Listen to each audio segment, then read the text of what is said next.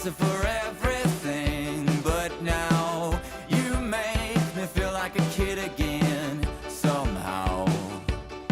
It's the way you walk, the way you talk, your jeans, your hair, your sunglasses indoors. Before you open your mouth, biz, I'm yours. Well, no matter what the question is, we'll say, yeah, yeah, yeah. And if we wanna find some trouble, we'll say, yeah, yeah, yeah. Woo! You're amazing, baby, you're amazing.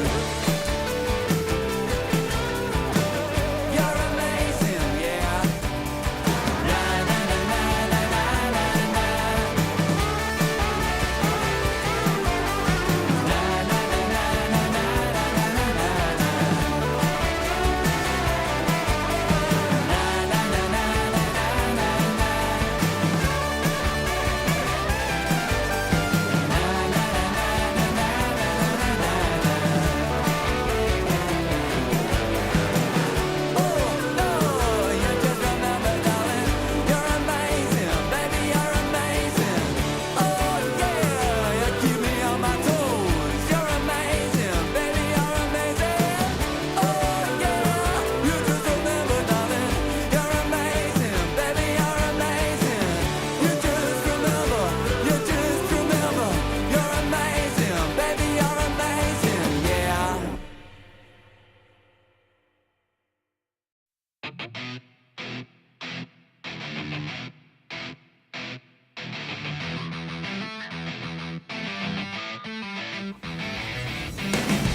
Count to 10 and I'ma let you go.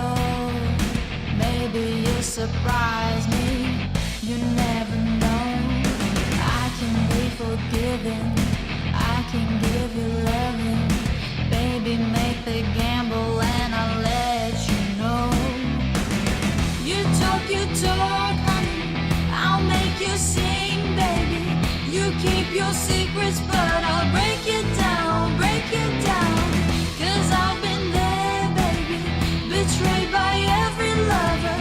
I know the game, you're all the same. You think you're winning, baby. Don't be a fool. You ain't got nothing on me playing it cool. I know you're nervous, honey. You think you're special, don't you? So many came before you. Don't be a fool. You ain't got nothing on me.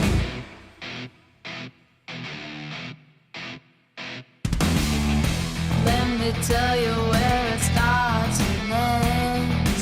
Creeping your way in, but you don't know who I am. I'll get you believing I learned from the best. I came here to tell you you can save your breath. You talk, honey, I'll make you sing, baby. You keep your secrets, but I'll break it down, break it down. 'Cause I've been there, baby, betrayed by every lover. I know the game, you're all the same. You think you're winning, baby. Don't be a fool, don't be a fool. You ain't got nothing on me playing it cool, playing it cool. I know you're nervous, honey. You think you're special, don't you? So many came before you. Don't be a fool.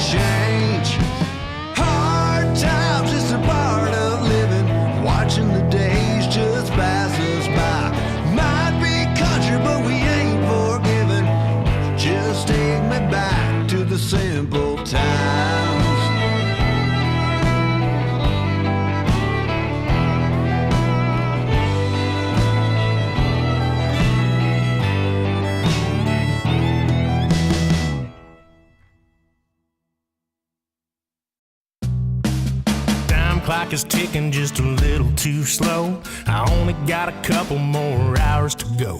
There's happy hour down at a bar I know. It's already started, I don't wanna miss the party. I've had about enough of this shift.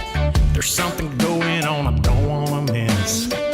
All my friends are out having a round. I'm sitting here and they're painting the town. I know the drinks are pouring 2 for 1. I wanna join them, getting all that fun. When you see him, tell the boss man this. I'm clocking out, I've had enough of this shift. Paycheck's coming up a little too light. You work 100 hours and it just ain't right. The bills need paying and the money's tight. But wouldn't a cold beer make a beautiful sight? I've had about enough of this shift. There's something going on I don't wanna miss. All my friends are out having a round. I'm sitting here and they're painting the town. I know the drinks are pouring 2 for 1. I wanna join them, getting all that fun. When you see him, tell the boss man this. I'm clocking out, I've had enough of this shift. Another day, another dollar. It just makes me wanna holler. I can't take another minute. There's a half-price pitcher gonna dive right in it. I've had about enough of this shift. There's something going on I don't wanna miss. All my friends are out having a round. I'm sitting here and they're painting the town. I know the drinks are pouring 2 for 1. I wanna join them, getting all that fun. When you see him, tell the boss man this. I'm clocking out, I've had enough of this shift.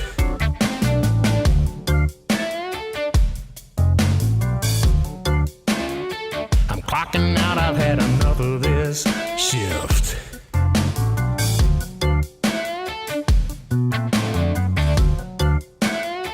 I'm clocking out, I've had enough of this shift.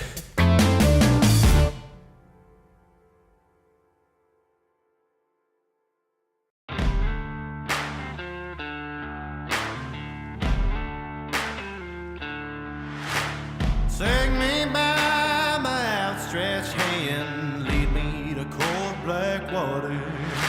The fires that I've started are growing bright and hotter. Who's gonna be my friend now? Who's gonna be my lover? Will there be someone standing at my grave to lower my coffin down under? To lower me back down under. Lord, you never say sorry, like she's been seeing me. She sees inside my tired mind, kisses like white lightning. I've been hiding out in every room, she always has a key. Lord, you never say sorry, like she's been seeing me, like she's been seeing me.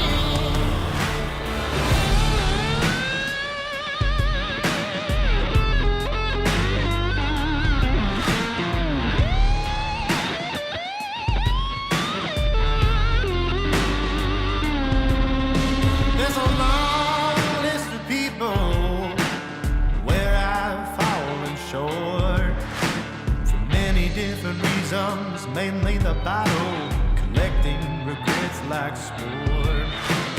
There I was in the corner, looking for company. That's when she sat down at the table and said, my name is Misery.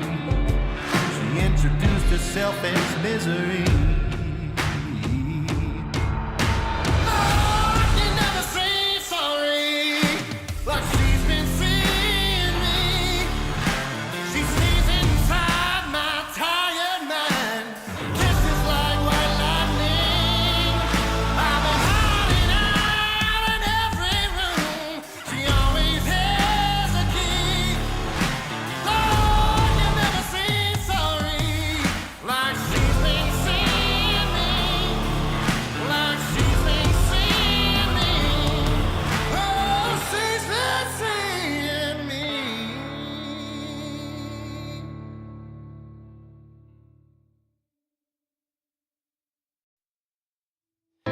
was a young boy in New York City. I worked the night shift until it hit me that you are what I'm living for. My father taught me for years to be a strong man, hold back my tears. My mother taught me love, and she told me I will fight for you. I will fight for you. I will fight for you. I will fight for you. I will fight for you. I will fight for you. I will fight for you. I will fight for you.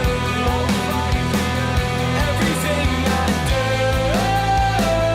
do it all for you. I will fight for you. I will fight for you.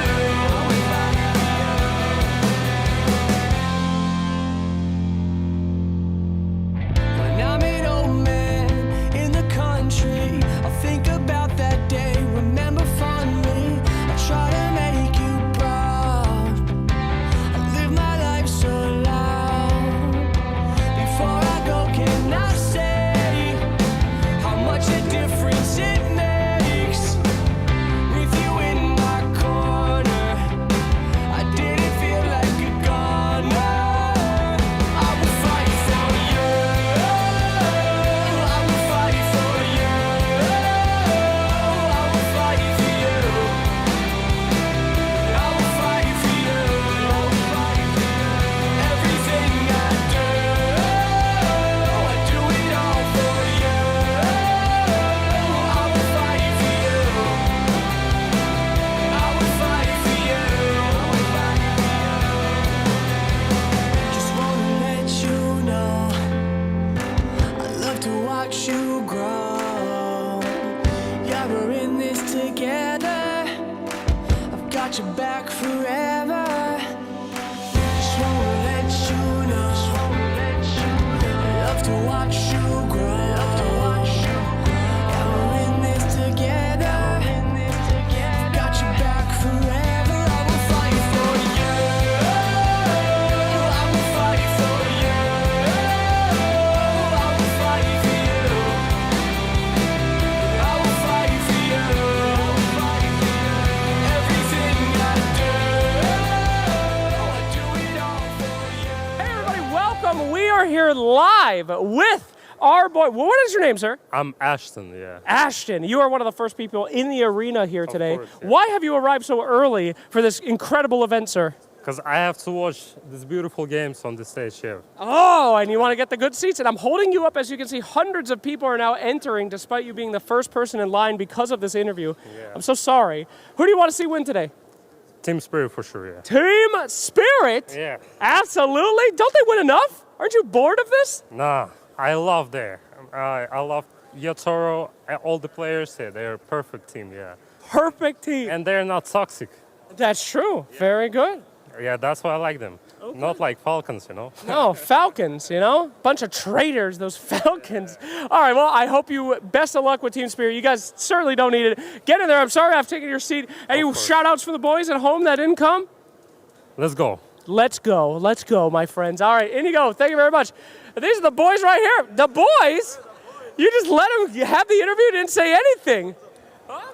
How did you react to when he said, let's go, and you guys were the boys? Well, I guess we're the boys now. Yeah. Did you say let's go as well to him? Yeah. Let's go. Yeah. Okay, great. The let's go was reciprocated by the boys. The boys, have a good time in there, all right? Thank you very much. Hey, my God, good to see you again, my man. God damn. This man has been to so many events. This is the God on God. Show him the Crimson Witness. Oh, baby. That's all the pins from TI, baby. We got the legend here again today. Sir, another Dota event for you. Yeah. You excited to have one in America? Yeah, very excited. First one, first ESL event, so I'm excited. I've heard good things. Really? Yeah. You had so many events. This is your first one? Yeah, I usually can only make time for TI in my work schedule, but yeah, had a nice break in the spring, so glad to be out here. Welcome to ESL. You're going to have a hell of a time. Enjoy the Balloon Man. Enjoy the actual things for people to do while they're at events. You should have a good one, man. Excited. Have a good one, Slacks. All right, we'll see you again at the next one. I want to see another Crimson Witness pin. Crimson Witnesses, baby! That's a community-made thing. What's going on here? Oh, it's registration goodie bags. Very good. Hello, how you doing? I'm doing great. You say hi to me, I say hi to you. Hello, what is your name, sir? Ming. Ming. Sounds like M-I-N-G. Oh, thank you, M-I-N-G. You know, I'm American, but I'm not that dumb. Ming is pretty easy. What are you doing here, Ming? Who are you here to see? I'm here to see everyone. I'm here to see you. Oh, well, thank you, Ming. All right, favorite team. Come on, don't be shy. The people love this. Liquid with Nisha, though. Liquid with Nisha. You just had to put that little dagger in there, huh? I like liquid with Nisha. Jesus. Come on, he's doing good, bro. He's doing good. I'm sorry to not see him here. I'm just sorry not to see him here. Okay. Come on. I get it. There's a lot of Nisha fans out there, but Bryo might win your heart. He might be the Nisha you never knew you wanted. I would like to give him a chance, and I will. Yeah. You're very kind, Ming. Thank you so much. Good luck to you, my friend. Best of luck to Liquid. I'll see you in the crowd after they win. We can get the review. Absolutely. All right. You're the man. Appreciate you, buddy. Damn, Ming's hype. That was sick. Hello? Oh, these guys. Oh, yeah. All right, these boys want to be on. Gentlemen, welcome. Welcome. More Liquid fans. How you doing, sir? How you doing? How are you? I'm good. Whoa, no, you're not getting out of this. You're going right in. Put him right in the center. He tries to escape. He goes right here. You two. Gentlemen, this is a what we like to call a three-headed interview here. What is your name? Chen. All right, your name? Benson. Ian. Who are we here for? Spirit. Team Spirit. Spirit? Tie-bound. Yeah! Tidebound! All right, there's a lot of Spirit. You're wearing Liquid merch. Yeah. Cheering for Spirit. What's up with that? Change. Damn, okay. This guy really likes Nisha. What? Okay if I get a photo? A photo? You're on TV, bro. Yeah, all right, get in here. We gotta have to hold the trifecta. All right. Now I need to talk to the Tidebound man. Thank you, gentlemen. Gentlemen, a pleasure. Mr. Tidebound, you got a lot riding on you here, all right? Tidebound, they've survived. They're doing well. The last hope. Any words for the Tidebound boys out there that are getting ready to play? Well, if no one can come out after many years, I believe Faith Beyond can do the same. Absolutely, he's a legend. What do you mean come out? Faith Beyond's a literal god. But second peak, he's good. We all know that. Yes. But is he going to be as good as he was? I think he can do it. I think so too. I believe in Tidebound, you know? It's like the American stock market. Peak and then down and then here it comes again, I hope. All right, my friend. Thank you so much. Best of luck to Tidebound. Can I take a selfie? Yeah, we're literally filming, but yes. But I don't get a photo. You can get a selfie. You get anything you want, baby. Woo, I'll give you some. There you go. All right, that's for you. All right, thank you, my friend. Okay, whoo, yes, the crowds are large. Let's take a quick look at the crowd out there. Wow. Come over to the window if you could. My goodness gracious. Take a peek. Standing out in the rain. These guys are dedicated North American fans. It is raining out there. They're lining up around the block. More NA tournaments, all right? I am sick of going to Sweden. Please, let's go NA again. Our fans are dedicated. You're going to hear them from the crowd. I guarantee. This goes in pre-show. I guarantee my people are going to scream their goddamn heads off. Listen for it, all right? We're going to go back to you guys. We're going to get this party started.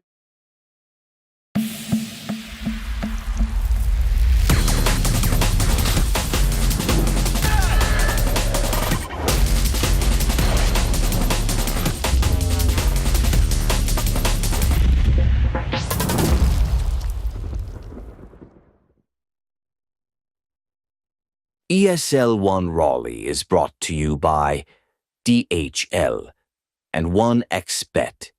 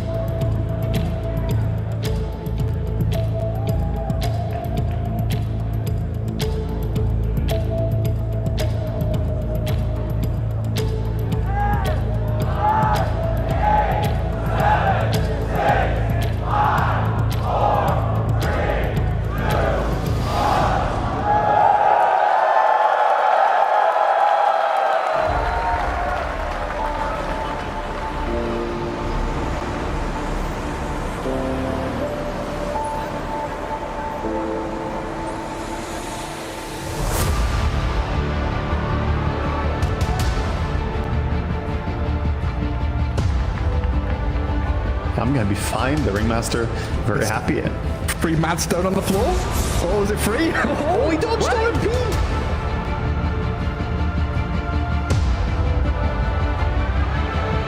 But the problem is Moe didn't get a toss back. He got a toss in place, and they still have the Ravage to play with. They might be able to chain stun Pure and out from the ice bat into the Ravage, into the wheels.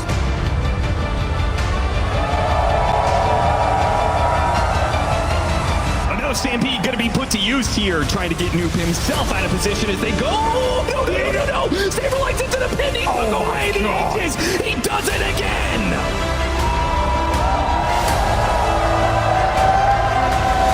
Sumail and company, they're just running into the Wukong's command as WS hits a 4-man Ravage. Where's the damage? Cuckoo in the freezing field is doing nothing, and then the rest of his team is gonna die.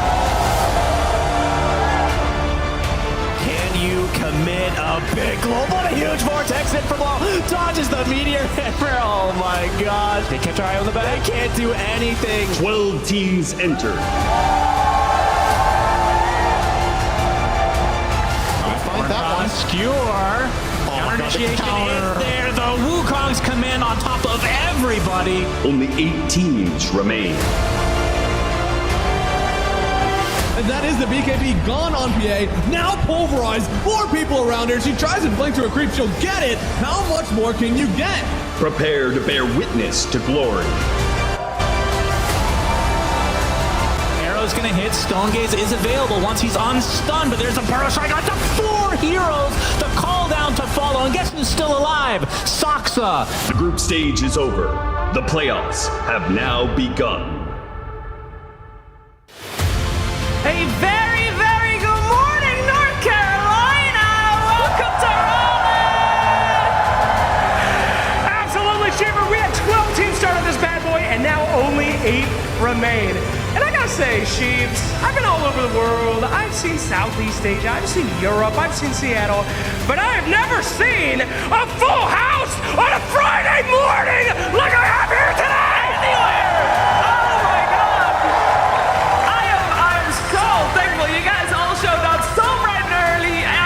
Dota is gonna live up to the hype that you guys must be feeling now as well. It is so good to be back in North America obviously we've had Seattle, 2 years ago? It's been so long since we were anywhere else. No one cares about that, Shiva. What we care about is the NA scene is dead. All right? But the NA player base is alive! And here, baby!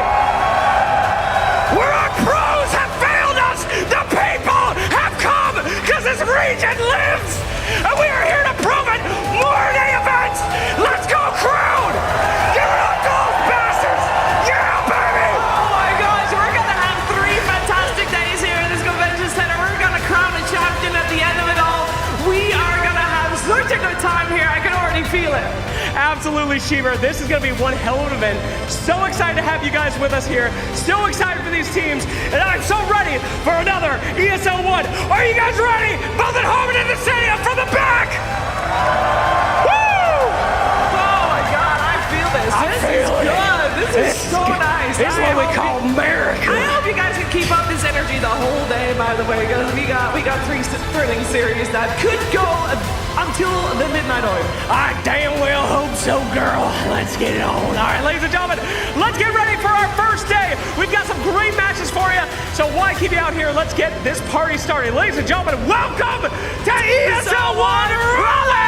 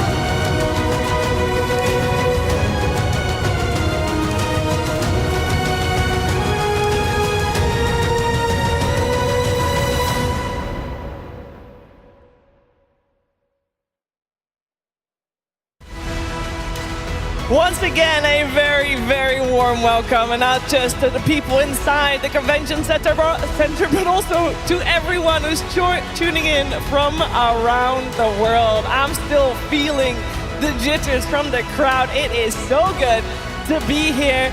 We're gonna have a great day here with all of us together, having some good Dota. I know it's elimination only today, so there might be some tears as well, but I think everybody's gonna have a fantastic time, as we already see a lot of people having that good time. I know the people on the desk are gonna have a fantastic time. I am joined by, I literally have the strongest Dota 2 panel that has ever existed. I'm joined by Fear, I'm joined by BSJ, and Fly is joining us as well. How are you doing, Fly? I'm doing good. I know you mentioned, we didn't have a LAN in the USC for a very long time. I think last one was Boston Major. So I didn't want to miss this. I'm really glad to be here and feeling the energy already from everybody from here. Yeah, it's so good to have you joining us. It's gonna be a great show. Brian, how are you doing? I've lost a bit of my voice, Sheever, but I've not lost my excitement for some good Dota today, so that's all that matters. Hey, you sound a lot better than yesterday. You're fine. You're gonna be golden. How about you, Fear? I'm doing wonderful. I'm surprised how many people already have showed up just on day number 1 for the pre-show, so shout out to everyone in the crowd for that, and I'm very excited for some good games coming out today. I mean, they're not just here, but they're like, here. Yeah. We hear them. They listen to every single word we say, which is a little daunting, potentially. But we have a lot of good things to say, and some bad things. Let's take a look at the group stage standings that we've had over the last couple of days. Of course, we're here for the first day of the arena, but we've had a couple of days of group stages. We had to say goodbye to a couple of teams, but it does mean that we have 8 teams remaining, which we all put into a double elimination bracket. Brian, we're going to take a quick look at the lower bracket. How do you feel about that one? I think both these teams in the first series, Team Liquid and Avalis, have something to prove today. Avalis put on a good show, getting 6th place in their last LAN, and Team Liquid have stand-in. So both series today, a lot of stuff to prove. A lot of stuff to prove as we will move on to the upper bracket. We did, Fear, already had a couple of series played yesterday. Yeah, absolutely, and we all thought Parivision, based off the group stage results, may have taken that series, but no, Tundra bringing new strategies to the table and turning that one around, so it was very interesting to see, for sure. Yeah, we've had both series yesterday, Fly. They went the full distance. It was very brawly. Yeah, I think both the series, especially like the Tundra one, I thought there was some interesting kind of meta developing with like Wraith King suddenly being contested, and then Astini was maybe cooking a little too hard on that game 3. Shout out to Astini, awesome guy, super smart. But when they had the Duza, the Wraith King, and suddenly an anti-mage on 18 comes out, I was like, this is looking kind of rough, guys. Yeah, the Medusa turning into position 5 didn't end up playing out, and that's why we see Paravision in that lower bracket. It was a very clutch one for the series. After that as well, Brian, with Falcons and Spirit. Also, I mean, that was a clutch one with Spirit being able to make it through after having a pretty rough Roshan experience. Yeah, also, like most notably in Game 1, they tried the Radon Clinks, and it didn't work out so well, but they ran it back in Game 2 with confidence, and then they made Falcons have to change it up for Game 3. So both these series, the team that won Game 1 ended up losing the series. So persistence and tenacity from the other two teams. Yeah, a lot of tenacity, and they're going to need that as well. Of course, yesterday nobody got eliminated, and we'll see all the teams still in action here today at the Convention Center. Now, there is, of course, an update with 2 teams already guaranteed top 3 with those upper bracket semifinals.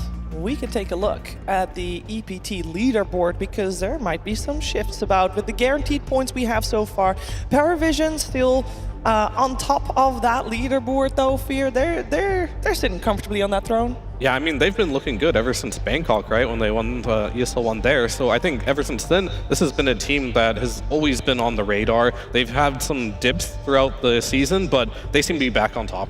Yeah, and if you see that little asterisk besides the points that they have, it means that they're still in the competition, so still have a chance of getting more points out of this EPT, and these are the points that you can earn. We got a lot of prize money on the line here as well. We have club rewards for the organization itself, and of course the EPT fear. That's what the teams, I would imagine, are playing for. Yeah, I mean, when it comes to any system where you need to qualify for like the big event like EWC, these EPT points mean more than the cash prize for sure, and that is what they're definitely playing for. Yeah, and it's all part of the grand picture where we have the Esports World Cup on the horizon. There is still Dream League, there is still 1,000 points to play for.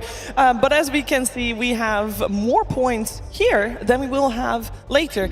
We make lands weigh a little heavier, Fly. Well, you would agree with that, right? Those are just a little bit more important? I think so, because it's a different feeling also having to play in front of a crowd for the teams that make playoffs. It's a totally different scenario than just boot camping somewhere and just playing online. And I do think the stakes should be higher as they are. I think it makes sense. It does make a lot of sense. We have got a lot of stakes very high in the matches coming today as well. As we can take a look at the schedule. 3 series, we already mentioned it. So in the lower bracket, we don't know yet who is going up against Paravision at the end of the day, but it will be one of the 2 teams playing up first, as we can also see the predictions. Brian, talk me through yours a little bit.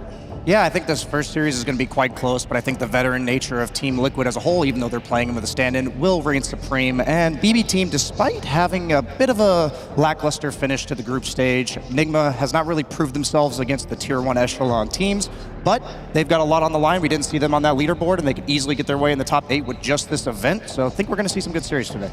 Oh, I know we're going to see some good series today. I'm very hopeful. I'm thinking everything goes the distance. Fear, you're with me as well. Maybe slightly different in results, but we do like the 3 gamers, especially once we come to the convention center, because it just makes the energy just electric here in the arena as we see the players also making their way over. It will be mostly indoor shots. Shall I give you a little bit of information at home about how the players get? They don't even need to leave the hotel. There's an underground passage. There is, yeah. And I haven't taken it yet. I actually walked through the rain. Why? I didn't know about the underground passage. I'll know that for tomorrow, though. Okay. Well, we have had 3 days where people could have taken the underground passage. We didn't. It's been nice weather, but I know you guys have not been able to enjoy the outside because you've been glued to your screens. And if you weren't, that's okay, because Brian's got you covered in talking a little bit more about how the Dota has been played over these last couple of days. Absolutely, Sheaves. These are the heroes we should be expecting to see a lot of today. The first, second, and third most picked heroes, Jakiro, Tiny, and Coddle, all rocking a pretty solid win rate. Not really scary enough to be banned, it seems, but often picked up in the early stages of the draft. Yeah, they are pretty common to be seen. And these are also common to be seen, but maybe, Fly, we shouldn't see them. Yeah, I think the interesting one that stands out to me is Phantom Assassin. Something I've noticed about the event is that not a lot of teams are running Warlock, which used to be kind of the combo. You go with PA, you go PA Warlock. This lane is almost unbeatable, and it sets you up for a really good game. And I think people stepped away for that. I don't entirely know why. I think Warlock has been really dominant in my pubs, at least. So that one's a little confusing for me. And as for Tusk and Monkey King, I think these are like... Monkey King is a good flex hero, but there's been a lot of good counters for him. And Tusk is like a hit or miss sometimes. It's an answer to Ancient Apparition, but A has been too strong. Yeah, that's why we see him here in one of the most banned heroes, as we have got a quite high win rate for if they do make it through Fear. I think that's the scary part.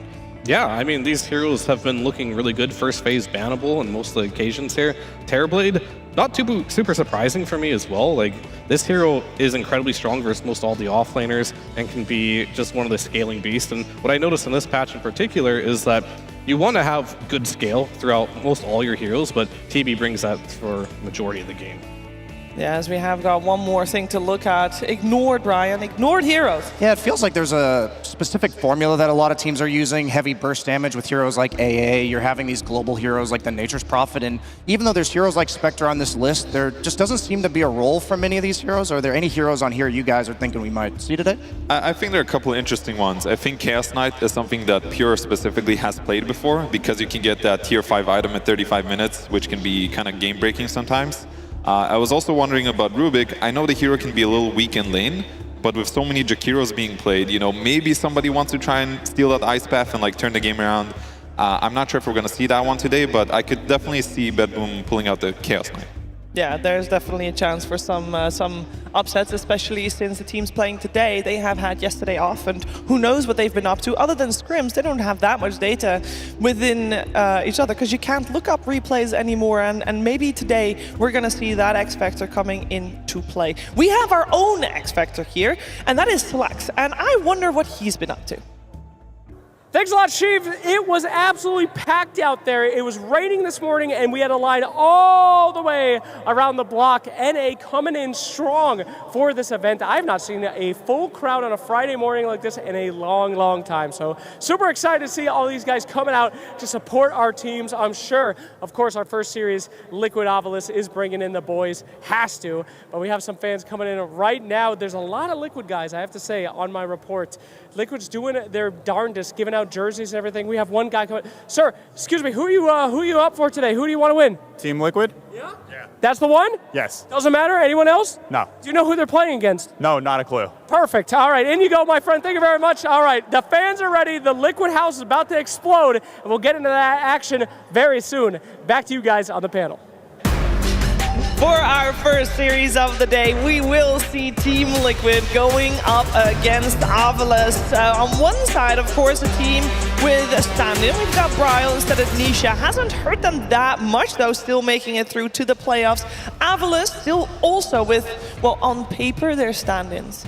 But Mobe and Desire, they are as good as locked in with the team. I would imagine they've been doing well. They've been looking good in the group stages as well, so I wouldn't be surprised. And actually, I think maybe they're the ones to still pull out the Warlock that Fly already mentioned. As we focus our attention on this matchup, Fear, I believe you want to tell us something more about Liquid versus Ovilus. Yeah, I mean, let's start with just their head-to-head results throughout the entirety of the year. Dream League Season 24, they drew. That was great. ESL One Bangkok 2024, that was 2-0 Liquid. Fisher Playground in the group stage, 1-0. And at Dream League Season 25, 0-2. So the stats say this is very Liquid-heavy. We have a lot of Liquid fans here as well. But I don't think it tells the whole story, right? We do have new players coming in with Mobe and Desire. This is a new Ovilus. They've looked really good at this tournament in the group stage. I think they got something else to show here. Yeah, they should have something else to show. I think it's a lot more even than indeed that head-to-head at the moment makes us believe, as we're focusing our attention on Team Liquid. Fly, how do you feel like they've been performing? Because they have been playing with Bryle instead of Nisha. I think Liquid has been a little shaky. I know that, you know, they've been able to get some good wins in there. Obviously, that can happen with a stand-in. I do think Bryle has put on really good performances on his Tiny and his Ember Spirit, which is some of, you know, Nisha's favorite heroes. So that's really awesome for them. I do think they've been shaky, but that's kind of normal Liquid. I feel like they always turn up, you know?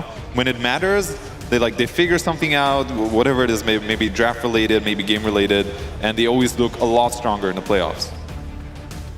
Yeah, absolutely. As Team Liquid, I think they're one of the best teams at like concocting a specific draft or strategy going into the playoffs against their opponent, and they've gotten a lot of information on Ovilus, not only from this event, as Insania, quite the crowd pleaser, my friend. All he did was wave. That's all it takes. That's all it takes. No, this is definitely a team that when in front of a crowd, they do level up. I think a lot of people would remember ESL One Kuala Lumpur. A year and a half ago, they were playing with a stand-in on stage in Saberlight, actually, and they were able to make a very deep run, and it worked out great for them. I think they have that special magic, Fear. I mean, most definitely. This is a team that when you ever see them doing poorly, that's the worst they'll ever be. They're only going to get better from that point forward, and that is just the spot where they're at. And I think right now, Bryle on the squad makes a lot of sense. He plays a lot of the heroes that Nisha does play too. It just really comes down to like making sure everything meshes and clicks as a team. Yeah, let's see if everything meshes and clicks with the team also on the other side. As we are going to shift our focus towards Ovilus, let's first learn a little bit more about them.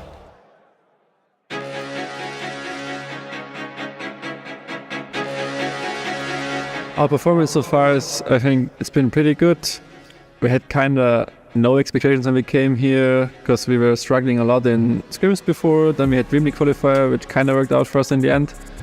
We're improving day by day, I think, but sometimes you see us struggling a bit. But so far it's been, I think, really good. Like we showed we can take games off of every opponent. We don't need to be scared of anyone, and this is far more than I've expected. So we're in playoffs, so that's like already first goal achieved.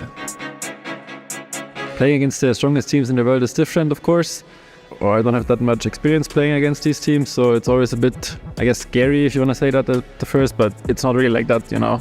Like we see them in pubs every day. We play scrims against them before, so it's just a normal team in the end, like any other. So maybe at first it's like this, but now it's not like this anymore. I mean, since we are like a new team, right? We've been playing like 2 weeks only together. We're not really that in the tryout phase anymore. We kind of looked in the start what works for us, and then we kind of try to stick to it. But we have these picks, of course, but we try to have our own playstyle and just keep going with this and don't mix up too much. Kidify is back, but the game's been called. My God, that's one way to put an end to this game. Jesus. A bit surprising for me was that our group is so even. That was a bit surprising to me. That actually, like, anyone could be top 2. Even we had the chance. It doesn't really matter to me who my opponent is. I know I can beat anyone, not sure about the others. Maybe you can see sometimes it's not going as smoothly as in practice games. You know, our communication is a bit rough sometimes, but I think this is for everyone. Maybe the stage is gonna do it different as well. You know, in front of the audience the first time, for me at least. So who knows what will happen.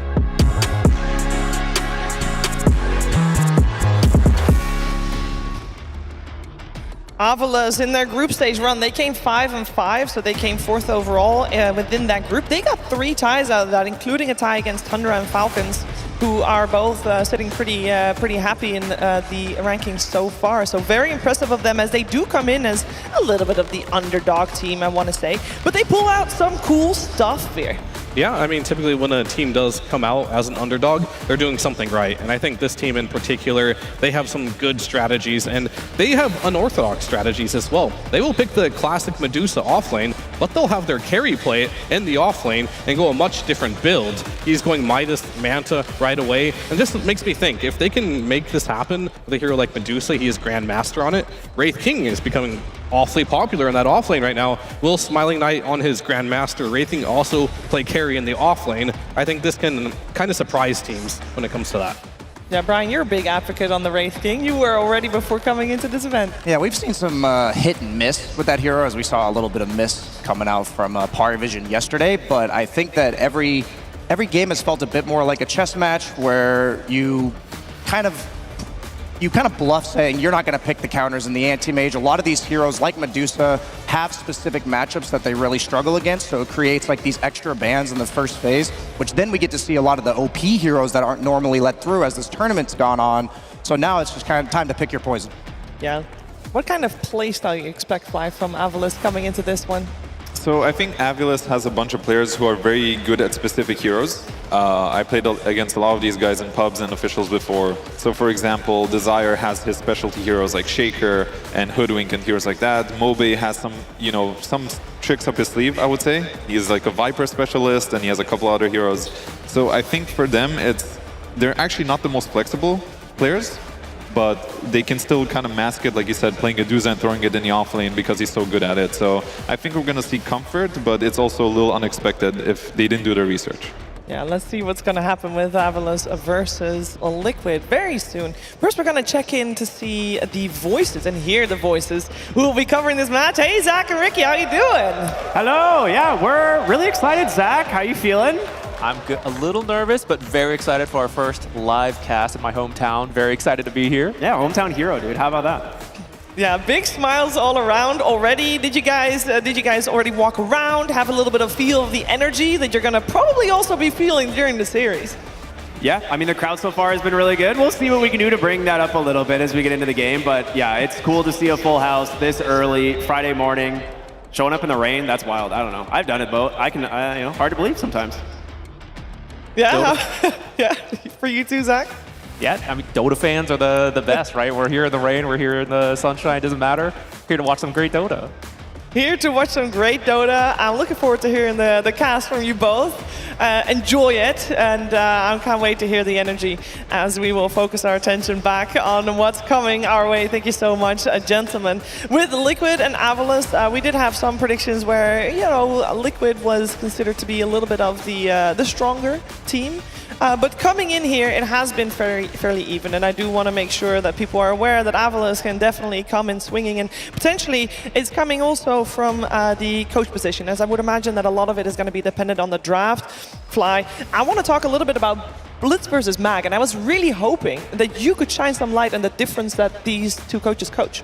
So I've never worked with either of them, but I got to chat a little bit here and there. I think both of them have been having solid drafts. I think Blitz draws a lot of inspiration from his team, and he sort of works with a core to bring out the draft. So it would be like either Mickey or Nisha, or in the past it's been like 33. Well, as far as I know, it's going to be Mag and Soneko who are kind of doing the main draft. So in a way, it's like two different minds, right? One is like using a core, and one is using a support. Yeah. So I think that kind of will lead into how the draft plays a little bit. That makes a lot of sense. I do want to talk about the cores and the supports. We got to pick one of the two. I think, Fear, if we're going to choose, we got to pick the cores. Do you want to compare Mickey versus Smiling Knight in terms of how they play? Because I feel like when I think of both those players, they're so different. Yeah, sure. I mean, I think Smiling Knight is, you can see it through a lot of heroes he's Grandmaster on. He likes to farm. He likes to farm quickly. He likes Medusa. He likes his Wraith Kings. Where Mickey, he likes to be a little bit more active. But I feel like Mickey has gone through a transition where he's playing more of these Terrorblades and able to play these late game farmers too. But if you look at Quintessential Liquid, Mickey is very active on the map and he is in your face, where I don't think Smiling Knight necessarily does that same thing. Yeah, I think for Mickey, what makes Team Liquid one of the best stand-in teams, like they had Saberlight back at ESL Kuala Lumpur, is that they are so good at adjusting and enabling around their team. I feel like they've been doing that to some degree already this year, because going from 33 to Saberlight is such a transition in playstyle. Yeah. So this is no new game to them. You know, they're very used to this process, and you can see it in how efficient they are and how quickly they're enabling Bryle through their picks, finding some games where he's struggling. But that's the role that Mickey, I feel like, plays in this team. He'll do whatever you need from him. And with that in mind, on the other side, I mean, I know that they're officially stand-ins, but they are also new kids on the block with Mobe and Desire only just recently joining. When you're looking at a squad like this, Fly, what should we look for to see if they click properly? Obviously, results speak for themselves, but within the game and within how the team works. I think they need to get off on a good foot. They need to make sure they have decent laning so they can actually play the game, because something that is a concern when you play with somewhat of a new roster and on a LAN environment, like, you know, Mobe said it's his first LAN. If you have a bad start, you can just crumble. Like, you can crumble mentally, because it is also a mental game. Like Dota right now, it doesn't just end in 5 minutes, it doesn't end in 10 minutes. You can actually keep playing. There's always going to be objectives to get. You have to stay level-headed the whole time. So I think for them, they have to get on a good start. They have to get a good start. I feel like Avalos, there's also one thing that maybe some people don't realize. Like, yes, it's Mobe's first LAN, and maybe also Desires, I want to say, even though he's used to playing in football stadiums. Yeah, I mean, he's played like studio events, but not in front of a crowd. I think he's played one ESL One before. Not sure if he made it out of the group stage though. So this may be his first LAN in front of a crowd, right? Yeah. But he does have experience, yeah, Division 2 football player. So that has to help with like getting in front of people and playing, right, and getting those nerves out. So we'll see if that can translate here today. Yeah, we'll see how you know, we can learn a lot from body posture, but how can we learn from that if we don't see the players? That's right, it's time for us to head over to Sir Action Slacks to get those teams on stage. Howdy, Raleigh! How y'all doing today? All right, guys, we are about to get going on our first match of the day. It's going to be one heck of a day. We've already sent a few teams home. Today, we're sending some more home. We're starting things out with some elimination series. And of course, it's going to be a while until we get a trophy here, okay? These guys got to earn seeing this trophy. But for now, they must simply impress you. It is your hearts and minds that they must try to win here today. And I think a few of these teams that are playing do have your hearts and minds. Anybody a fan of one of the teams in our first series here today? All right, wow. Well, I would say that this team doesn't really need an introduction, but they do because their rosters are constantly changing and they're constantly winning and losing. So allow me to introduce this roster for you. Quite a turbulent team that has been through many different things, and many would think that losing one of their star players would make them a little bit weaker, but time and time again, they can drop their coach, they could drop a star player. These guys are the cockroaches of Dota because they just keep on winning, baby. Ladies and gentlemen, please put your hands together for Team Liquid!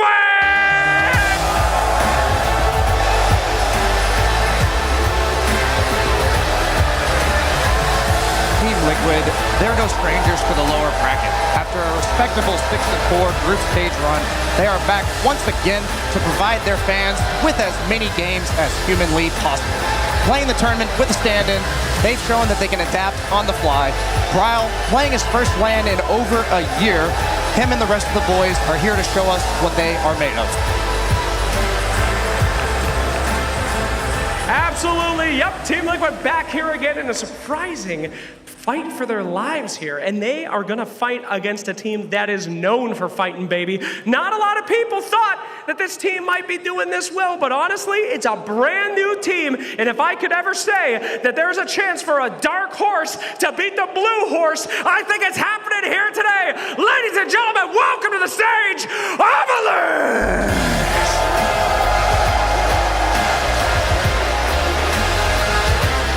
This is a team that seems to ramp up every single ESL One. We saw them get a top 6 finish at ESL One Bangkok with the new additions of Mobe and Desire. Will they be able to get even a better result here in Raleigh?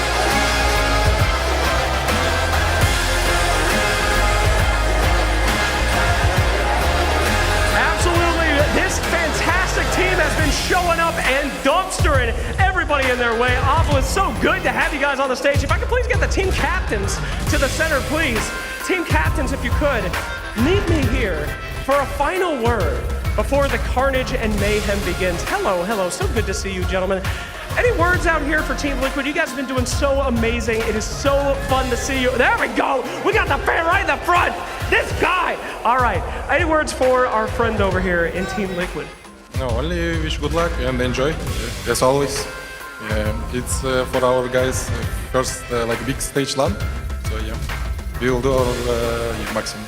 All right, crowd. I think they're gonna need your energy. Can we give some energy out to these guys? First big LAN, baby. Okay, any words?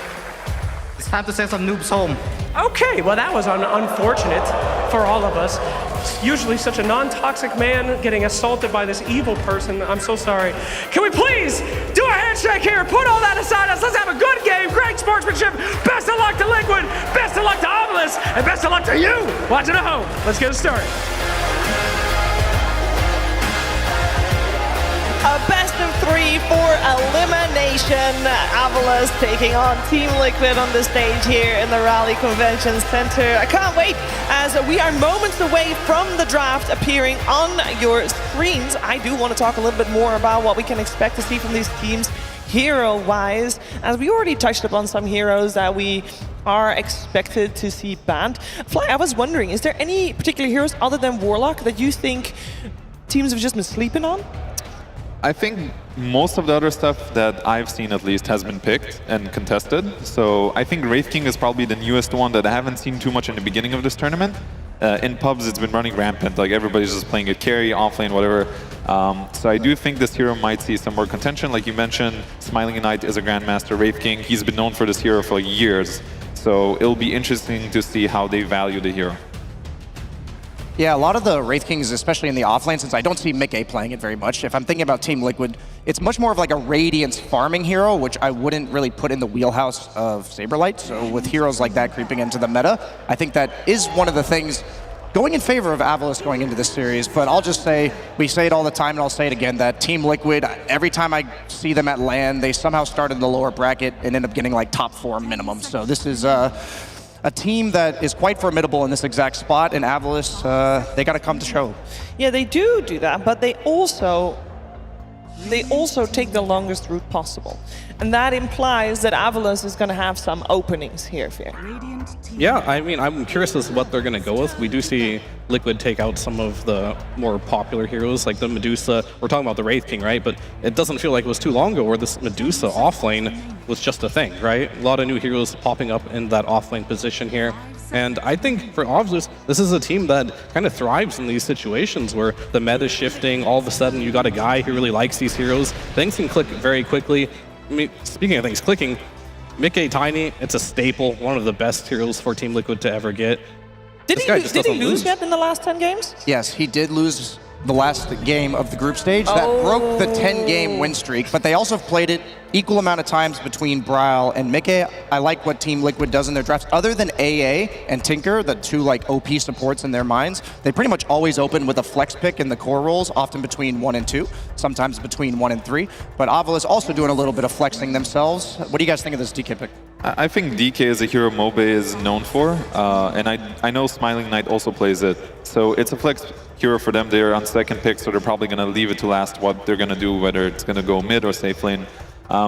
It's sort of okay against Tiny. You can go the corrosive facet, and you know Tiny doesn't have a lot of armor. He's got nerfed, so it's a decent matchup for him in the mid lane if it ends up being mid lane. And as a carry to carry, it's also an okay matchup. So I think it's a stable response. It's nothing too crazy.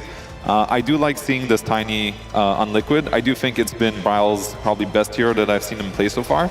And obviously Mickey can play it, as we said. So I think it's a solid start for both teams. And I can see a lot of supports being banned. So it's going to be interesting to see what supports are left. That's a good question. What's left? I guess we talked about Desire. He likes Shaker a lot. That could be in the pool. Potentially Wind Ranger has been rising in popularity as well with the Shard. Yeah, we've seen a couple of Crystal Maidens as well popping up here and there, so I'm sure that the teams will find something. The question is how highly will they prioritize it, as we have opened with 2 cores. As we're waiting for Team Liquid to go for their second ban in this ban stage. They ban out another support, so they remove Murta and Chen. And we'll see what Avalos does. They instantly remove the Gyrocopter, leading to them to pick that Wind Ranger that you mentioned. Yeah, it's interesting, the DK opener for Avalos. As Team Liquid, this is predictable. This is what they do every single time Tiny's left available to them in first pick. On the other hand, Avalos has only picked DK once this entire event, and it was overall last pick in that draft. So really raising the stocks of that hero in this given series. On the other hand, Wind Ranger's a hero that they've gone to several times. And I'm curious why the DK went up in stock so much. Maybe we'll see it as like a block pick for later. Maybe we'll see how it matches up against Saberlight's pool. We'll just have to see. What do we make of the Gyrocopter ban? Why is that removed from the pool? I don't feel like Liquid played it that often. I think it's related to them planning their pick in the next phase, which is probably going to be Beastmaster, Enigma type of hero. Yeah. That's usually what it's prepped for. Wind Ranger is telling me it's more likely going to be Beastmaster. It's the higher chance. But maybe this Ringmaster like changes things a little bit, because Ringmaster is a solid answer to Beastmaster. He can put you in the box against Roar. His darts are also very good against Boars. I don't think I've seen Insania play it, so I'm not sure. You can't really track these players anymore, right? Maybe he plays it, maybe he doesn't. But they picked the Phoenix, so it's probably not. I do like these 2 supports, because I think there's some of the better supports left in the meta. And it sort of means that now if you go this Beastmaster, it's not as free as you initially thought it was. Yeah, I mean, it looks difficult. These supports do a lot of damage, percentage-based damage on top of it. I think Obvious, though, they're lacking a lot of damage. Like this Wind Ranger support, it's good control and everything, but I feel like its damage is definitely really lacking. And DK as well, he isn't like the Fire Dragon we saw before, where he's just killing everyone in a couple shots as well. So Liquid definitely have way more damage in their draft, and I think that's something Obvious kind of need to address here with this pick. Yeah, I think part of why we've seen so much Ringmaster as like the most highly prioritized save hero is what you mentioned, is the percent-based damage on his daggers. We're seeing so many tanky cores. I mean, literally open this draft with Tiny versus Dragon Knight. So a lot of backline slowing kind of damage over time supports are very popular right now. You see the AA and Tinker banned already. You see the Silencer, Phoenix, Ringmaster being picked in this draft. So it's both teams sticking to the meta. As you mentioned, Fly, they do go for the Beastmaster, synergizes better in lane with the Wind Ranger, but I'm sure Team Liquid was ready for that, and that's why they did pick the Ringmaster ahead of time. Yeah, I can definitely see something like a Terrorblade or Phantom Assassin coming out for Liquid, which I think will be very good this game. Silencer is like one of those supports that are left that are still pretty meta. It's good against Phoenix and Ringmaster, because you know you can roar somebody with silence, and the Ringmaster can save him / egg. So I think it's a solid pick, but this 18 pick from Liquid is going to be very powerful, I think. I think if Beastmaster has a bad lane, this hero can sometimes be a burden because he needs to recover so much. So I'm a little worried for the Beast right now. Yeah, I mean, I think if you look at it right here with that Tide pick, you don't want to roar a Tide, right? That's like pretty hard to do. He's a classic counter.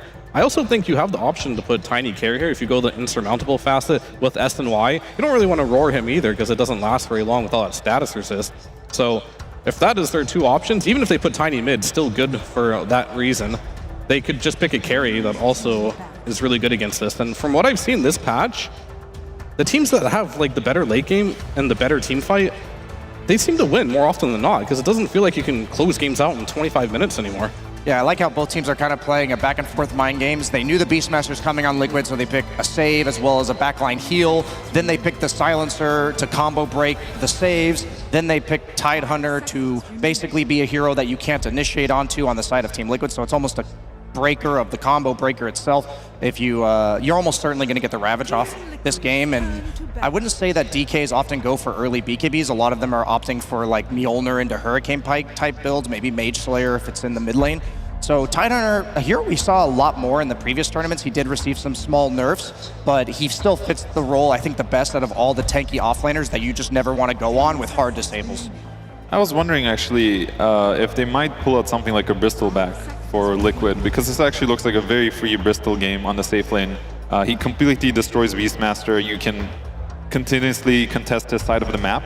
They can leave the Tidehunter alone, which means the supports can both play in the safe lane and, you know, go crazy.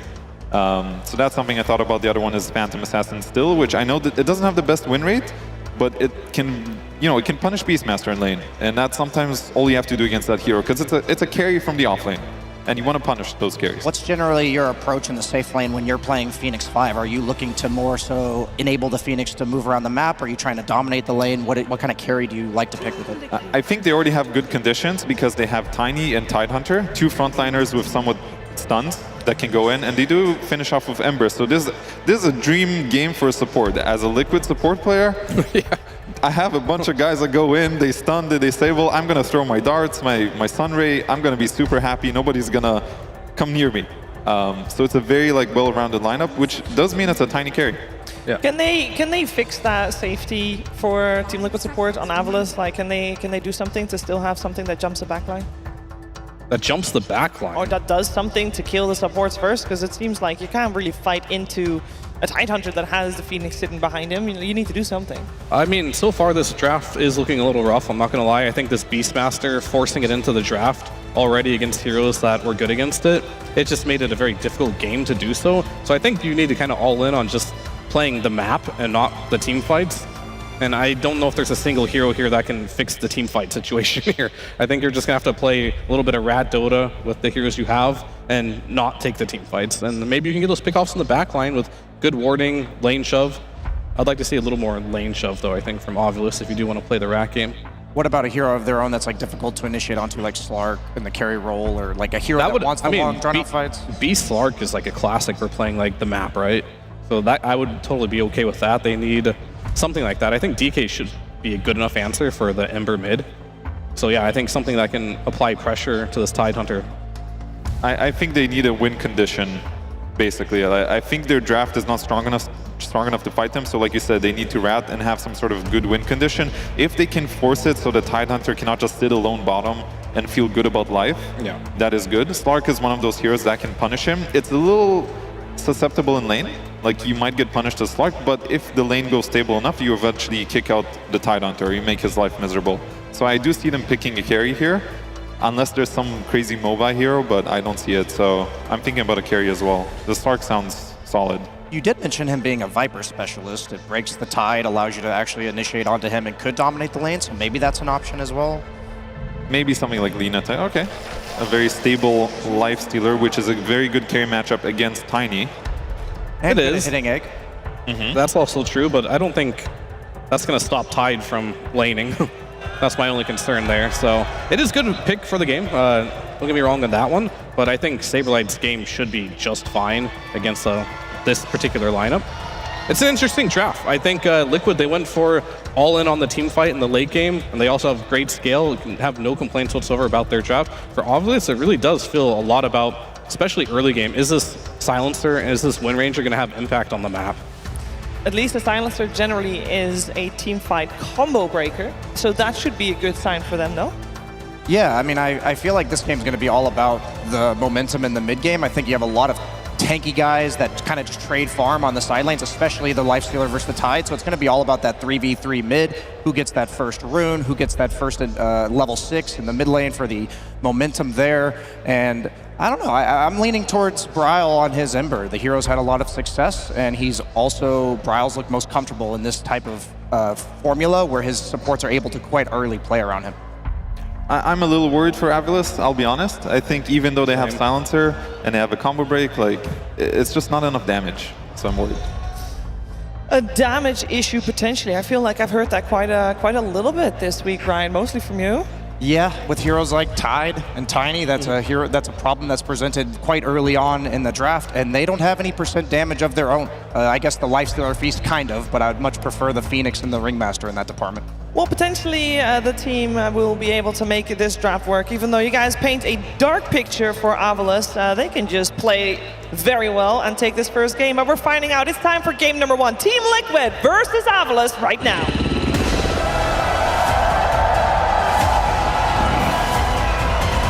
Claws out. Join with me. We fight as one. Game 1 of today is about to begin. Now, I have noticed there's a lot of people here in the arena today, so how about we bring that volume up just a little bit. Raleigh, let me hear you. Are you ready? All right, unfortunately we'll pause, but Zach, how are you feeling? Our first cast here today. It's gonna be a lot of fun. I mean, just a slight pause to get the excitement ready. Everyone's got to absorb the moment.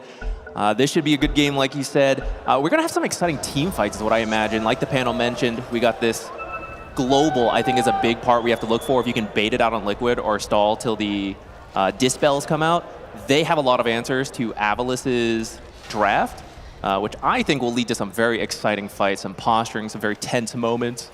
I hope so, man. I mean, they did paint a little bit of a dark portrait, like Shiver said here, of Avilis's draft, but this is a team that has definitely surprised a lot of people throughout this group stage, so we'll see how they can do here in the playoffs against one of the tournament favorites, always. You can never count out Team Liquid. They're a team that gets stronger game after game. Bryle's been showing up here every single game as well, so yeah, excited to see how this is going to play out as both teams kind of smoked up at the moment, getting some wards placed, getting the vision game going.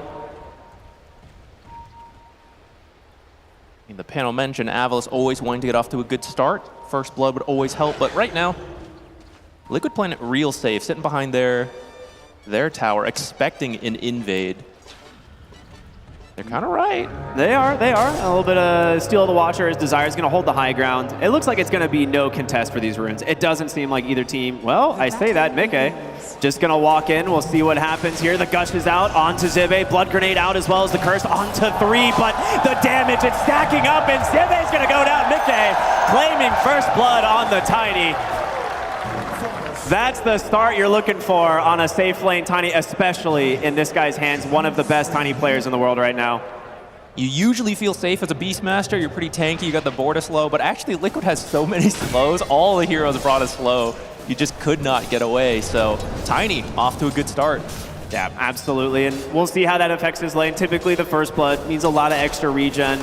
He's in a pretty okay matchup having a strong support like the Phoenix, right? One of these lane dominators, something Fly was mentioning, just a hero that doesn't get a lot of attention, but against these tanky cores, it does a lot of work. Yeah, and Mickey on the Tiny, the panel mentioned, he did lose his last game in the group, but before that, I think it was like a 10 win streak on Tiny. Liquid is very comfortable playing around this hero. The Phoenix as well. Not one we've seen them pull out very recently, I think, but there were so many support bans in the draft, and then you grab the Phoenix and Ringmaster. All the strong supports, maybe also having the same read. If Avilis does not have a good start, we have this in the late game as the more experienced team. Yeah, that's definitely a possibility. Mid lane looking pretty good here for both sides. Bryle Doesn't really have any denies yet, but here against the Dragon Knight. That's kind of expected. Seneko actually burned down in the bottom lane. Gush Impalement Arts, a great combo here. As they'll put that into the hands of Boxy's Ringmaster. What do you what facet did he go? The Ringmaster has the Carney Classics. He got a whoopee cushion. Nice. That should be fine for this lane. Actually, the Lifestealer will not like chasing into the whoopee cushion. I love it. It's such a great kind of series of items he can pull out of his hat. I think the Tidehunter, though, like they were saying, you can mostly leave him alone. I don't feel like they're going to be able to put a lot of pressure on him. The Lifestealer, yeah, it does some things. Hold on, a potential repeat here. The Tame the Beast, a lot of damage, though, out from Boxy.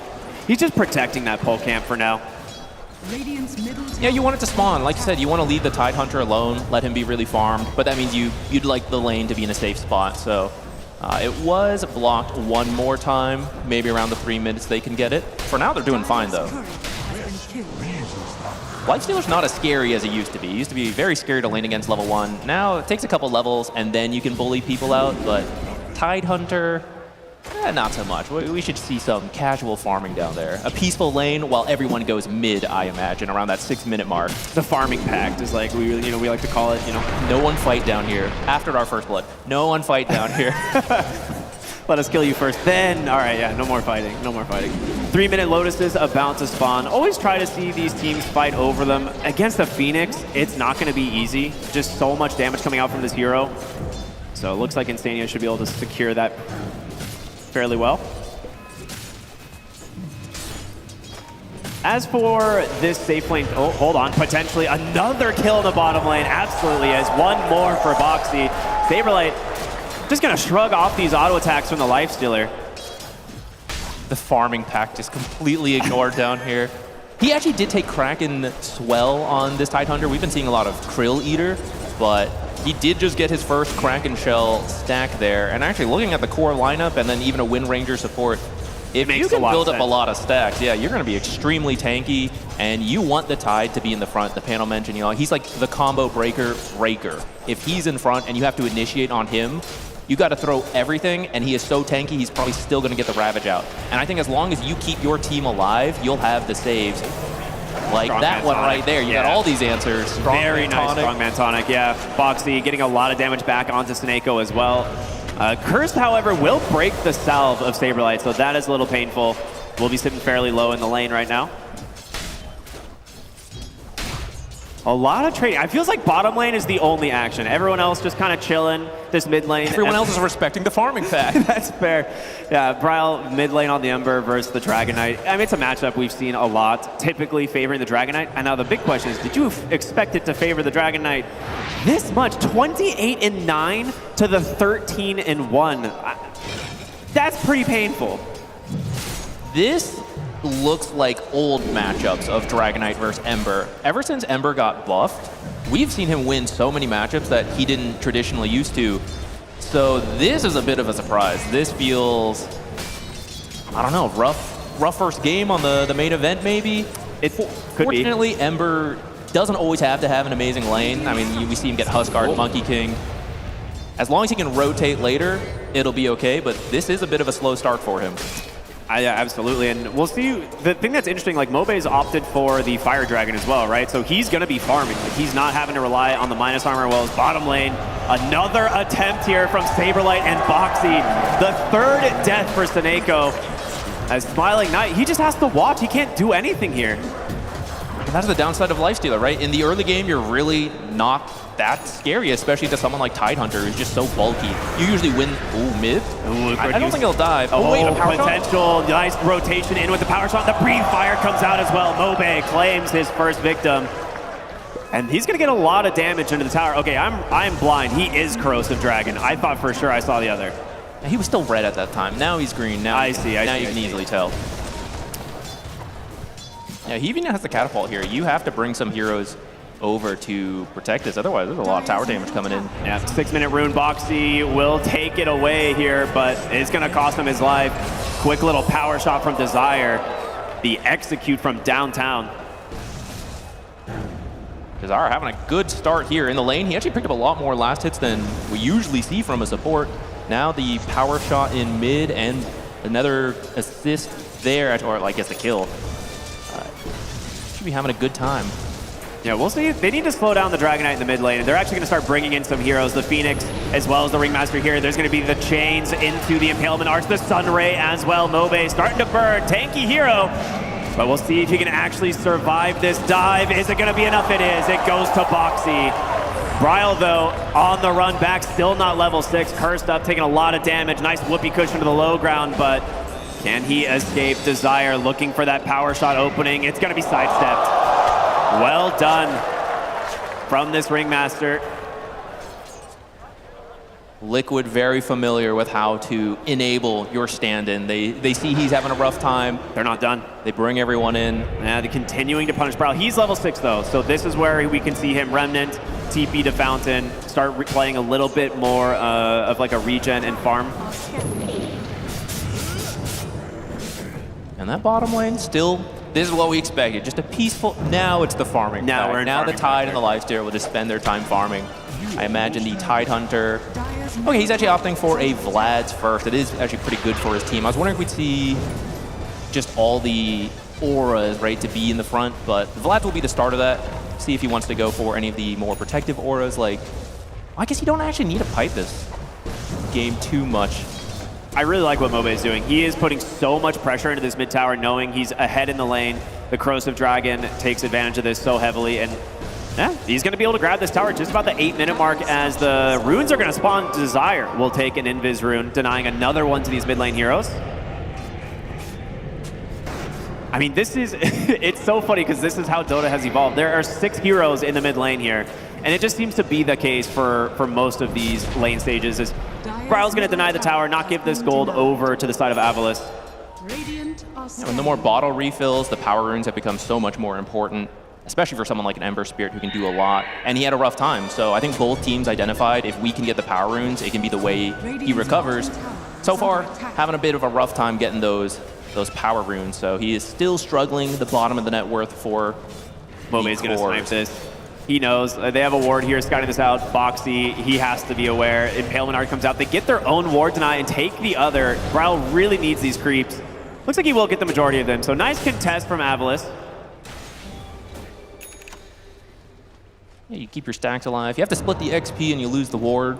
A little unfortunate, but mostly taken. Yeah, if you can steal these, that would be pretty good.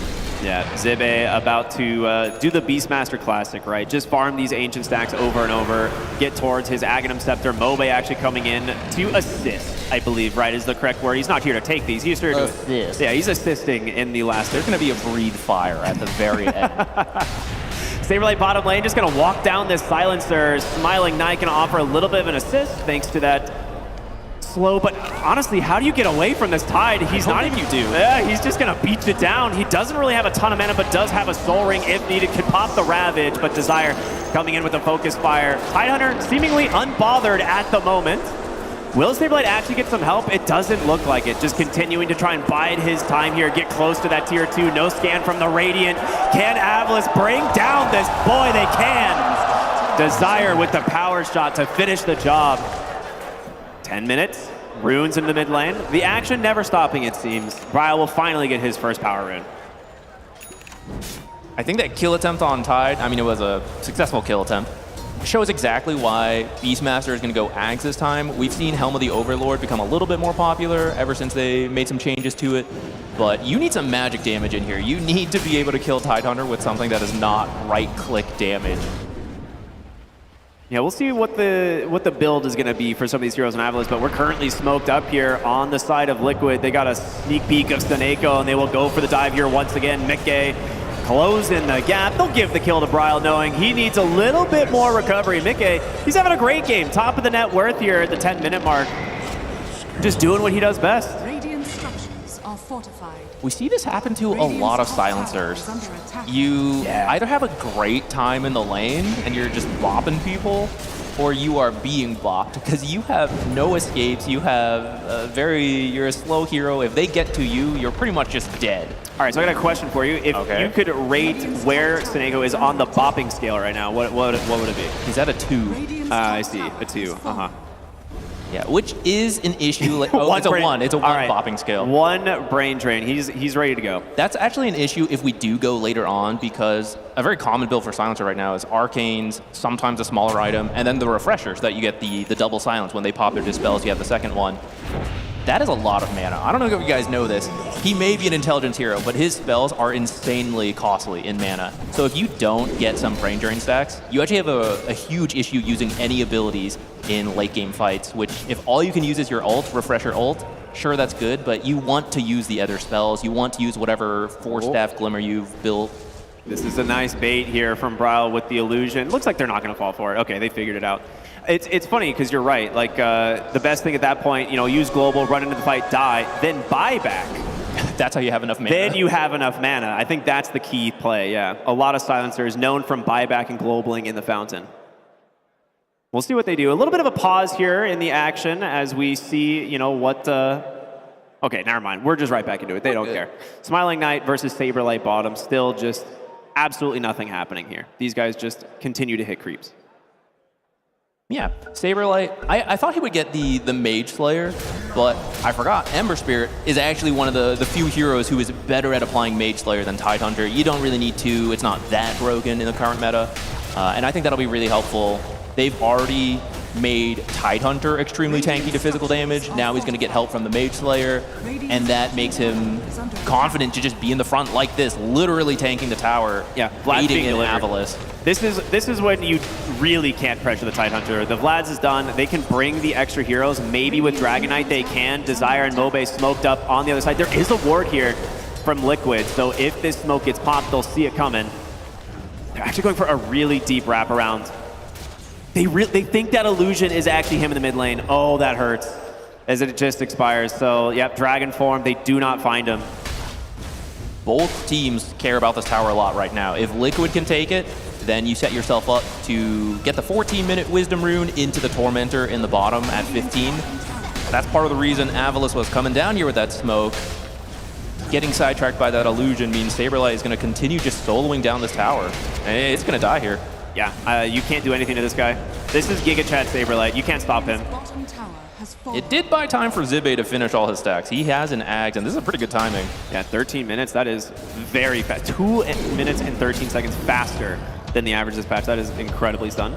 So now typically when we talk about as we hit the 15-minute mark, it comes down to which team can really pressure the Tormentor the easiest. You have Ravage on one side, you have Roar and Global on the other, you have an Egg. It's going to be interesting to see who gets the initiation, but that's going to be an objective both teams absolutely will be keeping their eyes on. I think it should be a little easier for Liquid, because although you have the Global and they have no Dispels, it's so early in the game. I don't know if you have the damage to actually kill like the Phoenix and all of them in that time, unless you really focus it down with the recently finished Aghanim's Roar. So we'll have to see how it actually breaks out, but I think as long as you're set up and you stick Tidehunter on the front, you should be able to force the issue and take it for yourself. Overall, the Avalis core is all pretty darn farmed. They're going to be heading to the top side here. Mickey also pretty darn farmed. Yeah, he's been left alone up here. Quietly working towards his items. Is that a Shadow Blade coming out now? He's got the Echo Saber, some of the components of the Shadow Blade. I don't know if he'll want to finish it right away or if he wants to wait for the Shard that is about to be available, because that speeds up your farming a lot. But maybe you could make a play if you do choose to finish the Shadow Blade first. A potential defense here coming out from Liquid. They are TPing in the boys, and Saberlight, well, he's got the Ravage, the dive in from the Phoenix into the Egg. There's the Global, but the body blocks just trying to keep Mobe in range. What a shackle, slowing them down, but there's the change. They got their carry. They've done it. The Ravage will secure the first, is now Zibe on the run, but cut off from Boxy, feared right back into the hands of Liquid. He's not getting out of this one. 2 dead for Avalis.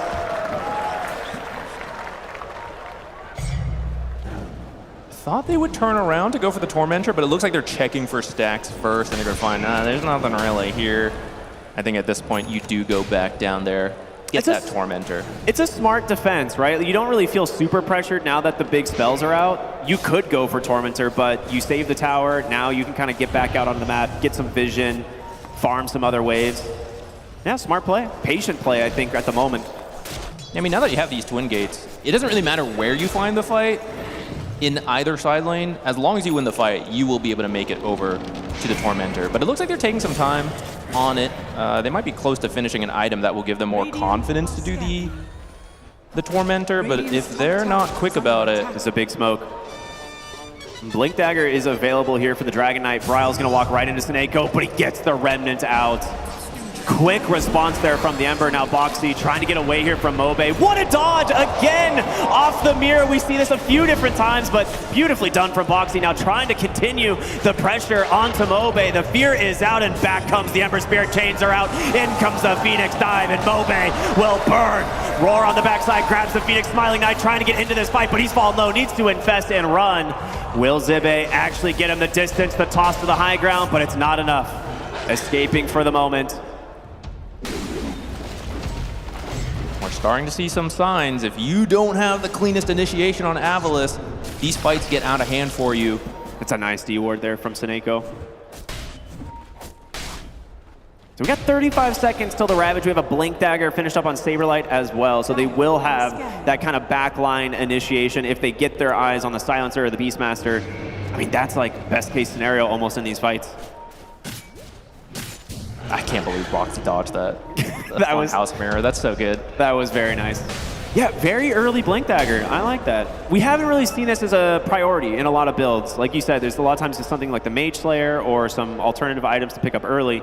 Saberlight, rushing the Blink, wants to get aggressive. I mean, we talked about Silencer being the combo breaker, but if you actually start on the Silencer who's trying to sit in the back, then you don't even have to worry about that.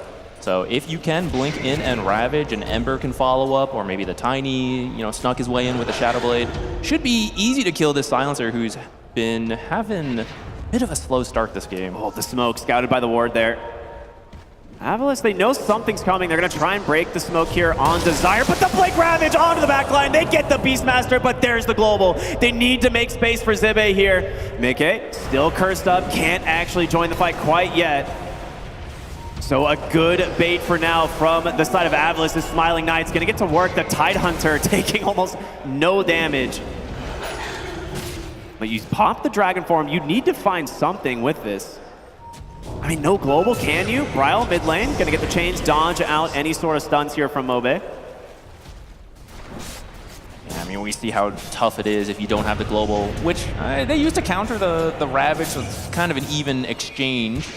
I like this about Roche? I mean, they it's a Beastmaster Classic, yeah. They do scan this, so Liquid, they know exactly what is going on, and you do have the Phoenix Egg, so this is a tough contest for Avalis. They're gonna just bide their time, drag the Roche around. There's an infest here into the Dragon Knight. Tidehunter, not the person you want to start on, and that is all Liquid's gonna give you. That might actually be the reason we didn't see Liquid go to Tormentor. There's only a few heroes in the game that can threaten. If you go Tormentor, we're going to take Roshan, and Beastmaster with the Aghanims is one of them. So Liquid may be feeling that Tormentor is not worth it to give a free Roche. We want to stay in the area. We want to make sure we can push you out. And they have really good AoE teamfight abilities, so it is... Avalis has to find a pick-off first before they can comfortably just walk into Roche. I mean, they'll try to sneak it like that, but as soon as they're scouted, they're going to back off. Saberlight just blinking right onto the high ground. Now, they have good ward vision here from Avalis on the whole top side, which might kind of backfire in just about 20 seconds as Roche is going to move bottom. So we'll see, which team gets the benefit then. Mickey, Invis here looking for Smiling Knight. Sunray is out. There's the Avalanche, the toss, the damage. Not enough. Rage comes out. He will back away, and Zibe comes in with the roar. Deletes the Phoenix, and he's going to look for more. Good find from Zibe. Ooh, Blink, Dragon Tail, Focus Fire, Shackle, Bryle needs some help. Boxy's gonna make it in time, it's not there. The Global committed. Dire's middle tower. 2 big kills for Avalis. This could open the Roche that they were hoping for. But He's slowly walking down there. He's still on the hunt, and you're pretty alone here on the Dragon Knight. They're gonna toss him way back. The Shield Rune giving him a lot to work with, and there's the blink out. Impalement Arts from Boxy into the Fear, the Wheel of Wonder. Hold up. Good turn from Mobe. He's in a rough position, and in comes the Tidehunter as well. Mickey getting his kill. Well done from Boxy, cutting off that retreat. And Saberlight, wait a minute, he gets some eyes here on the Silencer. He's not done. He's just gonna go for the body blocks, the gush, into the anchor smash, the impalement arch, just slowing him to a crawl. And it's only a matter of time before Mickey closes the gap, and there it is, the avalanche and the big wallop. Mobe pushing up just a little too far there. Really wanted to capitalize on the kills, maybe overestimated how strong he was. But the Shadow Blade allowing Tiny to sneak up, toss him under tower. Really, you just have to walk way too far back at that point to try to get out of there. This game is extremely close still. It is 12-6, but we are neck and neck here in the net worth. And bottom side here, Smiling Knight will just do a classic Rage TP back to the base. Does not want to get found. We'll just get right back to farming. Now, I'm not the core player, but how do you feel about this Radiance into BKB on Lifestealer? I mean, Smiling Knight is very good at Lifestealer. I have to imagine this is the correct way to play it. I mean, BKB gives you an extra little kind of get out of jail free card this game. He doesn't necessarily have to use it unless he's in a dire situation, right? So he kind of relies on Rage first, then can back up with the BKB. I think it's fine. I like the build. He's gonna need to fight, right? Like, you're against this Liquid lineup, this Tiny, Tidehunter, Ember. Like, these guys want to run at you. So I think if the Lifestealer plays too greedy, plays too defensive, you're not gonna be able to contribute. First Tormentor went to Boxy, actually. That's a pretty good one. There's no illusions this game, but it does provide some mischance, which is quite nice. Maybe Lifestealer will ignore it all in the Rage and the BKB. But actually, like you were saying, I think just being able to be in the front, kind of doing the exact same thing Tidehunter does, is quite nice for his team. And having that BKB gives you that comfort to go up there and just not care.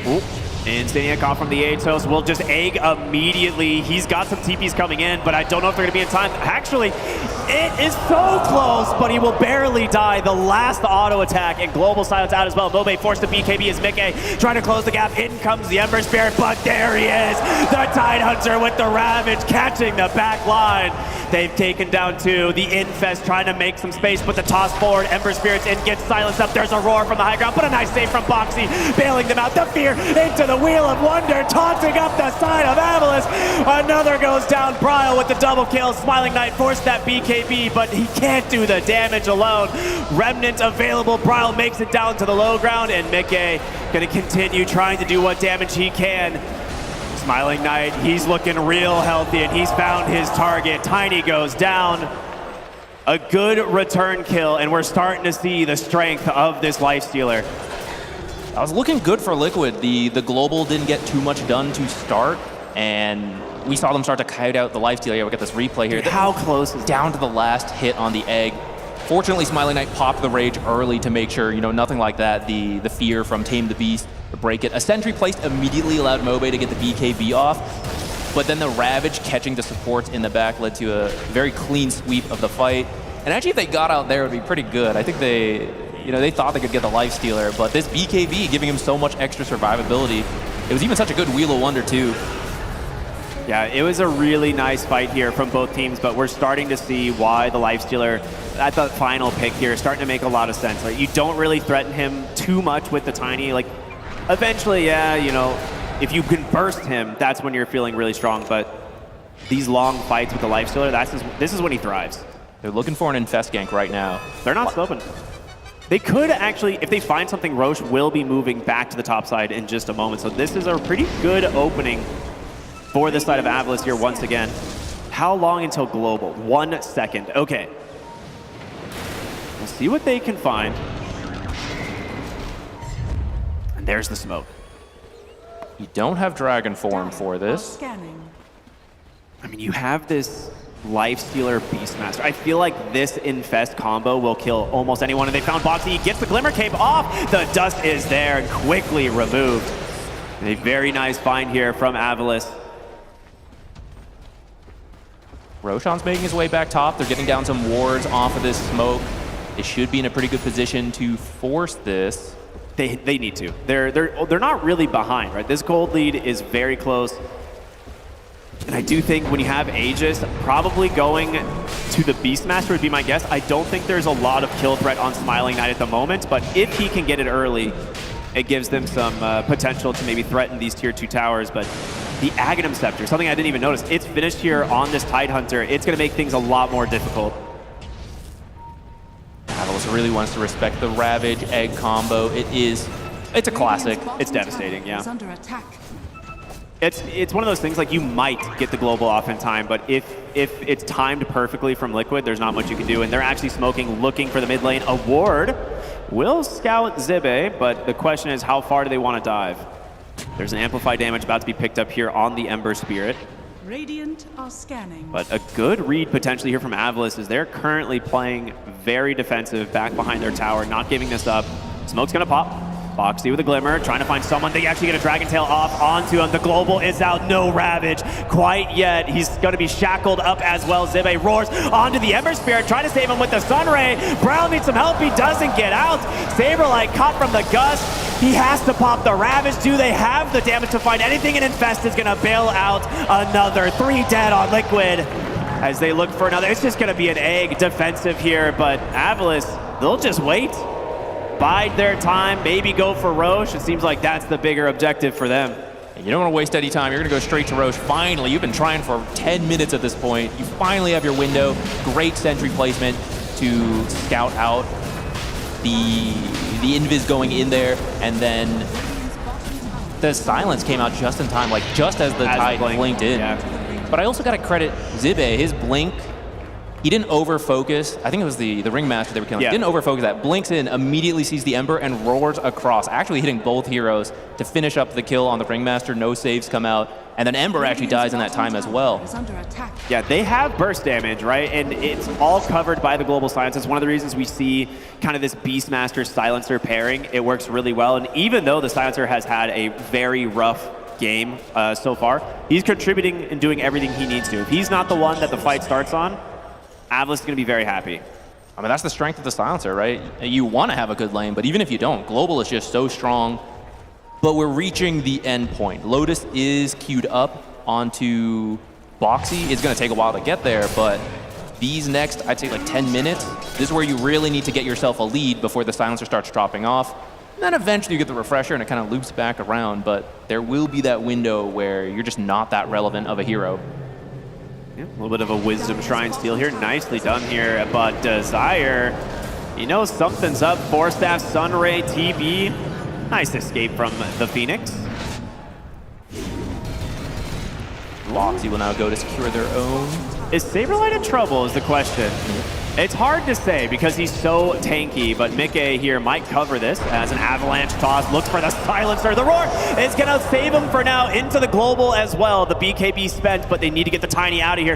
In comes the Ravage. No, Saberlight doesn't even need it. He's got the Ember to close the gap, and Mickey still surviving on the backside. A great escape act. He's on the run. Sunray, the healing. It's not enough. They get their kill. And now Bryle, his BKB, it's been spent, trying to do what he can, but Zibe is so tanky. They will back away, a 2-for-1, getting the Tiny though, and you still have this Aegis to play around. Avalos saw the TP out from the Phoenix. They knew like they can't help. Like we can go on this Tidehunter. Even though he's usually tanky, we don't usually want to do that. There is no follow-up this time. So they force that fight, you lose the supports, but you're perfectly fine for that for the Tiny, like you said. They're actually playing aggressive, but this ward is going to see everything. So yeah, they'll get the D ward there. Nice read from the side of Liquid.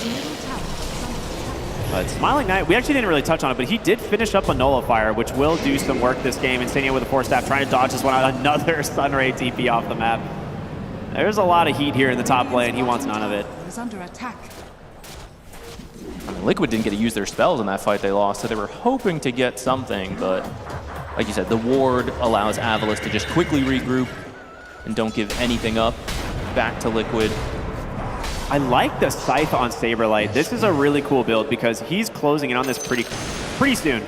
And this does give you a second blink initiation without having to commit the Ravage. So if you do get caught from the global, you can still lock down the one hero you're really trying to kill. So this, we'll see what it ends up finding, but Smiling Knight doing what I was hoping he would do, which is pressure this top lane, or pressure tier 2s, right, with this AG. Still got about a minute, 40 seconds left on this timing.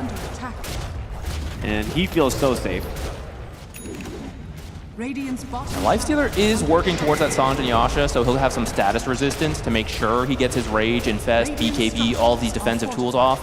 But that Hex could be what they're looking for. If you can catch the Lifestealer, Hex him, if you Ravage and even catch the Global out, then there's just no save. There's no actual saves on Avalus compared to the healing from Sunray and the escape box, escape act from Boxy. Might be in some trouble here. Nice, Shiva's there. The blink, the roar. They found him again. I mean, it's a big. It's not the biggest commitment, right? The roar, relatively low cooldown. It's mostly the BKB. But yeah, anytime you remove this Ringmaster, it gives you another opening in these fights to find another hero. I think Tormentor is almost up as well. Defensive side here from Saberlight. Needs to get away from this Dragon Knight. Cancel his blink. They're going to gust him into the corner. He blinks to the other side. Zibe will see him. This, you know, it was the grand escape. I don't know if he's too big of a boy to hide behind a tree, but Mickey comes out of the backside, gets a nice toss, but there's the global. Can they actually turn this around? Phoenix is closing in as well. Sunray, they've done it. There's the Ravage. They take down the Wind Ranger. Mobe still has that BKB to play around. And two more heroes from Avalus approaching from the north. Will they find him? Mickey, Invis, they don't see them quite yet. There's the Infest out from the Lifestealer. Seneko in some trouble, trying to TP out. They don't get it. Just picked apart here on Avalus. Your Aegis expiring as well. They've got the Dragon Knight, Smiling Knight, the only hero left here to stand against Liquid. He's going to pop the BKB and TP out instead. Another situation where the global comes out, but you don't actually get anything. We thought the Tidehunter was, you know, he was too far, he couldn't escape. It was all a stall tactic. Everyone eventually shows up. They're going to chase. Maybe getting a little bit of assist there almost from that creep, but Zibe has to crawl. This is where Dead in the Water makes a big difference, and I don't think he has it quite yet. Getting that shard on the Tidehunter will do some work, but for now, it will open up this bottom tier 2 tower. Job finished.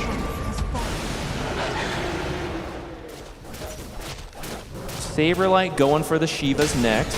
He is skipping Dead in the Water this game. Maybe hoping for it from the Tormentor. They might. It's also not as good versus a Lifestealer.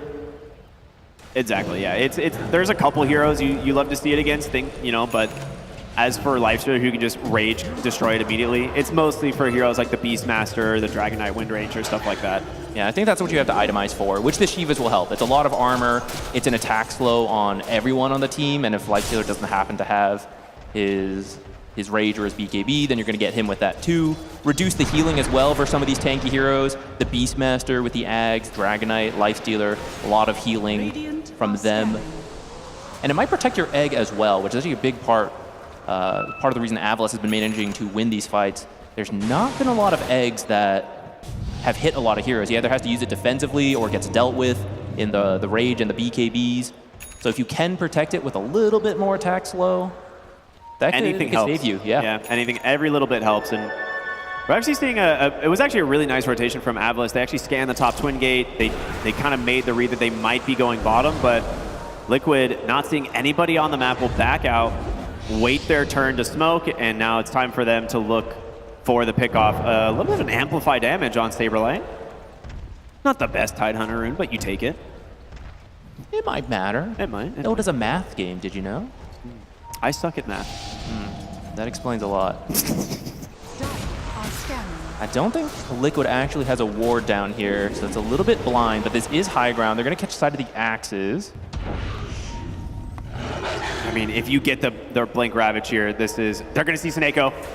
Does he go? The Ravage comes out, in comes Mickey. They even get Smiling Knight on the backside, so no global silence. He does not have a buyback. There's the roar, though. They're going to get the Force Staff to try and save him. Can Seneko get the egg off? He hasn't even been needed to.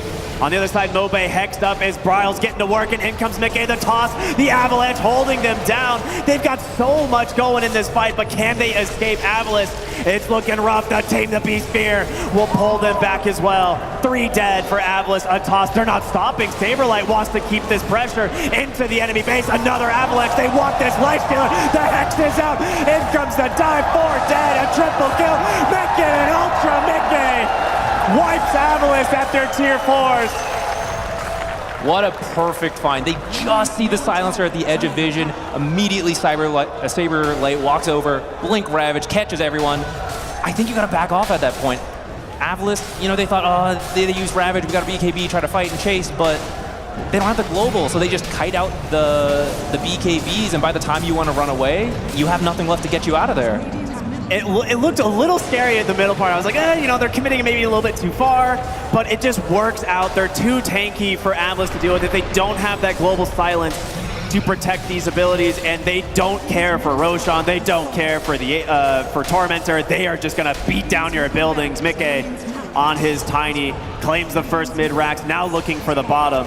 The final fortification here from Avalis. They have 30 seconds on this Lifestealer. He does not have buyback. The Shiva's coming out for Saberlight. Even a Butterfly for the Tiny. This guy is gonna hit real fast. This is just 2 racks. I don't think you can do anything besides just stall it out, throw a couple spells. They still have Egg. You know you're not buying back at this point. Even if he had it and he was bluffing, you're not waiting now. It's way too late. That's it. 2 lanes of barracks for Liquid. They crack the high ground here just after 35 minutes, feeling super dominant, pushing this gold lead to 17,000 in their favor. Avalis will pop a smoke immediately, realizing they've got to get something going their way here. Obey pops the dragon form. Zebe looking for his roar target, Mickey. He has the illusions. They jump for the backside. They get on top of the Ringmaster. They don't have detection. There it is. The dust is out. There's the global silence as well. Boxy, he's going to go down first, but Saberlight going to put his body on the front line here. Try to bait out some spells from the side of Avalis, but it looks like they're in full retreat as Mickey gets a huge avalanche toss. Finds 3. Now Bobe with this BKB. The egg finally coming through. They cannot deal with it. Bryle hunting for more, looking for his chains. He's got him. The Dragon Knight in a lot of trouble. They take him down. Smiling Knight has to retreat, but will Liquid let him? They find the silencer again. A dieback for him. What can you do on Avalis? They do not stop charging on Liquid. You have to just retreat at that point.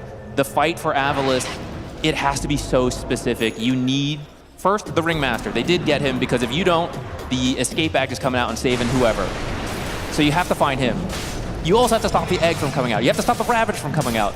If you don't actually chain stun the Ember, you're not going to kill him either. You're not going to kill the Tiny, who's going to be 4-staffed away. You have to find the perfect pickoff and then just chain it. But Liquid, they're playing together. They're reacting so quickly. They're now going to grab Roshan. They're going to have a banner to work with. And there's just 1 lane left. You just go top, you take that tier 2. You don't even have to rush it that much. I mean, you got 5 minutes on Aegis. And it's easier for them. I mean, we've been seeing it the last couple team fights. It's just easier for Liquid, something the panel talked about. They have a lot of answers from their draft to counter what Avalis can do. So you just need not to throw. Don't go into the fountain. Don't go too crazy. Whittle this away because the late game should be theirs, especially with a 20K lead here. Nobody can resist the call of the fountain. Let's be honest. That is true. It is the strongest opponent for all pro players. Saberlight has 61 Kraken shell stacks though, so I think he can actually, if he goes in first, I think he can tank the fountain for a little bit. Yeah, that is nuts. Snako gets a good ward sentry out here, gonna try and provide a little bit of vision on this last lane of racks here. But they could just wait for these last set of items, right? You said they had 4 minutes left on this Aegis. We're closing in on the Swift Blink for your Tiny. What else do you need on the side of Liquid to close this one out? I don't think you need anything else. I think you have all the tools. You have 2 Lotuses on Boxy and Insania, so you can use it to dispel silences. You could also use it to reflect the Roar and the Dragon Tail, the only real stuns that are reliable. Shackle Shot, you know, kind of iffy on whether it's going to connect or not, even though Desire has done a great job this game. It just depends where you fight, especially in the base. There's not a lot of trees to line things up. The one hero that could definitely break the smoke reliably, Desire, gets that wind run away. So Liquid don't find their opening with that smoke, but they're still gonna just look for any pickoff that they can find. Slow, patient, methodical approach here to try and walk away with a game 1 victory, right? You don't want to be down a game here in elimination. There is an Infest Beastmaster on the top side, looking for anybody on Liquid to try approaching that lane, but it looks like they're more interested in just coming through the front side of the base. It looks aggressive, but they are playing it carefully. They just want to find a pickoff before they start sieging the towers. It is so close. They might go for the Tiny here, but he does have the Aegis. You really want the Ember.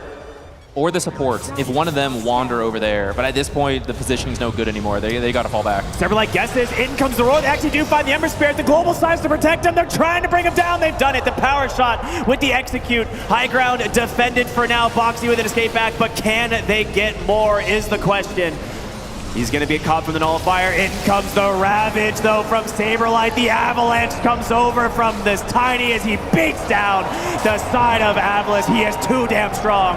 3 dead as Mobe on the run gets the blink out. He's got a TP back to the base, but Zibe in the sights here from Mickey. Another blink forward, a toss back to the Tide Hunter. Nowhere to go. 4 dead. It's going to be a buyback from Desire, though. Your base is crumbling to this Tiny. Last fortification here once again. Can they defend? You have a buyback on a Beastmaster. He has no roar, But he has no roar. The Avalanche, the toss back, the Hex into the break. There's the buyback. He gets to the fountain, but is it too little too late? Focus fire comes in from Desire. They're doing their best, but there's no damage. They're tickling. Wait a minute. The fountain. Oh, he bops the Pyrrhic Cloak. He kills him with it. No way. Saberlight as they get another. The GG comes out. In fashion, Liquid will take game number 1. Dude, I can't believe Saberlight Pyrrhic cloaked him in the fountain. That is an incredible way to take this game 1, and Liquid looking as good as ever. I gotta say, strong start from Avalanche, though. It didn't strong. feel like... I think they knew they were strong early. They really tried to find the early Roche. Liquid, they knew it. They had the answers. We got to stall out the game. The sooner they have Aegis, the faster they can push the tempo. So forget Tormentor for now. Just posture. They don't want to do Roche if we're in the area, and that just dragged the game out. And as we saw, as time went on, you get the Lotuses, you get the Force Stats, you got all your barriers. They would just kite out Avalanche. If it's not the perfect fight from Avalanche, Liquid would win in the end. Yeah, and that's just how it goes sometimes. A lot of, like when it comes to late game Dota, especially at the highest tier, ease of execution does make a big difference. And for the side of Liquid, they had all the tools needed to close this one out. An incredible performance once again from Mickey on his Tiny, finishing like 11, 2, and 15, an absolute monster. Like he is probably one of the most impactful Tiny carry players that we see in current times, and every single time he gets this hero, you can expect these types of performances. So it's one of those things, maybe on Avalanche going into the next game, you might want to consider, banning that Tiny, but we'll see. As we're going to send it back to the panel to break down this amazing game number 1. Ricky here to see how Avalanche is going to try to make a comeback in game number 2, but first a breakdown game number 1. Now the result was as we were expecting after the draft, but I definitely think Avalanche played a lot of a stronger game than we were initially anticipating, Fly. Yeah, I think one of the big reasons is the mid lane went very poorly for Bryle, and that slowed down his game a lot, which means the DK was able to have a good start, take the mid tower. It changes the pace of the game because now Beastmaster gets to farm more because there's more pressure on the enemy. And that kind of dictates the flow of the game, which I think was a big reason. So, not as many nerves as I thought Mobe might have. A very good sign. Yeah, we saw this really good timing for Avalanche in the mid game where they all 3 of their cores, even the Lifestealer, had a BKB. It became really difficult for Liquid to find their targets. The long drawn out fights went in favor of the Smiling Knight Lifestealer, but I feel like once that Sheepstick came out on Saberlight, this did allow them to reliably initiate onto those BKB targets, and it felt like the game kind of just flipped on its head from there. Yeah, do we feel like this game was always going to scale the way of Team Liquid here? Yeah, I think eventually it was always going to be in Liquid's favor. However, I did underestimate how good of a Lifestealer pick this was. This Lifestealer had a free game, it felt like, in the team fights, but it was just him. There was no one else other than this Beastmaster, I suppose, that's helping him in the fights. I feel like both these supports they don't scale very well, and that really showed. Maybe in this next game, if they get better scaling supports, the Slicer could carry this game, but he had too much to carry in this game, unfortunately, even though he had a really good game. Yeah, we had it was a Grandmaster Lifestealer, it was a Grandmaster Beastmaster on one side. I mean, Team Liquid only had one Grandmaster on Bryle's Ember, so maybe there's a little bit of a difference there potentially as well. As we're going to take a look at the head-to-head Fear, you wanted to look at the offlaners. I did. I think this was going to be the concern going into this matchup. They really wanted this Beastmaster. They picked it into a game. Well, it wasn't a great Beastmaster game. The same thing for Saberlight. He ended up getting his Tidehunter in what looked like a really good Tidehunter game, and his scoreline shows it as well. Hero damage is incredibly high as well. But I think more than anything, like Saberlight, he was the big reason why this game was successful. His Hex pickup towards the end of the game is exactly what they needed to get the pickoffs on this Lifestealer later on down the line. Until you had that, I feel like this game wasn't really winnable for Liquid, but you always have that tool in the back of your hand to get that. And I think Saberlight in general, just the blink initiations, the Ravages are what started every single fight. Even if you do just kill a hero like Silencer right away, and these fights in particular, you hit 3 heroes all of a sudden, now the team fights are going to be much easier for you for the rest of the game. And I think we'll see one more good Ravage here as well. But I think just in general, like having a player like Saberlight on a hero that he's really comfortable with and having a good laning stage is a recipe for success if you are Liquid. Yeah, one thing that we talked about during the draft regarding the offlaners was that it felt on Avalos' side that they tried to force the Beastmaster into the draft without really setting him up for too much success.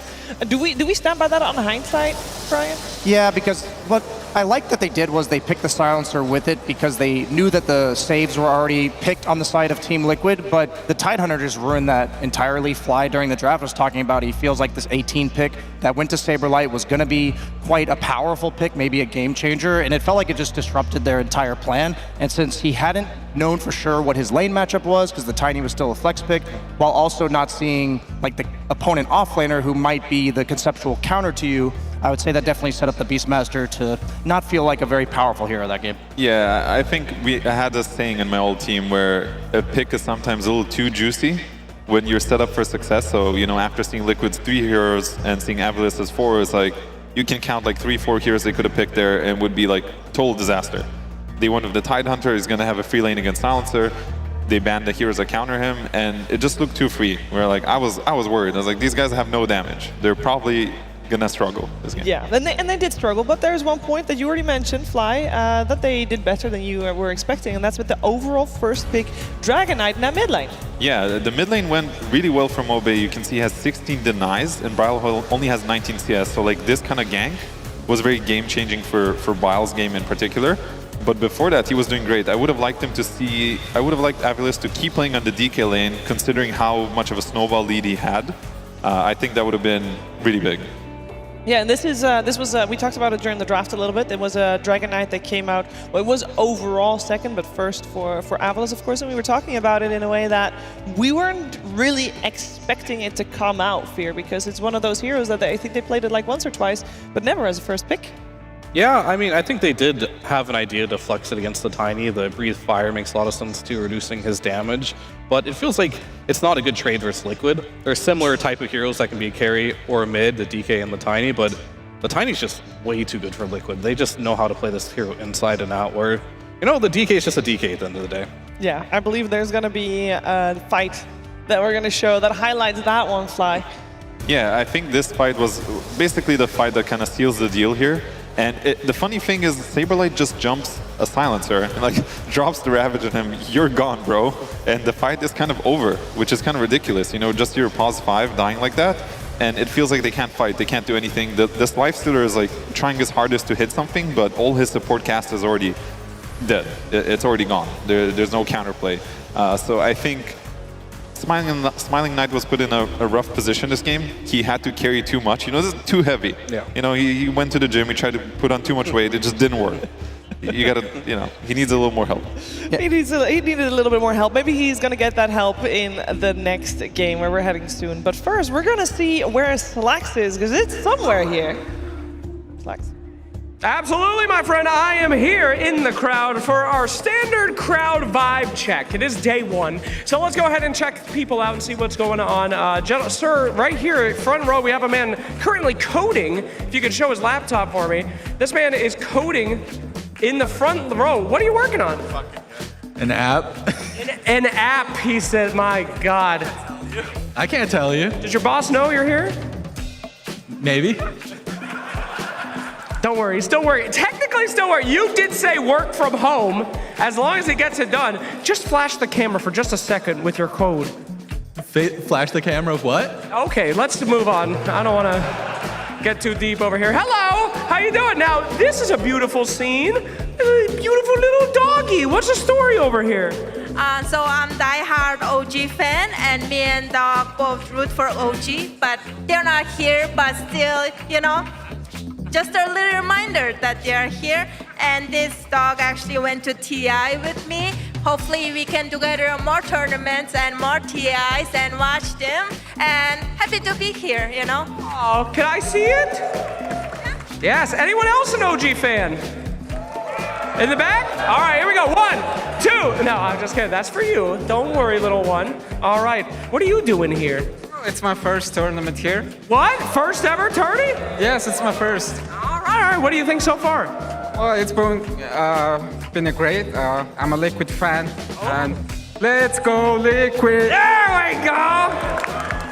Oh, that was it? You guys suck. Come on, let's go Liquid! There we go, jeez. First tournament, you guys are really turning them down. Well, that's great. I'm glad that you're getting the first tournament experiences. Has anybody scared you yet? See?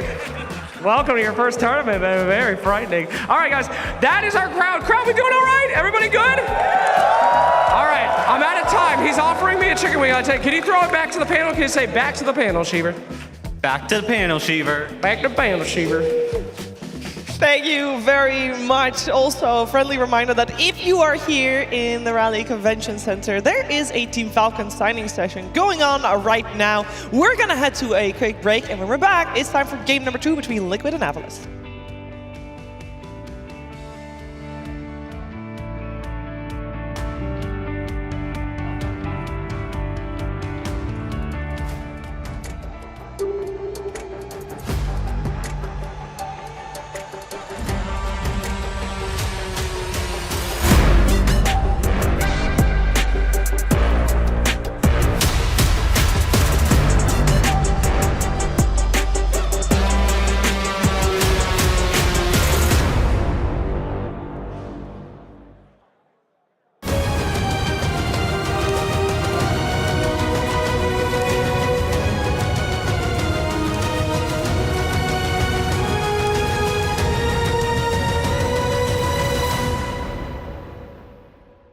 Welcome everybody to the 1xBet tier list where Sunsfan and Cinderin think of the absolute stupidest category possible here for ESL One Raleigh. What did we decide on, Cinderin? We are going to make a tier list that revolves around the player's likelihood of surviving a bear attack in the forest. And why is that? That's because we're in Raleigh and there are bears in America. Well, I was gonna say the and logo. Ursa is the logo, but Ursa is the logo because America has bears. Right, bears do not exist in other countries. That's right. Okay, so let's get started. Figured it would be easier if we just pick a player on each team that kind of, like the first one that you can think of that represents their team and how they would react. So let's start from best case scenario to worst. Okay. Forgiveness on my handwriting, please. Okay, so best case scenario has to be that they befriend the bear. Befriend the bear. Friends. Okay. Yeah, let's write as little as possible. Bear fears player. That's too long. Bear fear. Bear fear, not to be confused with the analyst fear, of course, although he's looking like a bear lately, to be perfectly honest. I would put a category for sacrifice. The team will sacrifice somebody so that they can get out. So this is one player is sacrificed to the bear, and that's the middle category, okay? Well, there has to be something worse than the worst. I guess the worst one is just nobody escapes. So, okay, that's gonna be get fucked. All right, that's good, yeah. Get fucked, very important category. That should be in any tier list if we're being honestly, perfectly depending on the honest. circumstances, that's also a good one. That can be positive. Not gonna go down that road. Use at your own Maybe you discretion should how to use a interpret different that. wording here. It's too late. This is marker. Okay. Oh, you cannot get that off. You absolutely not. This is permanent marker. Like, what about like maimed? Like, you're not dead, but you're injured gravely. Okay. So GPK is obviously the first person we think of GPK. with You know what? I've been saying he's really tilted. Okay. He sacrifices the rest of his team. The whole team? Yeah, the whole team. Okay.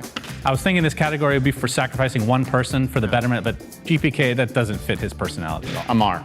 They have a stand-in. Maybe Amar just sacrifices Quinn and they leave. It's good for competition for the future. That's true. All right. We'll do sacrifice Quinn. Everybody's easy just gonna peasy. Yeah. That's true. Team Liquid? Yeah, I would say Saberlight, Saber Chad. The bear would be intimidated. I think so. I think it's more likely that he would befriend it, honestly. He's got that good... Befriended. Yeah, I mean, he does have a good personality, but he can be fearsome if he wants to. Yeah, we can go with friends. I could see it. Okay. Yeah. All right. Tundra. It's going to be a really big difference here whether you choose someone like Sox or someone like 33 or Whitemon. Who do you pick for Tundra? I mean, I love Soxa. Okay, so we pick Soxa. What do you think he's going to... He could intimidate the bear. He's a towering giant. The bear will run away. Okay. We don't have one in this category anyway. Okay. Soxa, you're a beast, bro. Good job. Team Spirit.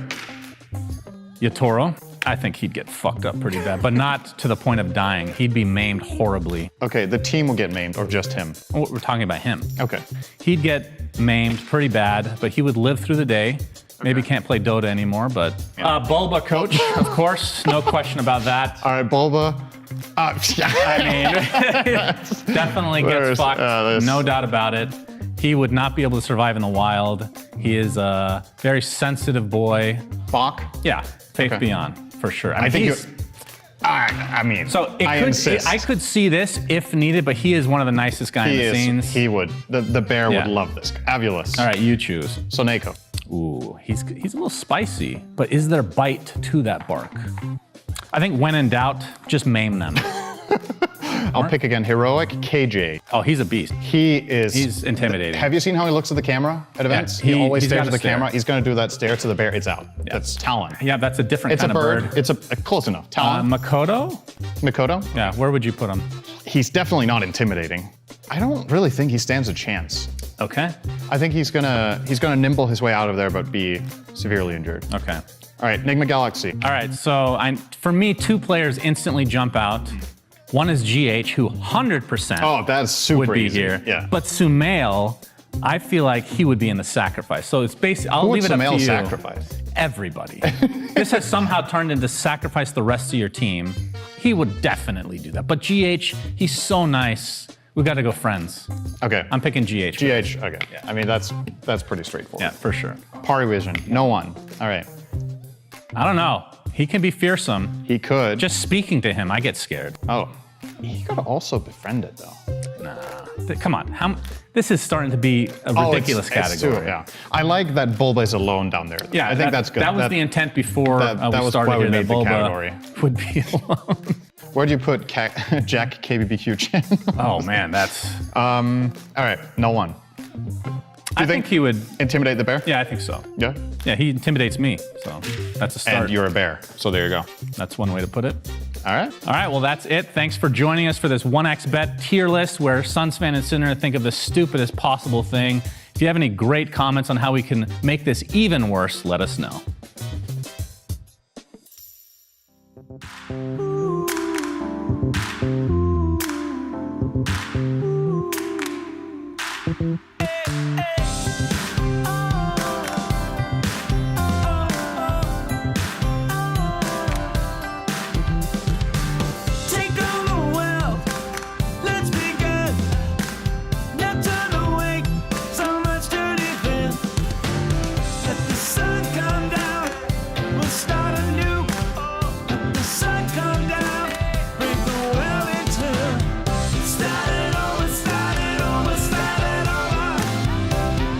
Time for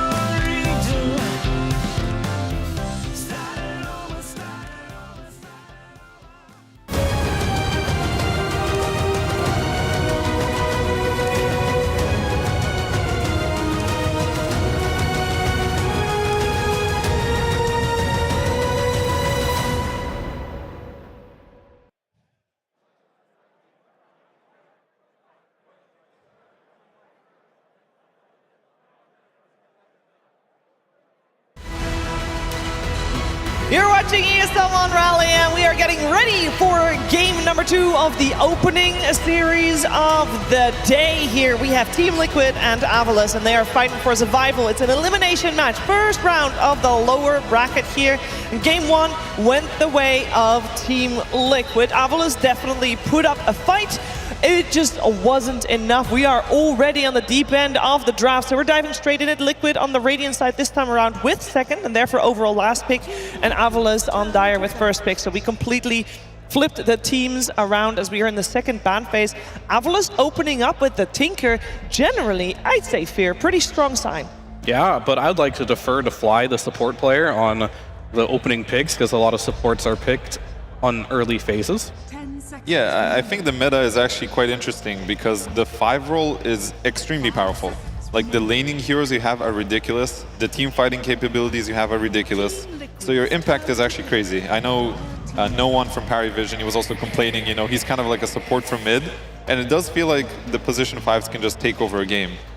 Tinker, of course, a hero that literally takes over the game. He farms more than the other cores eventually, and he scales into the game. And I think Silencer is sort of it's an okay answer to Tinker, because if you take a direct team fight, you get to stop him for a little bit from casting all the spells and whatever. But at the same time, I think Tinker buys good items against Silencer. He can buy Greaves, Holy Locket is good, it's a burst heal. So I actually don't really...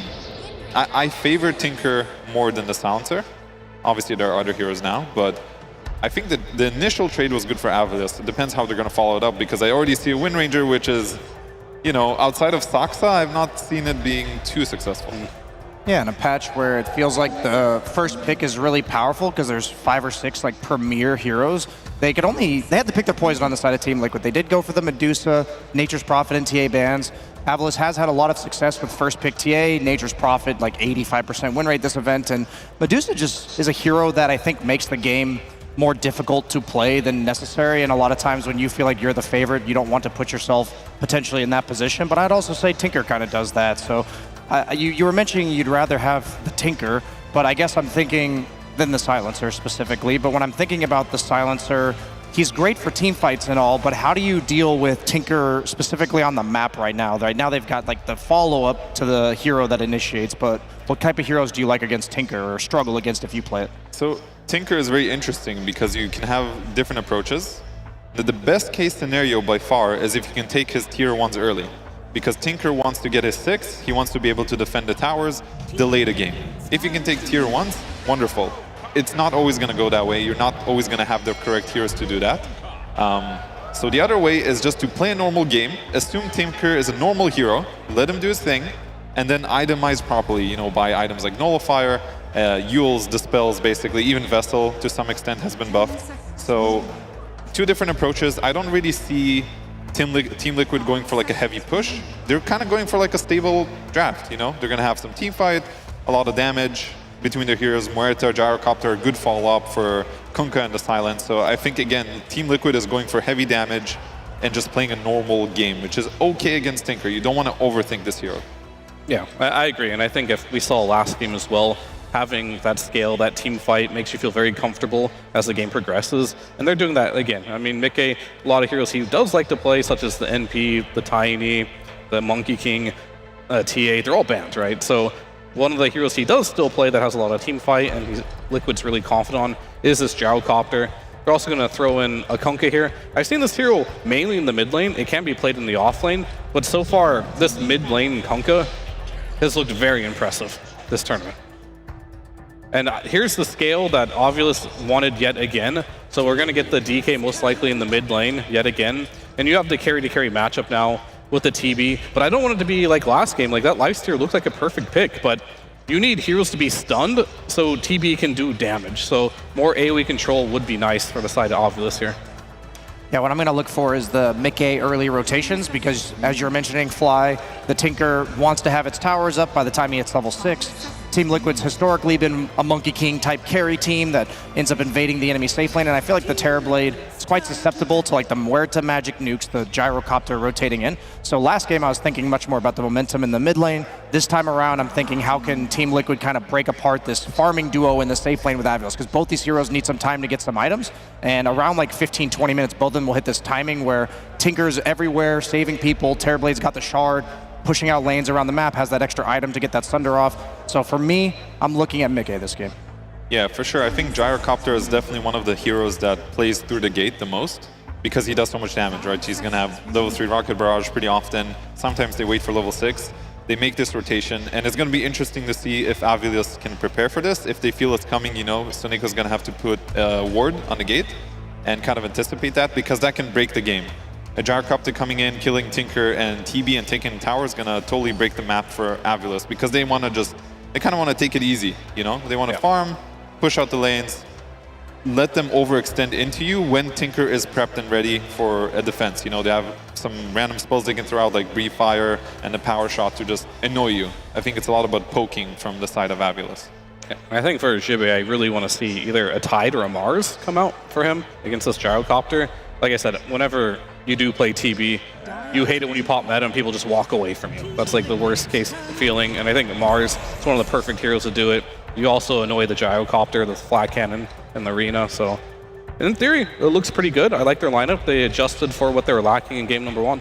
It's funny, I was thinking Mars looked really good for Saberlight here, so I think that even doubles effectively as, a denied pick. Both teams had a bit of the enemy walking away problem, as you were mentioning with the Terrorblade needing them to be locked down, so I think Mars premier pick, oddly enough, like for both squads, so I'm wondering what Team Liquid can do, because right now you pretty much only have the X. Yeah, I'm thinking as well. They're probably going to look at a Saberlight hero that can somewhat deal with Terrorblade. There's some exotic ones I can think of, which are probably a bait, and you shouldn't do it, like Underlord. But it will be very funny because it's a Saberlight hero, and I would love to see the hero being played right now. What about like Darkseer? I know it doesn't offer... Darkseer's banned. Oh, for sure. Darkseer and Sand King are the obvious ones, which are both banned. I think those are like the clear ones. If they were there in the pool, they would go for it. So now like Saberlight has to use his brain juices to like think a little bit. Unless there's a mid matchup that I'm missing, that could also be a game changer. I think magic damage is really good. Yep. Something against TB. You could just Tide again too, right? It's not the worst. I think Tide is very stable. They do have damage between Muerta and Gyrocopter. I think they might run out of damage, maybe? Unless Gyrocopter goes like, you know, Rapier eventually if it comes down to it. I'm just afraid if Kunkka goes off lane, he's just going to get destroyed versus this Terrorblade, right? You don't really have a lot of tools to deal with him. He's really high armor. I'm not a fan of the Kunkka offlane as well. Yeah. I think they should pick a new Saber hero. Tide, Exotic, Underlord. Exotic Underlord, I like that. I mean, it's first 3 strength cores. Good work. There it is. Let's go. There it is. Let's go. Exotic territory. I'm really curious what he's going to build, because the Gleipnir looks amazing on the hero. I don't know if it's good. You know, I can't track the stuff anymore, but it makes your AoEs bigger, so your Firestorm and your Pit of Malice, I think it's called.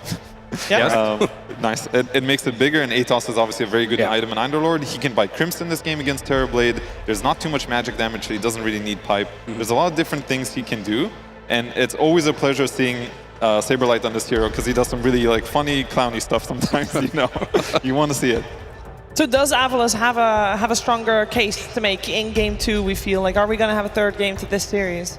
I mean, it's definitely possible. I personally like their lineup a lot. I just think Smiling Knight is playing that win condition with an actual support cast this time around him. So if there's a game that he can carry, that's generally how their games go too. They want Smiling Knight to be the hard carry.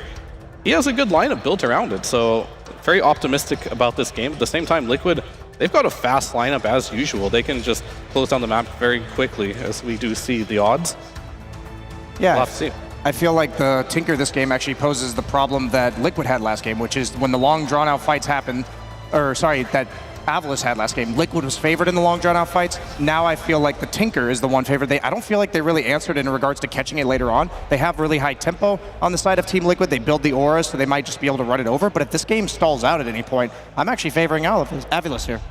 Yeah, I'm going to say Brain goes with Avilos, but Gut goes with Liquid.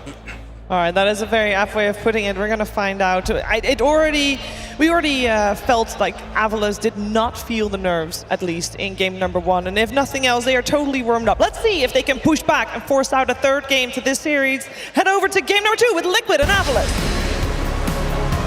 Game 2 about to begin here between Liquid and Avalos. Our panel apparently full of very smart people predicting both of these final picks from these teams. We'll see how this Mars and this Underlord will do in rounding out these drafts. But Zach, as we get ready for game number 2, what is it that Avalos has to bring that they were missing in game number 1? I think their late game is looking good. Like the panel said, I like the adjustments they made. Liquid is a team that is very good at going quickly, and I think they've got the heroes for it. You even have this Underlord, you build auras, you teleport everyone around the map to really push the tempo on these objectives. And if you can take these fast towers, the Tinker support never really picks up, you never get the space for the Terrorblade.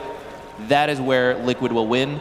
The longer this goes, I'm feeling good about Avalos.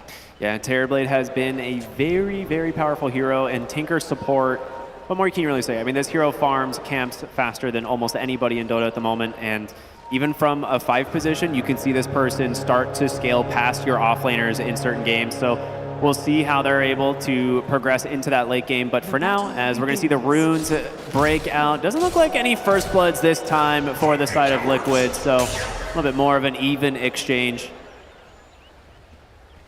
How do you feel about this mid Kunkka? Because this is a hero that we had on the radar for a while. Some teams were kind of like unsure, but I think BZM specifically was someone who really kind of brought this hero to light with this like Blade Mail Radiance in the mid lane. How do you feel about it going into this game? I think you should have a better time in the mid lane to start. If we remember from the last game, the Ember, Spirit, I don't think the matchup is terrible, but it can be a tricky lane. I mean, that's a very high skill hero. Kunkka's like very straightforward. So maybe if Braille was feeling any nerves or anything, they're like, you know what, Kunkka, very straightforward. You'll have a solid start. And they're gonna do a lot of work this game.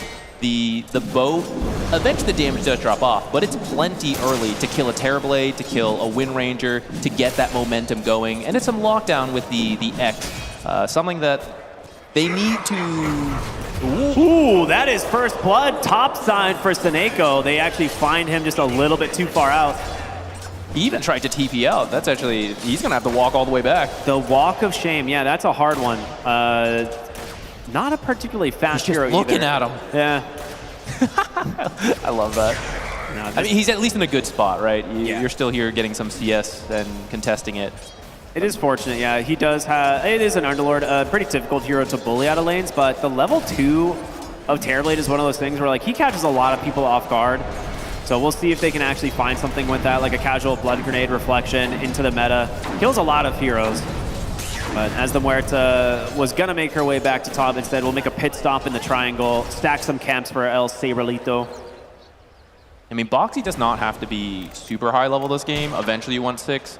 But really, the dead shot, the calling, you actually don't need a lot of levels in them for them to already be useful.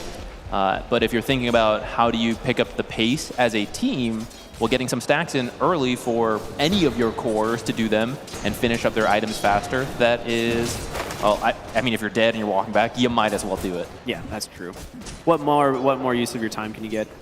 So one thing I do like, they were talking about these offlaners, right? The Mars. I do agree. I think it's an incredibly strong Mars game. He should do well in the lane.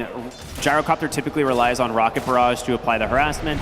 You can't really do that against Mars. He's got a knockback and the spear, so he should feel pretty darn safe. So we should see a fairly farmed Mars this game. We'll see what his itemization is going to be, if he's going to go for an early blink, if he wants to go for more of like a utility. We've seen Yules in the past, which against something like an X of a Kunkka is actually not a bad option. So we'll see kind of what those options will be. The 3-minute Lotuses. We'll see the brawl for these. Coming in a little bit far here on Seneko. Feared back right into the center of the calling. Now Terrorblade, he's close, but maybe not close enough. Saberblade needs one more auto attack, but will not be able to close the gap. So a lot of damage onto the Tinker, and you still get the Lotus. Overall, pretty nice win there. I actually thought he was going to die, so the fact that he lived and walked out of there is pretty good. Yeah, maybe if Terrorblade was a little bit closer, you can force that issue. But Liquid had shoved in the lane, and they were in position first. And that was true for bottom as well, so both Lotuses going towards them. Maybe it'll help Insania have a better start. Last game we saw Silencer have a rough time. 0 and 5, I think, at like 12 minutes. Yeah, it was not a fun time to be a Silencer. Yeah, we still saw the impact of the ults with the strength of the hero, but I mean, if you can be doing well, then it's a much easier game to play. Yeah. And with a hero like Kunkka, I think it's actually, the combination is still there, right? We saw last game, you know, its pairing paid off quite well with the Roar, but you have a similar type of idea with a Kunkka, right? The X into the boat, the global, to protect, so that you make sure you hit this type of combo. Kunkka, I think the reason he fell off for a while, he wasn't a super high damage hero. He was kind of lacking his spells after the water park went away. Hold on, that thought, top side, we're gonna see the meta come out into the calling as well. Silencing up bottom lane, Zibe falling extremely low. Insania survives the kill shot with that Lotus, so nicely done from him. Thank you, Gyrocopter. Top, fortunately, no one died for either team. The dead shot a little bit off on knocking the Terrorblade back in. Got a little more Tinker damage in, but with the healing bot starting to get going, feels like the window for aggression is starting to drop off for Liquid in this lane. And we might see something very similar to last time where both Smiling Knight and Saberlight are just farming away while everyone else is going to go play mid for all these power runes and do the stacks. Especially Seneko, as this Tinker. You want a very stable start, like Fly was saying. You want your towers up so you can just defend while farming your own half of the map. And so far, pretty even game. You're usually quite happy with that as the Tinker. Yeah. Some big stacks here on the bottom side with the Flat Cannon. Nikke going to try and clean up some of these, but Zibe will wait for that curse to expire, allowing him to get that God's Rebuke off. I like the Falcon Blade pickup. This is something we see sometimes on the Gyrocopter because it's an easy item to build and it can be disassembled for other options with Chop Chop. So we'll see if he decides to do something fun with it, but for now, going for the Falcon Blade early. And Bryle, we can see this game neck and neck with this Dragon Knight. So a much better performance from him here in this mid lane, having a little bit of a better matchup. Here comes the level 6s though. Mobe will pop the Dragon Form immediately and get to shoving this lane as he really wants to start pressuring this mid tower. 6-minute runes coming out though. It's gonna be top or bottom. It looks like it will spawn top side. And Seneko will take a haste. Down Boxy for a little bit, but I don't think you're getting a kill. He's going to get a courier, though. He is level 4, actually, to the level 2 of this Muerta, so he's having actually a very good start on this Tinker.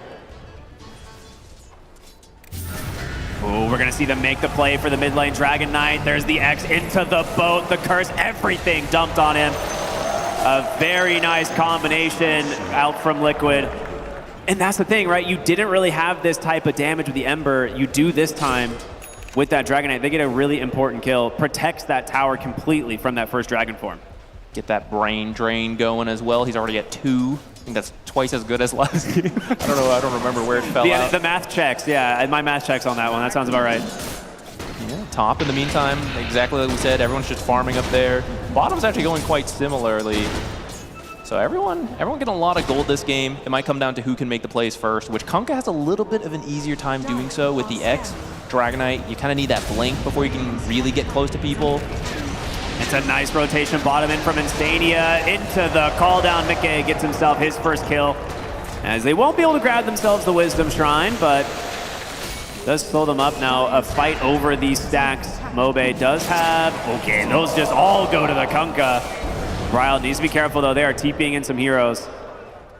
I mean, that's a big stack that you just took away from the side of Atlas. This will slow down that Tinker as well as that mid lane. And, well, Saberlight's cleaning up his own set of stacks in their triangles. So really well done here from the side of Liquid. Yeah, we even see Avalos has a few more stacks made, but when they're getting stolen, you're actually just helping the enemy team. So really good call from Liquid. I think Insania saw Desire stacking them when he went for the rune. And he probably called it out. It's like, hey, if you find a time, go steal those stacks. I think that was a triple stack. Yeah, triple, maybe a quad, but most likely a triple. They do clean up the ancient stack, though, so they do stick around on their 3 heroes. Make sure that they at least claim those. Bryle does have a shield rune, so very tanky on the Kunkka here, especially when that rum buff comes out. But it's actually going to be the Kunkka pressuring the tower potentially first. Well, Shackle into the power shot. A little bit of damage here to try and force Bryle back. Unbothered, it would seem. Yeah, with the shield room, I mean, you're fine. Back into our triangle, as Liquid would like to say. Excuse me, Mobe. Well, the thing is, Saberlight has his ultimate, so he could come in. Oh, actually, he doesn't have enough mana. Oh, he does get the X. Now, he could follow up with a quick torrent, and the boat to follow. It's on the mark. What a dead shot. Pulls him back in, but a great spear from Zibe and the arena to hold Bryle at bay. Call down. It's going to hit. Mobe in trouble. The secondary strike, it's enough. Well choreographed from Liquid, getting another big kill onto this Dragon Knight as they now put some pressure on this bottom tier 1 tower. That is twice now they've managed the dead shot into torrent combo. That is not easy. Both of those skills are difficult to land, let alone put them together. I will say Boxy has been one of the most impressive Muerta players that I have seen at this event. This guy, clearly an op main, if you had to guess, but he is hitting every single one of these dead shots, and some that look borderline impossible, but he just makes it work. So definitely going to be keeping our eyes on him during this game. I mean, it's critical. If you play this hero and you can't land those skill shots, you should just play another hero. I mean, like, it's true, right? Like, that kill on the Dragon Knight, both of them don't happen if he whiffs the dead shot at all. So that's why we see it a lot in the pro scene, and why you report it in your pubs, like, very often. Like, they're not hitting anything. That's the get good, you know?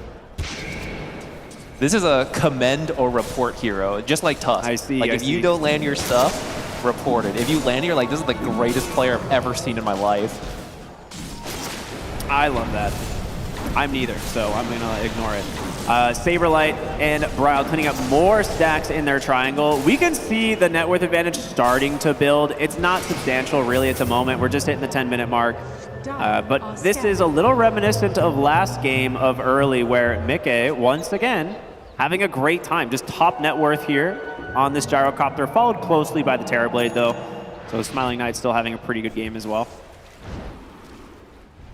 I feel like Liquid has managed to find some successful plays. At the same time, we're at 10 minutes, Tinker has level 6, and all his tier 1s are up. So now you can sit in your jungle and farm, but as soon as you see Liquid starting to push a lane, you just TP over, cast it ahead of time, and no one else on your team even needs to show up if they don't want to, if you don't want to fight that particular objective. So I think Avilis is, even though some stacks got stolen, you know, they're down 4-1, feels all right. I'll be honest, this Polywog Charm Vanguard on Underlord seems very unfair. This guy's walking around with so much regen, 1700 HP, and then just props the Charm and just gets another 8 regen. He is so hard to push out of this lane at the moment. And Bryle, well, he's smoked up here looking for Smiling Knight. He does get the X. Here comes the boat. Can they bail him out of this one? We'll have to see his Boxy here as well. There's the dead shot into the fear, the global, just to secure the kill. And Saberlight, well, he's going to drop the Fiend's Gate. Who's he pulling in? A nice arena from Zibe. Well, trapping 2 here on the other side. Boxy's going to fall. So will the Underlord. Can Bryle actually escape? What a shackle from Desire on the mark. Dragon Tail to follow, heavily punished by Avilis. A 3-for-1 trade. You kill the carry, you lose 3. He ulted for Mickey, but Mickey said, I'm not interested. I'm going to go push bottom. Nice one, Saberlight. Good joke, but I got a tower to kill. You want me to go where? Absolutely not. Yeah, you see the feeds game, I'm like, all right, someone's coming, right? I mean, it's really messy. Like, if you go in there as Gyro, we already see the arena come out, so the flak would have blocked off those 2 tanky heroes. The fight's already kind of over. So I think taking that bottom tower makes a lot of sense. It goes back to what we talked about last game. It sets up the potential Wisdom Shrine steal, Tormentor play. There's actually even a ward down there right now. So you lose that particular fight, but set up another future play. And we'll see if it pays off in a couple minutes, when that should be around the time they head over.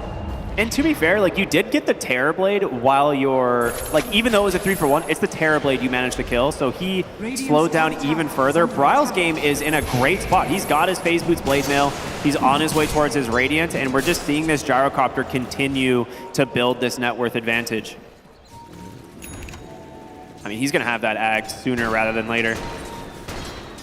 I mean, the timing's looking good for Liquid. I wasn't sure how quickly they wanted to push this, but you know, they're starting to win some fights off the global. Mickey's at the top net worth. I imagine with the Kunkka Radiance, that's when you're starting to feel really good. That Radiance is quite strong versus, well, all these heroes. In a way, it kind of counters all the healing bots from Tinker. So you can imagine like that, you're just taking out that ability. But it's also really good versus Terrorblade. Exactly. Yeah, Terrorblade Illusions do not love that AoE Radiance burn. Yeah, look at some lovely people in the crowd, surely paying attention. I kid. So for the side of Atlas, we're seeing this smoke towards bottom. They're really looking for the gyrocopter, but this is pinged out. Bryle's like, guys, they're on their way there right now. I'd maybe just back towards your tier 2. They'll give up this tower most likely. It's a hard defense, right? You're seeing all 5 heroes committed. They might just trade for the top side, maybe contest that Tormentor. That is the next big objective for both of these teams. And Saberlight starting to wear down this tier 1. You stressed the importance of taking tier 1 towers against the tanker, right? Yeah, he is already level 9, so your best case scenario versus Tinker is you take several tier 1s before he's even level 6. This time we see, he shows up, he uses March of Machines. He's not going to be able to hold it on his own, but he delays it a little bit, and he gets that farm as well. He's already out. This is some of the map efficiency you can do as Tinker, right? He's already back to jungling next to his bottom tier 2. It's something you don't get on pretty much any other hero, and why he has been such a highly contested support. Yeah, and one thing I'm going to keep my eyes on here, well, top lane, Saberlight, Blink, Dragon Tail into the focus fire. This guy's pretty darn tanky, but with the help of Zibe, they drop the arena and the spear. They take him down right at the good time, too. 15 minutes, Tormentor is up, and Underlord not available to fight. Liquid's in position first, but they do not have the heroes to do this. Boxy just showed mid. They see them coming through the gate. You need to bring. You gotta run. You need the gyrocopter. That's the only real way. Torrent off the mark. Now they do have this Bryle Kunkka on the front line, but he doesn't get the blade mill off. He doesn't get the boat off. He's in trouble. He's dead. Liquid not prepared to fight, as now the Tormentor will just be the icing on the cake. This time we don't have a hero who can do Roshan really early, so the Tormentor right away, we're a little confused for a moment, at least I was, like why that didn't happen last game. This time, no, nothing like that, so immediate Tormentor. Atlas had all the vision for that. They saw Boxy mid, they just killed Saberlight. They even have a ward top to see the two of them go through that twin gate. That's why it's usually scary. If you're not in position first, popping through the twin gate one at a time is usually a death sentence. But when you can see all the information to know that Liquid is not ready to fight us there, that's why they all just go through together, get a kill, get the Tormentor. A really nice play from Atlas there. I'm really glad I didn't make this point earlier because it would have looked really stupid in hindsight, but I was going to say, contesting Tormentor, Underlord does add a unique element to that, whereas you don't have to walk up the ramps, right? It's true. Yeah. If Underlord's alive. Yeah, if he's alive, it could have potentially made a difference. Smoked up here from Liquid, maybe looking for the Tinker, but they could head to the triangle and find themselves the juicy Terrorblade. We'll see if it manages to connect, though. As Smiling Knight already making his way across, so they will just barely miss out on this. So mid-tier 1 still an objective for them. We'll see if they can find someone here defending, but doesn't look like it. Seems Atlas knows exactly what's oh, hold up. That Terrorblade TP very close. I think they see the illusion. They see him. Smoke comes out. They're trying to find him. Smiling Knight on the backside. Oh, he actually traps them with the Fiend's Gate. Beautifully done. The X into the boat. The pull back. They got him. Saberlight. What a prediction. Dude, that's crazy. He drops the ult, and because Terrorblade is running away, he channels it for a moment, and they get enough vision time for the X. That is such a good play. That's cool. Not typically how we see the gate used, but absolutely works. Maybe he should have continued channeling. Maybe that's his best chance there. Just take it all the way to the other side, see what happens. Sania finds Desire. I don't think you can kill thanks to the wind run, but I think you have a rough idea there might be a ward here. I mean, there's no other reason for a support to head over like that.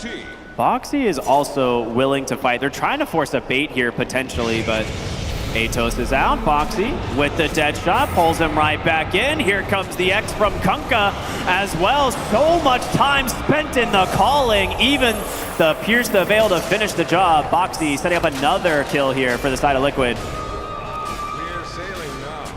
Another great find for Liquid.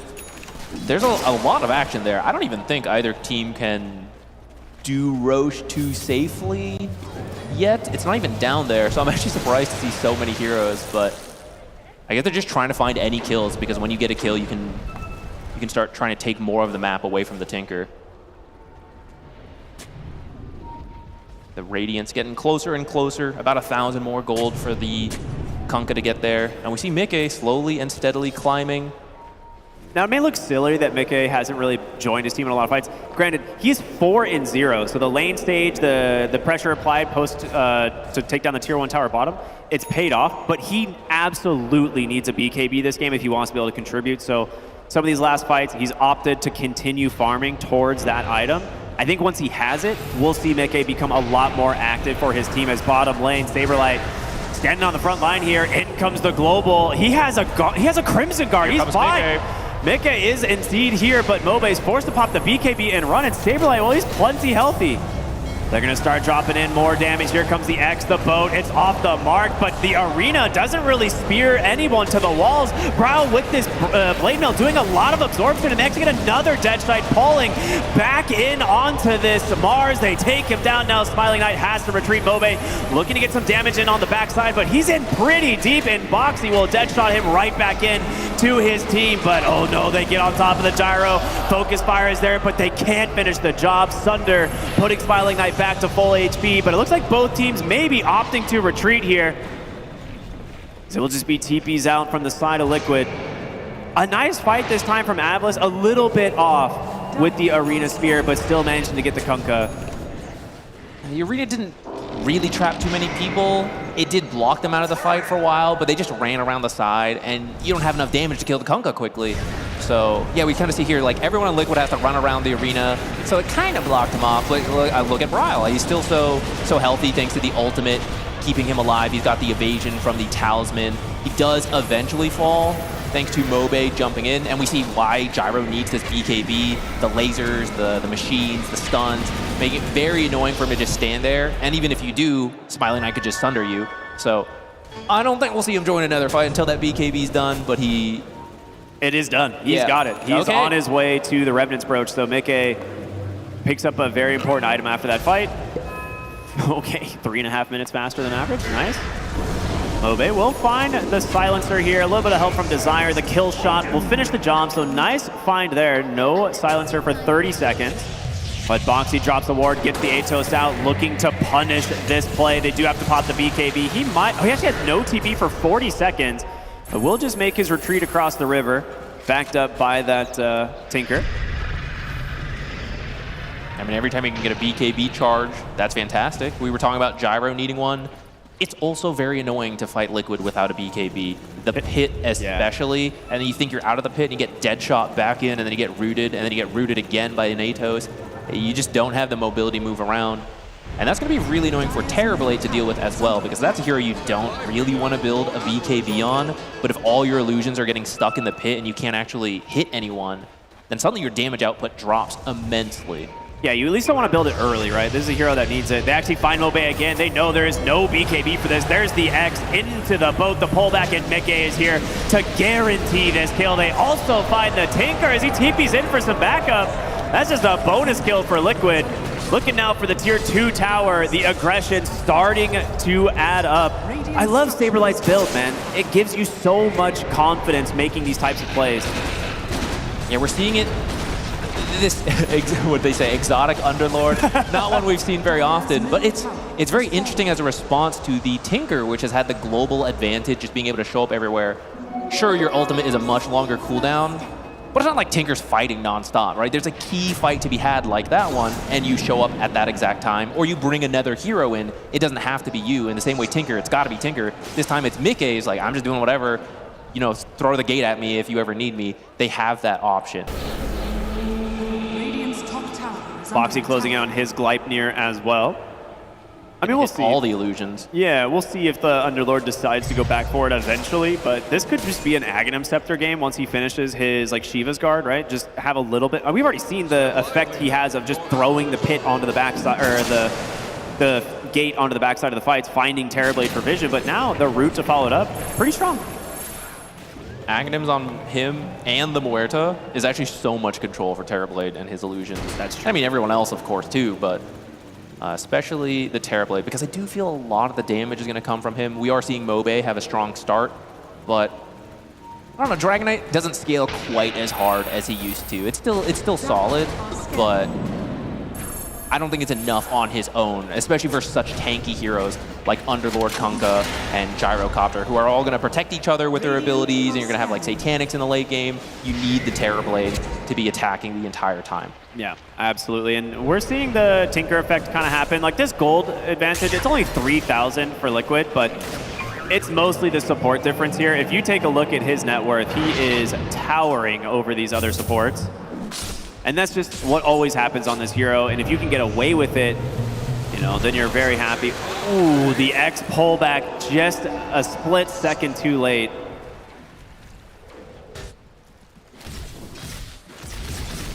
Terrorblade does have his BKB queued up, but he is a BKB away from a BKB, which means any of these upcoming fights, you just have to wait right now. We keep talking about Avalus being potentially better in the late game.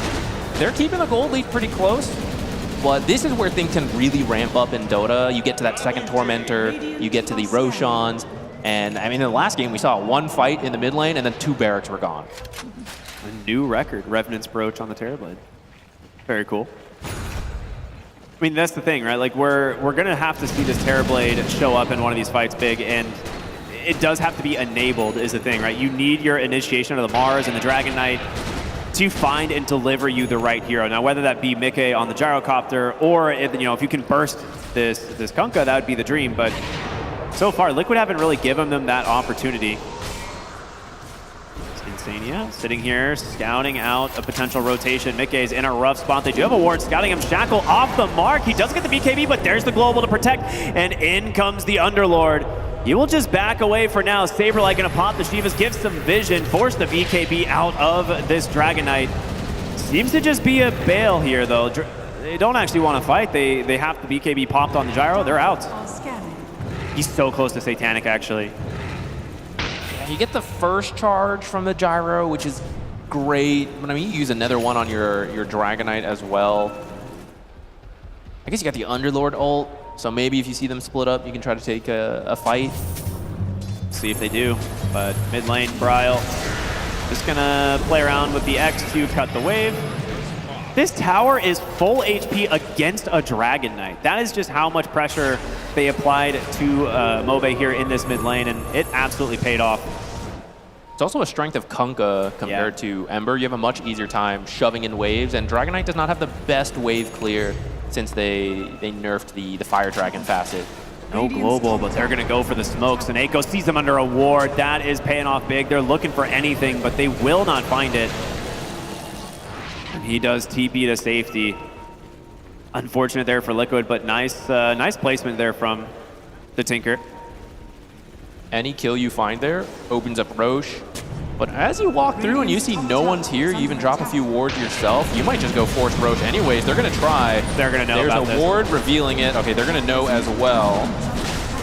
Question is, can you contest? That's the big question here for Avalus. And I don't think they're going to make it in time, even they're if they go. Definitely not. Yeah, they're trying to twin gate through bottom. Maybe instead they're just going to opt for Tormentor. It's the trade. So they realize, okay, we cannot contest this Roche.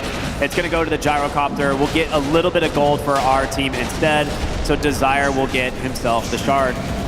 Now, will he actually steal the Roche? A decent attempt, actually, but as a result, you will lose that Wind Ranger here inside the pit and without buyback for 46 seconds. I think it's worth taking that risk. Yeah. We've been talking about Liquid wanting to play at a faster pace, and once you have that Aegis, BKB Satanic on this gyro, he can just sit in the front, buffed up by the Underlord and his supports. So if you trade your life for that Aegis, you just bought yourself like 10 more minutes of time before Liquid can have another one. So if that had been successful, I think that would have been great for them.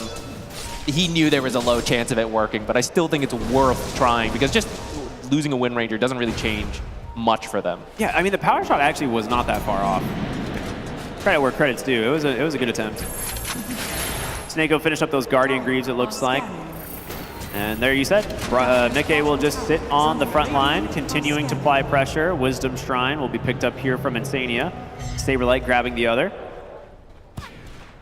And there's the shard for Kunkka. So you do have some fishing potential. I know how much we love fishing. I love fishing.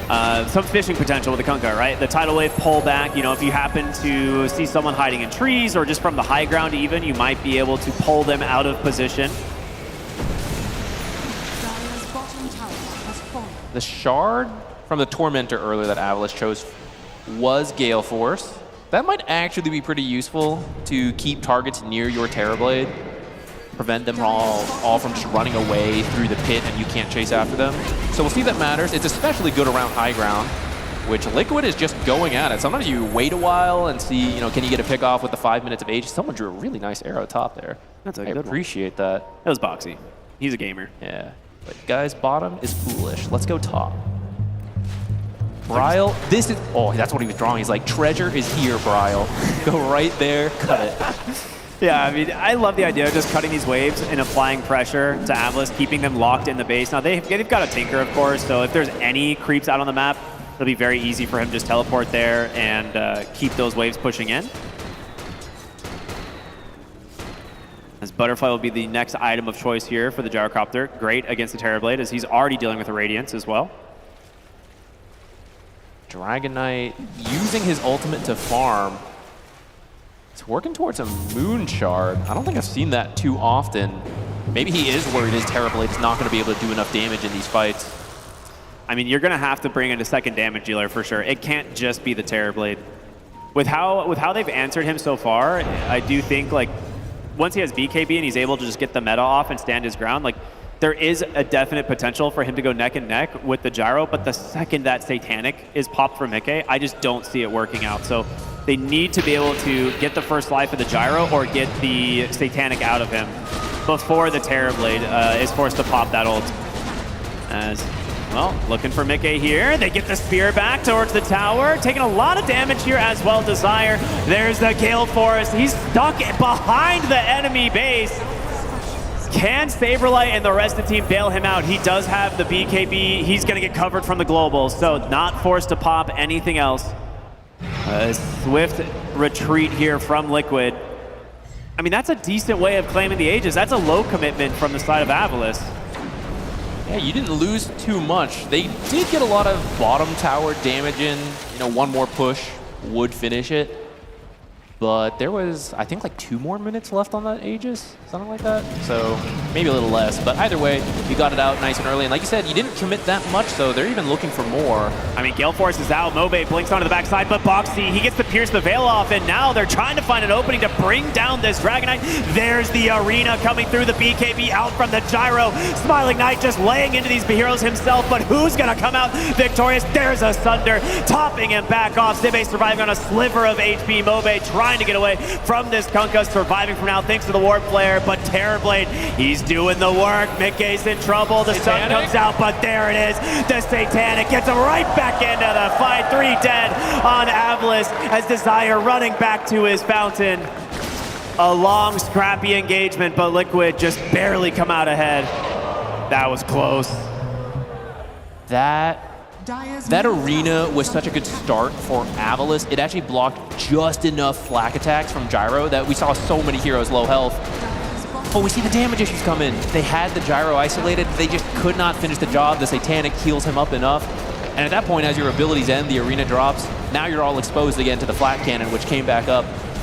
Same thing as last time. They finally find a fight that works for them, and suddenly the bottom barracks is down. Now they're headed mid. Maybe they're headed to the fountain again. They can't resist. I mean, don't have the Tidehunter this time. Yeah, maybe you can't get away. No Pyrrhic Cloak on the board quite yet. But, I mean, you've got the Underlord that made it so easy for you to just rejoin, topped off completely, continuing this aggression. We saw them last game take 2 lanes of barracks back to back, and, well, they might be doing it again. Great spear back, puts Insania in a rough spot. Focus Fire completely negated. The Crimson Guard stopping it all, and, well, Mars dead on the front line.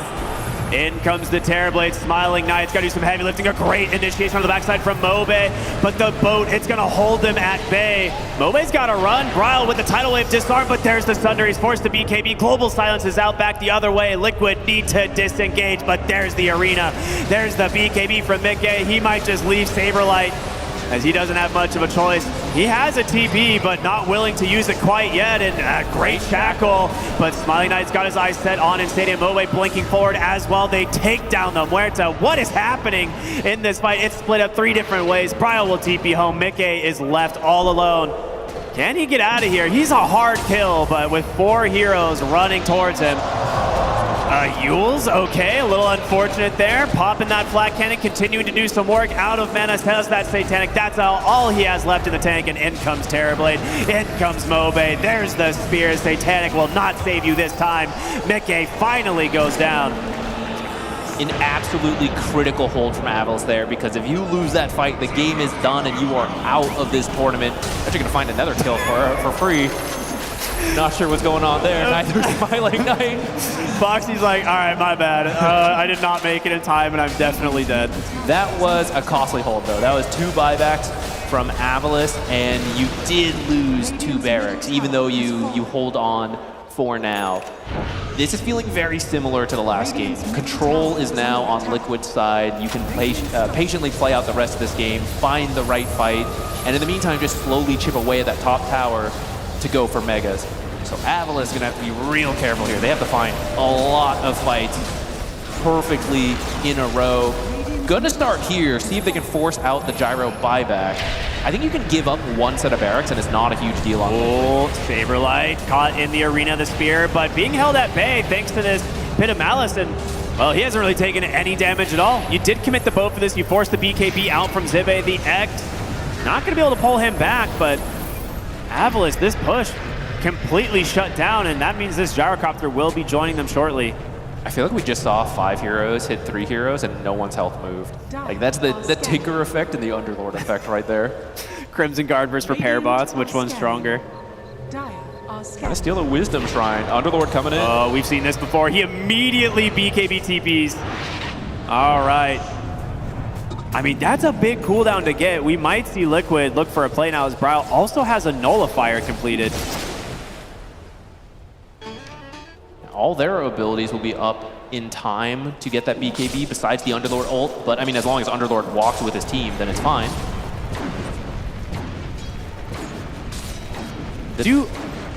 Does Liquid want to play a little bit more patient is the question, though, because like you could just wait for next Roche. You've already got 2 lanes of barracks. There's a tier 2 top. Like, do you feel obligated or pressured to try and end this game now against this like Terrorblade and Tinker? I mean, I want to say you're in a good spot. It's actually only a 4K lead, funny enough. So I don't think we can count Avalos out, especially when you have a Dragonite and a Terrorblade. If you manage to get a key kill on Liquid, especially someone who doesn't have buyback, you could take the whole base and potentially end the game. Well, not the whole base, but like you just take the tier 3 and go for the end. I feel like we're seeing another BKB TP here. Now, Bryle will have the X. He's trying to get this off as late as possible, and there it is. Pulled right back into the grave. That's the Kunkka effect, right? Like previously, not something you had to worry about. He didn't expect Kunkka to be there, because otherwise you have to BKB, TP immediately, and then you're safe, but he waited just a little bit. He was trying to kill the creep wave to buy as much time as possible. And I can't blame him, right? You really have to push the limits here when you've lost 2 barracks. Mickey, he is pretty alone. Top the spears off the mark, just barely sidestepping it. Unfortunate for Avalos. Now a lot of the damage being absorbed here by the Mars. As a Shackle will push them all the way back. Now Gleipnir's connecting. Bryle, when did you get here? He's back into the top lane. There's the X. Nice boat, but unfortunately dodge thanks to that Yules does pull them back in with the tidal wave. They actually get some vision here onto the Tinker as well. That's a big kill. Nullifier back out onto him. Sunder will save this Wind Ranger, but Seneko well, maybe not. They just continue the dive. Another tidal wave pullback. They just can't be stopped. Feared in as well. Nicely done from Boxy. The chase never ends. 3 dead on Avalos. As the Dragonite will be back up shortly, but you will not have your supports. Could buy back if you need to on the Tinker. Can't do that on the Wind Ranger. Liquid's gonna look to push this. Well, Roche is close. If you want to play it real safe, you could go for that. I don't think you really have to push though. it. Why not? You have an MKB coming now on the Gyrocopter. There's your buyback on the Tinker. Saberlight, as well as Mickey, just sieging down the tower. Global Silence can be used to protect. There's going to be the meta. There's the Spear of the Arena. You got to help them out. They get the kill. Hold up. Boxy on the run. Doesn't escape. Saberlight in trouble as well. Looks like they're going to claim themselves 3. You said before, a absolutely critical high ground defense, but they do it again. This time, the Spear on the money. The moon shard on the Dragonite paying off there with the Terrorblade. Yeah. Mickey surprised. He did not think he could die like that, but these are the fights that Terrorblade wants. He just wants to stand there and hit with all his illusions in meta. And it's really tough to create those fights on the map. But when you get to the high ground, yours or your opponent's, that's when it's the easiest for you. And so the Spear knocks the Gyro back. They just lay into him. 1 stun was enough to finish up the kill. And now they get Roche. This is actually a huge swing for Avalanche. Yeah, this Roshan is literally game-changing, right? Like, and they're in a situation previously where this ends up into the hands of Liquid.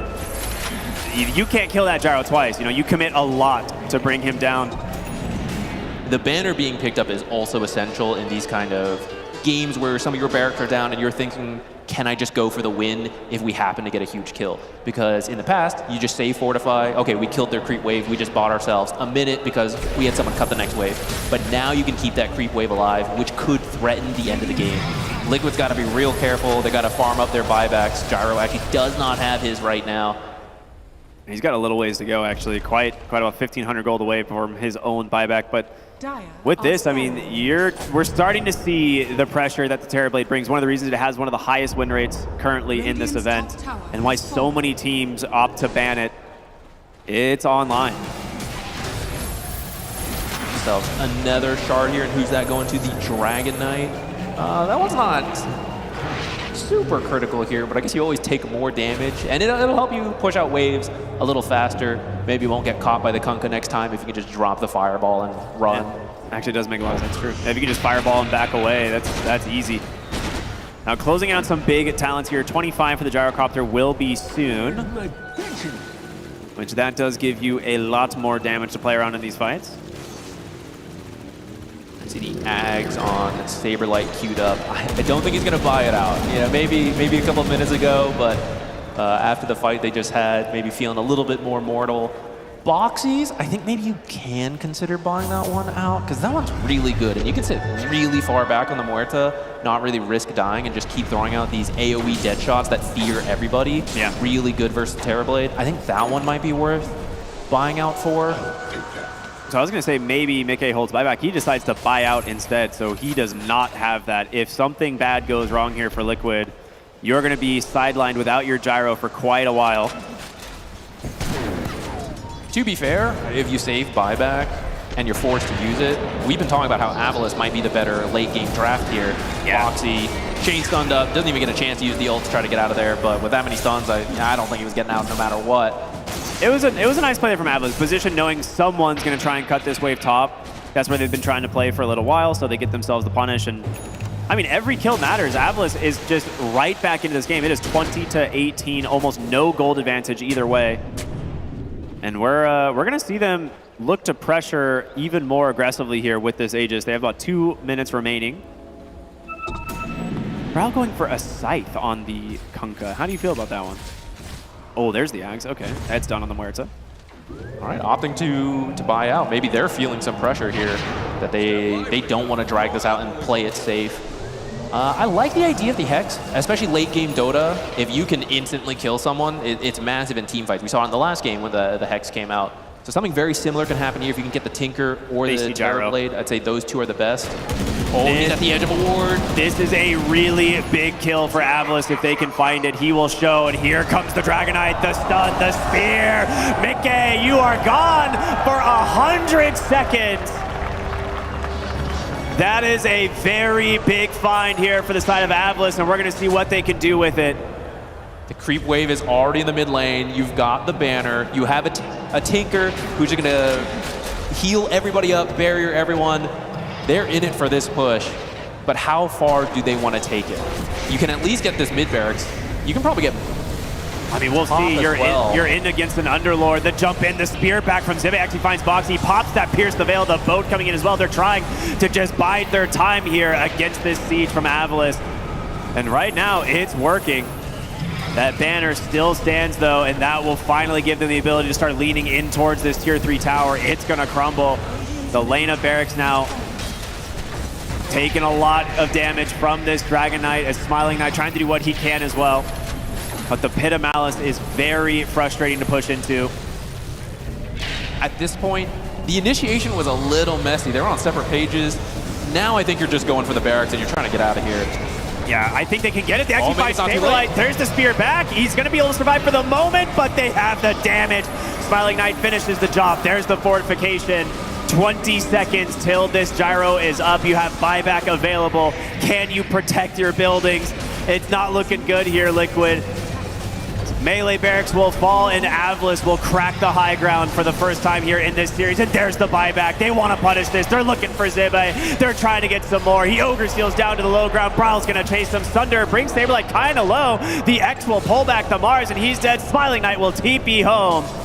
They've done it. They get a buyback, they get a lane of Barracks, but they're gonna go straight into the enemy base, maybe looking for more. Tinker showing on the wave. Hold on, Liquid. He's gonna BKB for now. Spear the arena catches two.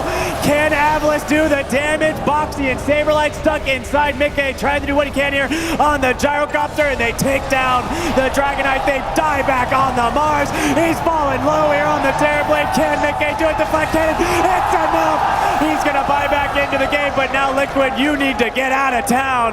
There's the Gale Far slowing them down for now. Mickey gonna be okay, but they get the Underlord. That's a dieback, and Avlis are hunting for more.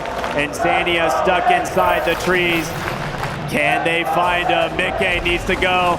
He's gonna do what he can here to buy some time, but Desire trying to line up the shackle, gets the Yules. You've gotta leave him. You cannot afford to stick around. What a fear. The dead shot from downtown will allow the clean escape from Liquid. That is 3 buybacks forced out of Avlis when they were looking so good from that siege. What a call from Liquid. There's so much trust in each other to buy back, be at the edge of the fight and say, go straight into their base right now. And it pays off. They get more buybacks out of Avlis. You did have to use Muertas, but support for the Dragonite and the Terrorblade is massive. You can now kill anyone, the Mars, the Terrorblade, the Dragonite, and they will be out of the game for 2 minutes. Or I guess Mars just used his, 100 seconds. That's good enough. You can end the game off of that.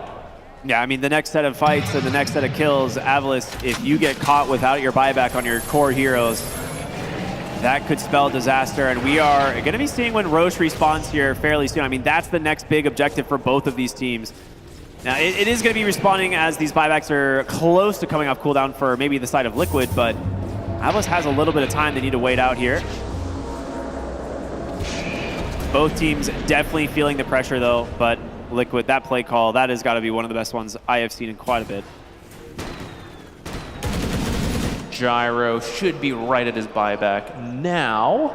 So you could choose to commit it as Roshan potentially respawns and you have to use it to get it, but with that you have enough. This is now the 3rd one, so you're gonna have Refresher and Cheese. It's gonna be a lot of tools to potentially end the game off of.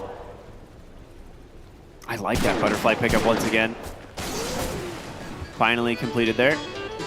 And we kind of saw last fight, it's really hard to bring down this Kunkka, right? He's incredibly tanky, so is the Underlord, but you gotta give credit to Avlis. They have had some beautiful initiations off the Mars. This Dragon Knight scaling has finally paid off. He's got himself a Refresher, so 2 sets of spells for him. Double BKB, always a big deal in these fights. Insania, he can buy out the Refresher. I think he's deciding right now he's getting just enough money for it. I think he's going to go for it. He might. Because you can sit so far in the back as a silencer that the risk of dying back is not as bad. But that doesn't mean he has to be careful. If he gets caught out. They're walking into Desire. The smoke's going to pop. He immediately drops that onto the high ground. The Nullifier is out, and he is all alone. No team to come back to save him. A big pick. Now, this is one of the few heroes with buyback. So she can rejoin her team if needed. But Avlis will smoke up themselves. Looking for their own return kill. They do have a nice ward here in the mid lane that they can try and play around. Do you want to try to find a Roche fight or try to get someone who's pushing out bottom? They split up a little bit on that smoke, so currently they can't do any of those. I really think you need the Terror Blade there, even if you find the initiation. Oh, they're going to go for Bryle. The Spear's going to connect the Global. The first one's going to be sent, and Bryle gets his BKB. The turnaround. Oh my goodness, Mickey, he's doing a lot of damage here. They pull in the Terror Blade. He's dead, baby. Looking for Mobe as well. Bryle just dances away. 4 dead on Avalis. It's looking grim here for these guys, the underdog team. Can they hold? But I don't know, man. Liquid feeling very strong. Bryle just buys back. They want to end this game here and now. There's no buyback on any of these cores. You have to do the craziest lane cutting you've ever seen, but I think Liquid's going to know. You see a couple heroes positioning back, just making sure creep waves make it to the enemy base. Divine purchased. He's all in on this. The only thing standing between Mickey and the next round are the machines. A lot of repair bots. He's going to start getting to work here on the tier 4 towers. There's no fortification quite yet for Avalis. They need to get this wave into the base. A Gale Force to try and slow things down, but that creep wave, it's going to make it. And here we go. The siege begins. You have... I don't even know there's a hope left here from Avalis. They're doing their best. Your Sneko pops the BKB, but it doesn't matter. Your throne's exposed. There's the GG. Liquid take it 2-0 over Avalis. What a great game. That was really close, both series, even though Liquid walks away with the 2-0. I think Avalis showed a lot of strength there, but Liquid just managed to find both games the exact right fight a couple times in a row. Some amazing calls, like going straight into the enemy base off of the high ground hold, trying to find another kill. And it's these kind of playmaking calls that they managed to find another kill with a buyback, another one here, just slowly pulling the lead over Avalis to then close it out.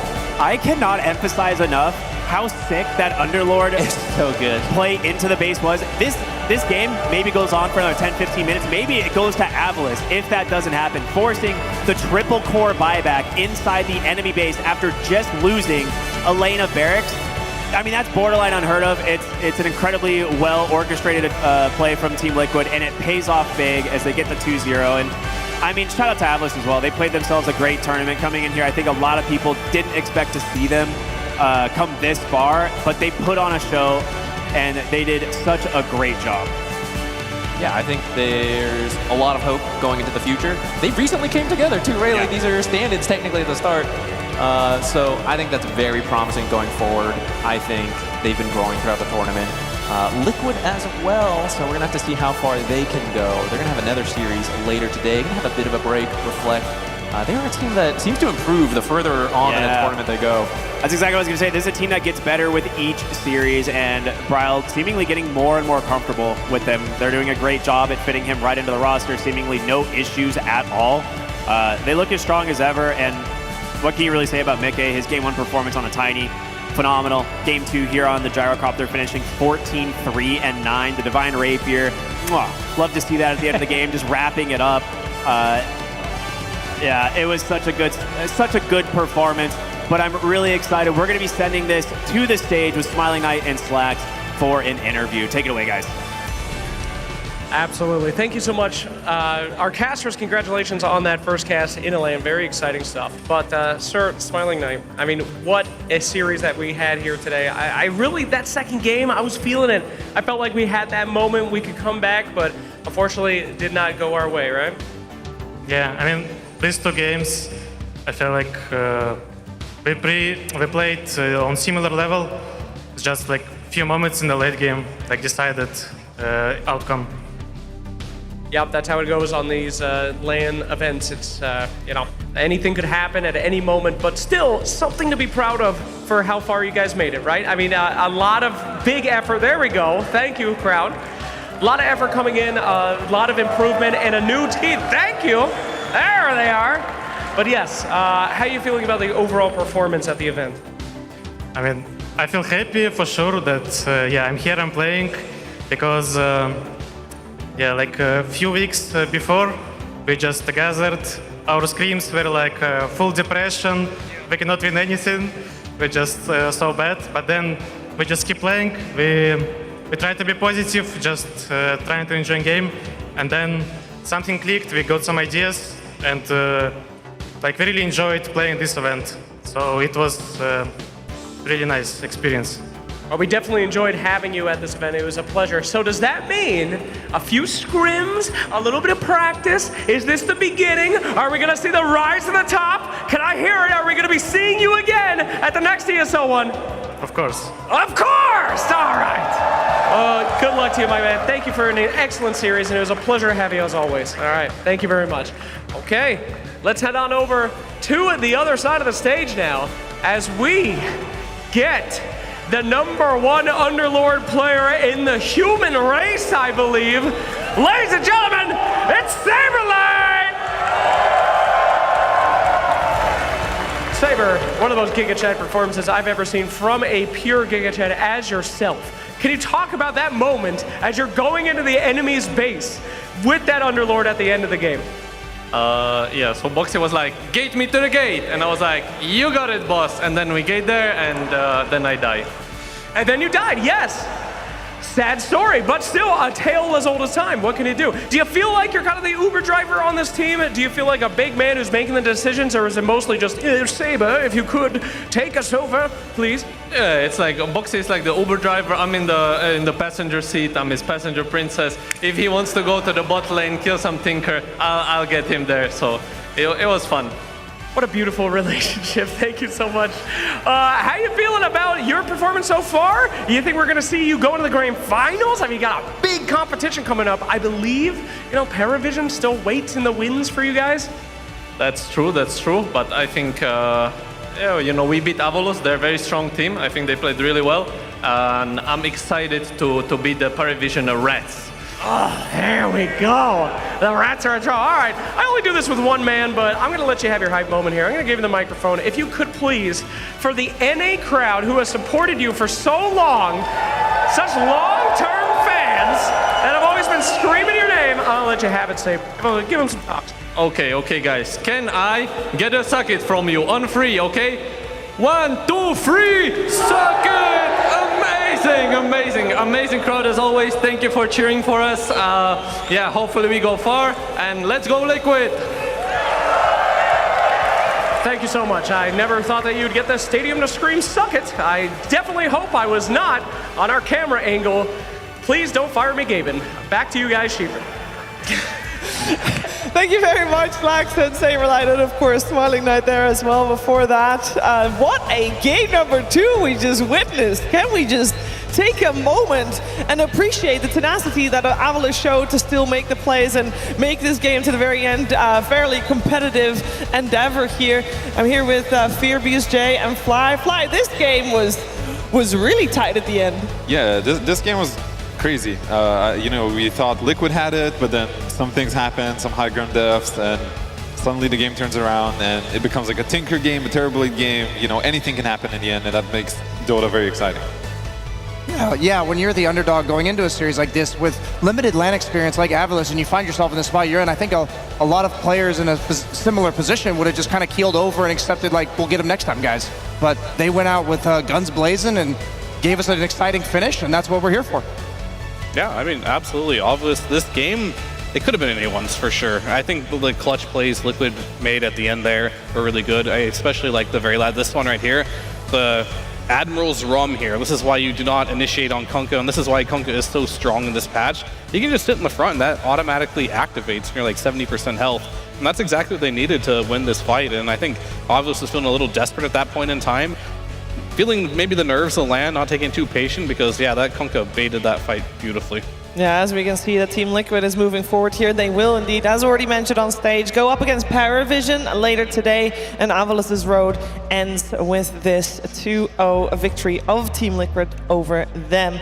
As I do want to continue talking about that game a little bit, because obviously it ended incredibly hype, but I will say the start, it was seemingly very Liquid favored. We had a really fat gyrocopter, Brian. Yeah, so much pressure. He didn't end up going through the twin gate. He decided to put a lot of pressure on Zibe, and it felt like without the triangle available for that farm, and then you also have the Tinker, the support that takes a lot more farm than normal, it seemed difficult for the cores of Avolus to actually get the core items that they needed, which gave Liquid pretty much free reign of the map for 10-15 minutes. Not until they lost 2 lanes of racks did Avulus really stick it to him. Yeah, and of course dealing with that gyrocopter, I felt like was the main threat throughout this game, because it wasn't until the high ground defense that Avulus really realized, okay, you know what, Fear, we just got to get that gyrocopter in a different location, and we got him. Yeah, I think if they ever start a fight with spearing the gyro back into a meta TB, they'd win all those fights, right? So it just really came down to finding those fights and making sure you're in a position to make it happen. Yeah, I believe we also have a couple of moments to relive some of those. Yeah, this was a sick spear as the two Liquid players boxing as well as Mickey getting caught. I don't think Mickey thought he was going to be able to be bursted in this late game scenario, especially with all those survivability items that he did have. If he lives even a split second through that spear, he's going to get that BKB Satanic off and turn it. Same thing here. Really good ward from Avulus in the bottom lane.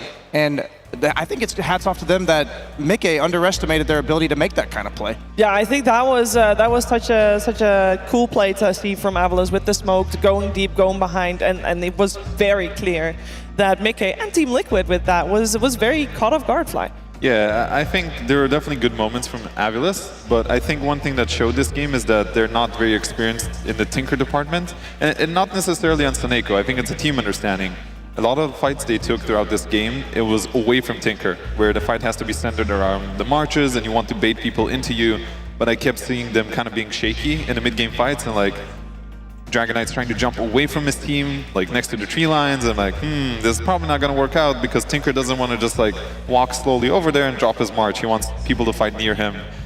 So that's something I've noticed this game. And besides some really good jumps later on, you know, this is what led them to be in this problem in the first place. Yeah, you also, I know you wanted to highlight two specific team fights that were fairly far away, like 10 minutes apart of each other. Were those also circled around the Tinker, maybe not having the greatest of times? Yeah, this is the first one where it sort of didn't start with the best arena, and it looks good because they're fighting in the march, but Liquid does the right thing, but they're like, okay, let's back off a little bit, and now both teams are like kind of prodding each other, looking what's happening. As soon as the marches stop and they notice the Tinker is out of mana, they kind of start pursuing again. It was a kind of a cool play from both sides. You can see how they're trying to bait each other. So I think this was a good attempt from Avulus, and I think it ended in a 1-2, but it was very close. And the next team fight that we're going to see after this, I think that one was a complete blunder. You can see the Dragon Knight here. He jumps down. The entire team is far away from him, and this whole fight, even though they get this wonderful arena, it's really not in their kind of area that they want to fight. They want to bait people into them. So this is kind of an inexperience in either the Tinker hero or them as a team, and Liquid was just able to get the better team fights. Yeah, they are maybe also just a little bit more experienced when it comes down to having the team fights like this. Obviously, a little bit of a different caliber team here potentially. As one thing that we talked about in game number 1 was the laning stage in the mid lane, where we were actually very impressed with what Mobile was able to do. But Fear, this time you actually want to highlight something else. Yeah, I mean, it's pretty similar to the first game. It's just Mobile was really good in the laning stage, but he overextended just like the first game yet again, and I think this is something that also is hurting Avulus if they want to, in the future, have better performances. It's just make sure that when you do have a good laning stage, don't get caught off guard and don't throw it back right at your opponent. And unfortunately, that happened in both these games. You're doing really well on Mobile, but you all of a sudden are dying because supports are moving. Yeah, and we did already talk at length about Saberlight and his ultimates, and we heard him talk about it. And there was one in particular, Brian, that you really wanted to see again. I don't think I've ever seen a stun gank setup through the use of Underlord ulti, as we're going to see Terrorblade look like he might get away, but then he effectively gets stunned. I'm sure he's like got his camera on the Team Liquid squad looking to run away, but that actually effectively sets up the vision for the X from Bryle, and that smoke looked like it was not going to amount to anything, and instead, a game that's pretty even at this point, being able to pick off Smiling Knights, a farm-heavy hero that's going to stunt his net worth. We saw later on in the game that Mickey pulled a pretty solid full item ahead of him, and that made the difference in these man fights later on. And even though that KDA, not exactly a hero that you're expecting to, you know, finish out, get the last hits, but yeah, the mode is the most. Thank you, as I was working my way down. The most important stat of Get you right at the end, yes. I will say, I feel like we've seen with this Underlord, I mean, I want to talk a tiny bit about what kind of impact this will have on the remainder of the games. I don't know, because again, we don't have that much data to go off of because there's no pub data here from the players. So this Underlord, I will say, this was, with the Rod of Athos fly, this was scary. It was good. It was a good Underlord game. Yeah. It was picked as the last pick of the game. Yes. And that's when you get to see something a little more creative, I think. And this was a good example of how to use 24 pick better compared to the other game. I think they were set up also a little bit better. They had a Gyrocopter, which is a very stable carry. He's going to have a good lane. Kunkka could have been either roles. I think it just looked better. You know, we kind of felt like they had a better fighting chance. And the Underlord did work. He did really well. Yeah, but gigantic Pit of Malice. I think that's going to be hopefully never appearing in any of my pubs, because that was looking spooky for sure. Any other lessons you feel like, Fear, we take away from the first series here of the day?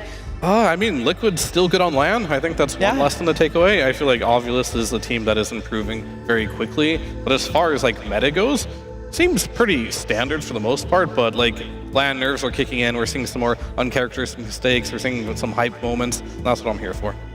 Yeah, I just think those plays that you highlighted in the mid lane, Fear, I think that's what's going to be crucial for Liquid moving forward, because Bryle haven't played in a while. I'm not trying to take anything away from him, but if they're able to get him into a spot where he's making plays, I think Team Liquid just looks pretty much effectively like the same team as they would be with Nisha. So I'm going to be keeping an eye on that moving forward, and Liquid did a great job of it today. Yeah, with that in mind, actually, Fly, I'm very curious to hear from you, considering you've probably been in situations like this as well. I mean, obviously, every time we talk about Team Liquid, they have like this asterisk. It's like, oh, Nisha's not here, it's Bryle instead. At what point can we let that go?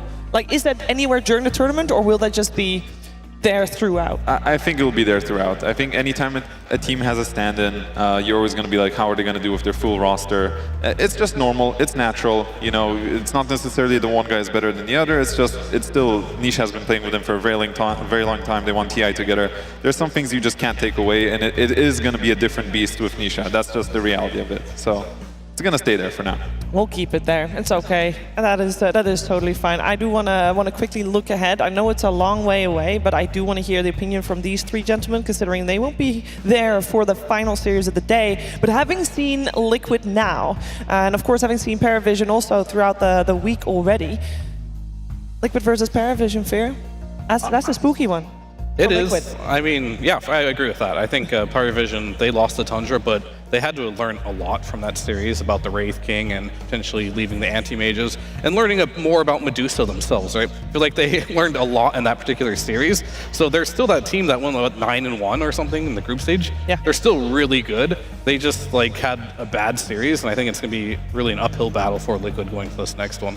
Yeah, I feel like one of the stories of this season has just been no one and his return to dominance in the mid lane. I'm a bit more concerned that if Bryle finds himself in a similar spot as he did these two games against Avalice, that no one's going to play a very clean mid game and not give those kills back. So I think that the momentum really favors Paravision in the mid lane specifically, and that's going to be perhaps insurmountable for Team Liquid today. It also ties in with what you said. I mean, that happens to be the weak point on the side of Liquid that you're also looking at. So if that's also the strong point for Paravision, not the best matchup. Not the greatest matchup. How about you, Fly? What do you think? I definitely agree about the mid lane, because I think no one is he's a dominating kind of player. Yeah. Like when he sees weakness, he goes for it. He's a bit like Sumail in that sense, where they can just completely destroy mid lane and take over the game.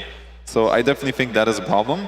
I will say the good thing about Liquid is I think their drafting has been pretty good today. Like, it's been solid, and I think Mick is playing amazing. He's like really, I feel like he has the mantle right now. Like, okay, guys, I got this. Yeah. I will do whatever it takes. So I'm gonna look at him for kind of being like, the point of salvation for them. But I'm definitely a little concerned, just like you said. I would agree. Yeah, I know that our next series is going to be in between that, so Team Liquid is still going to get a break after the series they just played. Plenty of time to rest, relax, and come back refreshed for that final series of the day. In between, we have another blockbuster. Bedboom will take on Enigma Galaxy. It will still be a little bit before that series begins, but that's okay, because we happen to have Slacks, who can... I actually don't know what he can do. He is here somewhere, and he is... What's he going to do? Where is he? Tell me where he is. Why do you sound so concerned about that? You genuinely sounded like you needed to know where I was there, Schubert. I'm fine. It's fine. Everything's going to be okay.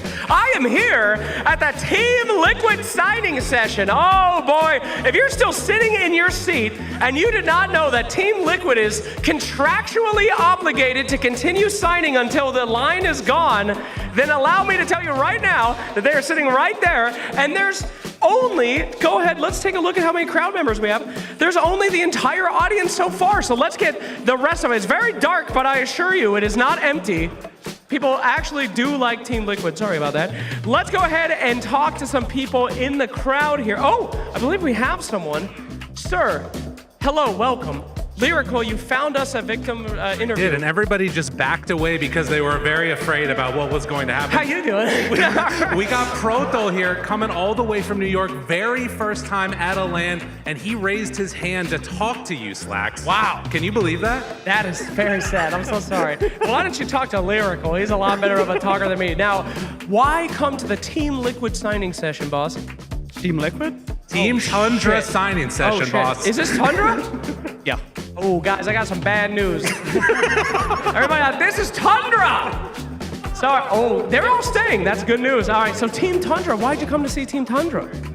33 is the best player in the game. Okay. Yeah, I don't know if people remember. He stood in for the old Liquid, Nigma. He played Chen.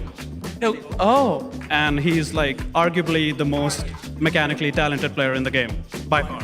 Now, if you could say one thing to him, if you could ask him one kind of thing that you wouldn't have on the stream, like something crazy, what would you ask him? If any professional teams are hiring players, I'm 4K MMR, but you know, I work hard and I'm willing to put in the effort. Okay, fantastic. Follow me, please. Excuse me, pardon me. Out of the way, please. Excuse me. One second. Hi, sir, how's it going? Hello there. I missed my Hello. shot. 33, I found a pro player in the audience over here. They said that they're 9K MMR. Their favorite hero is Ancient Apparition. He's a big fan. He wants to know, what are his chances of getting on Tundra? Pretty good. Pretty good. Who are you gonna kick? Oh, shit. All right, Saska. Sorry. Yes? Okay, great. Let's keep asking questions. Sir, you're about to get signed up here. Hello, what are you gonna ask him to sign? Just his name, honestly. I mean, I love Neta. I love 33. And I'm so happy to see them. And I can't wait to see them perform on the stage. All right, could you ask him to draw you a Dota hero? I don't know if I want to or not. Okay, great, no problem. All right, Lyrical, did we find anybody else out there? We did. We found one other person We're right coming here. back. He did not know that he was going to be a part of this, but now he is so excited. Unbelievable. Sir, what is your name? How long you been playing Dota? Benson, since 2018. We've got the double microphones for you because you're just that important. All right. Tell me, favorite hero and also favorite player on Tundra? Whiteman and Ogre Magi. Ogre Magi! Midas or not? Minus. Okay, all right, fantastic. Well, hope you enjoy your time with Tundra. What would you like to say to Whitemon if you could say anything? Best luck. Best luck to him. Okay, thank you very much. All right, well, Team Tundra is here. Lyrical, thank you so much for your incredible... Wow, you just grabbed that. He went for the pound and you just went... Oh my God! This is how it goes right here. We just go all into the cringe. God damn, that's what we're all about, ladies and gentlemen. So don't forget to come on over to Team Liquid Tundra and you can get anything you want signed. Trust me, 1,000% trust me. Back to you on the panel. And he wonders why I was worried where he was, you know? Yeah. Or what's going through his mind and what team is over there. Which is Team Tundra, by the way. Signing session going on right now. Now, we have got a little bit of time, so we'll head to a break. We're going to have Bedboom versus Nigma Galaxy coming your way soon, though. So stick around for more ESL One Raleigh.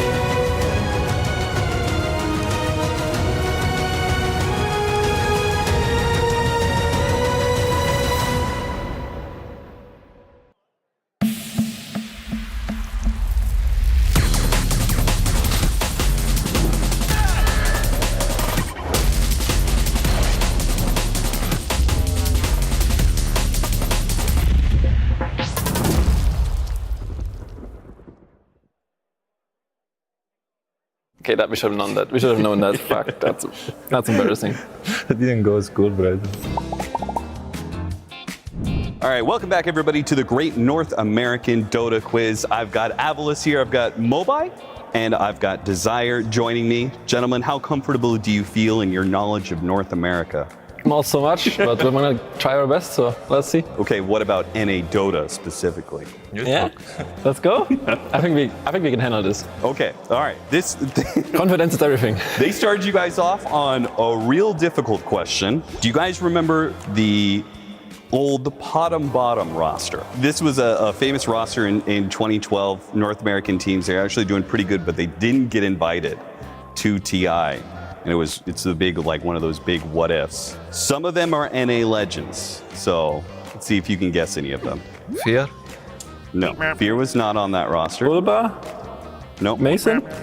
Nope. Oh. Good. You were on the right track though. NA legends. Aoi? No. Yeah, Aoi was. Aoi? He was on bottom. Nice. Correct. There is another person who actually won a TI, but not with a North American team. Snaking is North American? Snaking, Okay. correct. Yes. Another person is now Talent. He's done a number of TI finals. Wait, Fog? Fog, bro. Correct. You guys won't get the other two, I'll be honest. It's Tides of Time and Way Too Sexy. Okay, no way. Yeah. Here's a question about just general North America. What is the third biggest city in the U.S.? The third biggest. Yeah. So what do you think the 1 and 2 are? I mean, New York, maybe. New York. Yep. And that's one of LA. them. LA. Correct. So those are 1 and 2. Don't know anything Where about in North America? It's more closer to the middle. I didn't go to school, but No, I don't know. That's okay. It's Chicago. Back to NA Dota. How many North American players and coaches have won TI? I mean, we have Fear, then we're Snaking. Bulba coach? No, she was playing. Bulba was the coach for EG, Bulba correct? was the coach. Universe.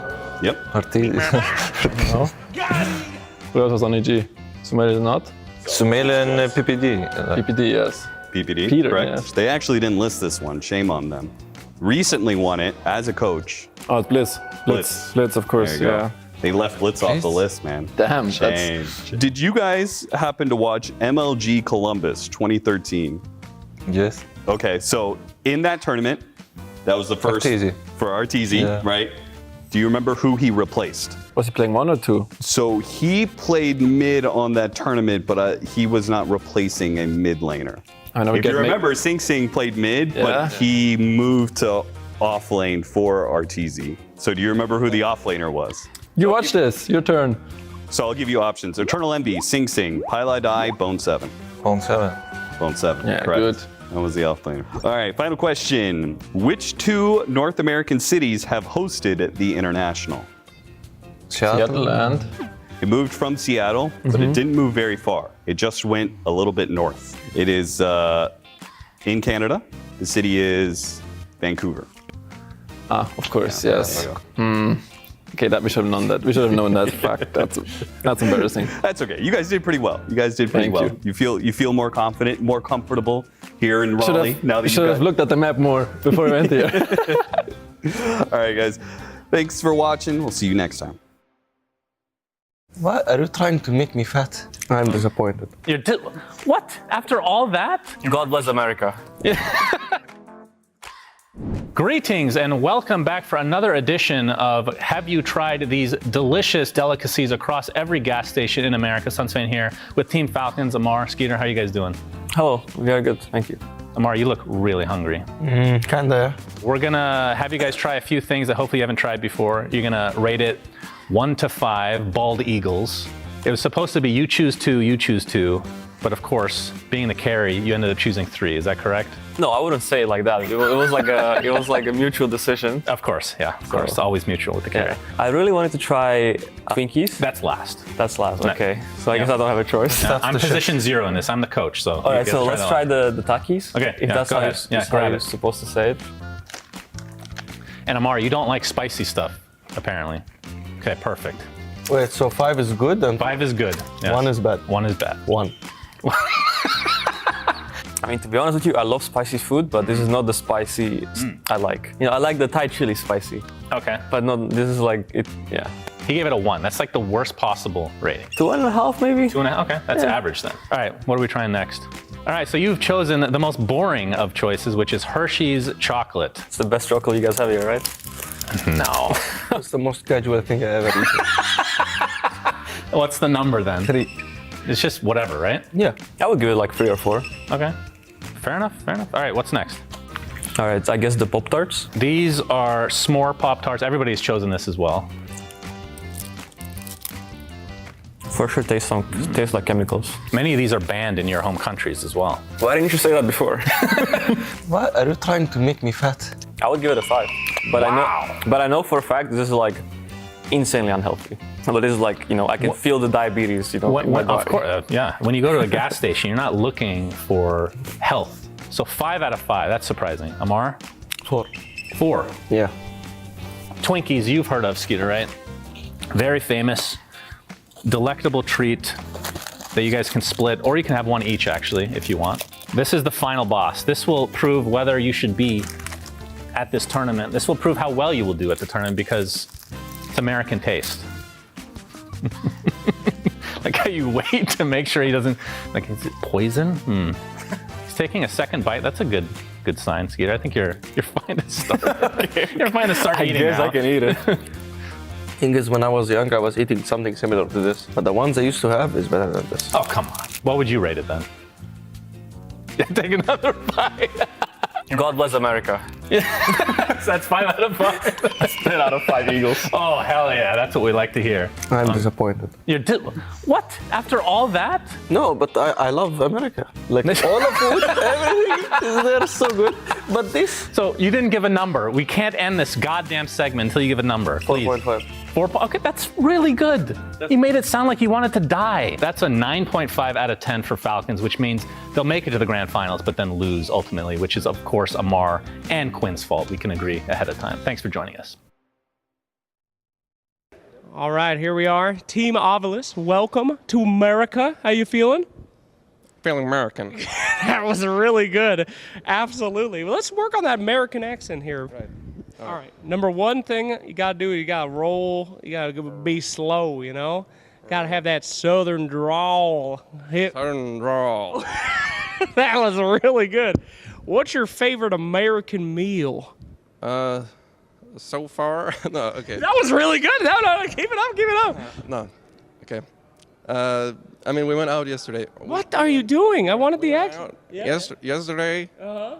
And we had some grids. Some grits? Some grits. Dang. How do I do the T? Do I do grits? Yeah, you had some grits, cheese on them grits, sausage in them grits. It was some shrimp. Hell yeah, all right. Grits. Hell it was hell good. It was hell good. Hella good. Yeah.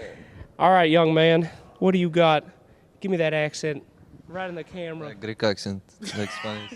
Give me your best American, please. I don't know how is American accent. Just try. You just gotta make them endings long. That's all you gotta do. Like serif? Like, yeah, just talk like Quinn. Just say a bunch of toxic, crazy shit. What do I say? Huh? I don't know. The ping is too high. I cannot play. Oh. Okay, all right. You're out. You don't get to wear the hat. How you feeling coming into the tournament? By the way, I know you guys had to get some beautiful stand-in boys, huh? Some ex-alliancers. You guys feeling good though? Yeah. It was looking a bit shaky there for a moment, but it all worked out in the end. Yeah. Okay, that's what I like to hear. Can we get one yeehaw, please? Just one yeehaw. Okay. Yeehaw! I don't know what he asked from you. That is good. No, it wasn't. Hear example. I need to hear example. Yeehaw! Yeehaw! All right, no, it was great. Thanks a lot, Evelyn. He's lucky. See, you guys are doing great. No. My brain just turned off. All right, welcome back, everybody, to the Great North American Dota Quiz here in Raleigh. I've got Spirit, I've got Collapse, I've got Rue. Gentlemen, how confident do you feel about your knowledge of NA and NA Dota? 50-50 maybe. Yeah? Not really confident. All right. Well, I'll help you guys out. So, first question. How many North American players and coaches have won TI? Fear, Aoi, Sumail, Universe, and BPD. Universe, PPD. Good work. Do you remember the coach? No, not really. He is still coaching in North America, coaching Shopify Rebellion. Bulba. Yep.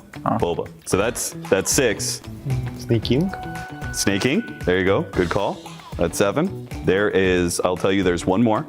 He's the head coach for Team Liquid. Blitz. There you go. That's 8. 8 North American players have won, or coaches have won TI. Did you guys watch MLG Columbus 2013 by any chance? No.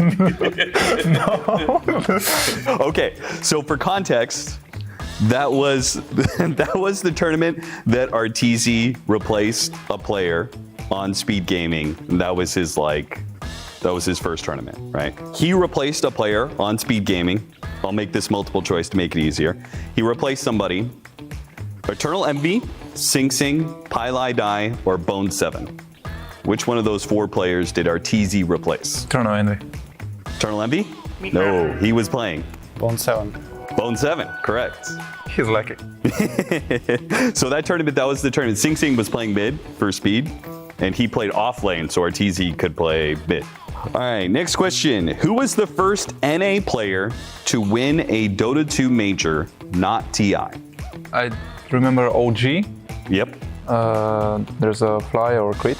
Okay, close. Neither one of them are quite NA. There's another player on OG who is Canadian. Is it Moonmeander? Correct. Moonmeander. Good job. See, you guys are doing great. Now for the next one. Name 10 U.S. states. New York. Okay. North Carolina. North Carolina, okay. There is North Carolina. There's another one. South Carolina, okay. Does Virginia counts? Virginia, yep, sure. Washington. There you go. So you got 5. You're already halfway there. California. Correct. There you go. One of our biggest states. Everybody makes jokes about cowboy hats. We had an event there. Correct. Texas. There's another one that everybody knows about for beaches. Florida. Correct. All right. You only need 2 more. It's okay if you can't think of any more. 8's pretty good. My brain just turned off. Final question. When were you born? 2002. Okay, 2002. 2004. In what year did Fear play his first competitive Dota tournament? 2001. I mean, you're not that far off, but that's a little too early. So 2003. 2003? No. 2006. That's all the questions I had. All right, thanks, guys. What is this? Almost, oh fuck, this hot. Beef jerky, 10 out of 10? Yeah, but it's out of 5. Hot. I have my own scale. We are here with Paravision, Mr. Nolan Dukalis. How are you doing today? Weather is good. It's hot outside. It's hot? Really? Yeah, it's 29. That you're in America. It's Fahrenheit here. That means nothing to me. That's freezing. There's a lot of American delicacies that you find in gas stations across the country. So what I'm gonna have you guys do is choose 3 things you want to try on camera, and then you're gonna rate them 1 to 5 bald eagles. What is this? Pop-Tarts. That is a very established breakfast in the U.S. You usually put it in a toaster, but you can eat it. Can I help? Yeah, by all means. Yeah, this is like what astronauts eat. No, I I just thought made it's that up. gonna be hard, like, to taste. And it's not? It's not. Not good, right? It's like I'm gonna eat cinnamon, you know, by myself. Yeah. So 1 to 5, how would you rate it? 1. 1. It's terrible. Yeah, these are no good. These are no good. I agree with that. All right, no one? I think this one's gonna be good because it's like, because it's Swiss fruits. So 1 to 5 bald eagles. 4. 4? Oh, that's better than expected. Yeah, it's like 4 or 5. It's just good. Really? Yeah. Do you realize 5 is like incredible? Yeah, right? because this is 1 and it's like worse. No, I mean, All right, so the discrepancy is quite large. Yeah. Okay, fair enough. So these are Takis. They're also spicy. Yeah. I bought it in some airport, like, I don't remember which one. Why in America is like almost, oh fuck, this hot. Why in America is lots of things are super sour. It doesn't even need to be like That's because we try to pack as many ingredients into one thing as possible. If you ask me, this is 5 for me. This is 5. Yeah. Okay. If it wouldn't be sour, it would be like 10. It's too hot, so it's like Too hot. Yeah, but I like hot. Yeah, I like, but Okay. Okay, so s'more flavor. S'more is basically chocolate with marshmallow and graham cracker. I see. Okay. I would give it like 4. And in Russia we have kind of same. We usually eat it with tea, like at evening, with grandmother or like father, something like this. I see. Okay. And you? Like together, like. Okay, anything else you guys want to try before you get to the final boss? We can go to the final. Final boss is like Twinkies? Final boss is Twinkies. Have you guys had it before? No, I haven't. No. Okay. This is also a breakfast. Anything that's sweet would be I a would breakfast. not take it for breakfast. It's too sweet. It's like Too sweet? For breakfast or in general? in general, like, it's insane sweet. But I mean, 3.5. I would put like 2.5 because 2.5. everything else was 10 times better, trust me. All right, so overall, you guys impressed? Or, I mean, you don't look impressed at all, knowing you've had this all before, mostly. Why should I? So thanks for joining us, Paravision. Good luck in the tournament. And they're incorrect on Twinkies, though. Thank you. Nah. You like Twinkies? I do. Bye. When you're saying like MLG speed gaming, this sounds like a Call of Duty. Gentlemen, I've got Liquid here, I've got Boxy, I've got Saberlights. How do you guys feel about your knowledge of North America? Okay, I have some info. If it's like related to maybe Quincy Crew when I stood in for them, or EG/Shopify, then I'll cook. Okay, well, neither of those are going to be on the Great North American Dota Quiz. Gentlemen, your first question. IX Mike. Good answer. An NA Dota Patriot, an OG, but not on this quiz either. Who was the first NA player to win a Dota 2 major, not TI? I didn't really follow Dota that far back for the first majors. I don't even know what. Could you give us a hint? What was the first one? It was a European team that had an NA player on it. Not OG maybe? It was OG. They went. Did they play with Moon? They played with Moon Meander, correct. Name 10 US states. Right now we're in. Okay, but we're in North Carolina. Yeah. You are not in South Carolina, you're in North Carolina. And there is a South Carolina, because you just said it. Carolina. And then we were just in Los Angeles. That's a city. We were in California. California, it's obvious. Right, there you go. Washington is Washington, correct. that's the president. Wyoming. Wyoming, oh, there we go. That's a deep cut right there. All right. And then there's Minnesota. Minnesota, okay. Massachusetts. Massachusetts. Ohio. Ohio, okay. Iowa. Where is New York? That's on the east. Yeah, but what's New York? Yeah. Yeah. Okay, good. Because I was looking at the map when I was flying, you know, so I remember some of them. Texas, I guess I've been to as well. You guys are killing Nevada. New Mexico, Nebraska, Nebraska. I mean, there's like 51. We got like There's 20. 50 of them. Yeah. What is like Hawaii? Does that count? Hawaii does count. Alaska. Alaska. I don't know. I mean, there's a lot more. I mean, you guys did great. No, like 10 each, you know. Yeah, at being least. able to do 17. I mean, Shopify stopped at 10. Did you happen to watch MLG Columbus 2013? Of course. This was something that KP talked about. He's like, oh yeah, I've been at this MLG tournament. Have you guys ever watched like the highlights of speed gaming? When you're saying like MLG speed gaming, this sounds like a Call of Duty or like Halo. No, that's a real thing in Dota tournaments that happen. Okay, so there was speed gaming. This was Arteezy's first big tournament he came out in, right? He stood in for a player. So I will list 4 speed gaming players, and you tell me which one Arteezy replaced for that tournament. Eternal Envy, Sing Sing, Pylai Dai, or Bone 7? I mean, it would make sense if you replaced Envy. Okay. At the same time, I feel like they probably played together. My guess is either Envy or Bone 7. Okay, let's go with Bone 7. You are correct. He replaced Bone 7. Sing Sing was playing mid, and he moved to the off lane so Arteezy could play mid for that tournament. In what year did Fear play his first competitive Dota tournament? Let's say 2003, 2004. I say 2009. Meet somewhere in the middle there. 2006, 7. 2006. It was 2006, and he was playing on Complexity. All right, last question. You guys have done really well so far. How many North American players and coaches have won TI? I mean, EG won. That's a lot of people right there. That's like Arteezy. So let's list. He left the team. Yeah. He wasn't on the team when No, they won. Artisi never won team. Yeah, but there was fear. Well, Sumail. But he's Pakistani. Is it like... He counts himself as NA, so we'll count him as NA. PPD. Who else was there? I mean, AY for sure. Then he won Universe. AUI and Universe. Okay, so that's okay. Yeah. Then there's somebody else missing from that team. The coach of EG. Boba? No. Yes. Oh, really? Yes. So he was coaching that EG team. Yeah. Snake King won it with Tundra.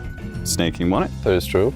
And that's it. You guys can know he's named everyone. Blitz, who was not on the list. Yes, who was not on the list.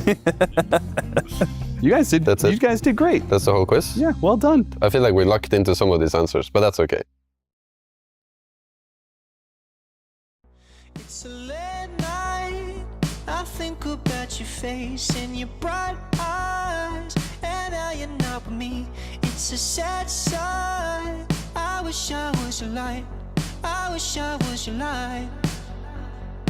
I see silhouettes dancing in the dark. You took a chance on me. This heart has been arrested. You're my chest and feeling to dancing. I see silhouettes dancing in the dark. You took a chance on me. This heart has been arrested. You're my chest and feeling to dancing. You know I'd be loving you well. You know I'd be loving you well. Loving you well. You know I'd be loving you well. You know I'd be loving you well. Loving you well. Loving you well. It's your t-shirt. The way you walk into a room makes my heart hurt. I never felt alone until this best curse. I wish I was your light. I wish I was your light.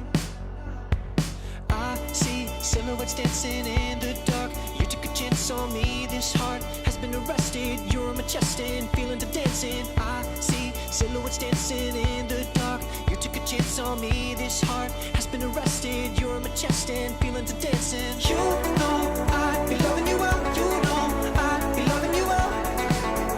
Loving you well. You know I'd be loving you well. You know I'd be loving you well. Loving you well. Loving you well. Loving you well. You know I'd be loving you well. You know I'd be loving you well. Loving you well. Loving you well.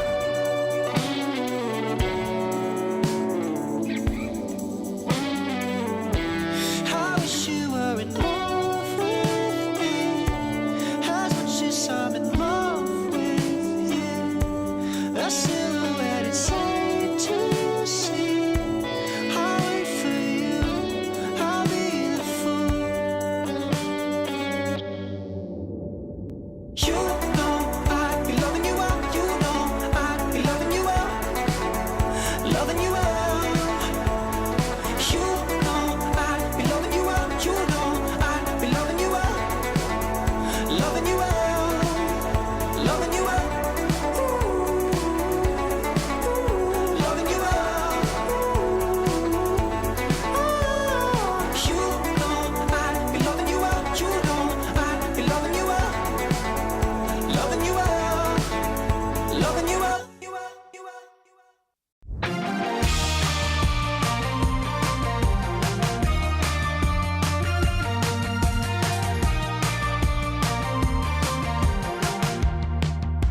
Laying on the floor again, watching all the stars rolling. The grass is staining. Met you at the park with your friends, waiting till the sun went down. Smoke came out and you turned thin. Call me when it's 10:30. Sneak out of your window again. Burning rubber on the pavement. Bottom of the bottle again. Thinking of where you went.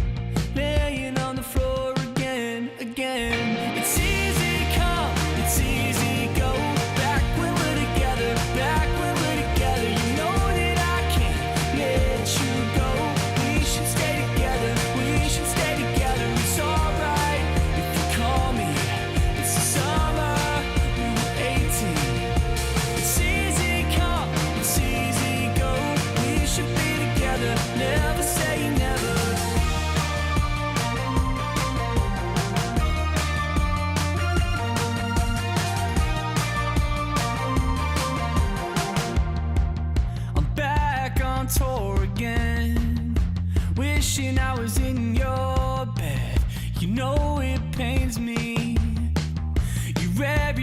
see in the end. You're in the crowd, you're in my head. In my dreams you chase. If you want it, I'll be calling. You're the one who keeps me honest. I'll be waiting, I'll be waiting. If you want it, I'll be calling. You're the one who keeps me honest. I'll be waiting for you, babe. It's easy come, it's easy go. Back when we're together, back when we're together. You know that I can't let you go. We should stay together, we should stay together. It's alright if you call me. It's the summer, we were 18. It's easy come, it's easy go. We should be together, never say never. If you want it, I'll be calling. You're the one who keeps me honest. I'll be waiting, I'll be waiting.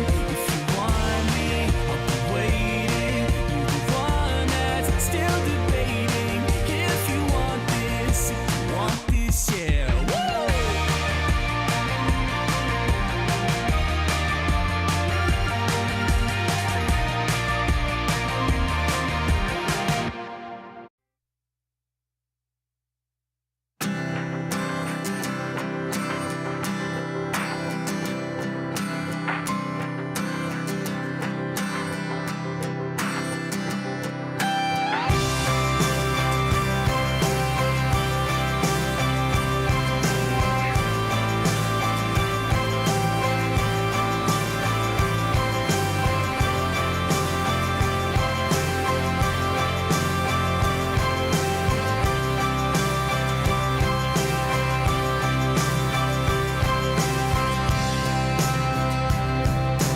Plain as the stars at night,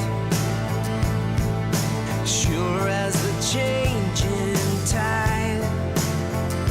To you, I surrender.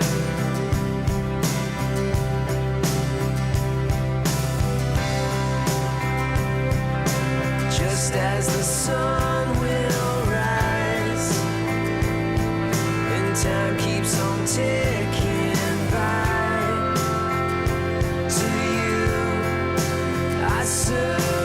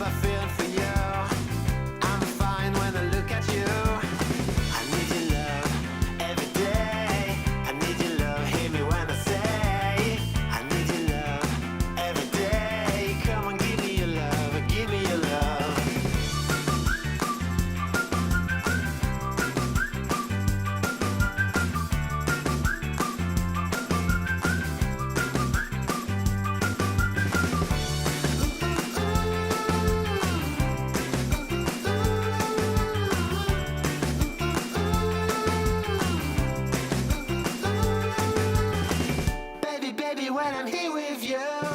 You know I'm fine, you know I'm crazy about you. Oh baby, you know that my love is true. You know I smile when I look at you. I need your love every day. I need your love, hear me when I say I need your love every day. Come on, give me your love, give me your love.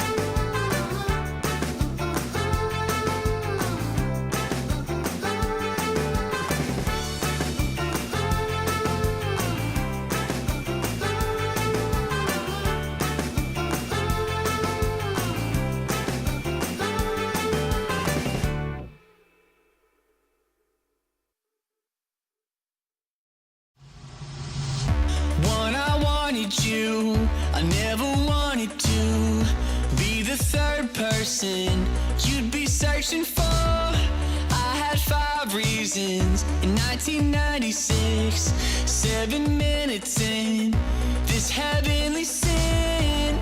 I'm picking you up, I made you a mixtape, I played you, I'm calling you up. Meet me at Twin Pines Mall. The future's in. Back to the future. I'll never lose it. I'm at your door. Back to the future. I'll never lose it. I'm at your door. Ate my heart for lunch. We're just 90s kids. And there's 10 reasons that you hated this. I could count the ways that I love you so.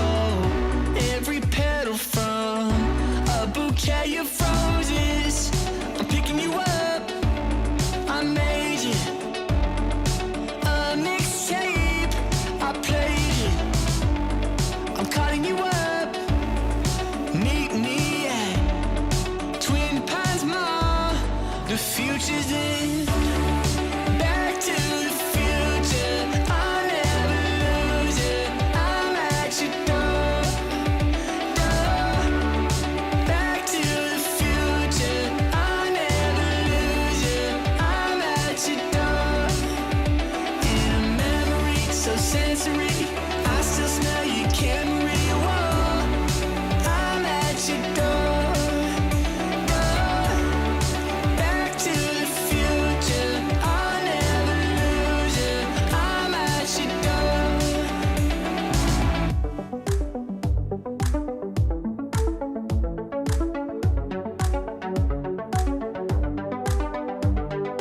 10, 9, 8, 7 minutes in heaven, 6, 5,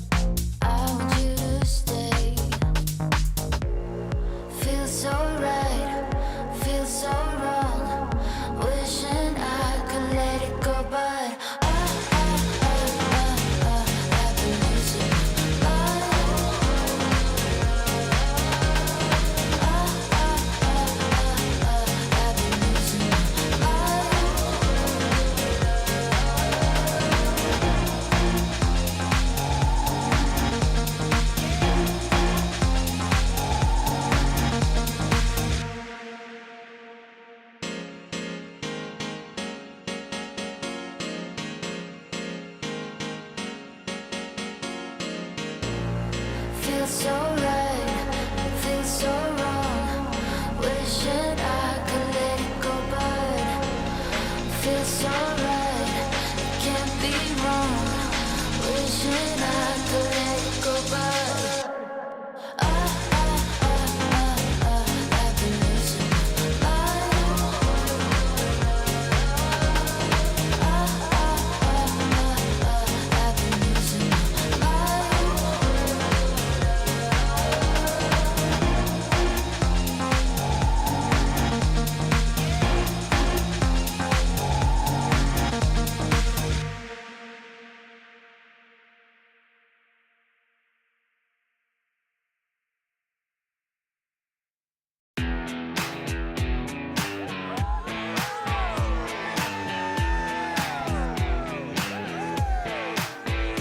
Got some ice down, 6-pack sitting in the back of my truck. Gonna be a good time, hell yeah, things are starting to look up. Alright.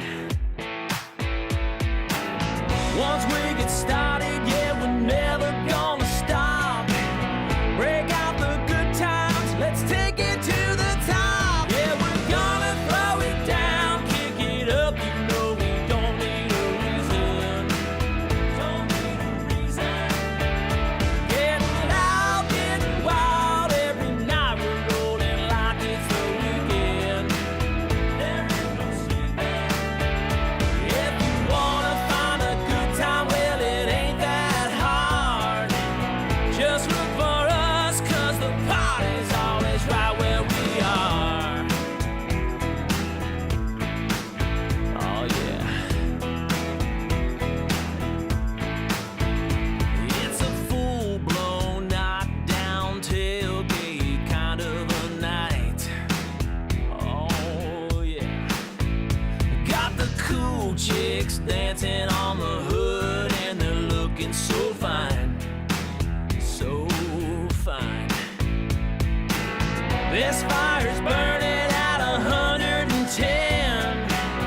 Don't need a ticket, honey, come on in. Yeah, we're gonna throw it down, kick it up, you know we don't need a reason. Don't need a reason.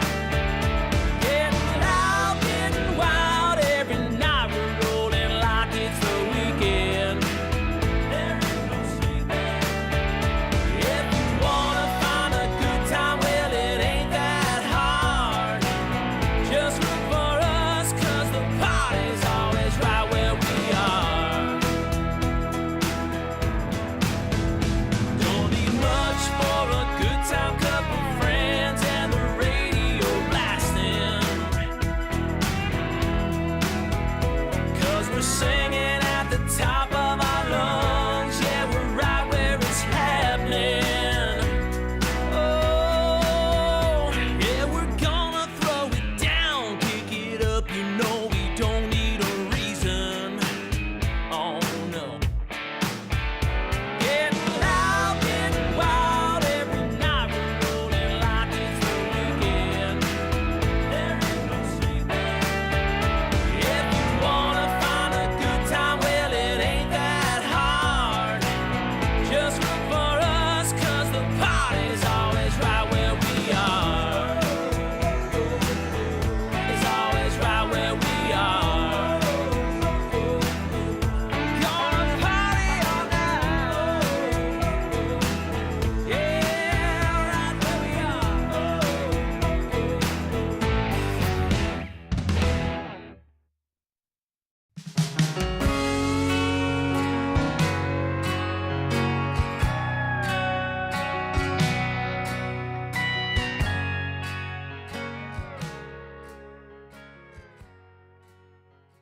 ESL One Raleigh is brought to you by DHL and 1xBet.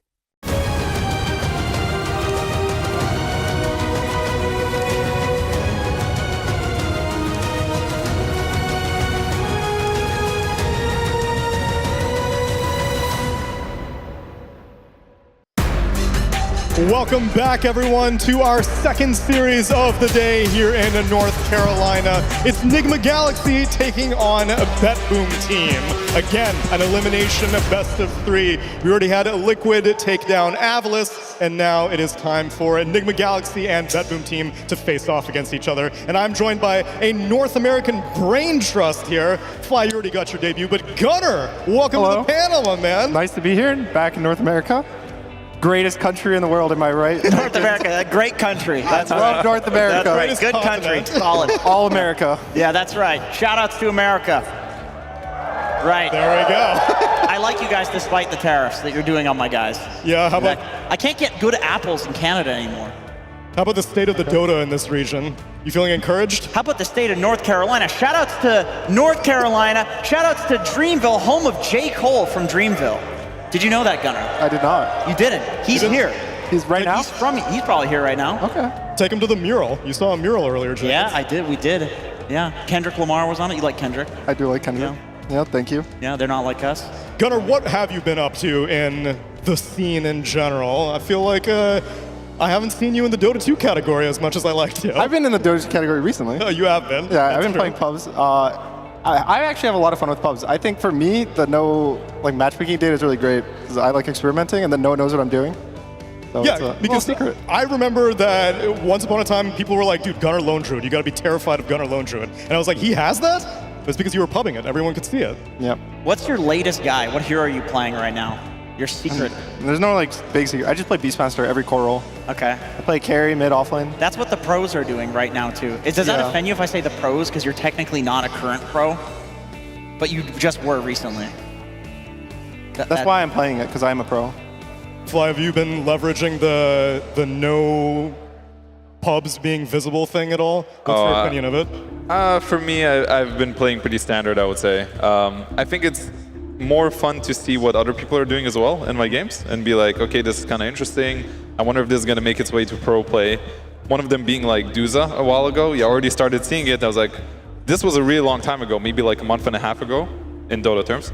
And there was a guy who pulled it out in a pub, and I was also playing with Faith Beyond. Okay. And we were both like, why is this guy buying Meteor Hammer? And then Faith Beyond was saying like, oh, I saw this already. It kind of looks good. And then suddenly this tournament comes along and suddenly people are all like spamming it. I was like, okay, somebody was cooking real hard. I don't know who was doing it. And now it's sort of like this thing where people are going to find things in pubs, and it's a lot of fun, I think. Yeah, Faith Beyond was one of the first to try that, right? He did that in Fissure Universe.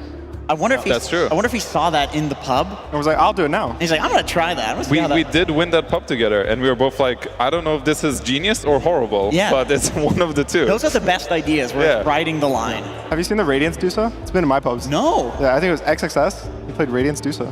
Offlane. Offlane. He went Meteor Hammer into Radiance, and then I thought it was bad. He got it delivered. He got an ultra kill within 30 seconds, and then we lost. Right. Offlane is the one that I'm encouraged the most about, because I feel like over the course of this tournament, people are like, well, if 3 position can do it, then Sox is like, well, I'll do 4 position Medusa. And then Ducalis is like, oh, we got picked against an anti-mage, I'll do 5 position Medusa. I don't know, they cannot one-up this anymore, It doesn't go further back than this, unless you're busting up mid lane or something, Coach Dusa? Coach Dusa, Steenie just... Oh my goodness. That'll be later today, though, because for right now, it's a Bet Boom team taking on Enigma Galaxy. And we can take a look at the bracket to see how we ended up here, because for a team that did just win the last international event of Fissure, you'd think that you'd see them in the upper bracket. But no, Bet Boom team barely clawed their way out of this group stage, and now they're facing off against Enigma Galaxy. Are you surprised, Gunnar, at how quickly these teams that were championship teams just like 2 weeks ago suddenly don't seem that high caliber anymore? I wouldn't say necessarily surprised, but there's definitely been a trend in Dota that I think it's no team is stands too far out from the crowd. I think in the past, you think of the start of COVID, Secret, they won every single tournament that Great you had. example, yeah. You had Liquid, and they would win. I think they started winning a bunch of tournaments back-to-back too. So, but nowadays, I feel like you win a tournament, then it's like, okay, guys, we'll get like top 4, top 6 in the next one, then someone else wins, and it's a new cycle now. Do you think that's going to be even stronger of a sentiment now that replays are not available? So it's like if you are playing in a tournament, you get to the grand finals, there's so many replays available to study about this team?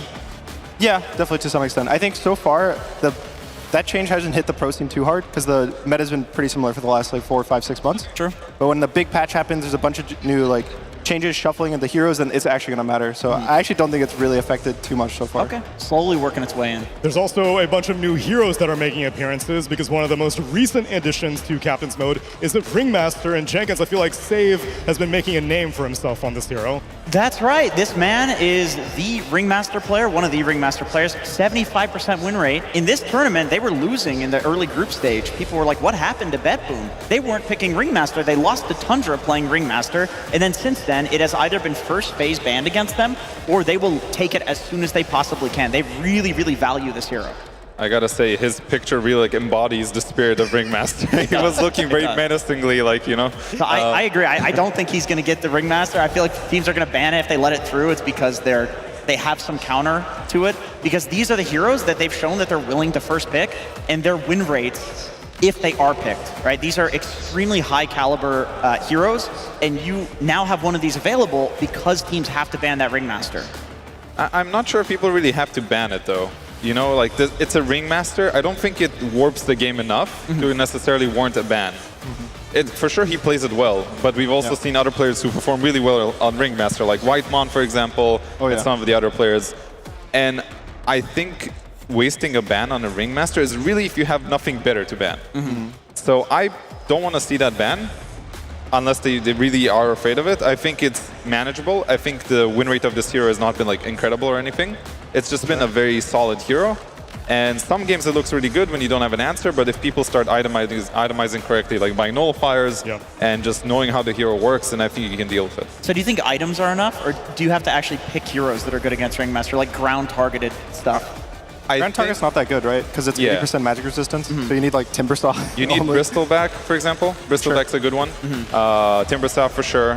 Leshrac, I've actually had some issues with it. I know some of his spells, you know, deal magic damage, but some just die to the pure damage. I think it only if it comes naturally. Like, you don't want to force something onto your draft just to counter a Ringmaster. And if you're in a scenario where you have to deal with the box, then somebody has to buy Nullifier, which is already an insane item in the game, and Radiance is an insane item, and you just disassemble that into Nullifier later. Makes sense.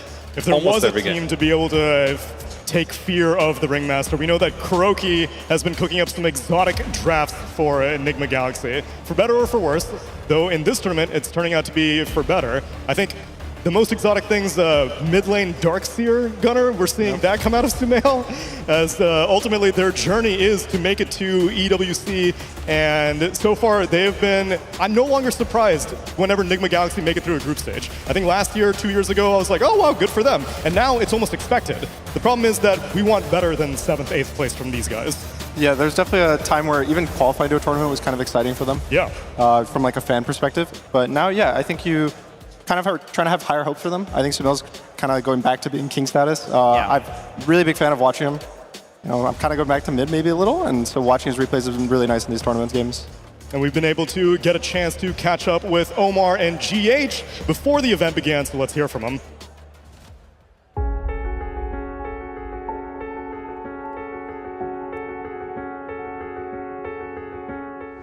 Coming into any event as a competitor, your goal is to win, right? So everything else is just irrelevant in this case. You don't aim to get top 2, top 3, top 4. You just aim to win, and then whatever happens, happens. And I've had a couple of talks with some very smart individuals, and they explained to me that having expectations, it rewires your brain to not try hard enough. So I try not to have any expectations coming into any event and just try to play the best. But in comes Shopify with a Ravage and the PA damage. Ghost and Sumail dropping low. They'll lose the OD now as DK stands his ground and fights with the epicenter. Burst strike from Noob. They clear out Scam and Tomato's dead. Our performance in group stage was normal, okay, can be better, because the first day we won 4 games and the second day we lost all. So there's a lot of room for improvement. What I would say about my experience playing with Ghost is that he's a humble player. He's hungry, he tries hard. He's a good teammate overall. I enjoy playing with him. He's proactive, and I just enjoy playing with him because he's really skilled too. That's going to be a really big ice blast. That's good enough for the kill on Makoto. Snowball save doesn't come in time. Sumail and company, they're just running into the Wukong's command as WS hits a 4-man. Ravage, where's the damage? Cuckoo in the free freezing field is doing nothing, and then the rest of his team can die. Playing a LAN event with Nigma I think is awesome. I don't really feel pressure or anything, maybe because they are super friendly to me. So it's like we are friends that just play together. I would definitely say that us as a team, we love playing in front of crowds. We love playing for the fans, hearing the cheers, hearing the chants. This is the best part of the game, of the competitive scene, is just having all the fans who support us and love us show up and try to give us their energy so we can actually have good results. Well, if it's the best part of the game, why take any more time before we can debut them in front of the crowd? So, Sir Action Slacks, would you like to bring these two competitors to the stage?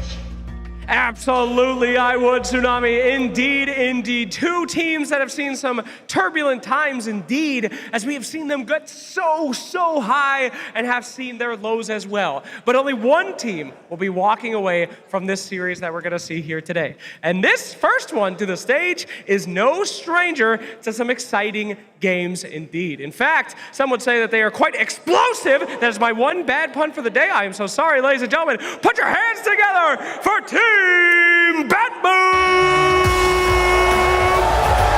This is a team that nobody expected to be in a lower bracket. This is a team nobody expected to lose day one, because they did just win Fissure Universe. But they are one of the most innovative teams in Dota history, the strongest Eastern European team in the world, depending on the time that you're looking at them. These gentlemen are here to cook, save the best 4 position in the world, according to Fly. Isn't that right, Fly? The absolute best ringmaster out there. That's right. If Pure is on fire, this team looks unbeatable, completely infallible. Absolutely, a team that has known championships many times before. It just goes to show how intense the competition is here today, that they are playing for elimination. But their opponents are no slouches either. And now I know a lot of guys in this crowd have wished upon a star for this team. We have all been waiting for the rise of this team to come once again. And I know out there, a lot of NA fans, who doesn't remember Sumail, am I right, boys? Anybody out there? Let's see if our dreams will come true as we welcome once more Nigma Galaxy! This is a team that has looked actually quite dominant since they got Noob and Omar from Quest. They poached these boys, and they have been improving the roster. They have been grinding ever since they got Sumail, the North American legend. They have GH, the most positive guy in Dota history. They have Ghost. This guy has looked like one of the most consistent carries of the year. And they have Kuro. This man's not just a coach, he's a life coach. He changes the lives of any player that plays on his team, Gunner. Yeah, and they're looking really good with him, and I'm just really impressed by Ghost, honestly. He's played on these Western teams a lot, I think, in the past, and now he just looks better and better every day. Absolutely. Let's go ahead and get these boys ready. But first, I'm going to need the team captains front and center. It's time for us to have our final talk before the series here. And what a series it is going to be. Hello, Mr. Pure. Are you ready to get on here today? This is a big opportunity, it's kind of scary. Are you afraid at all? What do you have to say to this man? No, I'm not afraid at all, but nothing except the love for our Enigma guys. Yes! I just want to play some Dota. I've been waiting for this already for 3 days. This group stage was quite rough. Just want to have fun, guys. All right, that's what I'm talking about. Respect, fun, admiration, and just here for the Dota. What are we thinking? I totally agree with him, but we are ready, and let's enjoy and play some good games. This is genuinely the least toxic North America's ever been. Gentlemen, shake those hands. They're ready to play some Dota. Both seem extremely confident in their teams, and that means we're going to have one hell of a series. Let's get it on.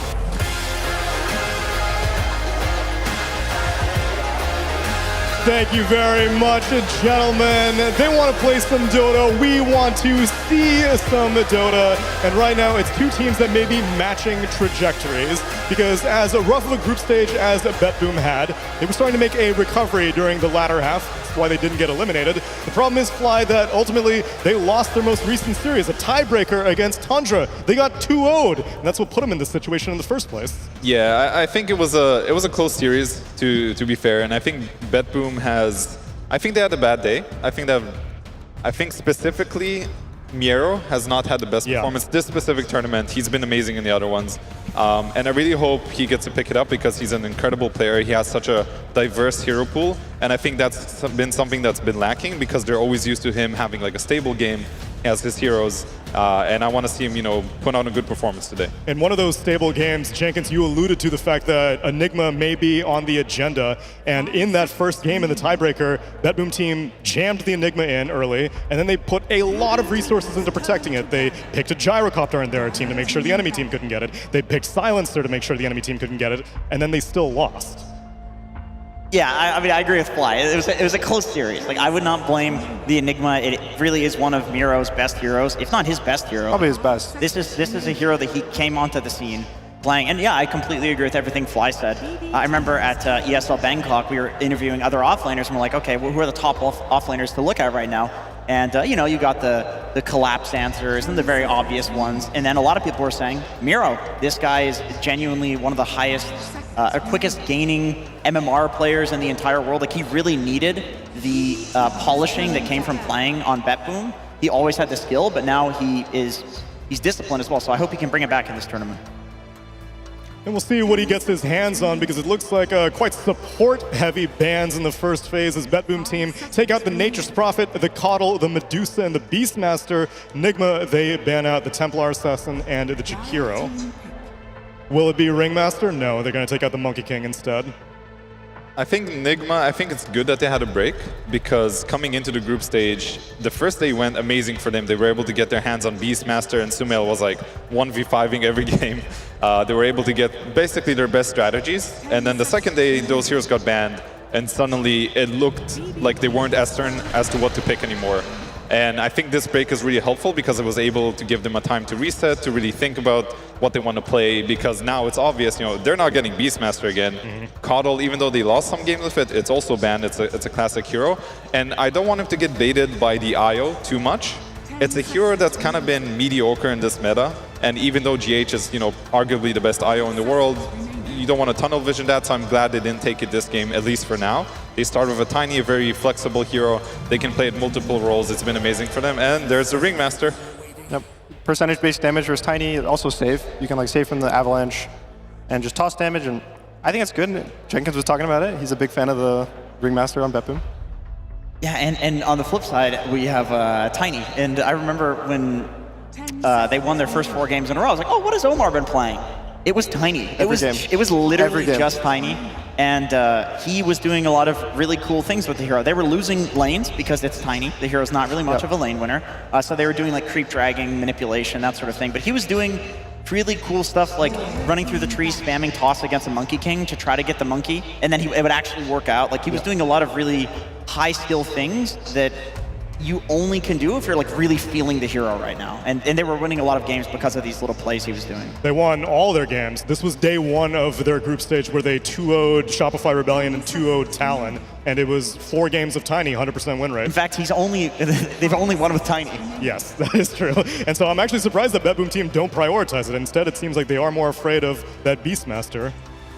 I think the Beastmaster ban is for sure good, considering how well Sumail has been playing it. I think Medusa is sort of in this weird state where it's kind of annoying to deal with, but I think there are a lot of heroes that are good against Medusa. We've seen Elder Titan as being one really good answer, Anti-Mage, which is usually banned. I think it might have been, it's less of a headache in a way because Tiny can go in so many different roles. Enigma has been utilizing that, right? Sumail can play it, Ghost can play it. I think this Tiny hero is just, it's probably the best overall land hero in the history of Dota. Agreed. A tossback is ridiculous. The amount of things we've seen this hero do on the stage on TI, it's I don't know, when I see this Tiny hero, it already looks good. Even just having health, having 4,000 health means that you can go in and make a mistake and it's okay, you can get jumped. I think I had actually looked at the statistic recently because I keep seeing Tiny balance changes and I'm like, it's never enough. He's always viable, and I think since 2020, of all Tier 1 tournaments, Tiny's the 3rd most picked hero of all time. This is Pango? Yeah, Pango was up there, and Surprisingly, I think Rubik was quite high, even though he has not been popular recently. But Tiny is immortal and eternal. And BetBoom team will be hoping to cut down that immortality with an Ancient Apparition support duo already on the field for BetBoom. I was already excited about getting either of these on the 9 pick, getting Bring or A, and I was not really expecting them to pick both. The concern is now you've shown both your supports, so Nigma can kind of, usually it's like really scary to pick your supports because now you can respond. Do they play Zoo? I don't know if they really play Zoo that much, but Zoo's really good here if they can pick it. Beastmaster's Ben, obviously, but I've seen a bit of Lycan now with the new Dominator changes. So Noob did play Lycan. Okay. I think Enigma could look good, but because they also have the Tiny that can go position 4. Depends a bit on the bans, right? Because Gyro, for example, is banned already. Bristol is banned. A lot of heroes that are good against Enigma are actually banned in this pool. But they go with the Sand King, which... It's flex. It's flex. I think this Tiny is going to end up more and more, it looks like either a support or a carry to me right now with how they're drafting. I think they can follow this up with Enigma, maybe Darkseer. There's going to be a few options depending on what BetBoom does. Because this is going to be the hard picks for BetBoom because they're going to end up showing 2 cores here. You had mentioned the GHIO earlier. Are you surprised, Fly, that they dedicated a tier Phase 2 ban to it? I'm surprised, especially since they picked Ancient Apparition, which is traditionally, you know, a hard counter to IO, which is a hero that revolves around healing. So I am a bit surprised. Maybe there's something we don't know about, maybe some scrims or something. Either way, it's a comfort for them. So, sure. And a comfort for a BetBoom team would be Kunkka. GPK's been playing it. Yeah, and you know, I wouldn't put it past Pure to also play this as a carry, because we've seen other teams flex it to the carry position. I don't know how you guys feel, but anytime I see a Kunkka come out in any meta, I always think, what is the hero that's going to like dumpster it in lane? You know, something like a Monkey King, Necrophos. Like I know Necro's not that great of a hero. Yep. Is there anything Sumail can get that will just completely shit on Kunkka in lane and snowball the game? OD is probably his hero against Kunkka. And now it's also a very juicy Enigma game. There's Kunkka, and that's the only hero. Maybe they're going to do some crazy like lane swapping if they see an Enigma come out. But you know, when I have an Ancient Apparition and a Ringmaster on my team, I just want to enable them to be able to get their spells off because they will win the game. Yep. Like, I don't know if you've played against this Ancient Apparition hero. If you get to cast your abilities and not get dumpstered in lane, you actually just carry the game yourself. He brings the damage. He brings all the damage. The cores don't really provide too much damage these days in Dota. I feel it's like the carry will end up eventually winning the fights, but this like early mid game, they're just kind of bodies. They throw their own stuns. They're kind of the utility now, and it's the supports that are really the ones that carry these early game engagements with levels, with all the damage they provide. No one was literally saying that in an interview. It's like mid lane just feels like I'm supporting my supports right now. I love this meta, you know? Yeah, I get to cast my spells. And I love this meta. You like the meta? I love it, yeah. I miss the Heart mid meta, Heart Blade Mill. I do. I miss that too as well. It was so fun. As an offlaner myself. I can give you some numbers to encourage how good you think Ancient Apparition is, Fly. It's been picked 21 times in this tournament, 81% win rate. That's insane for being one of the most picked heroes. Yeah. It feels so powerful. Like, the only way you lose is you get absolutely demolished in lane usually. Enigma Galaxy are going to go for a Phantom Assassin to match up against this carry Lifestealer of BetBoom. It's a good carry matchup, I would say. Like, Lifestealer never really wants to build MKB, and then even when he does, he doesn't man-fight the PA that well. Yeah, and the Ags no longer disarms. I remember this was what made the Lifestealer matchup a little better against the PA, so yeah, it's decent. I just do worry that like there's a lot of just instant magic burst for a PA in the early game. You catch him out with the X, AA Blast, some darts from the Ringmaster. I feel like she can really feed. I think the goal was just to pick a carry that jumps the backline. A lot of the time you think, how do we kill these supports? Sand King Tiny, especially if Tiny's a support, don't really provide the damage, but they can stun. So now you have this core that has built-in blink, has a way to one-shot the supports within 2 seconds. Yeah, that's true. You don't have to worry about the AA blast if he's dead, because you're jumping him in every fight. I'm a bit worried for Enigma. I think they did not really punish what BetBoom are doing, because they're kind of showing a Lifestealer Ancient Apparition lane, and I feel like they're just getting away with it for free. Like, these are heroes that are not strong in lane.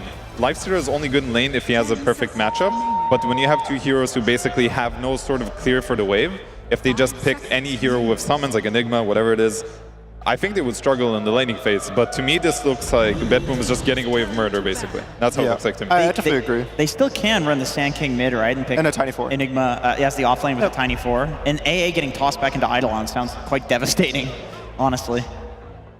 Yeah, we'll see if BetBoom team want to maybe dedicate one offlane ban. No, they are confident that the Sand King's going to go offlane. I mean, it is Noob's most played hero, so statistically speaking, Sumail has not played it yet, but he's also playing Darkseer and Beastmaster mid, so it's definitely in his wheelhouse. Sumail can pull it out, for sure, I would say. So I'm curious to see what they're going to do, because I actually cannot get a read on what Nigma wants to do.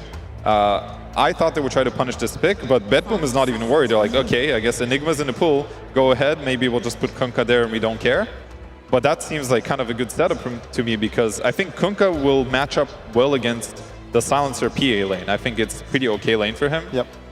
And I think Lifester is currently pretty happy laning against the Sand King in theory. Yeah, you just farm. Yeah, so far so good, I would say, for the side of BetBoom. And they commit to Sand King offlane with Ember mid now. And they can get countered. The Ember can get countered by... Is there a Huskar? I don't know if GPK would pick Huskar, but... Oh, GPK was spamming Huskar when this number patch just came out. He does play Huskar. I've experienced this. This is... Unfortunately? Unfortunately. Yeah. Miro plays Kunkka as well. Yeah. So this would actually be a pretty easy flex to the offlane. I wonder if there's something better, though. I think they really just need to set up their supports for success. Like, Huskar doesn't really do that for you. I like this. It's very stable. You really don't have to overthink this if you're BetBoom. I think they were already winning the draft with the way the first 4 picks went, and just going for something to enable it even further, I think makes a lot of sense. And to me, this is a bit of a blunder from Nigma. I really don't like their draft and their approach to this, so I'm definitely going BetBoom on this one. Gunnar, how you feeling? You see the DK come out. It's a mid lane matchup between Ember and DK. I really like BetBoom team draft as well. I think the Green Dragon is super good versus Ember in just the lane in the game. And then the Sand King pick is what makes it awkward for me for Enigma. I think if that was a different hero, if they picked Enigma there more aggressively, or a Lycan, or just anything, not Sand King, I would like their draft a lot more. But the way it is, it's not my favorite. Tsunami, I'm going to go ahead and disagree with the 2 active professional players on the panel here and say that Enigma has a good draft. They have a lot of mixed damage, something that we've criticized them for throughout the tournament, and some of their worst, their not so good drafts are the lack of physical damage, the lack of magical damage. This looks like a well-rounded lineup from them, and even against Paravision, one of the strongest teams of the tournament, they looked good when they had a draft like this. So I think this will be a competitive game. And so you're not only disagreeing with the pros, you're disagreeing with the fact that you were hoping to see Save Ringmaster. You were hoping to also see an Ancient Apparition, as we see the odds on the stream right now. 86% win rate, I believe, and it's all that's just out the window. You don't care. All out the window, going to disagree with Flying Gunner here. Phantom Assassin's a good hero. Very strong, can win any game of Dota. I will say, if I'm playing Ancient Apparition in this draft, I will tell my team, I'm going to win this game. I will win this game. For sure, if I played this in a pub right now, I would double down. Rebuttal? Rebuttal? I'm just trying to be a nice guy here, Fly. You're supposed to be the nice one.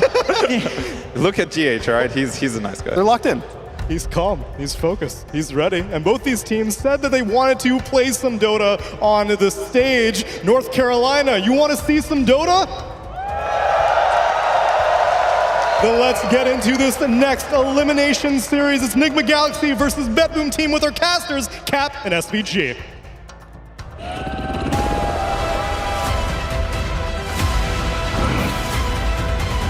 Claws out! Join with me. We fight as one. 2 teams coming into this match in very different trajectories. BetBoom, a team that has long been one of the better teams in the Tier 1 stage, but has often struggled under the pressure of the bright lights of the arena. On the other side, Enigma Galaxy has struggled to make it to arena matches in the first place, but typically they have always flourished. They always say they love being able to play for the fans, and I know we have a lot of fans out there today. Isn't that right, Raleigh? Definitely going to be one of the favorites here, especially if they can make a deep bracket run. I think everybody is always excited to see what this team can pull out of their pocket. And game 1, leaving nothing behind, right? Just going back for that Ghost PA. This, to me, has been his best hero on this squad. Now, this hero did get nerfed a bit, but if there's one player who can make it work anyway, it is this man right here. And this is a team that knows how to play around the Phantom Assassin. Even if the game is maybe not favored for them in terms of going into the Ancient Apparition in that late game, we saw how much the panel liked that AA 80% win rate.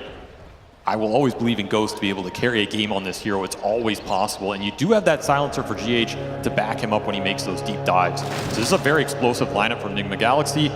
The big question mark for me, Austin, is how much are they going to get done in the early game, because it's been really hit or miss for them. And I think, at least in the past, when they have succeeded on land, that has been the consistent point. They've had strong early games. They've been able to snowball off that. This tournament, sometimes it's been there and sometimes it's fallen flat.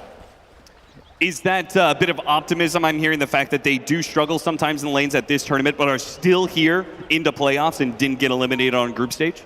Yeah, exactly. They're still fighting, right? One way to look at it. The reason I bring it up, though, is because if you look at BetBoom team historically, this is a lane-dominating squad. They are a very scary team to play on land, mostly because they can just win the game in the first 10 minutes. They can also beat you in the ultra late if it goes the distance, but you really have to get through this first 10 minutes without giving Save and Pure an extremely explosive start, because these are two players that will run away with it every time.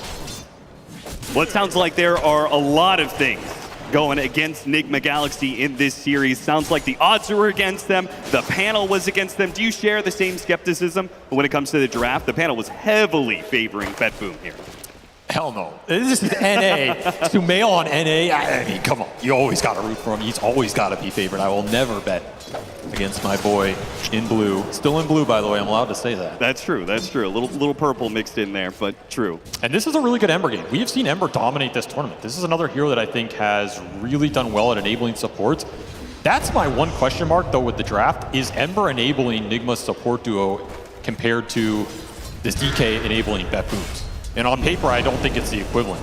Now, this is technically a free Ember game. If you ask Sumail, is this a free Ember game? He's going to tell you yes. If he played into 20 more stunts, he would also still tell you yes. But putting that bias aside, I think Sumail feels he can probably 1v5 this game with the limited lockdown as Ghost. In some trouble and already dead. Save gets the first blood on Ghost. His Ringmaster already off to a hot start. And I'm excited to see what Save can do on the main stage with this hero, because Ringmaster, he's a very volatile hero. Did go for the conservative facet choice. You know, keeping that strong potion open. Could be really nice with these. Omar taking a lot of damage here. Rage's gonna go off here, commits to the kill and gets it rather easily. The Sand King, the one hero that our panel had some issues with, seems to fall a little short there. Not able to do anything about BetBoom just running down his support. And as Fly mentioned, this Lifestealer AA lane, if you get away with it, you're super happy. And I think they got away with it. This is a very nice lane for the Lifestealer versus the Sand King, a double melee lane. He's not going to feel pressured on the early regen battle. He's going to get through it. He's going to be strong. And this is a player that can definitely make this hero shine in the late game. Really nice infest targets too. When you play this triple strength core front line, you put an infest behind that, you put a save from save behind that. That's a lot of HP for Enigma Galaxy to get through, and often that is the type of game Sand King can suffer. Like, this might be a game where Noob just opts to go more for utility, the Yules build up, survivability, even some auras here, because I don't think you're scaling the Sand King's damage in this style of game. Especially into the boat run too, that just sounds miserable. All right, so they're gonna be playing for the longer haul when it comes to the team fights, trying to wait out the rage. I've struggled to see where Enigma wins these team fights against BetBoom. Well, Austin, I will point you to the most broken spell in the history of Dota 2, which is toss. You know, if you don't know how to win a team fight, just toss someone out. Just displace them, disrupt the formation. Tiny is one of those heroes that breaks these type of triple strength lineups, because you go in, okay, yeah, you sit your DK, you sit your Kunkka there, you dare them to go on you. Well, guess what? Now you're in the middle of them. The fight's super awkward for your other cores to back you up. Your support duo can't launch their spells because the fight just got displaced 1,000 units. I'm looking at the Tiny in this game to be the saving grace for Enigma Galaxy. It is a hero this team is very comfortable playing with on land and making some action happen with. So I do think there is some pressure on Omar to make this hero thrive, to make it work. It's a greedier support pick, but it definitely can provide a lot of openings in the team play. So far, looking at the CS, seems like Sumail struggling a bit against this Dragonite. They did say that the Green Dragon was going to be particularly potent against this Ember Spirit, both in lane and over the course of the game. And GPK is already off to a very good start. 7 and 10. 10 denies over the king of the mid lane. I mean, he is taking the king down a few notches here. That's just straight nasty. 10 denies and 2.5. Not something I think Sumail is used to seeing. This is a favorable DK matchup. It's only going to get worse over time. The denies will guarantee that GPK gets to level 6 first, which is huge in this matchup. This is your biggest pressure point in the early game. You can often gank, go for the kill on the Ember, pressure his tower, he comes back in, you kill him again. Aggressive with the Lotus coming in soon, but the Torrent is going to land on the PA, and the PA is in big trouble. Tame the Beast hits them, finishes them off rather easily. Bet Boom continuing to win the lanes, picking up a kill, and now a Lotus. Enigma just getting too aggressive up here, the position. I mean, this is a double wave going into the lane for the Kunkka, and you're not winning the Lotus trade. He doesn't even have the early X mark. This is just Save outplaying you in that region battle. And second death for Ghost. Not a hot start for this Phantom Assassin, which to me is, he's their big DPS. As this game goes later, he gets caught again. This combo. He's going to have to jump over to GH to keep himself alive. Half HP, a wave coming in. Tidebringer hits, also harrying him the entire way. He's going to be very low on resources as this gigantic wave comes in. No doubt about it. Miro and Save are going to go for a dive here. This was a very greedy pull by GH. You're getting a little XP denied, but you gave them this double wave with Flagbearer pushing in. And Ghost, he's just running around the tower, not sure what to hit here. Yeah, he's going to get none of this CS as it stands. I mean, he shows up, gets maybe one ranged, and he's still, Miro's not gonna let him go. With the Torrent and the Dagger coming in, that's gonna land. Ghost is once again gonna take a ton of damage. This is just guaranteed damage right here, and you're looking at the items on the PA right now. No regen available, no tangos on GH either. This is gonna get rough in this top lane. There's another wave under the tower, by the way. This is why that pull that GH made on that small camp was really dangerous here. Might even say too greedy. Yeah, they're gonna have to TP in the Tiny to bail this situation out. Oh, and they will be able to bail this out. They'll keep Ghost alive and get a return kill. Save, he tries to help himself out there with a little extra HP. Nice toss back. Can they get 2 out of this? Miro, he just TPs out and they're out of stuns. So he will survive.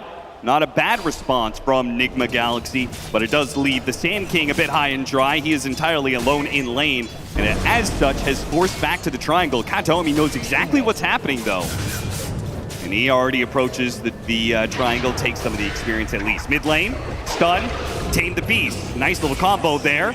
A lot of damage if he hits the dagger or the breathe fire. Either one will do the trick. Sumail falls in the mid lane, and Bet Boom just seemed to grow a bigger and bigger advantage in the first 5 minutes of the game. Enigma Galaxy are going to have to do something about this mid lane. This is just getting out of control. GPK up to 22 and 17. He is a full level ahead of the Ember right now. This Ember is nowhere close to 6. That DK form right around the corner for Sumail. You're just gonna have to TP back in mid. You need a toss back on this DK. You need it in the next minute here. Again, release the pressure. The Torrent lands, the X back into Tame the Beast in the top lane. Ghost, he's gonna be run down. Blood Grenade and the daggers just keep on slowing him down. Well, the mid lane toss back into the tower range. GPK, nice Blood Grenade to slow him down, but it's not enough to save him. The Slight will finish him off, and now the curse to slow down Kataomi. Enigma Galaxy are out of gas though. They can only pick up the 1. That is well worth it for Enigma. Trading the PA, yeah, you don't want a third death for Ghost, but this was a must-have kill. The catapult's going in mid, DK about to hit 6. It would have been a massive pressure point if Bet Boom could have taken advantage of it. We'll relieve some of the early game pressure here, buy some time for this Ember to come back. Save is just going to find the solo in the jungle, running into GH. Support on support battle. Save comes out the better for it. Now he's looking for a 6-minute power rune. Still have this DK6 that's going to be ahead of the Ember here. That's the crazy part, even after that kill. Sumail, he's just going to have to chains and pray that it's bottom lane, and it is. He gets an arcane rune. That is a massive turn of fortune for Sumail, who needs every bit of help he could get. So Enigma have to make a decision. You did get the power rune. Are you going to try and defend this mid tower, or are you just going to give it up and try and create pressure elsewhere? You're likely not doing it into the lifestealer lane. So you either fight mid, defend against the DK, or you go top and gank the Kunkka. You're gonna have to make the call quick here. Yeah, it seems like they were trying to rapidly get Sumail to level 6, but he's so far behind. They cleared out a hard camp, and he's still not there. So he's gonna come back to this mid lane, low on resources, and still not having his ultimate. GPK, he just set this game up on a platter with the early lane. There's gonna be some significant tower pressure. Could look for another toss back here. And they're going to bring Noob over as well. Vanguard already done on this Sand King. He rushed it, had a couple of stacks. Honestly, his laning phase has been the best of everybody's. Somehow he got sacked versus the Lifestealer. Yeah, I was about to say, him being the best of everybody is probably a bad sign. That is for Enigma Galaxy. What you wanted here. They will split the Wisdom Shrines. Okay, I mean, that is a win for Enigma. Yeah, it seems like Bet Boom kind of taking their foot off the pedal here. Seemed to slow down the pace. I would have expected, with the way the first 5 minutes went, that they would have been, you know, trying to attack the enemy shrine, see if they could take that away, or that mid tower would have fallen by now. But somehow Nigma have managed to stall things out just a bit. BetBoom still up by 2K. A lot of that is on Pure. He just has an empty lane down here. There's no pressure going into him. This is a big win for Omar, though. Again, the Tiny is the linchpin of this lineup, so you need as much early XP on the Tiny as you can get.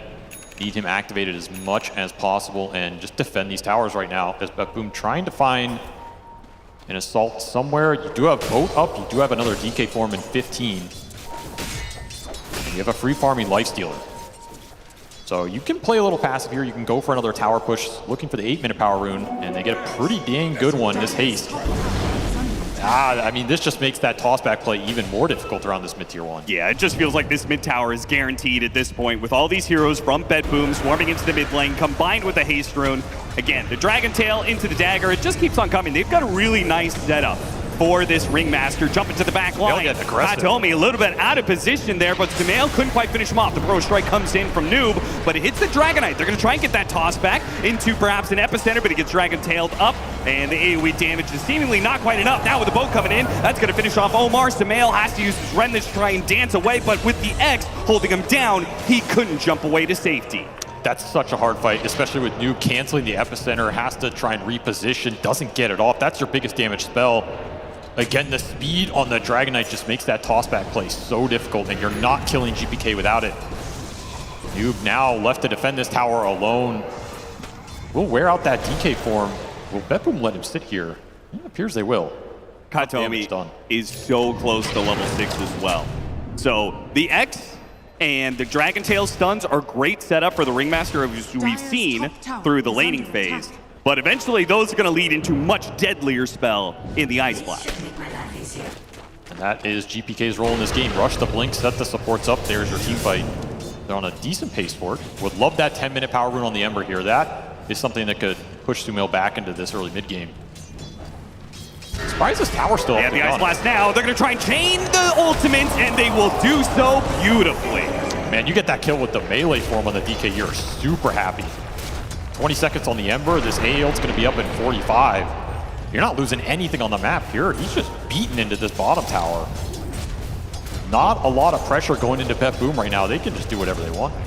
As much as you were trying to hype up Sumail being back in North America and what he could do, I feel like this is one of the worst games we've seen from Sumail in perhaps his entire career. I mean, this is just all right. That's an exaggeration. He's played in NA, so he's had some rough.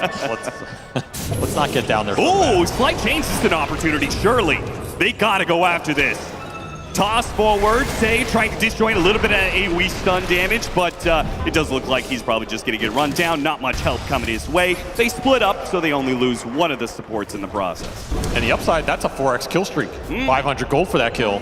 That's true. Do give up the rune. Amplified damage there for GPK. That would have been the big one for the Ember. So it does cost you a little, but you absolutely will take that kill. Somehow, all these towers, they've only lost their offlane tower to Pure just solo pushing this entire time. By the way, he's just going to have a super fast Radiance at this point. Yeah, I mean, if you're an Enigma fan, you're just going to put the blinders on to whatever's happening in this Lifestealer lane. He doesn't exist for now. As smoke coming through onto this triangle. Ice Blast top lane, but the Ancient Apparition got caught in the middle of it. He will release the Ice Blast, but the move did not come through. I mean, I feel like you epicenter this.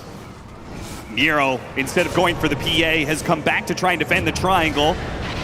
Noob not using that epicenter just yet. They'll catch Silencer on the way out here. Impalement Arts landing onto Sumail as well, but Nero not catching up in time to hit the X. That's okay. They protected what they found the most precious, which is their ancient staff. I do like that Nigma are trying to get the Sand King involved. He has to do something in this early game with the Vanguard, help slow down the pace. Again, look who it's making space for as Pure will finish this tower. It's the tiny bottom. Like, this is what Nigma are prioritizing right now. The blink for Omar. Yeah, he's a long way away, but he's just getting an empty lane. Going in right now, he's super happy down here. Assuming the entire game doesn't collapse in the next 2 minutes. Yeah, that's a big He'll get another Wisdom Shrine, and he'll be on his way.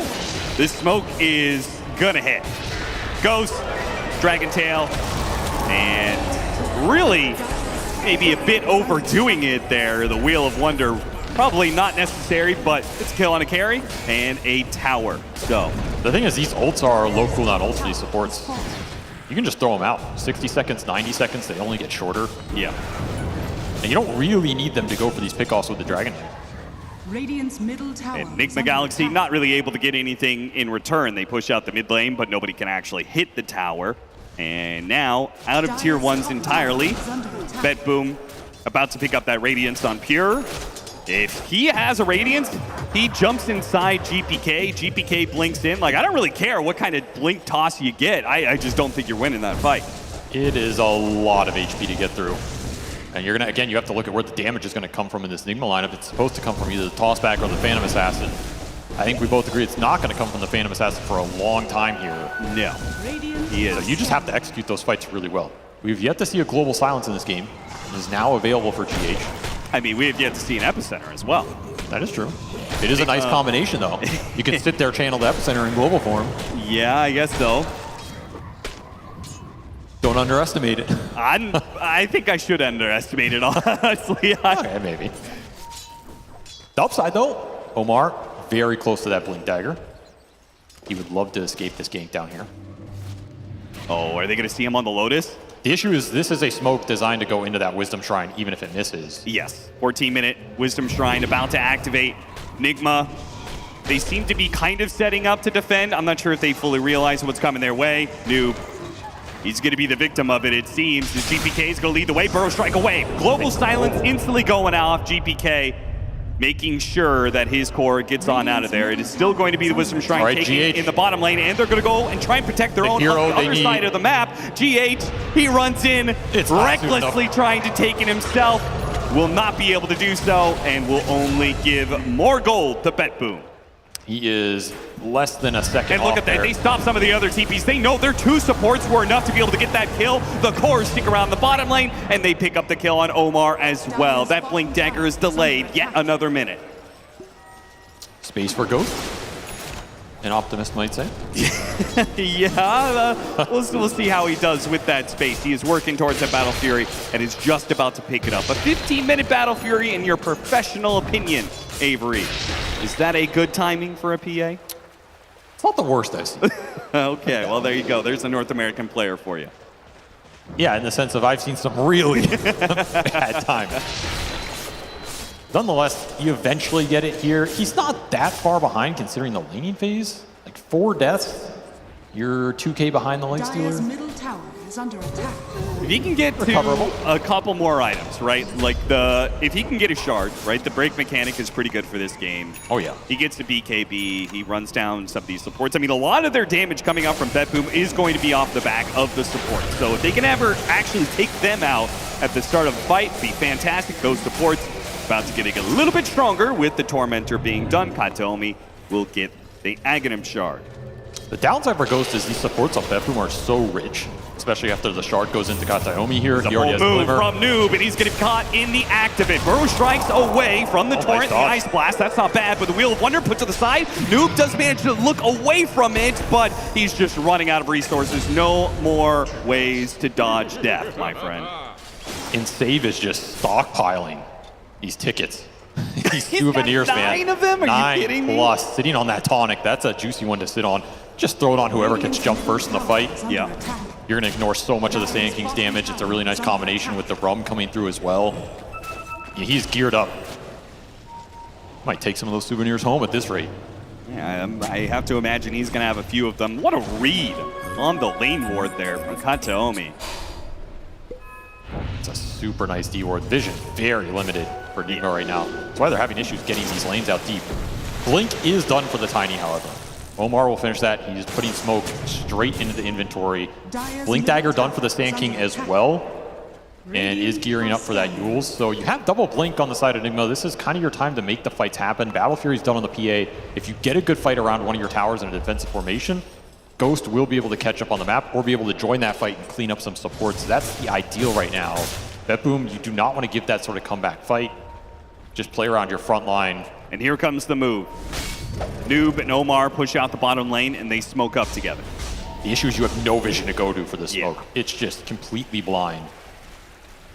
You have a 1 ward on the Tiny here. Love to find a big core and take him down with the chain stun if he's isolated. Pipe already done for the Kunkka, though. That is just such a tough target to go into. I do not think they want to find Miro right now. I mean, at this rate, 10,000 net worth down. Enigma Galaxy, even just a pick off on a support, I think is well worth their time. Oh, they're to jump Sumail. He's going to be the one jump. They toss him away. What a move from Omar. That is a beautiful save. The problem is, it doesn't change what is happening in this game right now. It only prevents a further windfall for BetBoom. But Enigma Galaxy still have yet to be able to find an opening themselves and get a kill. It is a minor victory with the DK form. It was a group from BetBoom. They're not forcing the Roshan. They're just going to have to run across the map. There's just so much magic resist in their itemization. Now setting up the bottom part of the map, GPK and Stave already using the dust, making sure that Noob will not be able to escape this combination of stuns. Yeah, easy pickoff right there. Again, look at the items right now that BetBoom are sitting on. Yep. Crest done for save, Mage Slayer done for the Dragon Knight, Pipe done for the Kunkka, Radiance done for the Lifestealer, Glimmer done for the AA. There's just so much survivability. It's an insane amount. Whatever kind of damage you're throwing at a hero, BetBoom's got an answer to it. GH trying to juke Pure, but he will not juke save. And GPK waves hello and goodbye simultaneously. 17-4, BetBoom. A 10,000 net worth lead that is probably going to open up dramatically as they start angling towards tier 2 towers. Are they actually going to go for the Kunkka, trying to get the toss back, couldn't get him. It was out of range. Oh, not like this. The Sand King, disaster for Enigma Galaxy as it all goes wrong. That one about as bad as you could possibly script it. Unbelievably bad luck. Or play. I don't know if that's the luck you want to call it. That's a demoralizer right there is what that is. I mean, you would just have to write that play off and somehow go next. But it does not feel good. It does not feel good to make that kind of misplay. Space for Ghost. Dare I say it? Space for Ghost. Space for Ghost. I mean, that's the mantra right here, right? Ghost. Just please carry us at some point. I mean, he is going to have BKB. So nobody else is, honestly, nobody else on Enigma Galaxy is carrying any of the water right now. Ghost, with his BKB, we're just going to have to put all our hopes on the carry to do something amazing here. I mean, you're going to have to put the whole fridge on his back. Lug it up some stairs. The thing is, you can get the BKB, you can be strong with this BKB. Are you dealing enough damage to threaten anybody? I talked about all the survivability. Yeah. It's just so much to get through. I mean, he can kill supports if he can kill them fast enough. The problem's going to be if he doesn't kill them fast enough, they get off Glimmer or they get off the box, escape act. Then even if you do manage to kill them through the rest of your BKB, you've been delayed so much that you probably still lose the fight. Have to be able to find supports in this game, and BetBoom, note, they've been positioning really well. You look at how they're moving around this map, it's constantly in pairs or sets of 3. The supports are always behind these initiators. They're going to X save back to top. It wasn't X, never mind. Just setting up for this 21-minute Wisdom Shrine, as they would love to claim both again. And if you're Enigma, can you afford to give up both here? I mean, you are so far behind. You're 8 levels behind. Ice Blast coming up to the top lane. The Slight goes out right as GPK was fishing for the stun. And Noob is, I mean, he has been doing, I appreciate the fact that he has just been boldly going into the enemy triangle time and time again to find farm. Austin, BKB done for the Hero, PA. they're going to catch him midway through his X. He thought he was safe on the low ground, but he's surrounded by 4 heroes. But the Pipe and the Blade Mail are doing some serious work. They had to use the BKB on Ghost to try and finish up this Kunkka. He is still not even close to death just yet. The boat is coming in. Ghost has used his entire BKB. A toss away once again from Omar will bail Ghost out. But you see that BetBoom, they've got a shield full of gold, and it is just not a stop, man. Enigma Galaxy are just getting run over at this point in time. They threw everything they had to kill the offlaner of Miro. They didn't even come close to finishing him off, and now they drop 2 in the process. Enigma Galaxy, they did 5,200 damage in that fight, and I think all of it went into Miro. He still had boat and a 3rd HP left. That is the HP damage problem for them in this game, and a factor as to why that early game was so important. If you can't ramp up the DPS fast enough, you're just stuck in this kind of position. And Ember, this is his big weakness. He's not a high single target DPS hero. He's not the OD that was mentioned in that draft, right? You cannot pull the game back and bring these big tanky targets down. You need someone else to help them pick up that slack. I believe your single target damage was the Phantom Assassin. It's not really coming that much from Sand King either, and he did Ghost tried. Honestly, he did an okay amount of damage. It's just at this point in the game, BetBoom are so tanky. And if you can't kill him once, what are you gonna do about twice? Pure now has an Aegis. You can siege high ground with this super easily. Manta already done. Will let you push the lanes in as well against the Ember. And the items, they just keep rolling in.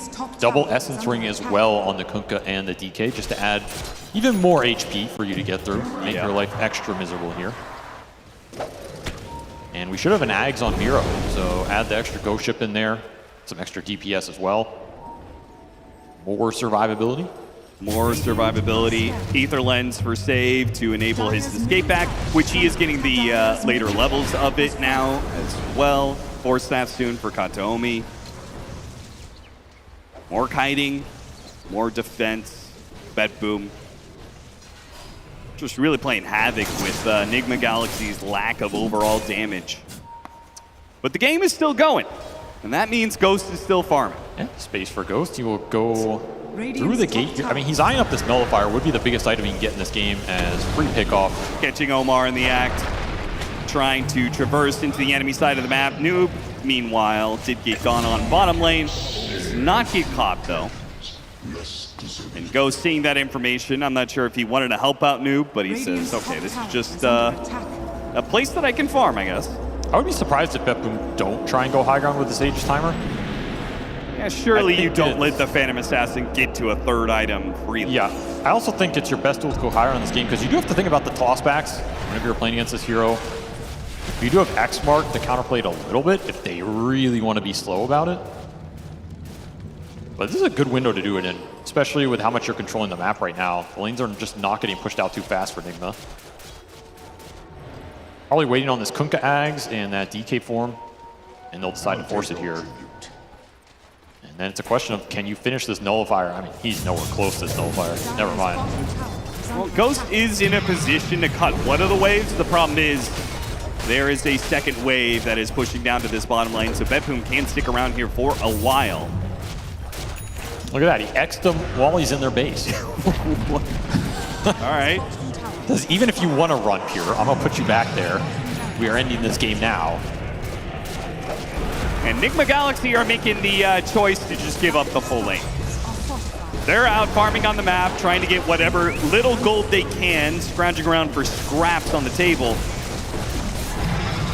It's not going to be a Nullifier anytime soon for Ghost, so it's got to come from the other cores, I guess. And that's an Aghanim Scepter for Noob. He needs another 1,000 gold for that. It's more damage. Yeah, that helps solve a little bit of the problem.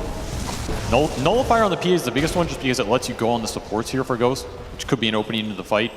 You get rid of the Escape Act, you get rid of the Glimmers and the Force Staves. Removes a lot of effective HP from this lineup. That is a disgustingly fast MKD, being the third item of this Lifestealer. Gonna chunk this PA. Absolutely chunk him if he gets to sit on top of him in the fight. And another lane here. How many lanes are you willing to give up? You have to fight this one, I think. I have a feeling they're not going to, but I mean, what has changed? There's nothing that has changed from the bottom lane of Barracks to the mid lane of Barracks. They have no new items. They have Yules on Tiny. Okay, is that toss back on a Pure? Doesn't stop him one bit. He Yules to dodge the X Torrent. That's your new item.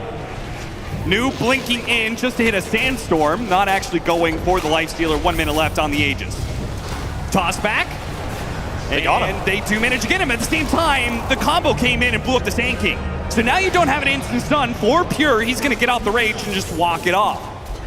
That was a lot of damage, though. Something. As this lane is just gone. Didn't take it fast enough. BetBoom will get what they came for. That Aegis only had around 50 seconds left on it anyway. And Pure, known for his aggression when he is in the lead like this, will call the team to action and for the final lane of Barracks. You can go for the tossback global here on one of these frontline targets. They're going to go for a smoke wraparound. Okay, you're aiming for the supports. Do not run into the Lifestealer. Don't run into the Kunkka. See if they can find the Ringmaster here. Tier 3's already gone, and they spot save. They're going to go after him. Toss into the Avalanche. He's already got out the Glimmer Cape. This is not good. Sumail, he's going to give chase. The Epicenter being threatened by Noob up on the high ground, waiting for a response. Sumail in some trouble. Dragon tailed up. Does manage to slide dodge. Meanwhile, jump into the Epicenter. Hits onto 2. Escape back on 1. Blade Mail on the other. They return all the damage back on Enigma Galaxy, and they are not nearly as tanky as BetBoom is. Nowhere close in this fight. I mean, this game's just over. GPK, he's going to end up a at the toss fountain. Back into the fountain, perhaps. No, GPK already buying out the Ghost Scepter. Didn't even need it. Knew what was coming. Yeah, the wheel preventing any retreat. Omar goes down. Pure, he's down to do a little fountain farming at this point. Well, why not beat your opponents when they're down, right? If they're not going to GG out, make them GG out. With some old-fashioned fountain diving. Wouldn't be an NA LAN without it, Austin. Exactly. I mean, it's only game 1 of a best of 3. Best to demoralize your opponents as best as possible. And I would say I would be thoroughly demoralized if I was playing on Enigma Galaxy in this game 1. This was a extremely rough one to play and watch. Yeah, this has been a beatdown. And they're just Xing people back to base, too, so you can't even win these fights off chip damage. You have to just win them straight up. This will be Megas. They watch in futility as Megas should be claimed here. Nice 2-man burrow strike. It's something to work with here. Maybe they can get the Ancient Apparition. Turns around. Ice Blast. Escape back. Once again going off. Saving these heroes' lives. And once again, they find the targets. Theoretically, they find what should give them a win. But frankly, the reality of the situation is they are too deep in the pit right now to climb out of the hole. We have seen some rough games for this team, but that has got to be one of the roughest. 4 kills in 30 minutes. They basically started losing that game right out of the gate with the kills on top on the PA. None of the lanes went well. GPK with a masterclass on mid in the first 5 minutes with those 20 denies. Just put that lane on a platter for the team to rotate to. Not much to say, honestly. It's just a straight beatdown. Seriously. I mean, I would say BetBoom, extremely solid game by them. Yes. They gave up absolutely no openings to Enigma Galaxy whatsoever. You talked about it. The panel talked about it. With their draft, they had a bit of an advantage. They're a better laning team oftentimes. They took that laning phase advantage. They built on it, and then they just utilized that gold, bludgeoned Enigma Galaxy to death, and never gave them a window back into the game 1. My biggest issue is if you just look at how the mids are enabling the support duo and what the product for that is, I think it's just so much easier for BetBoom to bring the high damage AA Ringmaster behind the DK and make plays. Whereas for Enigma Galaxy, you're bringing a Tiny and a Silencer behind this Ember. If you slight change somebody on the map, what happens? Nothing. These are slow supports. They're greedy. They need someone who can enable the early game for them. It just wasn't there. What an entrance for BetBoom to the main stage as they put on a beatdown. What is very likely the most one-sided game of this tournament. Yeah, and I don't think you're mincing words there, Cap. That was rough to watch. But I feel like Enigma Galaxy were their own worst enemy, starting from perhaps the draft. So many of their heroes seemed a little bit tunnel vision-y on their own strategy. Like, yo, we always win with Tiny. Tiny's great. Ignore the fact that Ringmaster and AA are on the other side. Yo, Noob, he's a beast on Sand King. Let's pick Sand King. Ignore the fact that you're going to be laning into a Lifestealer who's going to eat you alive. And unsurprisingly, it seems like being laser focused on your own strategy was not a secret to success. Yeah, that game was I would say like a plus 50 sweet double down MMR right there for BetBoom. I would have been like really happy if I saw that one. I saw it coming, you know, I wanted to be wrong. I really did. Yeah. But this was extremely one-sided. And like you said, the start of the draft, I feel like it got lost along the way. I think Tiny was fine.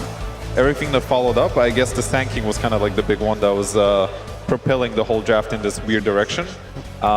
It was just, it felt lost. And yeah, I didn't see a good window for them to win that game. And you had the same sentiment, Gunnar. You saw from the draft right off the bat, you were like, this looks incredibly difficult for Enigma Galaxy to get in. I definitely think when you are trying to follow your own strategy, it's really good to not like, okay guys, this is what they're doing. We have to counter what they're doing. I think it's good to do your own style, but you still have to kind of prepare for it, right? Like AA versus Tiny, I think is a super bad matchup. Yep. Sand King in this kind of draft is also bad. You're forcing your ideas too hard. There's a middle ground where you still pick what you want to play, where your players are good at, but you don't just, throw it guys, let's hope it works. You guys are good enough. Mm-hmm. Right, Tsunami. Just like all three of us predicted, that was devastation of the highest possible degree. Kuka for Team NGX. Not so good for them. They could not kill Mira. I want to say a quick shout out to the offlane Kunkka. I remember there was a few patches ago that this was the scourge of pubs and competitive alike because of what we saw in that game where you would go on him and because of the rum buff, you just couldn't kill him. Like even if he didn't get the bolt off, he would have a pipe, he would just be completely, there hits a certain point where you don't have enough damage to kill him unless you have a hero like Ancient Apparition. But they also had that hero. That was a few patches ago, back when he didn't even have the rum as a passive. Now you try to jump him when you think that he's unprepared, and it's still impossible to kill him because you have 3 layers of protecting him. Yeah, and not just that, they also gave him a good lane because, you know, they picked the Kunkka and then they picked Phantom Assassin afterwards, which I don't think is an amazing matchup in terms of the laning as well, because you cannot kill the Kunkka very easily, and he slowly takes away your HP, you don't have too much HP regen. It was just a disaster. They really got to reset after this one. I'm sure they can do it, but they really got to reset. Yeah, we can see in this replay we were thinking that maybe there's a possibility that they might be able to kill the Kunkka, but he gets his passive rum, he gets Lifestealer infested, he has a pipe on top of him, he gets a second rum from the ghost ship, and then Enigma Galaxy just have to run away, tail tucked between their legs. Gunnar, you're a mechanics guy. Can you explain, of course I understand, so does Fly, but can you explain to the crowd and to everybody that maybe doesn't understand how the rum buff works, how does it work if you boat and you also have the rum buff from your passive? I'm pretty sure they just stack independently. So it's like you get your passive one and then it adds the boat rum, so you get like 50-60% damage reduction. It's applied at the end, which is a lot of damage reduction that you don't So just the take damage will come back and deal the damage to you from the first one and then the second one separately, because they're 2 separate instances, right? I'm pretty sure. So it'll like kind of tick down, but it doesn't really matter because you're still kind of... You're still buffed from the other one. Yeah. That one won't get reduced because I think it's health removal, which is a different, but yeah. Numbers from a damage reduction as well as some numbers in our head-to-head. Jenkins, who'd you pick, as we have to put one of these Enigma players under the spotlight? I feel a little bad about this one just because GPK, at a point in the game, this man was top of net worth as the mid DK versus Ember Spirit. Sumail, as Fly was pointing out, is kind of the player that's been popping off in the games where Enigma is winning. And look at that net worth difference. He is almost doubling it up. I mean, the DK versus Ember matchup is not particularly good for the Ember, as we've seen.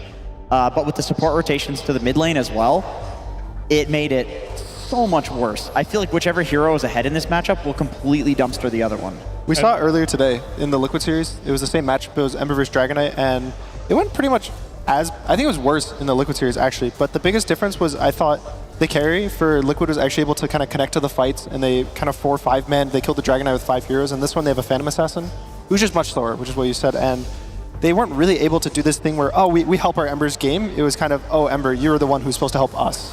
And I think that's where the draft really struggled. And Fly, you were immediately encouraged when you saw the DK because you wanted BetBoom to just have a nice, stable, consistent mid laner. They didn't need anything flashy there. Yeah, I think Dragon Knight really round up their lineup very well. It was hard to kill. Their supports were not able to really kill the Dragon Knight either. Like in the previous series we saw before, it was an early pick Dragon Knight, and they picked these supports that can actually kill the Dragon Knight, like Ringmaster and Phoenix. But this time you have like a tiny silencer. Like, you don't care as a Dragon Knight. Like, what are you going to do to me? I'm just going to hit you back. You had an Ancient Apparition behind you who was carrying the game anyway. So I think they set up, it was a very well-rounded draft. I feel like it could have been a little more punished by Nigma, you know, when they show Lifestealer and Ancient Apparition.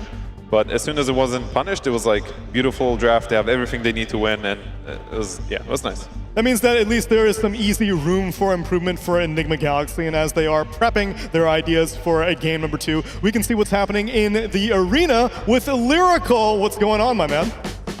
Not much, Neil. Thank you so much. I am so blessed to be in this place because North America, we don't get that many opportunities to get the local legends here, but we got a couple down on the ground, including one of our group stage casters from this event, Math Magician. How you doing, sir? I'm doing wonderful, Lyrical. Thank you. That's right. We also have to say that you have been playing Dota for forever with the guy sitting right behind you as well. So I need to ask a little bit about Math Magician as well. Does he ever use his caster clout to say this is what we should really be doing in the game? Oh yeah, 100%. He thinks he knows what he's talking about, so he always tries to use it. Awesome. That's what I love to see. You also now did get a chance to watch these teams. Now, casters are not supposed to be biased. This is the one chance that you get, though. So if you had to choose one team between these two that you think is going to come away with the victory, who's it going to be? It's got to be BetBoom. I love the way they play their games. They got like 3 super strong cores that they just want to run on the map, and 2 really like safe supports that they just put behind them. They'll always win the game like that. Well, I will say that there are probably a lot of Nigma fans in the crowd that didn't like to hear you say that, but that's okay because there's BetBoom fans out here as well, I'm sure. We also have the lifeblood of the North American scene sitting right next to and behind you, a couple of amateur Dota 2 League teams. I need to ask real quickly, first of all, team name for your squad, the 3 of you. Chappie Daycare. Chappie Daycare. I think they played in my in-house leagues, as a matter of fact. Okay, now, no flame, but who is the person that's the worst in the stack? Not the worst, but I think my carry thinks Medusa's still a carry. But Medusa's an offlaner now, so. Fair enough. Yeah, the in-house league Dota is what you love to see. I'm sorry. I thought this was going to be a great segment, and you're just getting roasted by your squad. Everybody, of course, love to see people coming on out for the team. Now, the other thing that we do have right here, I'm going to reach in your bag real quickly, is the DHL drop that is coming up after this series. So be sure to stick around in the stadium because we got one of those coming out with Slacks in just a little bit. I'm sorry that I stole from you again. Hope you're doing great. We're going to head on back to the panel. Thank you very much. There's plenty of activities around, no matter what range of skill you're in. If you're just a spectator enjoying Dota, or maybe if you're an aspiring professional player, we've got you covered here in North Carolina. Game number 2 of Enigma Galaxy versus BetBoom team will be upon us in just a few minutes. Stick around. It's an elimination series. You don't want to miss it.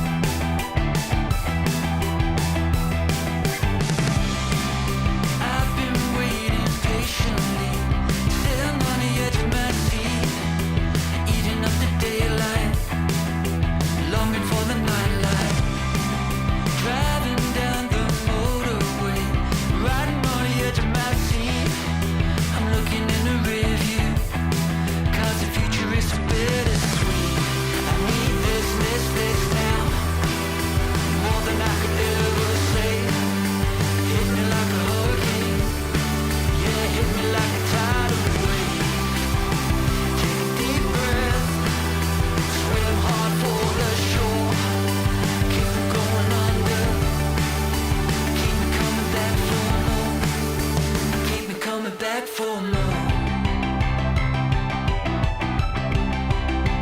Take a deep breath. Take a deep breath. Driving down the motorway, riding on the edge of my seat. I'm looking in the rearview, 'cause the future is so bittersweet. I need this now, more than I could ever say. Hit me like a hurricane, yeah, hit me like a tidal wave. Take a deep breath, swim hard for the shore. Keep from going under, keep me coming back for more. Keep me coming back for more.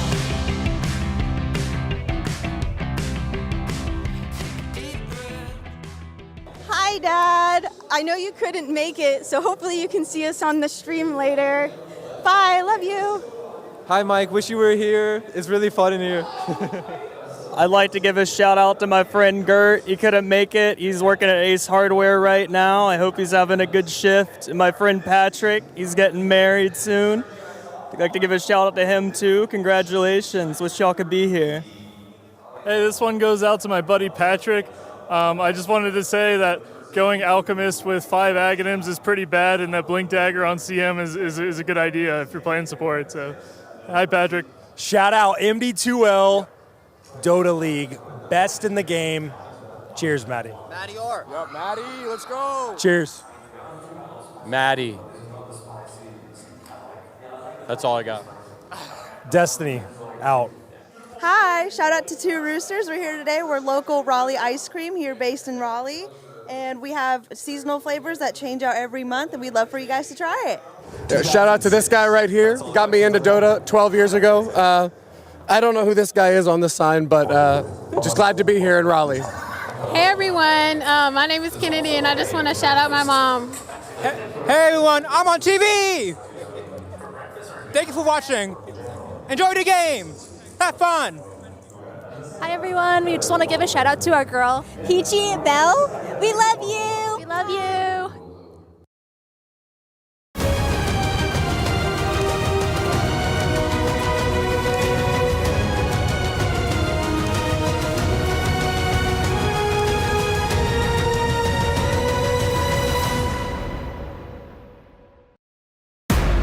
And shout out to everyone watching, whether you're in the venue or on the internet. We appreciate your company. We're going to put on a show for you. It's game number 2 of Enigma Galaxy versus BetBoom team, where Enigma Galaxy already have plenty of data to draw from on how do we improve for game number 2. And that's why they've decided to steal the Ancient Apparition, as we already have some bans and picks on the board. BetBoom team, they took out the Nature's Prophet, the Coddle, the Medusa, and the Beastmaster. Enigma Galaxy show a lot of respect, and they ban out the Ringmaster along with Templar Assassin and Monkey King. Enigma do indeed first pick that Ancient Apparition, and BetBoom team take a steal of their own, and they pick the Tiny.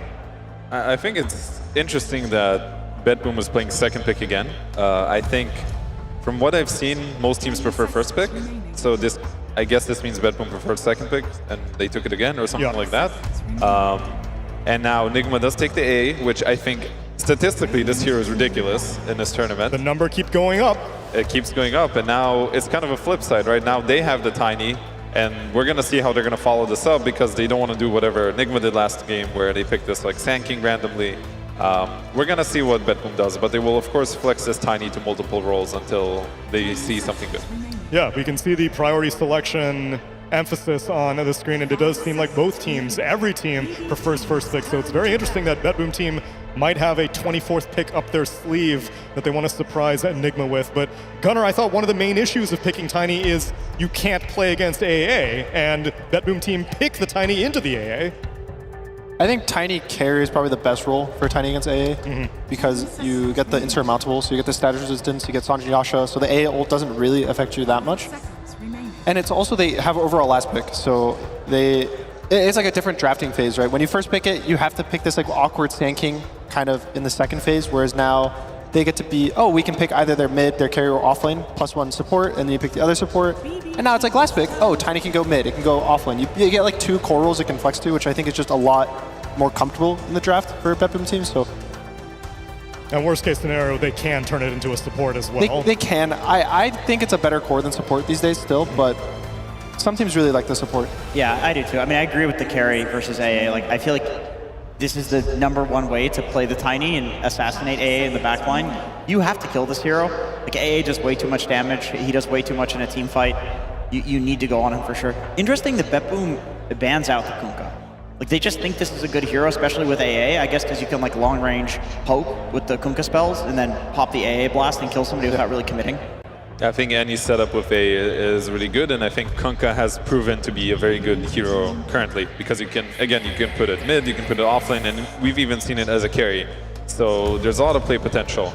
And they follow up with Muerta, which I don't know if Katomi has really played Muerta recently. He is a former position 4 player, so he probably knows how to play the hero.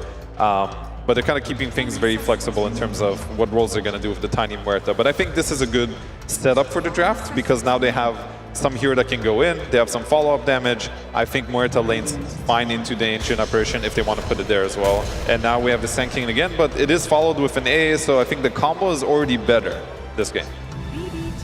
Yeah, it definitely feels better when your Sand King actually has kill threat, which is kind of what the AA provides. I think last game we saw the Tiny would initiate, like toss back, even a full Epicenter wouldn't kill the Dragon Knight, so I like it a lot more in this draft. I slightly question this hero. A lot of the time it can fall flat, I would say, in these drafts, but it's what they're comfortable with. And I like that they keep running what they're comfortable with, but it's looking better. It's like in a better position in the draft than in the first game. This is something that Nigma does a lot, and I always have a question mark in my head when I see this. The Sand King plus Tusk lane. Like, to me, there doesn't seem like a crazy amount of synergy here. It seems like a little punishable. I know Sand Kings often like go back to the jungle, and that way Tusk can maybe rotate, and maybe that's the idea, that like Sand King doesn't really play the lane anymore. What do you guys think about it? I've seen Tundra play, I think, this exact lane, where Sand King does actually he just pieces out. I'm like, I'm not laning anymore. Yeah. And the Tusk is, okay, I'll get some XP, and then I'll move around, and we'll tag team. But honestly, 33 and Stockstar are like the only dual offlane that are able to pull this off consistently and not burden the game. Yep. So I'm a little worried. I don't think this is like you can just pick this and play this out. You have to be very intentional about what you're doing. Yeah, every time I see a double melee offlane, if it stocks to 33, I'm like, okay, like I get to watch this, I get to learn it. Everyone else, it's like, we'll see what happens. It's a bit risky, isn't it? Yeah, it feels like a risk every time I see it. One thing that's not a risk, though, is BetBoom team's a life stealer, so it's no surprise that they go back to it, and they follow it up with a silencer, which I guess definitely rules out any Tiny support potential, and now it's probably just a Tiny mid. I'm a little curious about the silencer, because I think Tusk is actually one of the heroes that lanes pretty well into the silencer. And there's also other things they can do on Nigma. I know GH plays a really good Tusk. Maybe he plays it and Omar plays the Ancient Apparition. There could be some flex potential there too. Mm-hmm. Yep. I don't see too much of a reason for silencer. I think it's just a solid hero. I think it's just good. Yeah, it's okay. Okay, with Bristol back, I think that's a good answer. I have a question for you guys. How do you feel about a Tiny offlane? Because this is actually Miro's 4th most played hero in pubs. Like, he really likes this hero. I've seen a couple of people in pubs doing it recently, just experimenting with this hero as an offlaner. Yeah, he hasn't played it in competitive yet, or at least not this tournament. But if they do want to flex it, I wouldn't like it that much. I would say that you feel the armor changes. I think is a really big thing on core Tiny. When it's carrier mid, you're kind of more ahead usually in items. You make up for it with items. Yeah, but as offlane, especially with an offlaner that doesn't really have a farming tool, it's a little concerning. Because most offlaners these days they're basically a carry. They farm better than carries. They're top net worth in the games. You think like Beastmaster, Sand King, stuff like that. They have built-in farming tools, and Tiny, to get that, you have to max your tree and buy a shard. And so I think it's just not the right meta for that. Mm-hmm. This may be part of the reason why BetBoom team wants that 24th pick. I wonder what Nigma's going to end up doing now with this Bristol back. Maybe they're just going to put Sand King mid, this Bristol back will go offlane, and maybe they'll just last pick a carry that is somewhat a decent matchup against Lifestealer. Phantom Assassin, in theory, is supposed to be a good matchup against Lifestealer. They could try to run that back. BZM has played the Bristol mid this tournament, I think a couple of times, so I could see Nigma potentially, I mean, Sumia likes this weird mid heroes, right? Yeah. I could see if it does turn out to be a tiny mid and he thinks that Bristol does fine in this matchup and can get a bunch of farm, maybe Enigma last picks a carry. That's a good point. I definitely think it should be Bristol mid in this draft. I think the tanking mid kind of falls versus Tiny because he has so much damage he denies you 3 or Sandstorm. So the lane is pretty Tiny favorite in my opinion, and Bristol's actually should be a pretty good lane versus Tiny. And I don't really like Bristol carry versus Silencer Lifestealer, Muerta as well. Like everything seems against a Bristol carry, so they should just pick something that's really solid in the game. 10 seconds remaining. That Boom team cover both bases. They ban out a mid laner with Sniper, and they ban out a carry Sven. But Nigma are confident that this Tiny will probably be a carry, and they're banning out offlaners. They take out the Darkseer and the Doom, and they finish off their draft with a DK. Okay, so they have another hero that can go mid or carry. They have Bristol who can go mid, carry, or off lane, and they have a Sand King who can go mid or off lane. I honestly think they're going to wait to see what Bedboom picks and then decide. I think it's one of those like... Just pick 3 cores. Yeah, let's just pick a bunch of dudes and then decide later what we're going to do with them. Which is fine. I think this is an approach they've been doing through this group stage in the first place. I think they've been flexing a lot of heroes. So I don't mind this. And this, to me, looks like a way more well-rounded lineup compared to last game already. Is it too bad to play Timber into I was Ancient just Apparition? thinking about Timber's off. You're playing against 3 strength cores. Well, I guess Sand King's universal now. I mean, the DK can buy a Mage Slayer, and you have A that can kill the Timber. So I wouldn't say it's like super free, but... I'm just thinking Miro. It is good. It is good. It is good. If you want to take advantage of a bunch of melee cores, Magnus is also still available. That's true. Mag would be good. Skewer these heroes out of position. They just don't look as tanky. Oh, nice call. So it's not as dead as some people may think. If there was ever an opportunity, this is a Timbersaw game for sure. Yeah, it's good for 3 strength heroes, 1 universal, which is like kind of a fake strength hero. I'm concerned, like you were saying, against the Mage Slayer and the AA, but overall, I think the hero looks pretty good. And he also has a draft that will help him. He has the Silencer Global to back him up. He has a lot of just control from the Muerta. I remember DK versus Timber, I think when it was before they had the red, green, and blue facet. No. But DK versus Timber is actually fine for DK in lane. But it's then in the game, Timber is good against DK. Correct. So I think for Nigma, this is not like a complete gotcha pick. Ghost will farm, and then once they're outside of the laning stage, they do have Ancient Apparition to play against the Timber. But the thing is, anytime a Timber expert asks for a last pick Timber and they get it, I'm like, okay, something is up here, right? Like they know this hero better than I do. There's something that they see that they're just like, give me the hero, I'm gonna carry the game. This also definitely justifies why BetBoom team wanted 2nd pick and 24th pick. They leveraged it. Yeah, I think this is going to be an interesting game because I think Timber is not a hero we see a lot of as of late. So it's hard for me to say what kind of impact he will have. Of course, on paper, he sees a lot of heroes that he's good against. But I really do think this Nigma lineup has what it takes to kill this Timber. I think actually the more they're going to struggle with will be the Muerta. I think this is a very good Muerta game. Yeah. And I think the Lifestealer has pretty good matchups. I don't think he has too many bad matchups.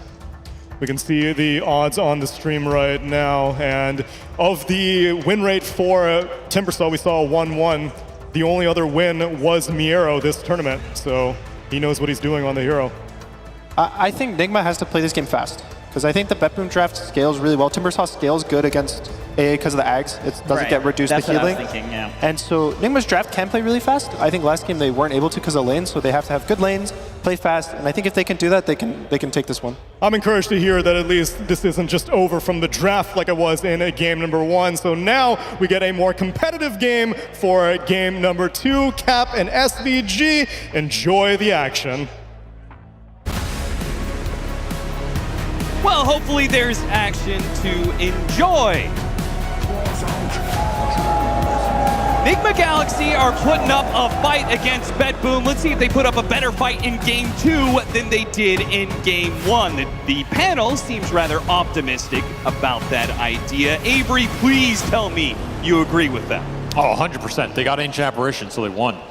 Okay, it's that simple, huh? That's how the tournament's panning out. You can't beat this hero. He's just too good, does too much damage. He's the best 5 at giving you the kill threat in the game right now, and that seems to be what the meta is revolving around a lot. Can you bring these frontline cores down? Can you synergize with your mid laner and make space around the map? And do you feel good just making these little 2-3 hero combination plays? I mean, A is the king of that right now with all these frontline stunners. It does seem like it always solves the problem of, do you have enough damage? Yep. Yes, you have Ice Blast, right? And Nigma very clearly had damage problems in game 1 where they all landed on a Kunkka and couldn't even get him below a quarter HP. Yeah, that's how you know you had some damage problems in that game 1. So that problem has been solved most likely because of our Ancient Apparition. As long as those Ice Blast land, it shouldn't be a problem there. But what did you make of that last pick, Timbersaw? This is something that BetBoom picked once before in the group stage. They got a win with it. And Miro is a very good Timbersaw player. I mean, this is his signature hero. He is known for it. He's level 30 on it. He has, I think, over 500 games of this in pubs alone. He's a Timbersaw monster. I also think a lot of these Eastern European teams are Timbersaw specialists.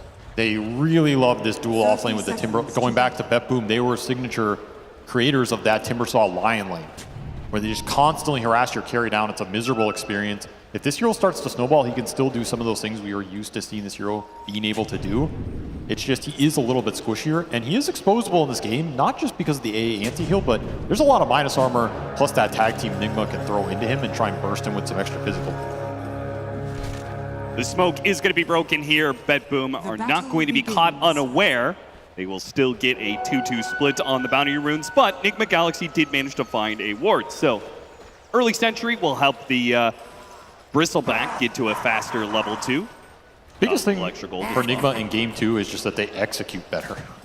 Draft can only put you so far ahead or so far behind. Yeah. Either way, you have to be able to execute at a high level, and they were just making too many mistakes in those little ganks of the team fights for them to win that game.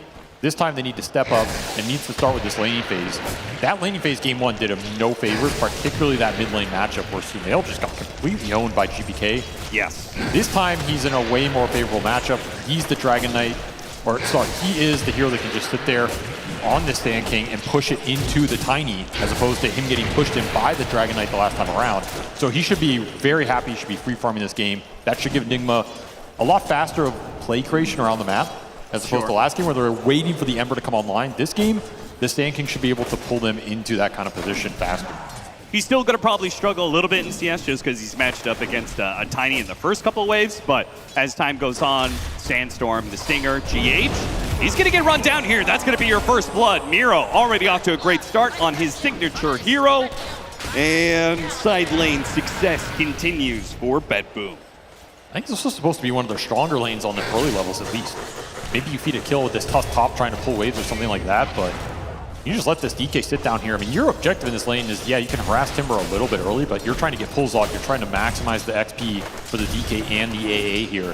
I don't think Nigma need to be too aggressive on this lane as long as GH is getting levels. GH, I think he just kind of overplayed his hand a bit. Yeah, nice. So. A little bit of fear. Deadshot pushing him back into Miro. Something to worry about. They do have a good amount of damage. Once they get to like level 3, level 4, this combination of Timbersaw and Muerta is going to be very high damage. Could see Miro going down to the level 2-3 timing if you can get a cold feet to proc. Yeah, Dragon Tail and the cold feet, classic. I mean, that's the thing about Flood Grenades. They always give you this kill threat, even on these tankier side laners nowadays. Especially you can get extra right clicks and run them down. And lane going in for Miro. He needs to play it safe here. He's pretty far up. Try to use it now. Dragon Tail and the cold feet with the Blood Grenade, slowing him down. It lands, yes, but the damage isn't there to finish him off. He's got full stacks on the armor. He's chilling, enjoying life, looking for that Lotus.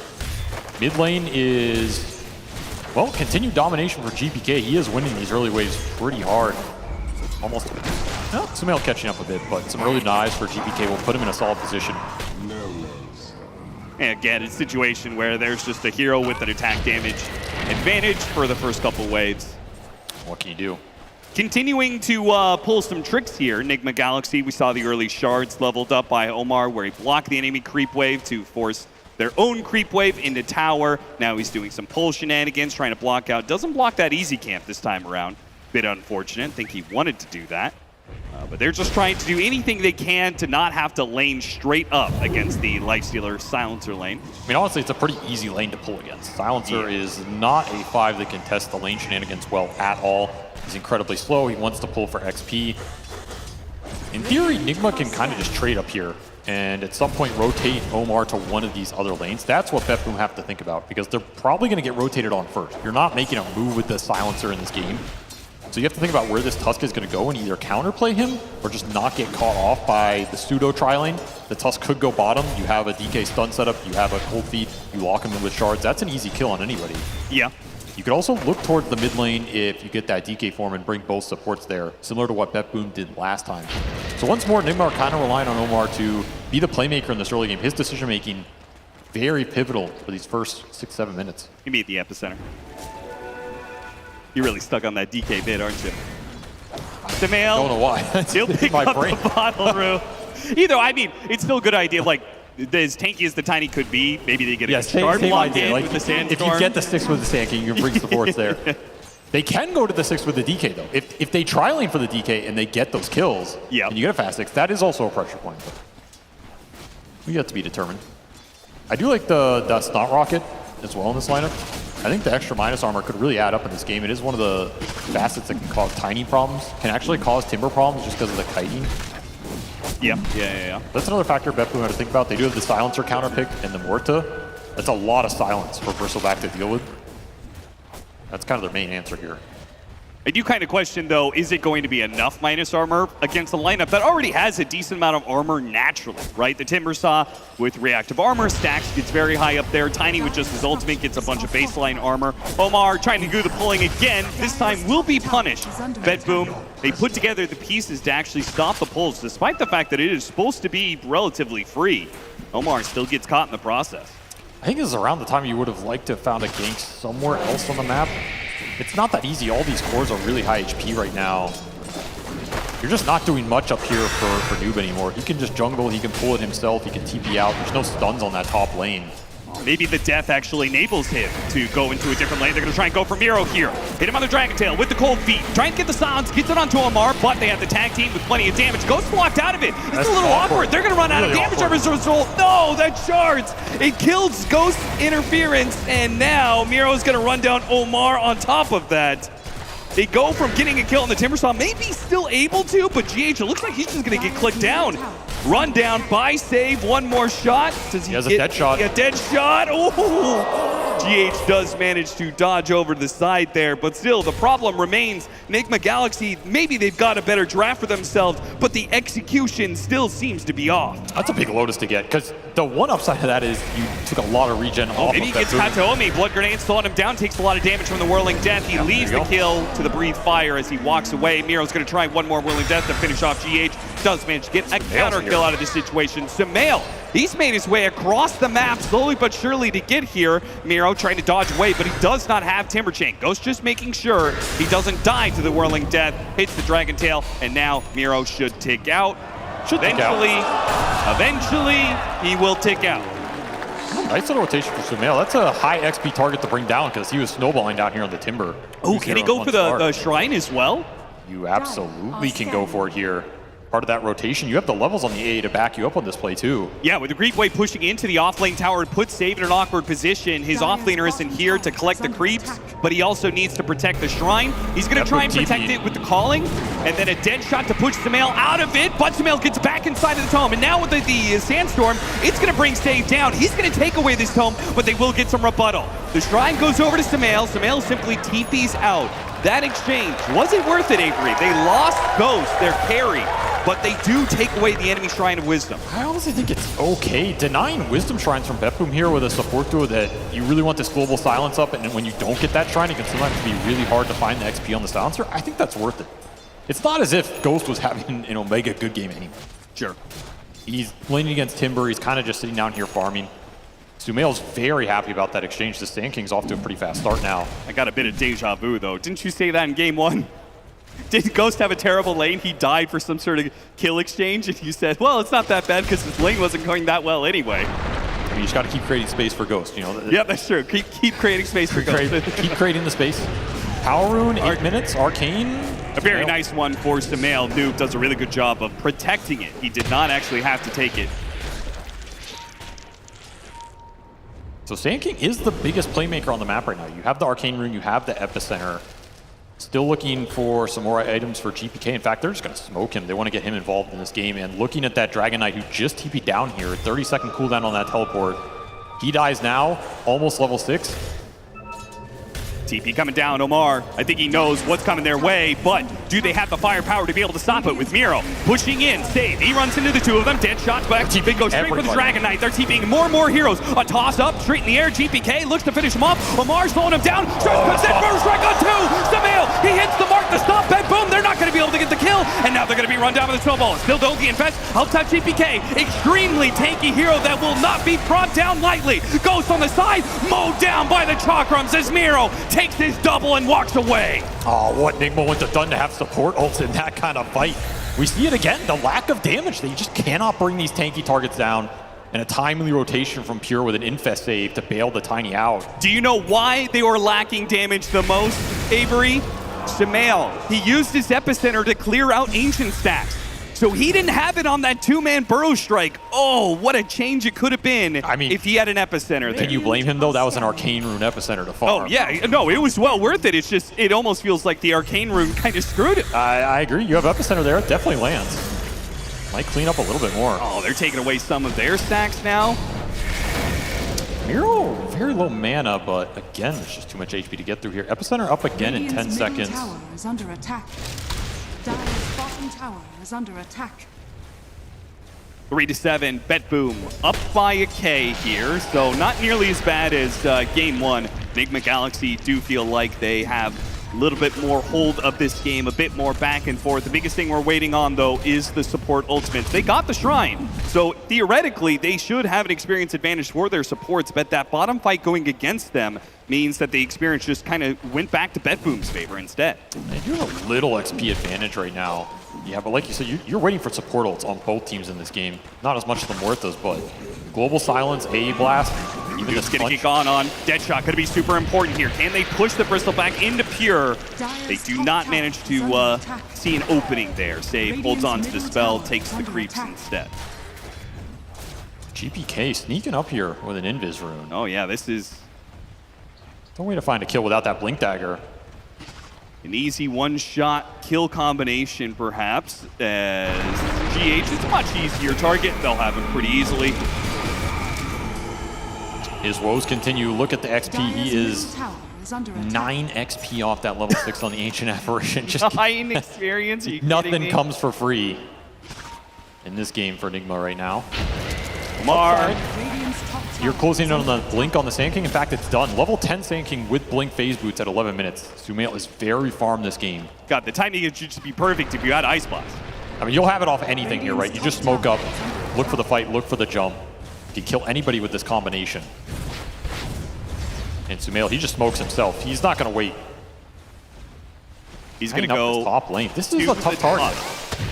They certainly do have the control, thanks to the Tusk being level 6 now, but the Shard's already being used.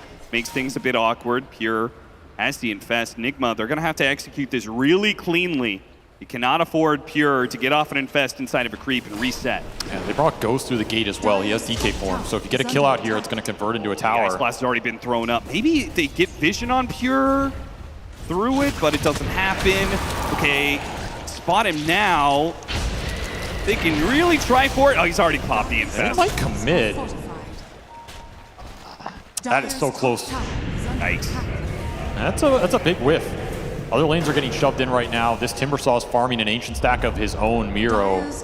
He will now take that top slot as he just clears through so much net worth on this triangle. Samael pulling the trigger. Epicenter goes for Kataomi, not GPK. I thought surely they would have gone for the bigger target there, but maybe they feel like GPK is actually just too tanky to bring down. Without the Ice Blast, they might be right. There's no way. That is a 2,000 HP Tiny with an Illusion Rune. Yeah. I think they made the correct decision. Get something on the board. Bet Boom trading it out for more farm on the map.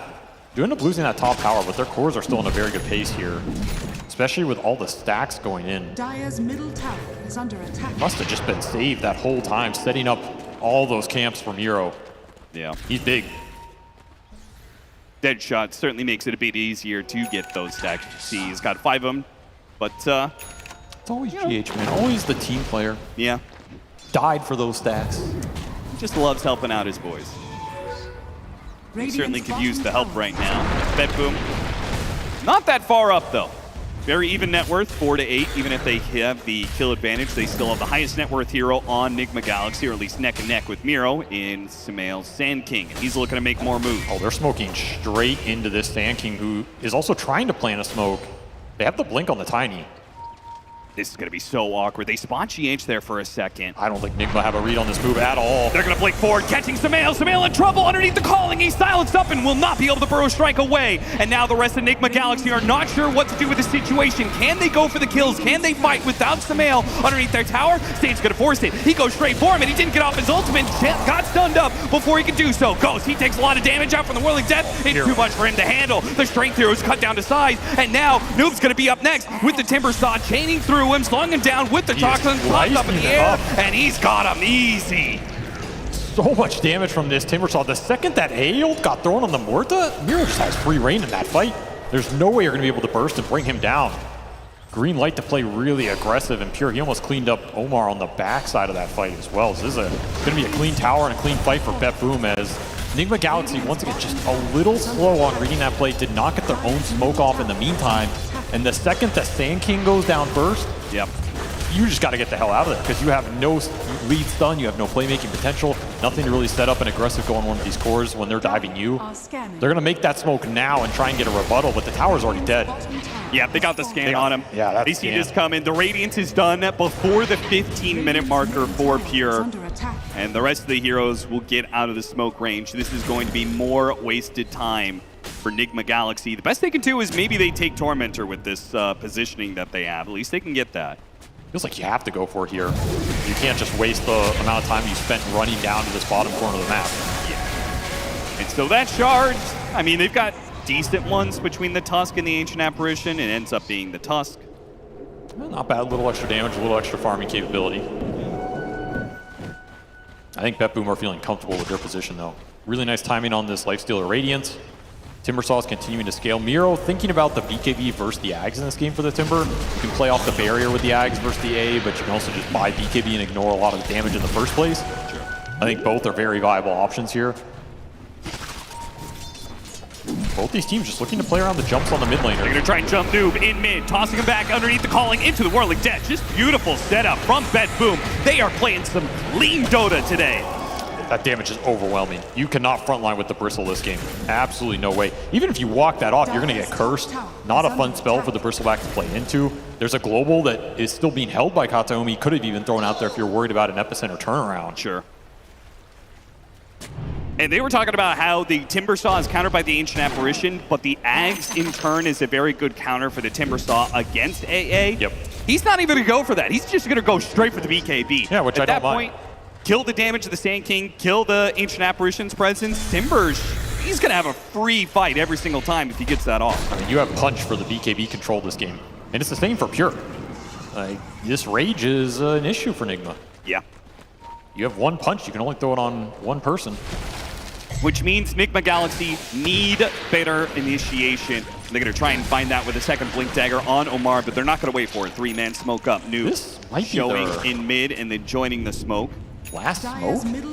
Yeah, they've This used is a the lot. third in the last 8 or so minutes. Heavy committal to try and make these plays happen with the Sand King. And look at BetBoom. They're playing so far back. The sentry was already laid out behind the tower. Their ward has been spotted. Nigma Galaxy know about it. All they could do is deny the ward, maybe take the tower.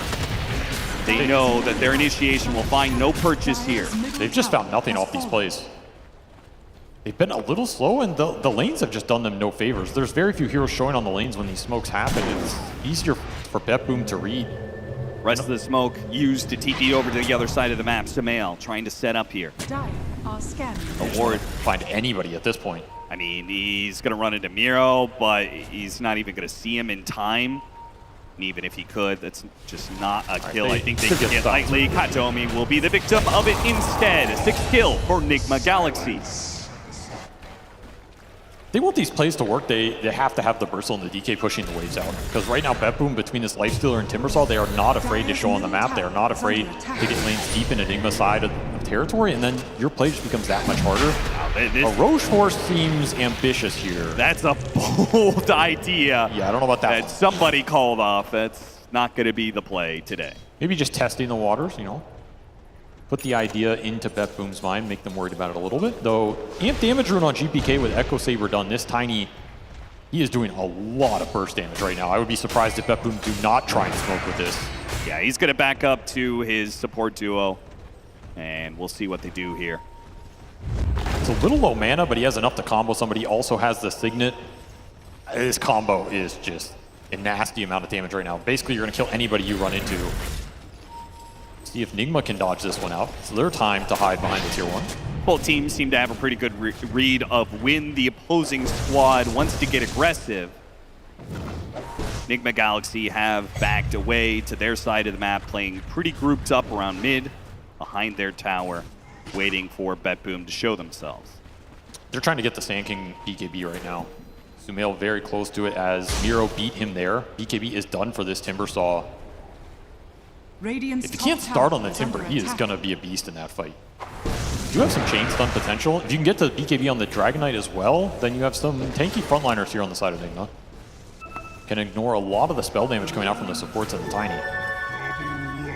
Same time, if you jump the Timbersaw, he's got a Global Silence and he's got Infest. They have like some pseudo saves coming from the side of BetBoom. I can see where will they jump the Timber, but it's just not enough. Sumail almost caught. Good blink before GPK could catch him there. Yeah, that club would have demolished him. Radiant's top tower is under Let's get the DD out of GPK, which is worth something here. Trying to get a power rune of their own, but it ends up being top. Illusion grabbed by GPK. I agree, jumping this Timbersaw just does not sound like a recipe for success. You can't really A-ult him because you're going to get global unless you throw it preemptively. It has to be very fast. You might not get that chain stun off if you get global, which you need to bring him down. You need DK stun and burrow strike to land, basically. It seems like they're going to be pretty all in on a double BKB timing then. Maybe even a triple BKB timing for Nigma Galaxy. They almost have it on Sumail, but Ghost is not that far away from it as well. And eventually, Noob will build one, though he's going to go SNY first. Remember, you can cast the AO. It's already been thrown. Yeah. But he has to be able to throw it, right? So to me, that says you're kind of making this short jump and then just instantly throwing the AO already. Yeah. Like you're not making this long distance pickoff play, right? I mean, definitely would be easiest if they could actually epicenter blink burrow and be throwing out the Ice Blast. Like, what are the chances that BetBoom gives you that kind of opportunity? I mean, they would be playing under some sort of ward, some sort of vision. They're playing very clean in this game 1 and 2. They're just not giving a lot of openings. They're playing very defensive. Just making sure they hit their timings, make a solid play with the timings. If it misses, whatever, take an objective, go for the next set of timings. They have SNY on Pure. I mean, shout out to Pure. We haven't really seen that much of him on screen for this series because, well, frankly, the rest of BetBoom had been able to do so much. But Pure is very often playing alone on this Lifestealer, and I feel like he hasn't got caught once.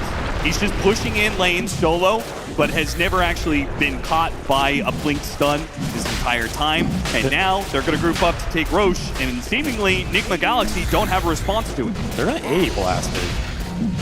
Spots up these heroes. Miro, he'll get a little bit low, but he should be fine. You have to back out, though, because you don't know how close you are to getting epicenter here. Yeah. You saw this tanking around mid. And it's a haste room for Sumail. This is huge. You smoke him up here. He has BKB. You can haste him down here. Yeah, he can actually get in position.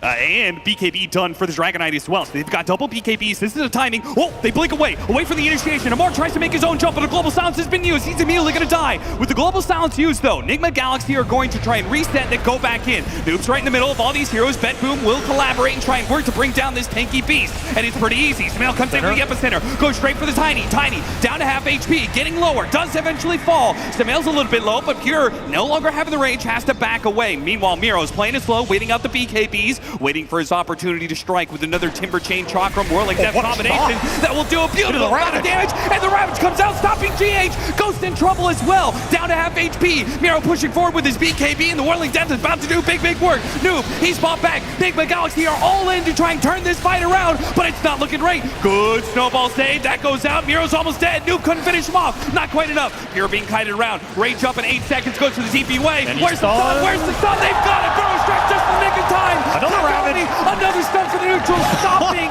Nigma Galaxy from claiming yet another kill. But the buybacks, it's the buybacks that Nigma Galaxy rely upon to change their fortune. That's a net even gold exchange. Those buybacks really hurting, especially Noob, just not getting this S and Y. You do stop the Roshan, you do get the huge kill on Pure, and that is worth it. I mean, getting him down in this game is massive, but you do pay a heavy price. That was your BKB committal. Man, that A ult was coming up right as they were getting chased in. If that dead shot does not land on the DK, I think that fight is very different. Yeah. That was an incredibly clutch shot by save on this Murta, and then the Croaker, man. This Croaker was doing work in this fight, and it was not for Nigma Galaxy. Yeah, Nigma Galaxy's out there playing 8 versus 5. That was just brutal. GPK covering his power rune, trying to get that grab, doesn't manage to get a regen rune. That won't protect him against the Ice Blast, though. He just has to toss away. Oh, it's enough to get the kill on Omar. A dieback, he's gone for a minute. Is this enough for BetBoom to claim Roshan finally? And GPK, he's just gonna regen straight back up. Benefit of that power rune. They're gonna walk in this pit. No A ult for 35 seconds right now. BetBoom, they rather fight. Nigma Galaxy, I mean, they invested so much to be able to contest this Roshan, but now they're stuck in a situation where seemingly they can't stop it from being done unless Sumail wants to put together a hero play. I mean, he has had some spectacular Aegis steals in his career. Perhaps the player with the best sense for when to go in. They seem to be trying to scout things a little bit better. They're actually baiting it out. They have the scan on him right now. They back up. They know Roshan's going to the other side of the map. Nigma Galaxy, you're going to have to scramble to get there in time. This is really difficult now. You do not want to just run across this entire river through potential BetBoom vision, through the jump from the Tiny. Your only option is to gate and then go back from the other side. And that's what GH. They're going to TP Outpost. This is also scary though, because it feels like BetBoom know this is coming. They're just kind of setting up for it. They'll save on a ward. He's going to be popped almost immediately. A little pick off, but a global silence is also used. If BetBoom don't get anything from this global, Nigma Galaxy may have a huge advantage. Noob sees it too. They spot another one. That's going to be Kataomi on the low ground. Glimmer Cape is not going to be able to protect him here. A second death on the side of BetBoom. It's up to the cores now to try and stop Roshan from Nigma Galaxy. Still half HP in here.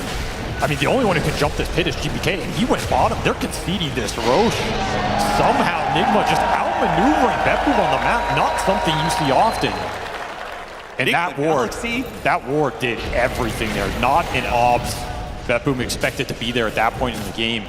I mean, it was planted 6 minutes ago, man. Like, it's an old ward coming out, but it did its job for sure. That is a huge swing in this game. And now you have 2 lives on Ghost to play with. We saw in that earlier fight, this DK, he does some serious DPS. We should not underestimate what this hero can do, especially when he starts building up the damage items themselves. Looking towards that Bloodthorn would be a massive pickup in this game. Now you have 2 lives to work with here. You can get really aggressive. Has the level 18, 3 points in the Elder Dragon form. Perhaps time to get aggressive here. Ward behind, save. He's spotted. They're going to try and once again, blink punch him, not let him get off the ultimate, pop him with the Ice Blast. Nigma Galaxy, they played up against that game 1. BetBoom, they gave them 0 openings. This game 2, it was very clean from BetBoom. Again, very few openings, but there was one around the Roshan pit. That was the one opening that BetBoom gave to Nigma Galaxy. Another one? And as a result, Nigma Galaxy, now they're beginning to get more and more out of the situation. Now they might just be able to get the kill onto the carry. GPK, he goes in with his BKB and it's messed up. Omar's almost dead. Oh, what a play! They just BKB, TP out, an advanced Nightfall technique. the Nightfall 2. I will BKB TP for you, my brother. I will rescue you. You ain't never seen a Nightfall TP like that before, friends. It's too effective. Nigma did not expect it, but a very heads-up play here, as Pure was dead for sure. And now Enigma left wondering, what are we supposed to do against that? We need 2 punches, we only got 1. Yep. Dire's bottom tower has fallen. 3 minutes left on the Aegis. Enigma Galaxy, they're in the best position they've been in the entire series. Funny enough, though, they are still down in net worth, just by a little bit, but they are still down. Goes to show how far up BetBoom was and how they've managed to, despite the losses, despite the pickoffs, managed to keep themselves pretty efficient around the map. They're still, okay, they're going to trade Wisdom Shrines here. Scouts Miro. It does. Samael is not certain about making the jump, though, without Epicenter. It seems futile. The thing is, I think Enigma have a lot more reliable scale this game than they did in that game 1 too. Okay. That game, they were really dependent on that PA carrying the DPS, right? Here they have multiple heroes that can carry the DPS. They have kiting mechanisms, they have a Tusk. Ghost is kind of alone, but he also has BKB and Aegis, and he's got GH to give him a force staff. So a helping hand prevents any resources having to be expended by Ghost, and he's down to go back in. Half of his dragon form is still up. They're about to hit level 18 on Sumail too, which is level 3 Epicenter. He already has the Ags done. That's a lot of damage if your debuff immunity is not up between the Lifestealer and the BKBs. They'll get the tier 2 mid. Timbersaw completes his Aghanim Scepter, something to look out for in the next team fight. Any other important items? You're just kind of looking at what GPK can get, honestly. He finished up BKB, he's looking towards Broach on the next item. This Tiny is going to be the big X factor in terms of how many combos do you get off, how many right clicks does he get off in a fight, what does he get lucky on the Revenant's Broach? Exactly. When he gets like 2 hits in, is one of them a Revenant's Broach proc or not? The rest of the team is kind of consistent damage, but these fights have been decided in the jumps. Enigma have a lot of bursts. They're just going to run into the Silencer. That is the Silencer is a beautiful target. If they can get it, they're silenced up. The Ice Blast is coming in. They toss him out of the Ice Blast, but he still goes down. Noob, he's going to be forced staffed away. An Epicenter goes down. Meanwhile, they invest into the Timbersaw, who has his Aghanim Scepter. Enigma Galaxy, they realize they do not want to fight this Timbersaw. While his Axe is going, they reset a little bit, try and chase after the Ancient Apparition. GH is going to be left behind, the victim of the initiation from BetBoom. They're looking for more. Ghost, he's up next. He's got his Aegis for 50 seconds. He's willing to expend it here. Will he have to BKB and TP out on the second life? He should. Farm the wave? No bashers or anything. They actually glyph to protect the wave, funny enough. That was pretty BM. At least give him a couple creeps there for his trouble, but they say nothing for you, good sir. Go to base and think about what you've done. And the basher, yeah, flying in for pure. He almost would have added for that. Oh yeah, imagine that comes in 30 seconds sooner. That's a big win for BetBoom. Yes. They just stifled a lot of Nigma's momentum in this game. That was an Ags Epicenter that did nothing. Motivatos into a chain stun combination from the Tiny. BKB forced out. Global Sans does get used there from BetBoom, but another BKB put on cooldown for Enigma Galaxy. Still fighting the initiation. Amar's going to go for the jump on the Lifestealer. Lifestealer, can they bail him out? Forced out, trying to get away. It's not enough. He was seconds away from being able to save his own life, but now he's dead, and now BetBoom are gone in this fight. It's 2 down. He died to the Orchid of a Malevolence proc damage, pushing below the threshold on an attempted infest. That was incredibly close. But Enigma get the big kill, and that's what I'm talking about, the scale in this lineup. If you can always jump this Lifestealer and just throw everything on him, you have a decent chance to win the fight. There's no other save in this lineup unless you get the toss back or some clutch 4-staff silences. It's pretty much it. And that Bloodthorn done for Ghost now. A lot of DPS coming out of this Dragon Knight. Dire's middle tower. BKB is almost done for Noob, which will help him a lot because I feel like he's just, he's trying to frontline, trying to do what he's supposed to do, which is frontline and put minus armor on heroes, and he is getting popped. He gets that BKB. He gets more minus armor. You combine that with Samael's Aghanim Scepter, right? He's got the Aghanim Scepter with the AoE stingers that are going to be going off during Epicenter. That could add up to be a lot of damage because that stinger is physical damage. Also just the kiting. If this debuff immunity is down, these boost stacks add up. Sure. Something to play around. Still, I think these fights are about burst. It's about who jumps first and who finds a good target between GPK and the Tusk / Sand King for Enigma. And again, do not underestimate how much GPK can do right here. He finished up the Revenant's Broach. He has Gunpowder Gauntlet. This is a one-punch man right here. He is going to knock somebody out. Yeah, and if one punch isn't enough, he's going to buy the shard to make sure he can punch as many times as he wants with that big old tree. I mean, I even wonder if at some point BetBoom opt to go for the aggressive infest jump play. it doesn't seem too appetizing, but it would let you output an insane amount of damage and just throw global on the top of it. The issue, I think, for BetBoom is they don't have chain stun potential. It's all in on the Tiny. No one else has a solid lockdown. Yeah. Almost feels like you might need a Hex somewhere in this lineup, and Well, you're Miro getting always one. thinking about it. Yeah, Miro already one step ahead. He's the only one that can build it, though, and it is a long way away. This risky move, Jesus. They're doing the Tormentor. All of BetBoom is right here in this corner, or most of them anyway, 4 of them. But they do not try and catch anybody from Nigma Galaxy. Nice shard, too. Sand King shard, extra damage here. Sure. Now, Whisper of the Dread on top of it for extra spell amp. We know how much Sumail likes his spell amp.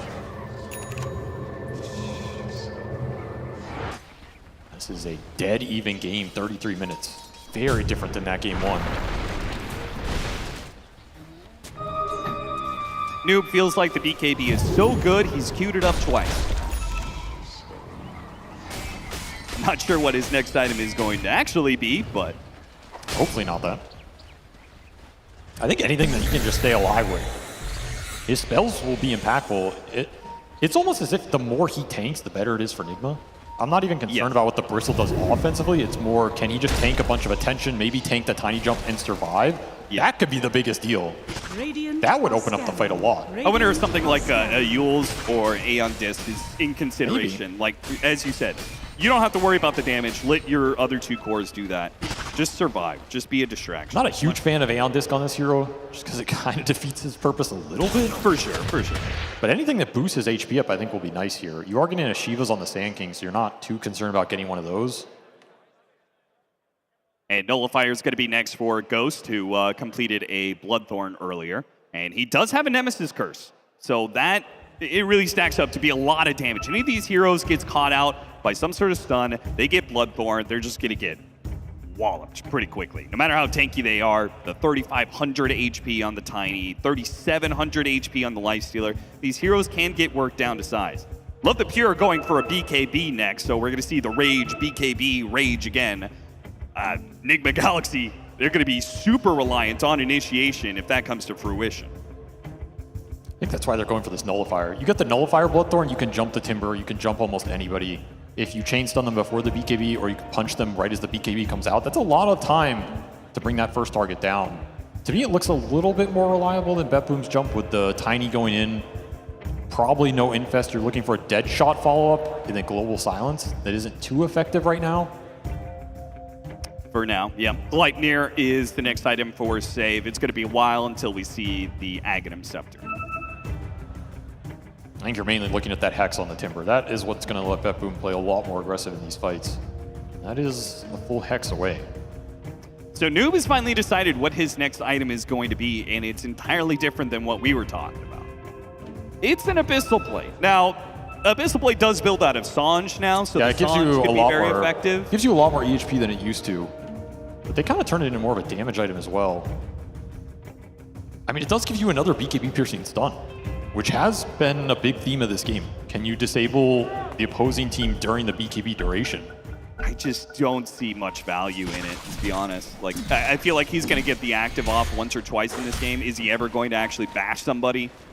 I kind of feel like that's unlikely. I mean, luck is a hell of a strategy. Might be the strategy that Nigma Galaxy is relying upon. They're smoked right now, too.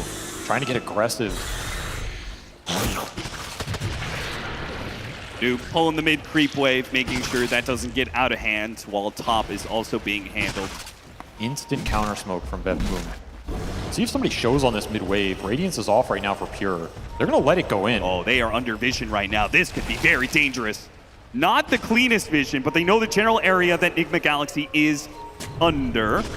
Imagine you get the Burrow Strike They right now. spot GH. That is the perfect target to bring down immediately. The Global Silence going to the dead shot pushed away Ghost.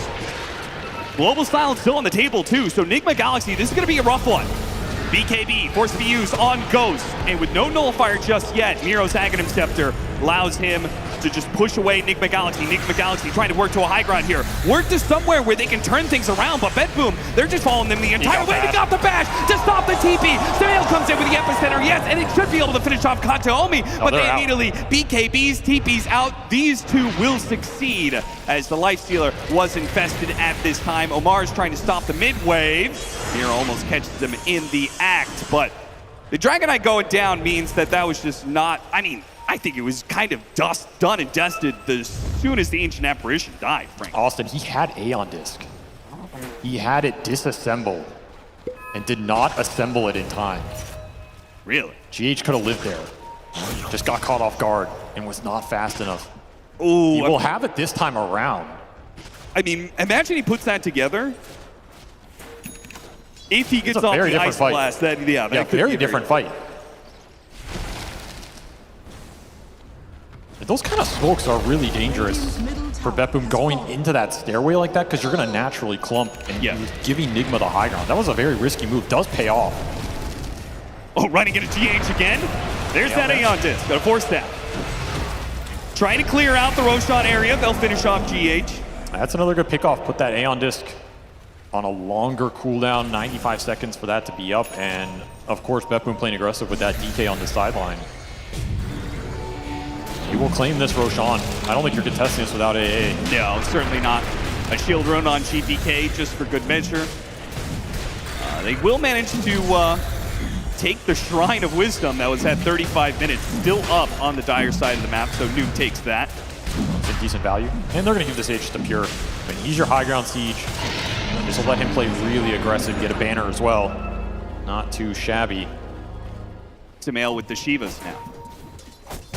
A lot more damage for him. A lot more survivability as well. They haven't really been focusing the Sand King, though. I think Bedboom are just going to take whoever goes into them first, jump it with the Tiny. Ghost gotta be careful of the burst damage that Bedboom can put together at this point in time. He gets tossed back into Miro's Whirling Death. That's like half his HP right away. This is also buying time for Miro to try and get towards that scythe. Just a huge item for them. Yeah. Yeah, that becomes a toss back into Scythe. Anybody dies. Everybody dies. Ogre Seal Totems across the board. As I'm sure anybody who gets that option is likely to take it, just because the back and forth, the initiation and the counter initiation of these fights have been so crucial. And they did infest GPK for a little bit there, hunting around the map. I think the Aegis is giving Pure the confidence to be more aggressive like that. This is on Sumail. He knew. He knew because his shard goes up, but they still will find the avalanche on the high ground. They don't necessarily know he's there. Look at Ogre Steel Totem toss him in midway through the totem. He's got a Burrow Strike in a second here. Is there any way that Sumail can get off this cliff without death? No. He's stuck up there until he is sent back to the fountain. I mean, heads up blink from Sumail. GPK putting that totem to use instantly. Nice pickoff on the map. This Tiny continues just to be an indomitable threat. Yeah. Just running around doing whatever he wants. Blinking into a ward, deals with the ward, but now, okay, Ogre Seal Totem gets him away. He's fine. This is also Bedboom's time to run around the map with this gem on Kataomi, and he is winning the vision battle right now. This is also giving a lot more freedom to that Shadowblade Tiny to play aggressive. And I love the ward he just got down. Kataomi knows that Nigma Galaxy is trying to dodge during this Aegis, so he gets a ward deep on the edges of the map, where he knows Nigma Galaxy is likely to be playing cheap. He almost running into another pickoff there. He's got the scan on Omar. Omar, he's got a TP up in a second here. GPK right around the corner. Woo! Almost caught him, but Nigma Galaxy get away again. Now, the dangerous part is going to be, okay, Bedboom just showed in the top lane. Does Nigma Galaxy try and push out to bottom lane? And in the process, get caught by that ward. That is not a place they want to go right now. At the same time, the Hex done for Miro. That teamfight chain stun control is there. Oh yeah, they've got Abyssal on the Lifestealer as well. Yeah, it's really online now. Ghost Life just got way more difficult. You're gonna have to win the fight in these BKB durations. Bedboom's jump is way more deadly now. They still have 2 minutes on this Aegis. Radiant's top tower is under attack.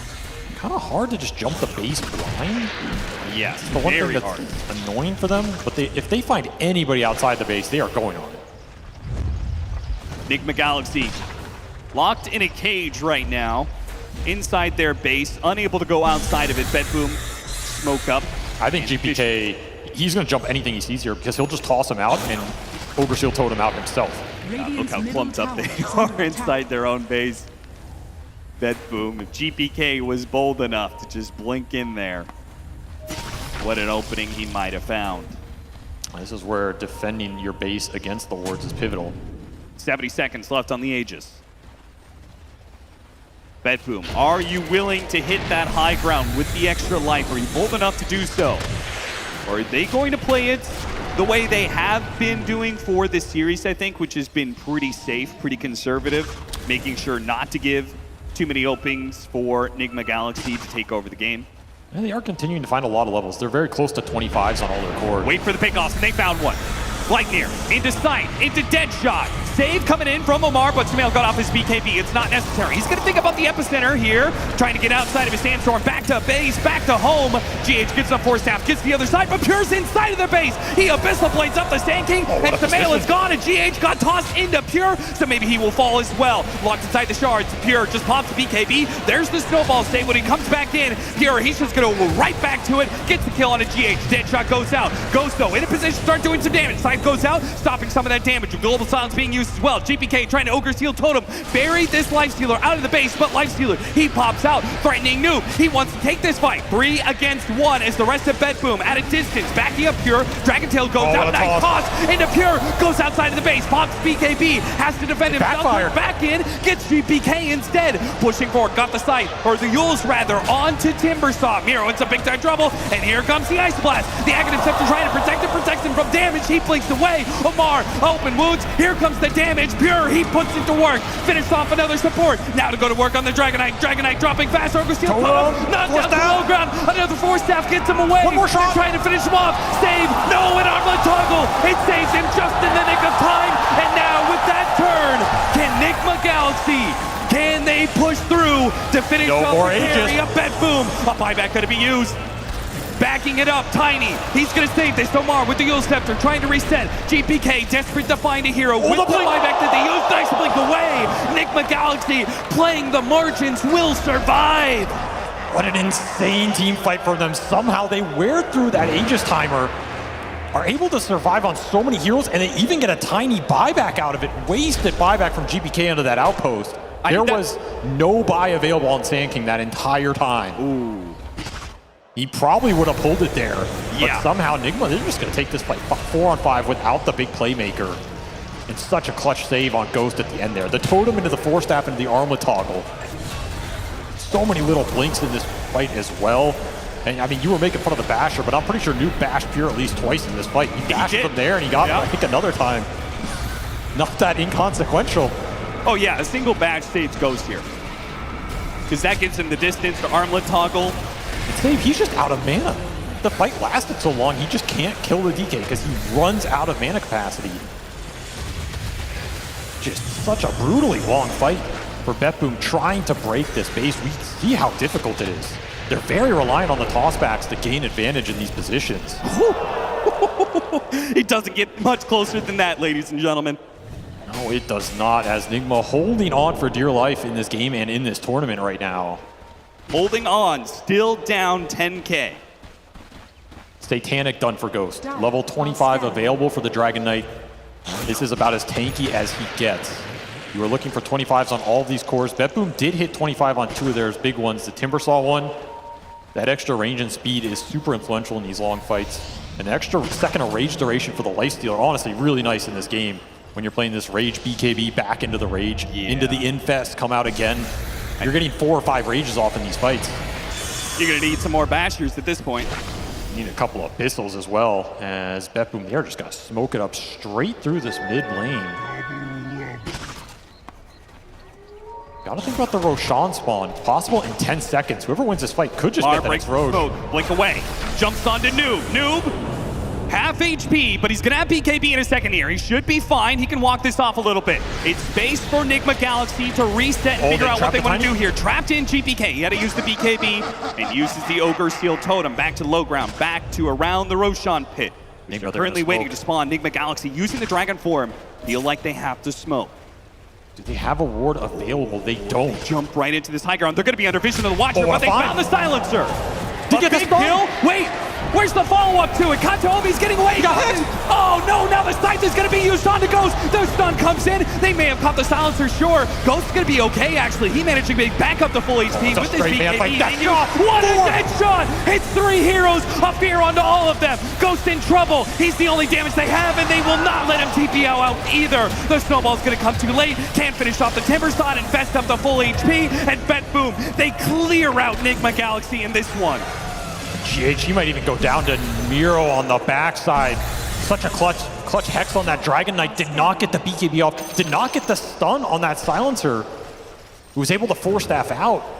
Kataomi had buyback anyway, but that stalled up so much of that initiation for Nigma, and what you wouldn't have done to have an extra Observer Ward to place on that hill. Makes that fight way easier, but ultimately save these dead shots with that Ags. Oh yeah.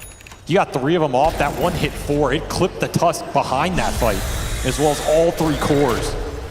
I mean, every single item that Bet Boom has been picking up is just more and more disabled. Exactly. The Scythe, the Abyssa Blade. Now we've got a refresher on Miro for double Scythe, the Aghanim Scepter from Save, and they're just going to it. Pure, his signature just hit throne, boys. He is backing him up. They've already dropped the wards. They're making the call. Nigma Galaxy, can you stop us? Rapier. As only 3, a Divine Rapier picked up by Pure. Of course it is. That's a very aggressive Divine. So it's not a position you needed it, right? He feels like he just wants it. Feels like he's going to get the next Roshan so he can get the Aegis to back that Divine Rapier up. Why not? Yeah, he would be right about a huge threat in the fight. No DK buyback available there. No way to get a fight out of that. And you got the Bristle buyback as well. Ice Blast, hoping that it somehow snipes the Roshan kill. It won't. There's a lot of damage, but yeah, Aegis onto the Divine Rapier Lifestealer. Cheese for GPK if he can ever put it in the middle of the fight, and Refresher Shard. They're going to give it to Kataomi right now. That's a double Global Silence with the Reverb. That is a lot of annoying silence for the Sand King, the Tuskar to deal with in these fights. Yeah, 12 seconds of silence. Brutal. 4 different times. Like, you don't have enough dispels for that. And Refresher's also done for Miro, so you're going to have double Hex potential. There's a lot of just jump you, annihilate you, and you can do nothing about it. I mean, it's just initiation at this point, right? Yeah, 100%. Nigma Galaxy, the only way out of this, there are too many tools for Bet Boom. You have to get a good jump. And Vision. Vision is how you're going to get that. This is why Nigma are just clinging onto this Observer Ward right now, hoping somebody wanders into the radius. And you cannot put someone on the front line anymore. That's the issue. You can't just send Noob in and let him give the vision for you. Yeah. Because Bet Boom don't have to commit a lot to start to threaten this frontline core. How did he pick up a Divine Rapier and an AC within like 60 seconds? Because he's rich, Austin. He's incredibly rich. almost 30,000 net worth. The Bristleback struggling to hit 20. There's a difference between these cores. Nigma Galaxy feels like every single advantage, every way you could describe the team fight, it is all to Bet Boom's advantage. The only thing they have is home field advantage, holding on to their base, holding the high ground, and hoping that Bet Boom give them an opportunity. What you wouldn't do for a Tusk Ags right now. Something to kick one of these guys in. Yeah. Another smoke pop, another 5-man base defense smoke. Maybe try and get a weird angle. You can jump any target that's not the Aegis carrier, which is the first one you run into here. Yeah, going up the side, but maybe the Sneaky ward drops now.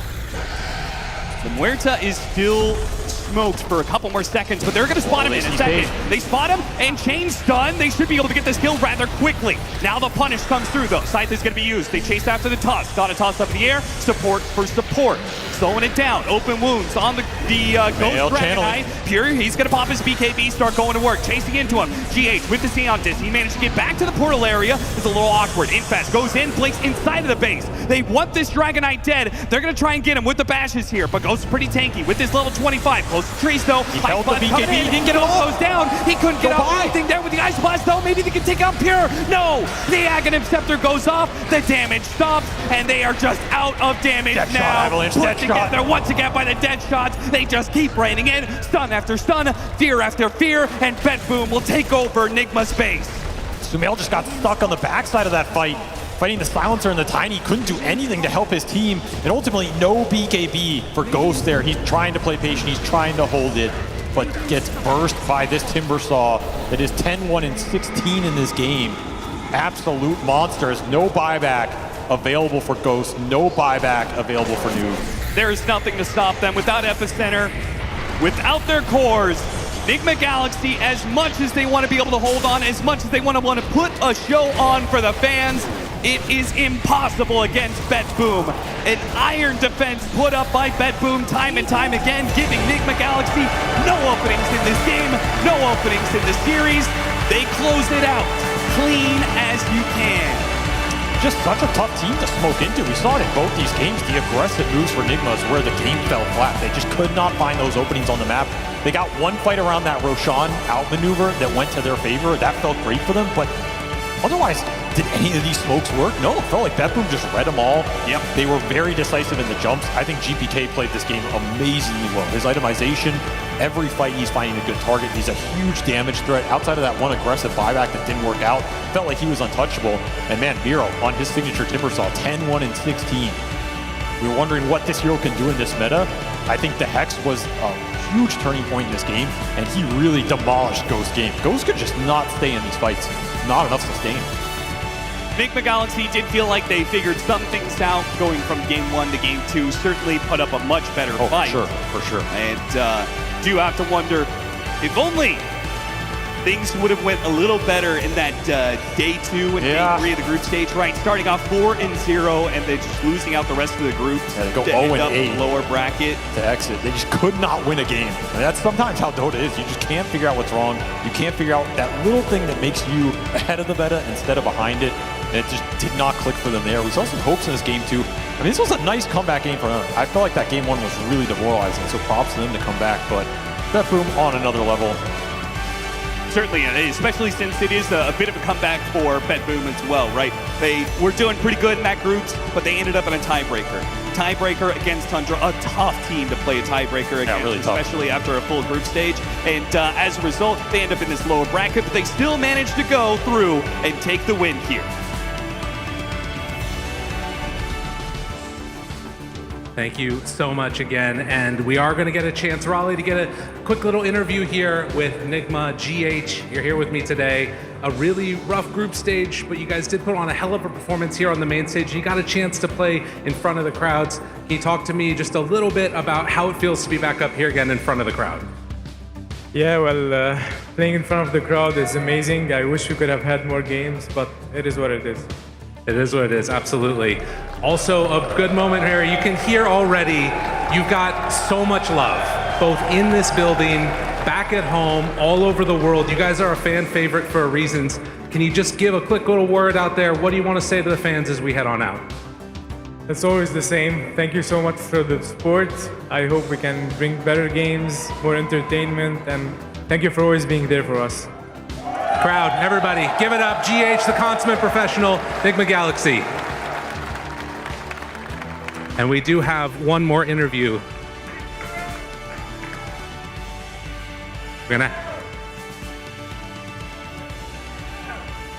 And we do have another interview here on the stage. Everybody, your winners in this series, Bet Boom and Pure. You take the victory of up and down group stage, but you guys managed to come out and still win the last 2 of those series before the tiebreakers 2-0. You get the 2-0 here. How is the team feeling? I mean, team feeling great. We didn't want to play against Nigma because it's kind of our, our friends. And It's tough to eliminate some team like that, and I wanted to play in the upper bracket against some CIS guys because it's more fun. But we end up here. Nothing to it, I don't know, guys. Nothing to add. Well, I have another question that I want to talk to you about. When we were talking about that group stage, there were a couple of speeches that your team said you made that we're not going to lose again. We're not going to lose again at all.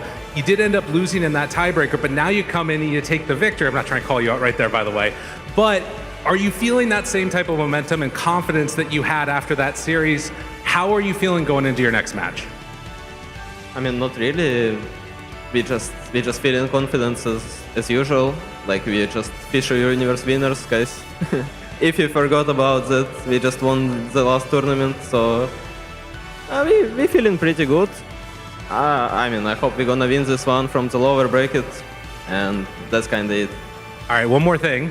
You got the crowd here. You're playing in front of them. Can you give a couple of words out there for all of your fans? Talk to the people out here in the crowd. How excited are you to play in front of them? It's always a pleasure, guys, to play in front of you.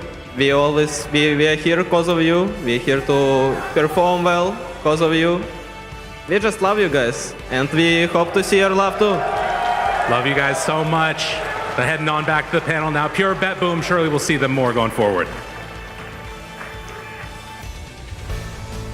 You absolutely will, because they continue onwards into the bracket, and their next opponents will be Falcons. So it doesn't get any easier for them, but that's a problem for Saturday at Bet Boom. For right now, though, they can celebrate their victory over Enigma Galaxy. It does seem that Pure did not particularly take much enjoyment out of that victory. There is compatriotship between them and Enigma Galaxy. Enigma are legends in all of the Dota community's minds, and especially a game like this, it didn't really seem like they were pushed to their limits that much. I think the game was... This game was more competitive than the first one. Yeah. I think Enigma definitely showed signs of life. I think the draft was better.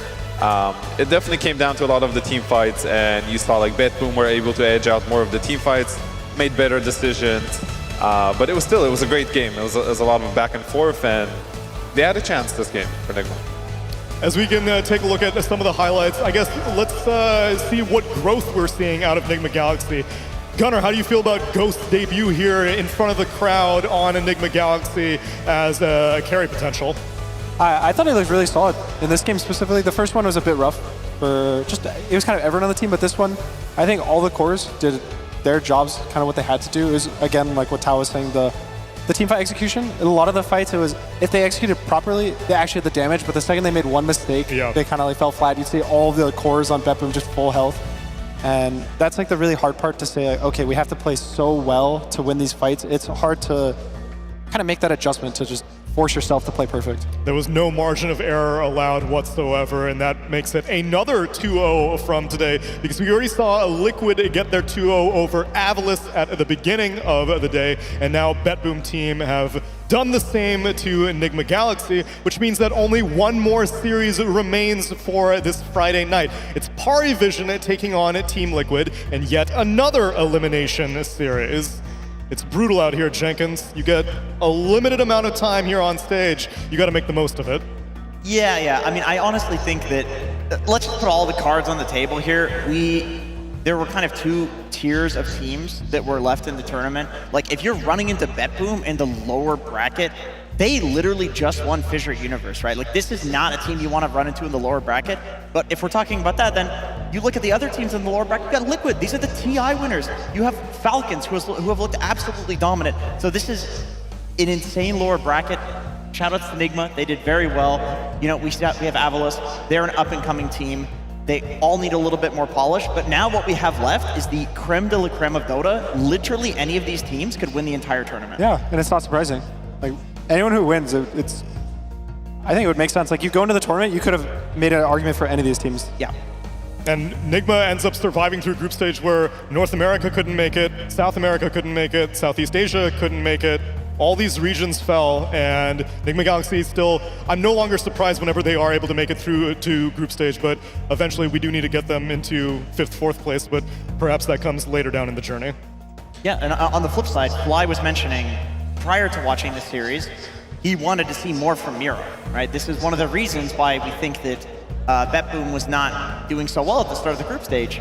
He got last pick to Timbersaw, and he absolutely decimated and carried this game. So how do you feel about how Miro performed in this series? Oh, I think he played really well. I think first game, he won the Zayna and the Kunkka. He was unkillable. He was always placing himself in front, and he did a great job. In this game, when you get that 24 pick, you know it's a lot of responsibility on you, and he definitely shined. I think he ended up with a really good score in the end. He was doing a lot of work. You see so much attention forced on this Timbersaw because he was causing so much chaos that they kept bringing heroes to this bottom lane to try and deal with him, but he still got all his timings. He had a really good game on the Timber, and it was a very good last pick. Like, you saw that this Bristol back, he couldn't just be this tanky Bristol that we used to. He actually gets tossed back and just dies. So great game by Miro, for sure. 41,000 hero damage. He did the most in the game, and I feel like he was also tanking the most in the game. Like, in a lot of these fights, it was Miro going in, tanking a bunch of damage with the Aghanim Scepter with the BKB, and then getting infested by Pure. And yet he's still the one that's doing the most damage as well.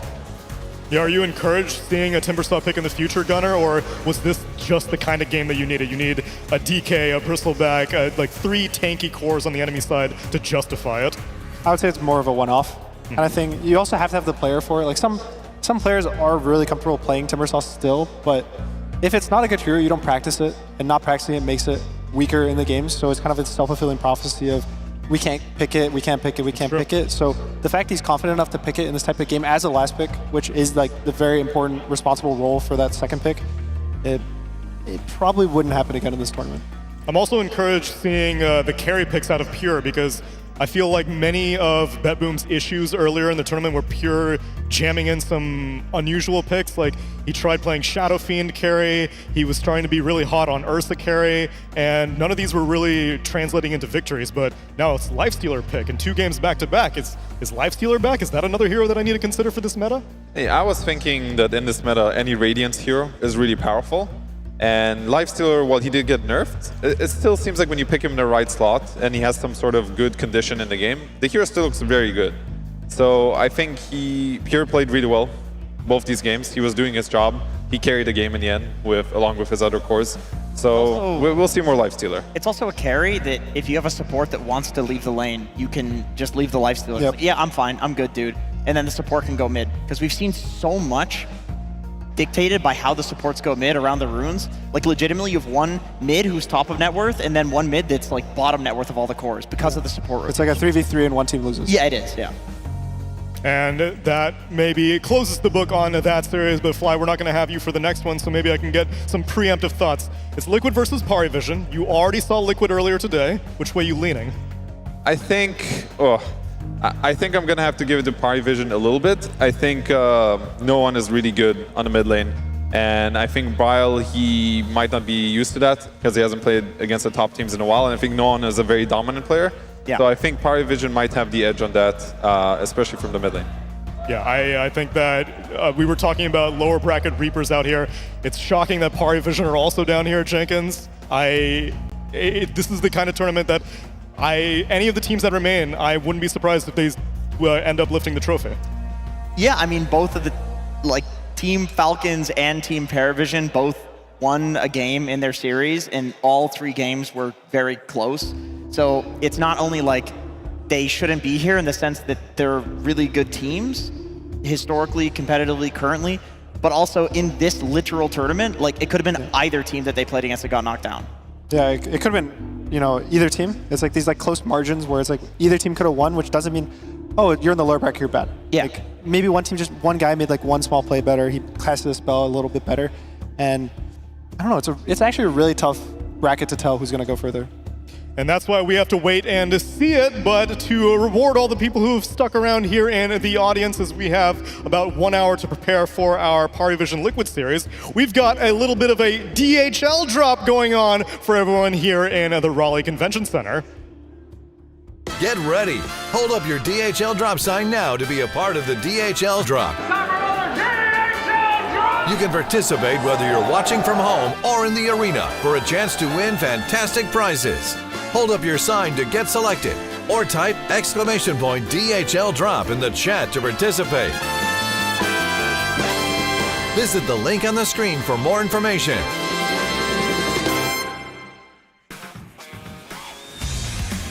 The DHL drop. Yes, my friends, we are back here in nice old Raleigh to pick out our best signs. I've read a few of these signs. Very, very good sign so far. Pick me sign, that is cheating, okay? You are eliminated for cheating, but I do like your sign. No one more but the banner. We're looking for the best signs out there. Ice Blast with 1 HP. Do not flame Nigma, they just lost. Don't. Not here. Midas on $. That is a classic, guys. Good advice there. Roshan watches. Mana is temporary. Dota is forever. Very true. Okay. If this is what I think it is, this is... All right. Let me see if he actually did it.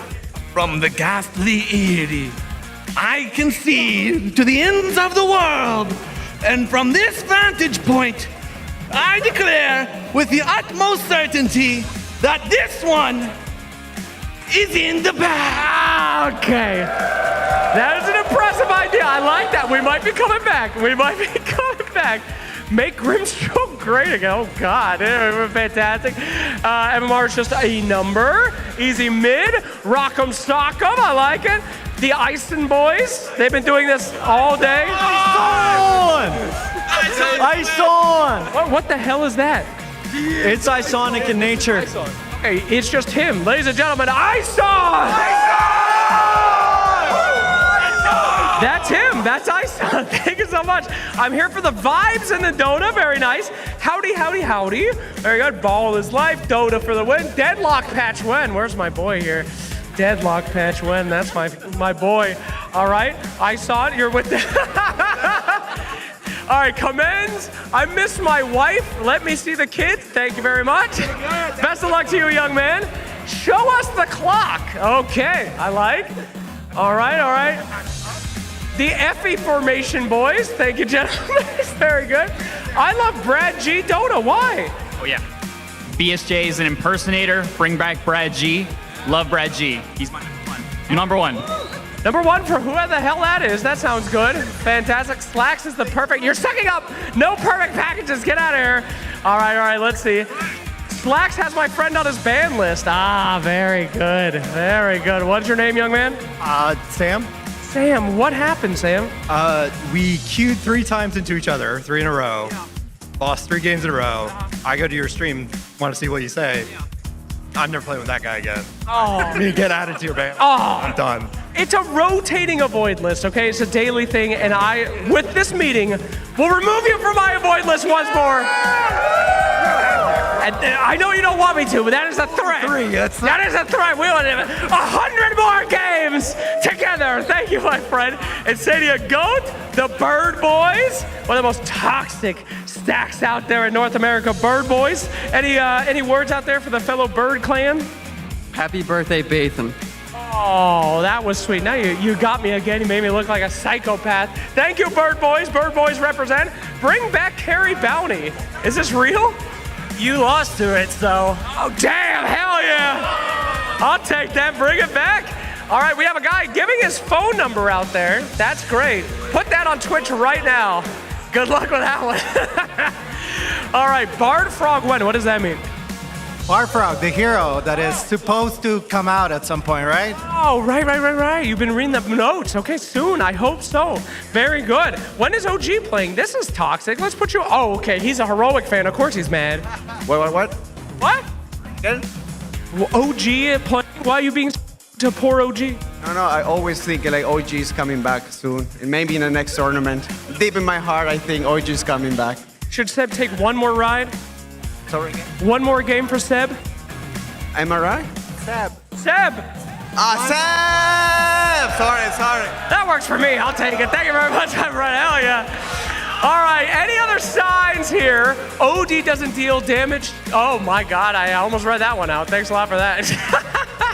OD does not deal damage to towers. Okay. Ice Yeti, best carry except for Mason. Wow. Mason fan, thank you so much for leaving your basement. It's so good to have you out here with us here today. All right, it's about time for us to pick a winner. Ladies and gentlemen, I've seen Ison. That's literally just a dude. All right, I got it down to 2. Ladies and gentlemen, should we give it to Ison? Or should we give it to the man who wrote out every single one of the ghastly Eries? right. That was creative. We'll give it to you. Well done, my friend. Well done. Can we get the box? I'm so sorry, Ison. Would you like to do one more Ison, though? Yeah. Ison. All right, that's great. Thank you, Ison. All right, here we go. Your box, sir.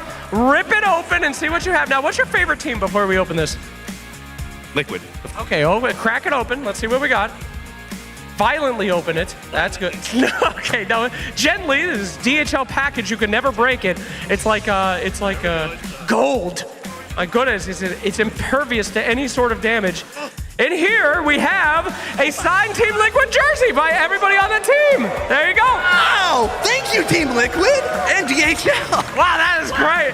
Wow, my man knows how to do it. Thank you so much. Enjoy the jersey. We got everybody on there. And that will do it for our DHL drop. Thank you, everybody, for participating. You guys are awesome. Best crowd in the world. And we'll see you guys tomorrow for another drop. So get those ideas cooking, because we'll see you soon with another box. Back to you after the break.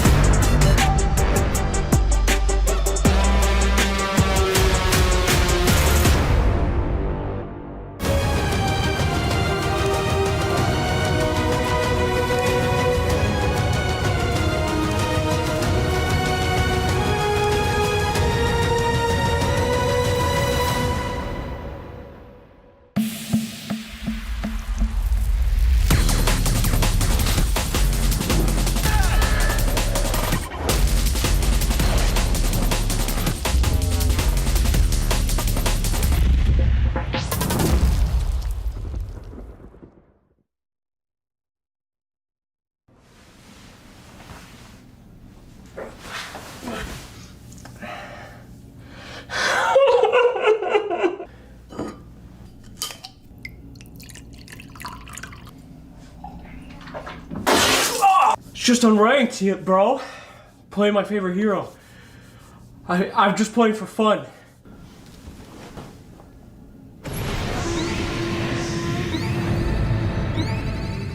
Carry or feed, okay? Mid or feed. Support or feed. I will be feeding.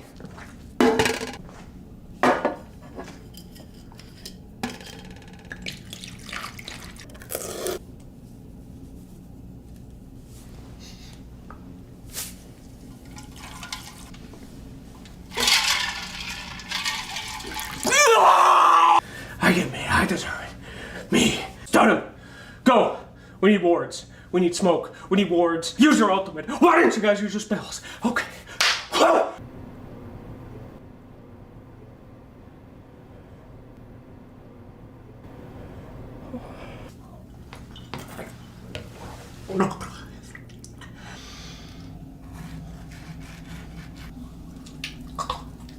Oh, yeah.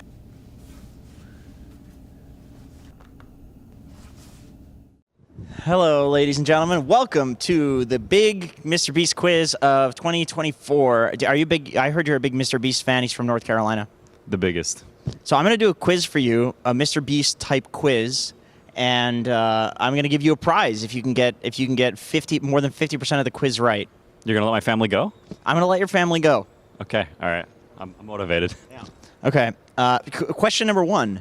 What is Mr. Beast's first name? Jimothy.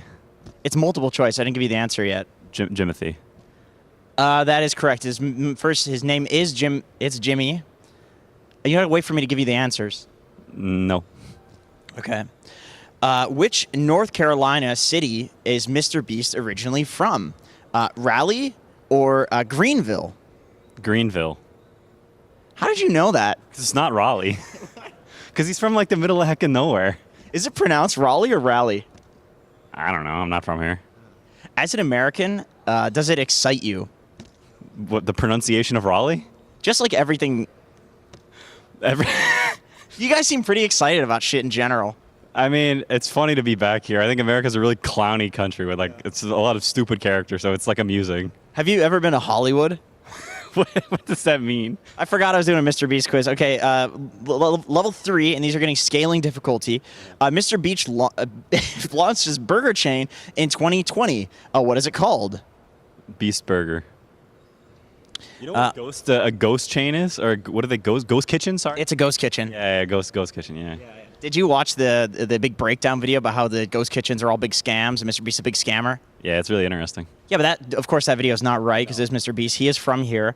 Level 4 in the quiz. This question going to be number C. What is the name of Mr. Beast's charity initiative focused on planting trees? Is it B, #GreenUp, or is it C, with a check mark at the end of it, Team Trees? Team Trees. I've read that there's a check mark. You did read that. Did that decide your answer? This is like between two ferns, except we're the ferns and the plant is the guy. Zach Gallifaplantis. That was good. What is the name of the YouTube channel Mr. Beast created that gives away money for stunts and challenges? Is it Mr. Beast Gaming or is it Mr. Beast? Mr. Beast. Yeah, it's Mr. Beast. This is not a very good quiz. It's not. It's not. All the answers are sort of self-explanatory. Right. Do you like PewDiePie? Do you prefer a PewDiePie quiz? Not really. In 2023, Mr. Beast helped with what type of facility, building a type of facility in North Carolina? Was it a shelter for the homeless to give them homes, or was it to give the food pantry to people who are hungry and starving? B? That is answer B. Congratulations, Quinn. Thank you. Thank you. I always wanted this. And you're going to get a meeting with Mr. Beast. We're going to get that worked out. And how are you excited about that as an American? As an American, super excited. And I'm glad my family's free. Thank you so much. We'll say good luck to Team Gaming Gladiators at this tournament. They'll need it. And thank you so much for watching. Oh my god, this seems disgusting. You give this to your kids? If I had to guess. I am here with Team Heroic, Analog and KJ. How are you guys doing? Good. Fine, hungry. Are you both hungry? No, you got Slightly. Slightly. I think you got the worst players to try this American junk food, okay? In time, we'll find out if that's actually true. Okay, so you guys are the lucky ones that get to go first. You have to open the boxes. So we're gonna be tasting a lot of American delicacies. These are very difficult to find in America, of course. By that, I mean every gas station has them. Which one do you guys wanna start with? We always see in movies, Yeah. you know, American movies. Okay. I always wonder what's the taste of it. Actually, yeah, we should try this one, you're right. Good. All right, make sure you do it in one bite here, okay? Cheers. Very important. So we're gonna have a rating system. All right, it's gonna be 1 to 5 bald eagles, because that's very American. So out of 5, what do you guys think? I don't think that's good. It's like 3. I'll go for 3 as well. Oh, okay. It's not that bad. That's average, that's not bad. Okay. What's the second one you wanna try? This one we have in Brazil, but not the flaming hot. This probably has the most chemicals than anything on this table, if I had to guess. Yeah. All right, wait, whiff it. There you go. Yeah. There's a lot in there. They are the most aggressive Cheetos I've ever seen. Usually they are like fat and cute, and this one are like... Yeah, why don't you show one on camera what it actually looks like. That looks like it will destroy your intestines, right? They are very weird. They are very weird. Like, oh? Yeah. Oh. It's good. It's actually good. All right, so how many bald eagles would you guys choose for this one? Man, this one I think is the best one of all. I'll go for 5.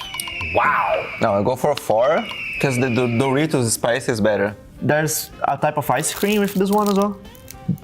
Sorry? It's so fucking ugly. Oh my god. Okay, let's go. Better than expected, perhaps, huh? Mm-hmm. He doesn't seem too impressed. It's not good, right? It's just not good. I mean, it's not that bad. If I was a kid, I would like to eat that. So how many eagles would you say? Man, I'll go for 2, just because I said it's good, you know? I can't go for 1 if I said I don't understand. What, is there a terrible aftertaste that I'm not aware of? 2? No, the deal is like, I expected this to be so bad, because just the way I saw it. Okay, so you expected a 1, but it was pleasantly I expected a 0, you know? I was expecting 1 bald eagle. 1. Oh wow, that's a true bald eagle. Okay, so you guys wanted to try Takis. No, it's fine. Here, let me smell it. Are you trying already? You have to He's try going like ham. 4 at the same time. Oh, there you go. A true American breakfast here at 8 a.m. So what are we thinking? 4 solid Fiesta chips. Yeah. Okay. And how about you? No, I'm gonna give it 5. Ooh, so same as Cheetos. I gave 5 to Cheetos. No, you gave 4 for. Oh, better than This Cheetos. is slightly better than Cheetos, yeah. Wow. Okay, and like I said, the true American test, the Twinkie. Have you guys ever had one before? I have no idea what it is. Okay, 3, 2, 1. Sorry, Yeah, that was a bitch move right there. All right, what would you guys give it? Very good, very good. Like it. I'll go for a solid 5. 5 bald Yeah. eagles, Yeah. my boy. All right. It's a 3. What the fuck? Don't deport us, please. All right, thanks for watching this incredibly insightful episode with Heroic on what is delicious here in America. Thank you. America. All right, guys, it is media day. Yes, ESL is paying me to harass teams once more. And today we have someone very special to harass. The newest member of Team Liquid right now getting makeup. It's Bryle. Bryle, we're going to go talk to him while he's getting makeup so he can remember what it's like to be tortured at Dota events in the most uncomfortable situations. How you doing, bud? Hello. I'm doing good. How are you? I'm good, man. It's been a minute. How you been? I'm doing good. Tell us, just tell us about this Liquid merger here. How did this one come to be, my friend? Liquid are pretty cool, except Aiden. Aiden bullies me every day. Okay. So I don't know how Nisha deals with him. So yeah. I don't think he did. I think he chose not to come on purpose just because he hates him. Yeah, that might be the cause actually, because I don't know who could deal with Aiden, honestly. Well, I'm so excited to have you back here for a North American LAN, baby. You feeling it? You feeling good to have what could be the last Dota event ever in our region? I'm here to bring back any Dota from the grave in the dumpster. God damn, good luck with that. All right, let's go. How do you think you guys are going to do, huh? You practiced up? You ready to go here? Oh, sorry. I think we're gonna do well. We played a couple scrims, and I think you're doing. I thought it would be hard to adapt, but I think it's going natural and easy for me. So it's been good. Fantastic. Well, we're excited to have you back, kicking ass again. Welcome back, my friend. Let's go bother some other Team Liquid people. Let's see, who else we got here? Oh, Blitz is back. Surprisingly, still has a job after last tournament. How's it going? Not bad, just vibing. Nice jean jacket. Oh, thank you very much. Yeah, I got it from the Walmart. The Walmart. When's the last time you shopped at a Walmart? I think I bought candy from there recently. Okay. All right. How you been? How's life after the last tourney? Did you get a nice vacation? I couldn't go because of visa reasons, but Yeah, vacation. That's what they always say. Team Liquid, anytime that they have any kind of issue, they say that it was visa problems, but they were actually just in Maui on the beach. You got any pictures from your vacation to Maui? because I didn't go to Maui. He did go to Maui. It's on his phone. He showed me. It was great. He was wearing a Speedo. Thoughts? I did not show you those photos. He did show it. And it was very cool. Is this going well for you? Would you say this? I would say that this is one of the better ones. Sadly, this successful content for you. Like they're gonna air this and everything. Yeah, they'll air it. They love it. And what have you been up to? What are you doing in your life, man? What's new? Nothing is new. I'm just vibing, Captain America. Okay, take it easy there. All right, I can't. Have you been watching games? Have you been keeping up? Yeah, I mean that's kind of the job, right? I mean, kinda, yeah. Why do you keep saying a small? All right, thank you very much, Blitz. Always a pleasure interviewing you. Thank you so much for your time. Thank you. Cheers. Okay, great. Sumail was on the team, famous for Storm. You're just giving him the hints though. Welcome everybody to the Great North American Dota Quiz. I've got Shopify Rebellion, I've got a bona fide NA legend, Bulba, and I've also got Yopaj. Sam, this is going to be cheating because nobody else has the knowledge of NA Dota that you do. So I think in this situation, we're going to have Yopaj try and answer, and then you can try and help him along. Does that sound good?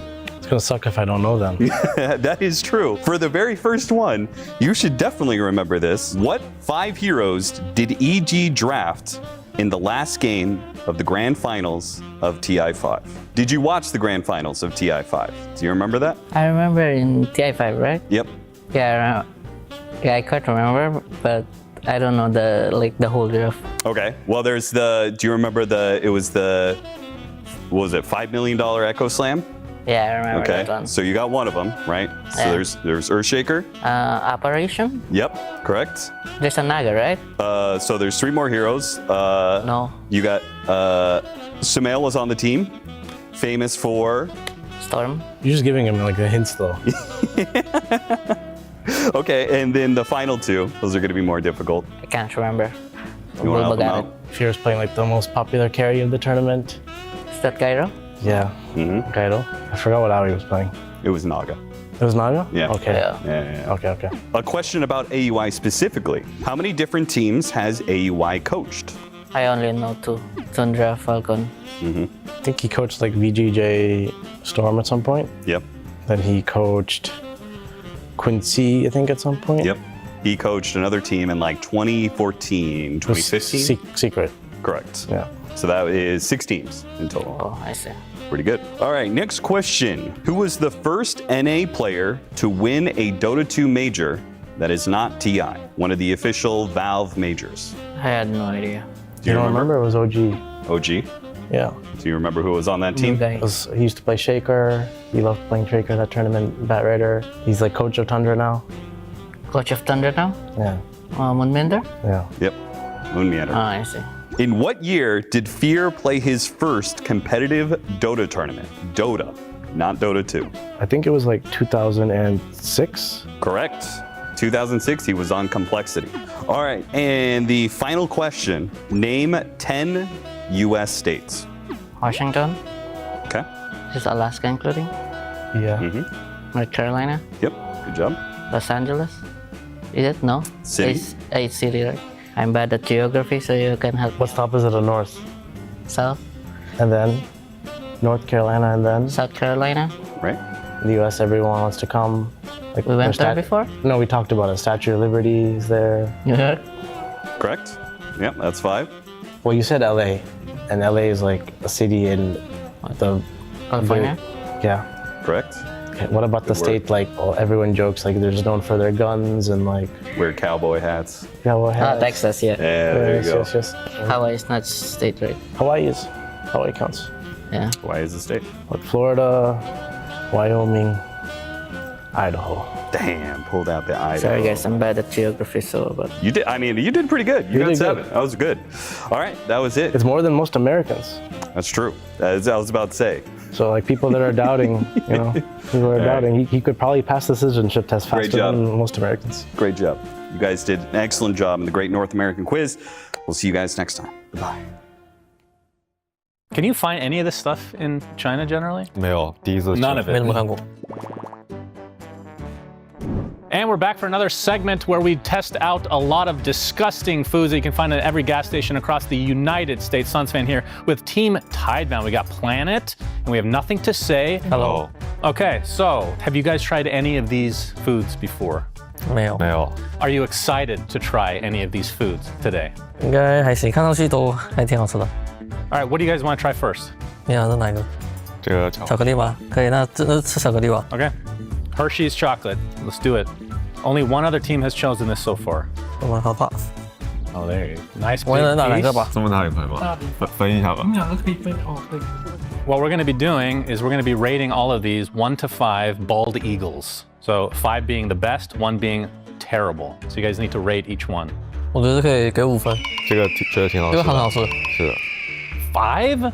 Okay, well, I'm excited to see if they like the other stuff because that's the most boring thing on the tape. Okay, what do you guys want to try next? 是这个挺好吃的。这个很好吃。Yeah. Try this? All right.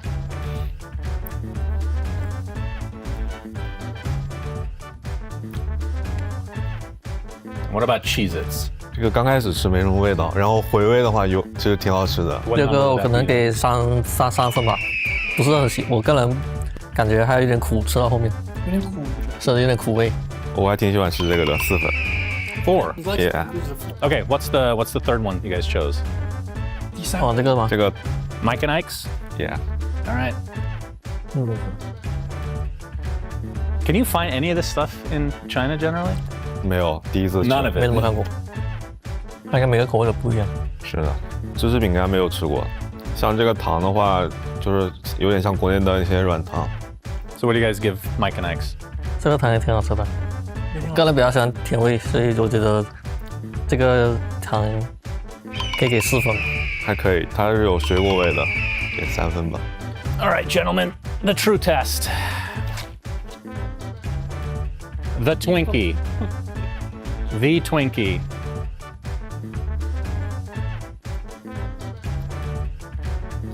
我觉得挺好吃的，有点太甜了，是有点甜，但是我个人是比较喜欢吃甜的，所以我是能接受。这样吃完了，我可以给4分吧，再少一点甜可能很完美，但是我是能接受这个甜度。对我来说太甜了，给2分吧。Too sweet. That's a 2. Wow, Jack, you got to make up for this. What do you give it? I mean, this has always been a 4 for me. Really, in terms of. All right, you're done talking. Thanks for joining us, everybody. This was another great interview, insights from across the globe to see who likes Twinkies and who doesn't. Team Tidebound failed. Ladies and gentlemen, I'm here with DM from Team Paravision. How you feeling this morning? I'm feeling great. Weather is good, and the vibe of the city is quite chill. So I'm enjoying it a lot. Where did you fly from? Were you guys boot camping somewhere? No, we just met in Belgrade, and then we flew to Frankfurt, and from there we just get a direct to Raleigh. So you had to do 3 flights to get here? Yeah. You feeling jet lagged at all? No, I'm feeling great. I've schedule set up for US since I was doing unhuman schedule before in Europe. I was like going to bed at like 5 a.m. So here I'm human. Do you think that there's a gene that exists, like people that were born to live throughout the night? I don't think so, to be honest. I think it's about the humanity, and since I have some information about how human health works, it's not really healthy if you're living like by night, let's say. It's not healthy for your health at all. Do you feel it when you get up in the morning? Do you feel like a lot better, your body, mentally? Yeah, I'm feeling absolutely great. I mean, every time I'm in the US, I'm feeling so good because I know everything here just makes me be chill. And that's a great feeling. What is it about the US that makes you feel so chill? The weather is great, the architecture is wonderful, and every single people I meet here is very nice and easy to talk, I would say. So all these facts make me like I'm just in like a paradise, small paradise, yeah. Because I feel like one thing about America to me, you're from Moscow, right? You guys got places that are like 1,000 years old. The oldest thing here is like 200 years old. How do you feel about that? Looking around, you're like, oh, that's 200, that's it. I mean, it's just more new, and at some point it's good, right? Just great. If I were to go to Moscow, what would be the #1 recommended tourist location for me to go? I think it should be the Red Square, because it's like the most classic one. What did no one just say? He just named a really good club, like Ramsey's favorite club in Moscow. Okay, if it's where Ramses likes to go, I don't think that's my kind of spot. Yeah, I mean, if you're going to historical places, you should just get on like in the city center, and then you should just get right around, because every single thing you're gonna see, it's like very old, and most of them are like historical. So yeah. Can I tell you one interesting fact about North Carolina, and you react to it? Sure, let's go. Okay, because I could only find one. The Venus flytrap. Do you know what that is? No. It's like the plant that grabs flies. Mm-hmm. Okay, I got it. Okay, the Venus flytrap only grows within a 60-mile radius of Wilmington, which is in North Carolina. It's only here. I mean, that's wonderful. Yeah, absolutely great. It's a great reaction here from DM. Congratulations on making it to the tournament. I don't know why I'm congratulating you. You guys haven't won yet, but good luck. Maybe you will. Thank you. Let's see.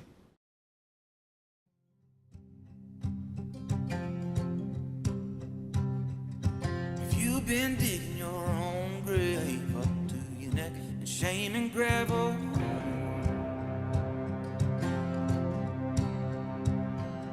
if you've been paving your own way, trying to be the one who holds the gavel,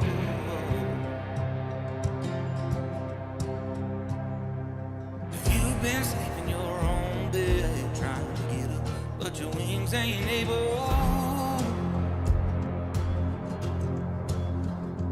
If you've been locking your own chains, throw away the key with your mind unstable.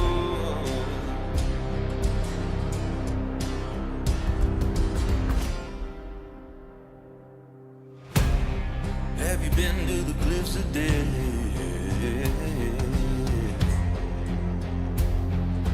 Have you? Whoa. Have you tried the forbidden fruit? Pull the trigger but it wouldn't shoot. Whoa. Have you wandered very far? Have you seen the guiding star? If you betray your closest kin, oh, child, lift up your chin.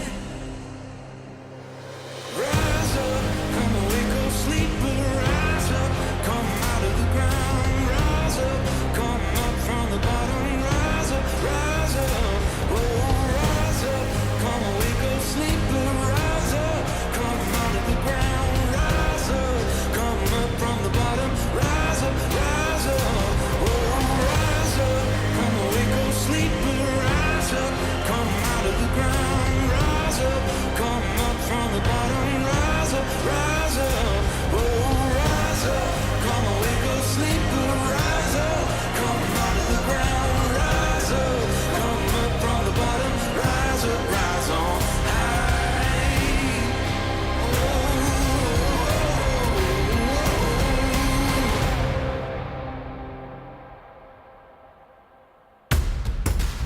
You've been digging your own grave up to your neck in shame and gravel.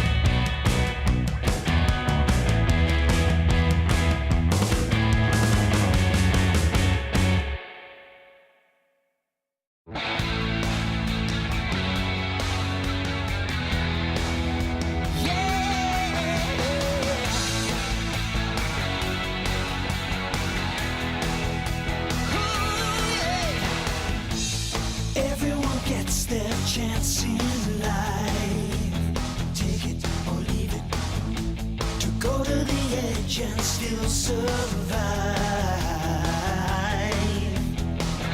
If you ride that laser beam, it's a light that brings your dream alive. I'm having a feel-good day, and it's all on the bright side. It's starting to go my way, from a crawl to a joyride. Though I don't know why, I could jump the fire and dance a wild ballet.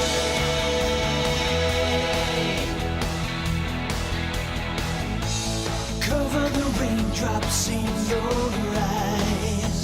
Seeing is believing.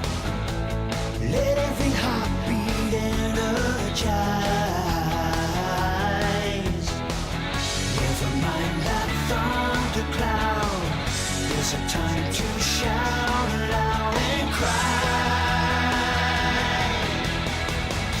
I'm having a feel-good day, and it's all on the bright side. It's starting to go my way, from a crawl to a joyride. Though I don't know. Hey, this is Jules. Shout out to my friends do Toshka. Olha onde é que eu tô. Beijo. Kisses. Shout out to all my guys who watching me. I'm live, guys. Hooray! And yeah, I wish you win more games with me. Like, I don't know what to say more. Thank you so much for watching this, and hello from Andre. Okay, I want to say hi to my brother. He's in Ukraine watching this tournament. Hello, and like see you here. Hopefully next year. And no one, we're voting for you, like betting for you. Hello, Paravision, win. Hello, this is a message to Gabe Newell, owner of Valve. We need another Ags Labyrinth. It's been like 3 years, and it's been taking way too much time. So Gabe Newell, please, I've been emailing you every day, literally. Please, we need one more Ags Lab. Just one more, that's it. Thank you so much, Gabe. I appreciate it. Hey, I just want to say, hey, Mom, hey, Dad, and hey, Brandon, hey, Julian, all the boys. Shout outs to Michael and Spencer. What's up, guys? And Hi, MSO Infinite friends. yeah, that's me. Sir, how was your Team Falcons experience? Dude, that was epic. Yeah? What was the best thing that they signed? This guy right here. This guy? Falquin? Oh, that's great. What an incredible experience. Well, I hope he touched you, and I hope you told him secrets. Jobs. You know, I love your job. This is not about me. Thank you, Team Falcons. There's still time. There's still time to go see Team Falcons. I love it. Great. Please take it back, Sheever. Yes, thank you very much. We are here at our little venue tour. We're going to take you around and show you all the cool things to do. And if you guys are at home, then you're a sucker because you could have been doing all this fun stuff by coming here live. In fact, we have the very talented Balloon Man here once again, still working on balloons, still making the greatest balloons of all time. What are we working on here, boss? We're a Dragon Knight. A Dragon Knight? Let me see here. Oh, wow. Oh, that's a very intense Dragon Knight. That's a Figmoid Dragon Knight. Wow. Yeah, he's so cute. He's chibi. The chibi Figmoid Dragon Knight. This is a very big challenge. What's the most challenging balloon that you've ever done at one of these? And don't say this one. You're putting me on the spot. They're all too easy for him. He can't think of them. What's the easiest one for you? Io. Io, yes. That is literally just a balloon. So good luck to the guy in the crowd who is looking for a balloon. Thank you, sir. Absolutely amazing job. We get this guy every single time at these events, and it's so, so cool. It costs you nothing except for your time and your energy to line up and get a balloon. You get a giant Ursa like that, he'll do whatever you want. So absolutely fantastic. Why don't we go ahead and look over at a different part of the venue. I believe that we have Action Slacks standing by. Thanks, Slacks. Yes, we are here at the activity area. Omni Night Mini Golf. Hello, sir. What is your name? John. John, if you sink this putt, what do you want? Anything I can provide.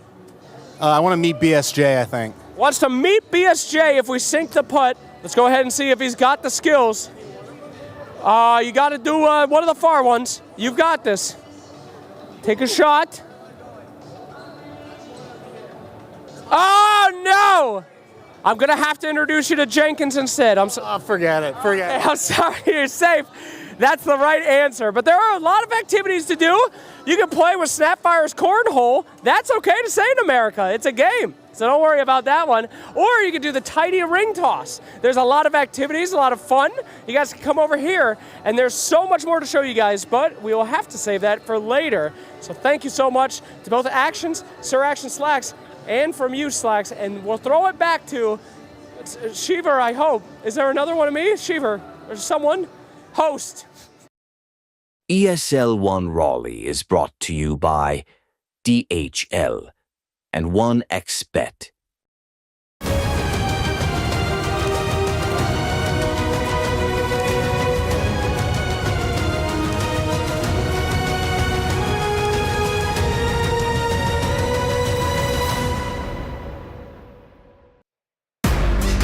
You had a 50-50 shot, Slacks, and you got it wrong. I don't trust this man's double downs.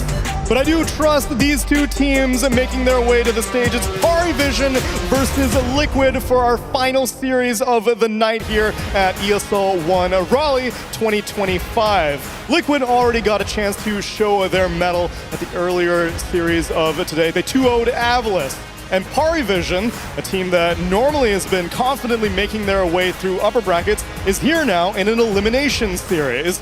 Something that I'm sure many people would have been surprised to see, but their series yesterday against Tundra knocked them down. Crystalis gets his revenge, but I'm sure Parivision are just biding their time, as I've also got a new panel joining me, Jenkins, Gunner, and Effie. Welcome to the crowd, Effie. How's it going? Going well. I'm excited for some more annoying core flexes to support teams being nuisances, but I'm excited. Lower bracket is where it gets really spicy. Every single one of these series have been incredibly stressful, although they've been kind of stompy. Jenkins, we have now gotten 2 2-0s. What's going on here? I expected tougher competition. We have. Let's just lay all the cards out on the table. I think when everybody looks at the teams that were remaining, there were 2 dark horses, potential dark horses, and then there were however many teams are left, Gunner, you can do the math, 6 teams, which are tier 1 of tier 1 caliber teams. Teams that when you look at them at the start of the tournament, they could win the entire thing. And I think if you look at the upper bracket matches where the teams that are now in the lower bracket, when they got knocked down, they were very close. Yep. Like all of these teams could very easily still be in the upper bracket if one thing went a little bit different in those upper bracket series. Yeah, and those series in the upper bracket were also 3-game series, so they went 2-1s, and then these are both 2-0s, so it's kind of also showing the same thing of a little bit more dominant teams going through, but now you see this like stronger team in the lower bracket versus a team that just dropped from the upper bracket. I'm hoping for a 3-game series.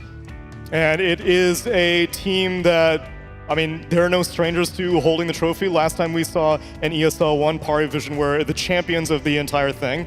And Liquid also now finally have themselves a trophy of their own because they won Wallachia. So both these teams have had a shot at being able to win.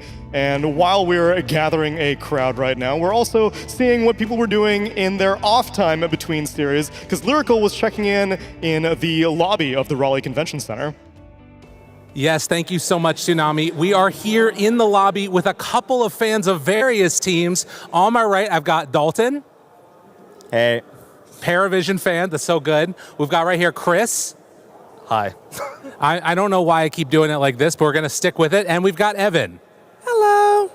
Team Liquid fan. So I figured that as we're getting ready for this next series, final series of the night, we needed to have the Team Liquid squad face off against the Parivision squad.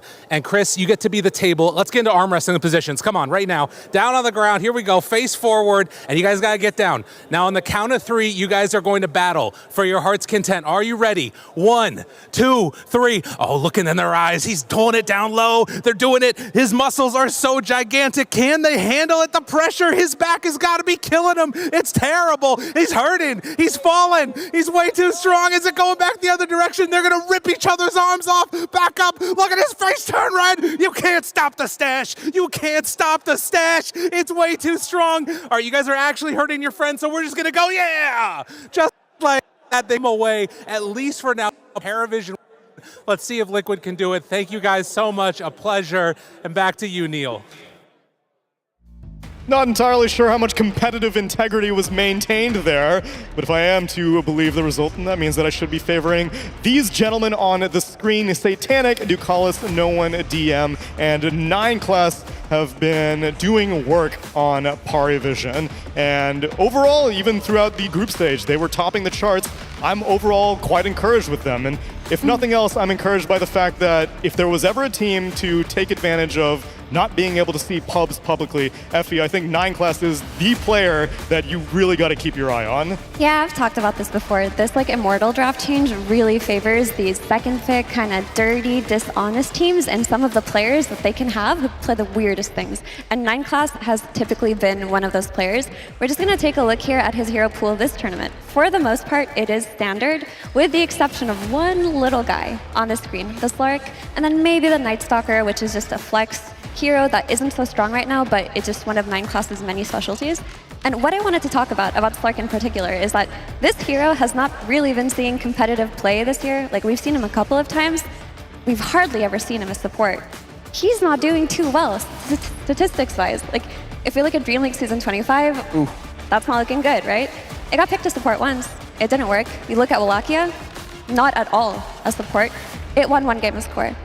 Fisher, none.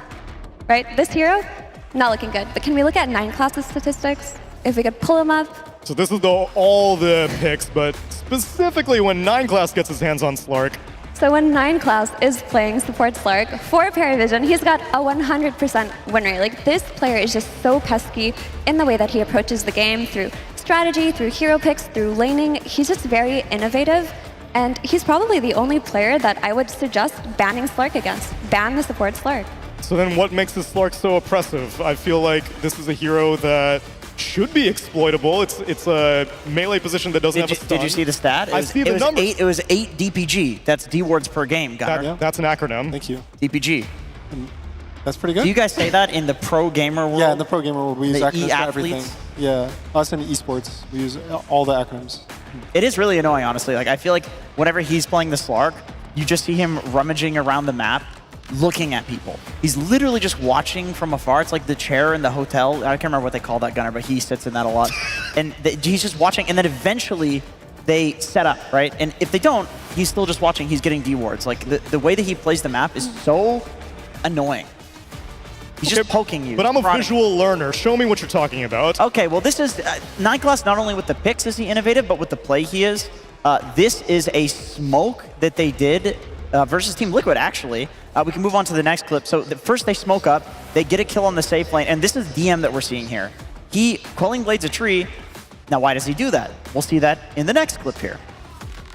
Actually, we won't. We'll see what they do before the Quelling Bladed tree gets used. But the ping, I wanted to show the ping. That's a yellow ping. 9 Class is telling him what tree to D-ward, or what tree to Quelling, and then he's blocking the wave here with Ducalis. The only reason they can do this, by the way, is because of the smoke, which means they can put a sentry ward in the camp. The creep wave goes into the tower. Now, what does this mean, Neil? They're pinging and want to get that deny. They're pinging, they want to get the deny. That's not what this means. The wave pushes out into their tower. Well, that makes more sense. We can roll the next clip here. Usually means that the safe lane can pull the small camp, right? They can pull the small camp, but guess what? The Quelling Bladed tree, there was a sentry there, and Sania couldn't D-ward that. And now, this is complete devastation at the 8-minute mark. Wraith King off lane against the Terrorblade, usually not that great of a matchup. They take the tower. Like, in all of this is dictated by 9 Class. It wasn't, this was not the, listen, DM has his flowers, right? Sure. This guy devastates. He's got these last picks. He's great. Yep. But all of these calls that you can see, you watch the replay, because it's a competitive replay, not a pub replay. And you can see that 9 Class is pinging all of this. So not only are his ideas in terms of hero picks next level, so are his gameplay tricks and his mechanics in the laning stage. And not just that, his lane manipulation. I feel like creep manipulation in Dota is kind of a dying art where, you know, the game isn't balanced so that it's not that big of a deal, or you can't do these creep shenanigans or get the free pulls. But he's one of the only 4 players that is still focused on lane and creep manipulation, how best he can do it, and he's always finding the new tips and tricks. And for that reason, you look at 9 Class lanes, you're like, how the heck are they going to lane those? And he just finds a way to do it, and that's probably this player's biggest strength that he provides his team. And you need that kind of stability because so far they have been trying to introduce a newcomer not only into their team, but to the competitive scene as a whole. Because Satanic has been a recent introduction into professional Dota 2, and we wanted to find out how he's been fitting in with his new team.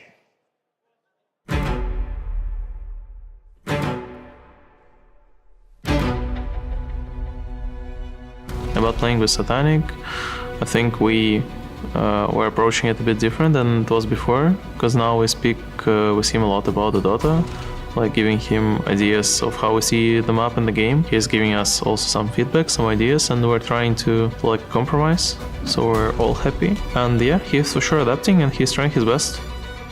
About having a really young player, I think the best part is this guy is really hungry for winning, and he will like do his best, be very motivated. 3-man stop, Roshan nearly dead, he's gone! Noah's picked it up! 3-man torrent, in comes Satanic, that damage from Paravision claps Liquid down! About him adapting or us, I think it's both, because meta has changed and now our player's playstyle is not so well fitting in the meta, and we're adapting the playstyle now with him.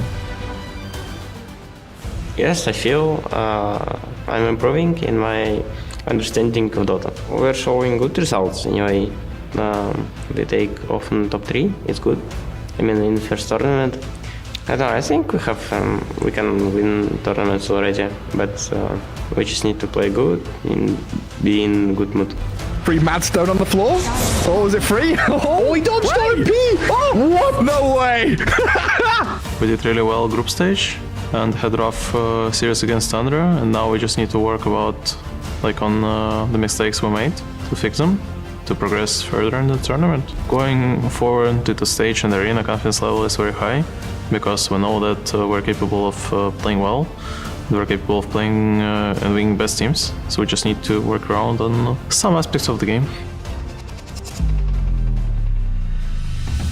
My expectations coming to this tournament is obviously a victory, because there is no point to play a tournament to just lose or get top 2 and be happy with it.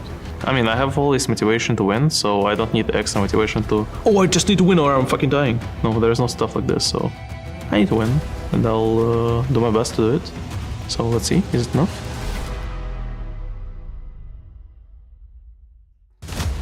And a couple of the clips that you saw in that video was Paravision beating up these guys, their opponents for this series, Team Liquid. Last time they faced off in the group stage, it was a 2-0 for Paravision. But Gunnar, do you feel like Liquid's shown growth in between there? Are you encouraged after seeing their first series on stage? Yeah, definitely. I thought in the first series, it looked like they played around Brow in a really good way. He kind of struggled in the laning stage because he had the Ember vs DK matchup that we watched. And I really liked how pretty much the whole team did their best to give him a good game. And then he kind of like provided for the rest of his team for the rest of the game. He like went around, got a lot of kills, and I think that's what you need to do, especially with a stand-in. Like you gotta help him feel good in the game.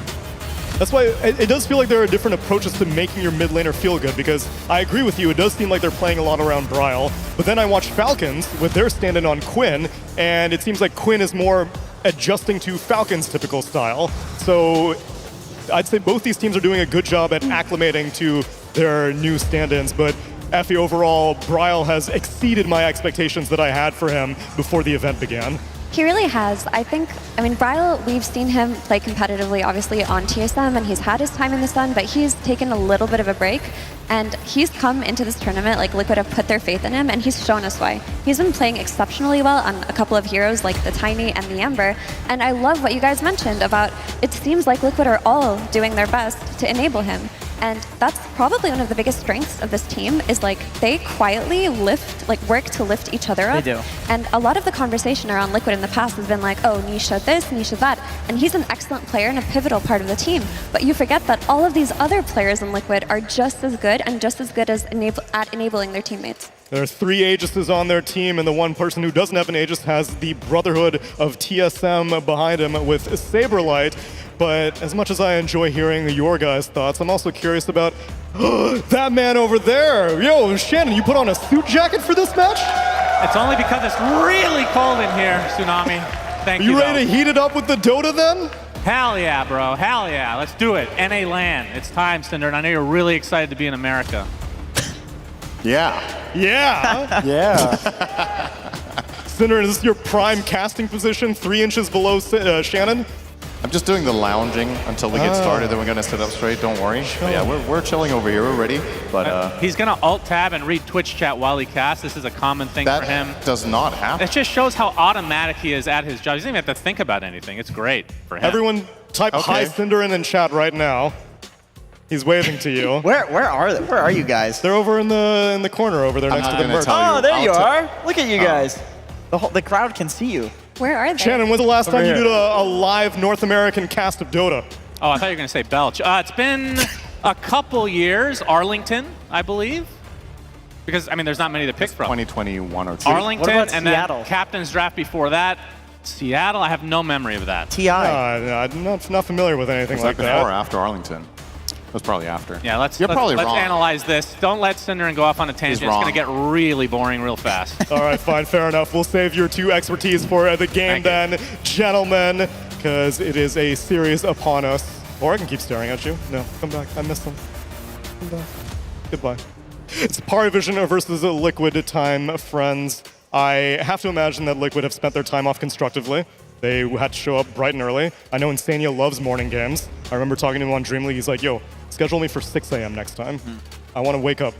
I want to set the alarm. 6 p.m. that he said. Oh. Yeah, I think it was a 0% win rate in the morning. Oh. That was a 0. So if their bad was in the morning and they 2-0'd. Correct. And now it's afternoon. Is it going to be like a 3-0? They're going to 4-0. 4-0. That's twice as good. Yeah. Guys, you forgot that it's a different time zone, and it may be getting too late for It's morning again. Is it morning in Sweden? It is not. It's like 1 a.m. right now. That's morning. That's peak in-state hours. We're good. That is That's peak gamer hours. That's peak Dota 2 pub hours. Yeah, it is actually. So. No. Hey, back to you, Neil. Yeah, great. Cheever? I have plenty of strategies for doing that. Do you have a favorite? I guess I haven't really asked this. Parivision versus Liquid in general? Do I have a favorite? Yeah. I would say I always feel like whenever people are expecting nothing from Liquid because they have a stand-in or they had a bad group stage or something like that, that's when these guys turn on the fire. I don't know what it is. They're freaks. I don't know what's wrong with them, but they always seem to own when they're in this sort of situation. Sounds like you're leaning Liquid then, Gunner? Aren't they always in like a lower bracket situation? I think the only tournament they weren't in a lower bracket was TI. And they won. They're like the lower bracket kings. Yeah, they are. Well, let's see if they will continue the reaping here against Parivision, because I believe we've got Lyrical ready on the stage to bring him out. Oh, Neil, that is right. We got a hell of a matchup. How many of you here were already ready at the very first game of the day? Well, we're here for the last one again. The crowd is excited. This first team that we're going to bring out, they destroy your pubs. Slark support, who here has been affected? Raise your hand. Come on. I know, that's right. All you people out there. Well, the people that have continued to break the meta single-handedly manage to get all the 8.5K and below games, the only ones you can watch. They're coming to the stage right now. Raleigh, get ready. Bring onto the stage Paravision. These are your defending champions. They won the most recent ESL One. Yes, they may have changed their carry, but they still bring that resilience, they still bring that aggression, and they are here to play. They got knocked out of upper bracket, but they're terrifying. They want to make Liquid shake in their boots right now, and I think that they can. This team brings their most interesting and unusual flexes to this tournament. We're going to see a lot of bizarre Dota here today, but it's going to be exciting. That's right, everybody. We got Paravision in the house. The other thing we got to keep in mind, it's been a while since NA's had a LAN. It's been leaving me a little bit thirsty, needing to be parched a little bit, needing some type of salvation. And the only thing that can do that is if we bring Team Liquid out on the stage. Bring it up, everybody, Team Liquid! That's right, Lyrical, the most viscous team in Dota 2 history. We have the reigning international champions. For some reason, these absolute freaks, they like it. They like it when people think that they can't do it. They like it when people think they're down and out because they have a stand-in, but they are the best team at integrating new players into their roster. Thank you to Coach Blitz, Saberlight, GigaChad. He's been really putting on a show for us, stealing Aegis's. absolute beast. And can I please get brought to the center? 2 players, 1 from each team. Come on over here and come meet me here. We have got the Boomer Squad with us today. No one in Sania. Sania, I'm going to start with you. Talk to me a little bit. Tell me what you're looking for going into this game. How excited are you to play against this man? Last time we faced off at a LAN, I think it was... Oh, last time I remember, we got smoked in the finals, so here to look for some revenge. A little bit of revenge they're looking for on Team Liquid. Paravision, you going to hold anything back in this match? How you feeling? I mean, I feel that both of us will show some great Dota today. Great Dota today. Respectful people that know each other for a long time. Shake hands and get ready to head on back to the... Oh! Oh, it's smooth. It's smooth right there. The heel turn. Heading back to the panel. The mind games are already beginning, but maybe Insania needs the advantages that he can get because the memory that he has is indeed getting smoked in Bangkok. That grand final that Liquid made their way to had them winning the very first game and then losing the next 3 games to Parivision. This was a Parivision that were massively underdogs at the time. It was the remnants of a Cloud9 that were scattered to the 4 winds, brought back under the Parivision banner, and of dark horses, no one really expected them to make it all the way to grand finals of Bangkok, let alone win the whole thing. But they subverted expectations, and now we have to look at them as possibly even favorites. They absolutely are favorites coming into this, especially if you look at Liquid with their stand-in. But this team, ever since they won Bangkok, have looked consistently good in every tournament. And they replaced their carry player. And people thought maybe there would be growing pains, maybe their style of Dota would change. But with Coach Estini in their camp, they've been able to fit Satanic in seamlessly. And you guys do forget that when they won ESL One Bangkok, they were expected to lose in that series versus Betboom. They made the biggest comeback ever into winning the whole thing. It was an admirable journey for them, and I have to imagine that Estini got a great deal of confidence from that series, but Jenkins, some people had concerns that perhaps Estini has been overcooking, because in the series that brought Parivision to this lower bracket was against Tundra, and they were kind of wilding out in that series. They picked Medusa, didn't ban Anti-Mage, had to make it a 5-position Medusa. It's a bit much. Yeah, Neil, I'm just going to throw this one to Gunnar because he started laughing his ass off when you said that. You've worked with Estini before, my boy. What's the problem here? What's going on? I mean, he has very strong ideas. He cooks really, really hard. I think that's what makes him really good, though, because he believes in his ideas so much that he kind of, if you're on his team, he makes you believe in his ideas. And honestly, it doesn't really matter if the idea is good or bad, but if all 5 players believe in it, the coach believes in it, you draft in this way, you play in this way in the game, it's going to win more than it's going to lose. And I think that's why they have so much success, because they all believe in their coach and each other. There's a lot of conviction on this team, and I do think that the credibility that Estini earned from bringing them to a championship in Bangkok has resonated throughout the team. And it's this man on the screen that I'm always most excited to see. Effie, you already pointed out that his Slark is always a force to be reckoned with. The Night Stalker was on the agenda. In Dream League, he was doing Jungle Venomancer. 9class's bag of tricks just never seems to end. It really doesn't. And at ESL Bangkok, the one that they won recently, it was his Nyx Assassin. That was a very monumental part of the victory.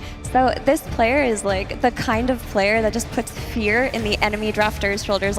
Do we even ban this Slark? If we ban this Slark, are we going to give away a Tinker? If we give away a Tinker, are we going to give away a Batrider? And there are so many questions that make it so that it's very reminiscent of the Liquid that won TI with GH, where he was getting all of his support heroes consistently banned out, and that made it just so hard to draft against them. Even the Tinker is kind of subversive, because most people are playing a 5 Tinker, and they'll pick it as a 4. He'll take all the farm, and he legitimately will be second on net worth. He'll just go Ags. He'll carry the game. He will 1v5 carry the game with Tinker. So it's just got to be so frustrating drafting against these guys, and especially now that you can't see what he's pubbing with. You have no idea what he's cooked up the night before, because they're willing to pick that stuff. I mean, he started so many support metas from pubs, like Terrorblade 4, I believe was him. That was him. The Clockwork, the big cogs, when you would kick them into people, he was the first one that was playing Clockwork 4 when that change happened. I want to say Muerta too.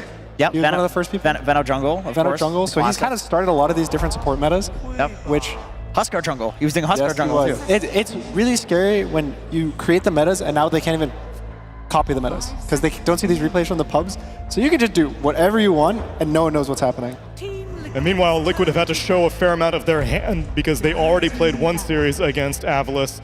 We'll see how many more options they have as we get into the draft for game number 1. Liquid, they ban out the Medusa, the Nature's Prophet, the Enigma, and the Ancient Apparition. Parivision, they target out the Tiny and the Coddle. I do want to say for Team Liquid side, though, we're talking a lot about Parivision because they have shown us some pretty insane Dota since their inception. But Team Liquid, to me, they are a team that always plays to the strength of their opponent. If their opponent is the best team in the world, they will play like the best team in the world. If they are a tier 3 team in a group stage, they can play like they're a tier 3 team in a group stage. Like this team, between game 1 and game 2, will completely change their draft. If they're leaving in something like a Slark, I imagine this is on purpose. There's something they have cooked here. Or maybe they're not afraid of it yet. Maybe they haven't been on the receiving end of this Slark flex that ended up never being flexed to core because 9class has just been cooking so much at it.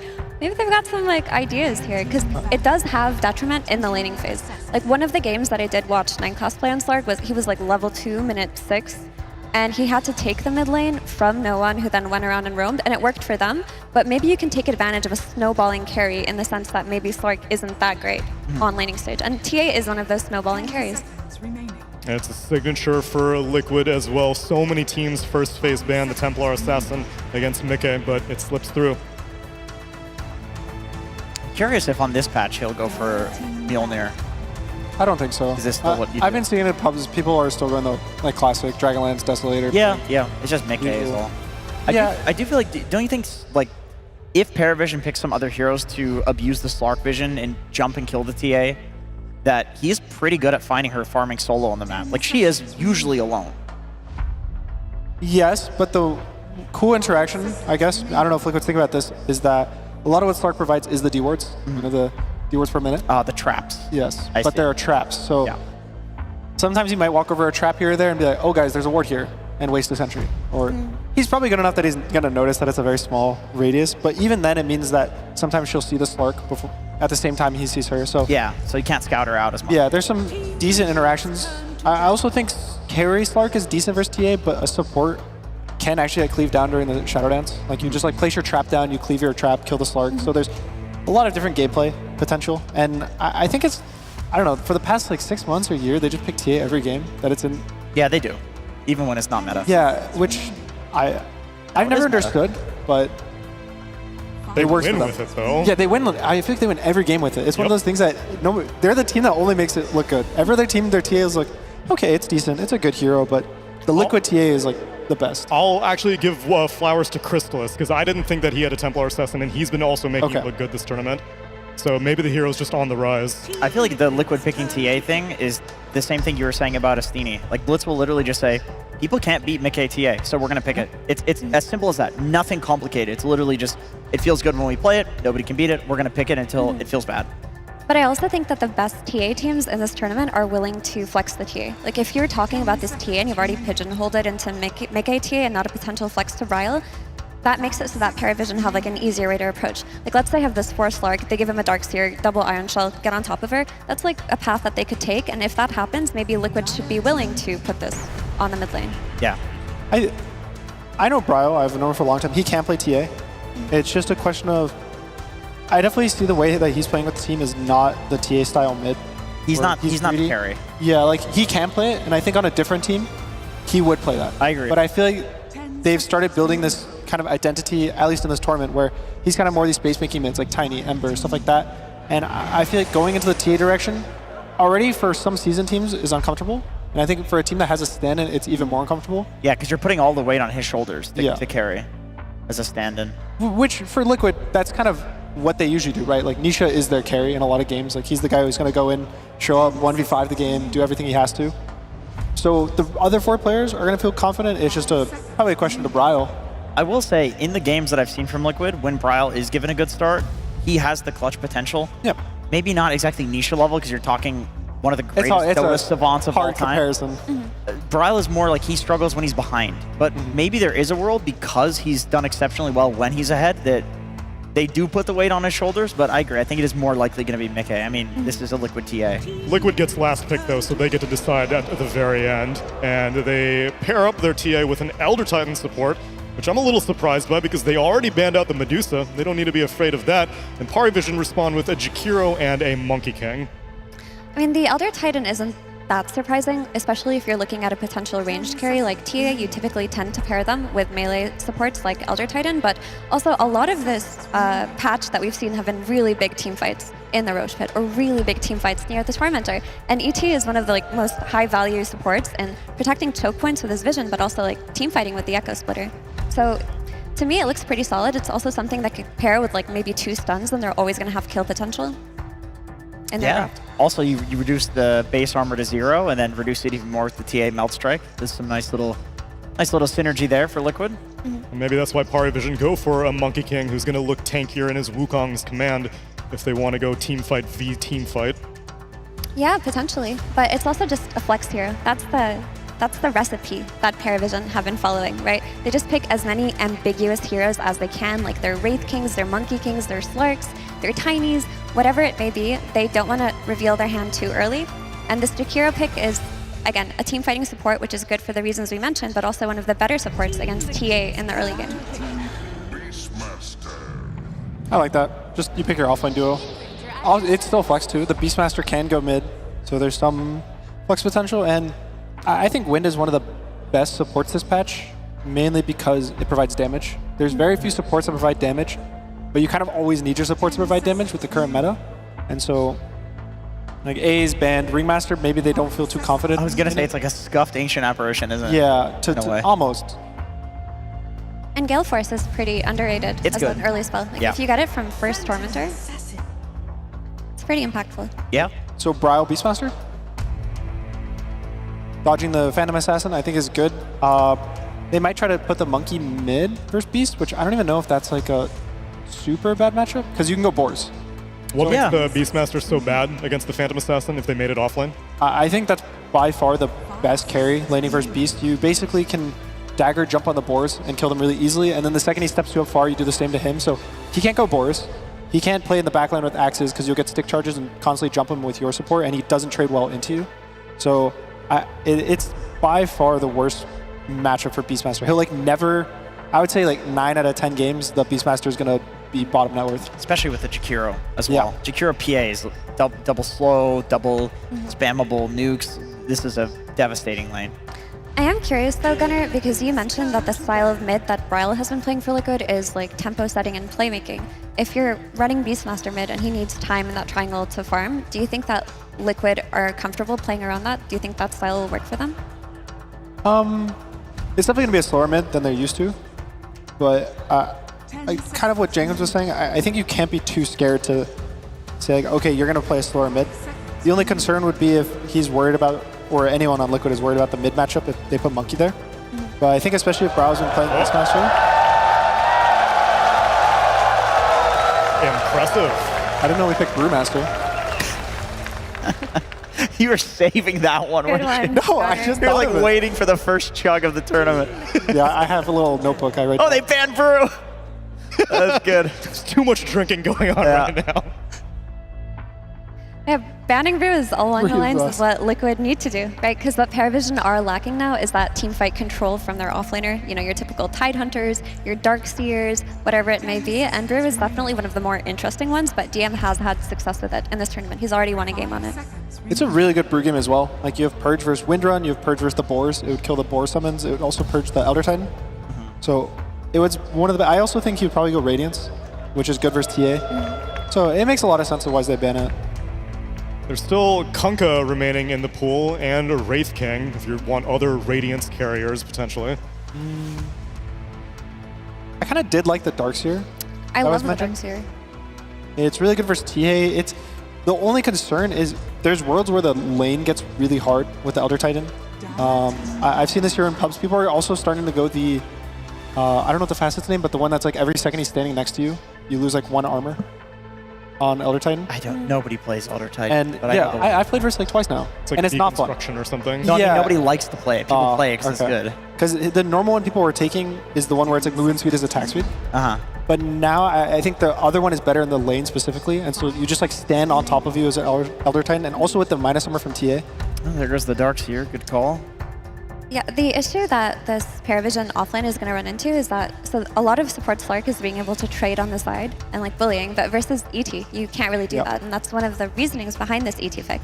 Something like Darkseer, you just throw an Ion Shell in the Slark and suddenly he can out-trade a hero that he was losing to before.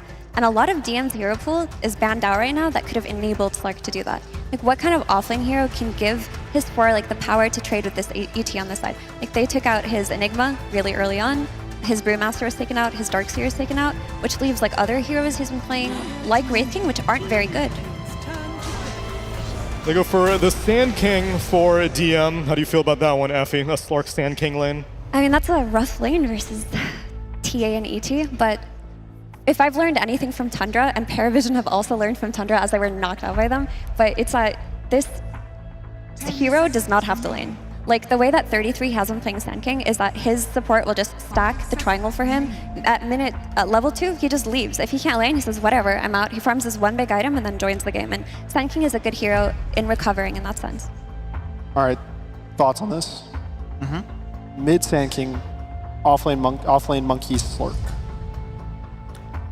The only reason for it would be if it's a Beastmaster mid. Okay, it's not Beastmaster. You put Monkey mid. Never mind.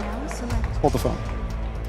You were really cooking there, though. I was excited. It was because the Beastmaster wants to stack Ancients, and then the mid Sand King can contest the Ancients really easily. And then I think the Monkey actually would trade kind of decently bot lane, but instead they're going to just throw this Beastmaster to the Wolves because he is going to be going into that Phantom Assassin lane as the off lane, and Bryle picks up a last pick, Leshrac. Jenkins, what's this hero doing? I have seen this go both ways, where if Lesh has like one extra level, one extra bottle charge, a full wand, the Lesh will kill the Monkey. But it can go the other way too, where Monkey, they literally just man up against each other and then Monkey kills the Lesh. So I do worry a little for Team Liquid here. This is a statement.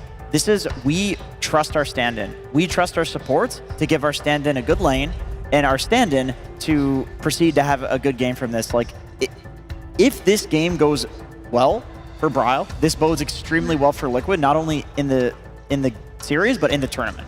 It's trust in one regard, though, because Gunnar, you were saying that maybe a different version of trust is, Bryle, I trust you to handle this Beastmaster mid, and we're going to make Saberlight have a really good lane. So the trust is that, like you're saying, Jenkins, Leshrac, give me my last pick, I'm going to carry it from the mid. Yeah, I mean, but the thing is, it's a good Lesh game, though. I don't think it requires that much trust. Like, it does definitely take trust to, like, win the Monkey King mid matchup, but if you do, then you're playing against 4 melee heroes. Like, Leshrac is one of the biggest anti-melee heroes in the game. Like, the damage that he does point blank to heroes like Monkey King, Sand King, Slark, PA, it's really hard to deal with in the early game. At least it seems like things are going to be competitive as we see the odds on the stream right now, favoring Paravision. Which way you going, Gunnar? You see both the drafts. Slightly Paravision. I think both teams are going to struggle in the offlane, but I kind of overall like the Phantom Assassin in this game. I'm not surprised. It looks like this man on our screen, Saberlight, might have a bit of a rough game, but it's a full best of 3, and Liquid looked good in the morning series. So let's get into our last series of the night with Sunsfan and Cinderin.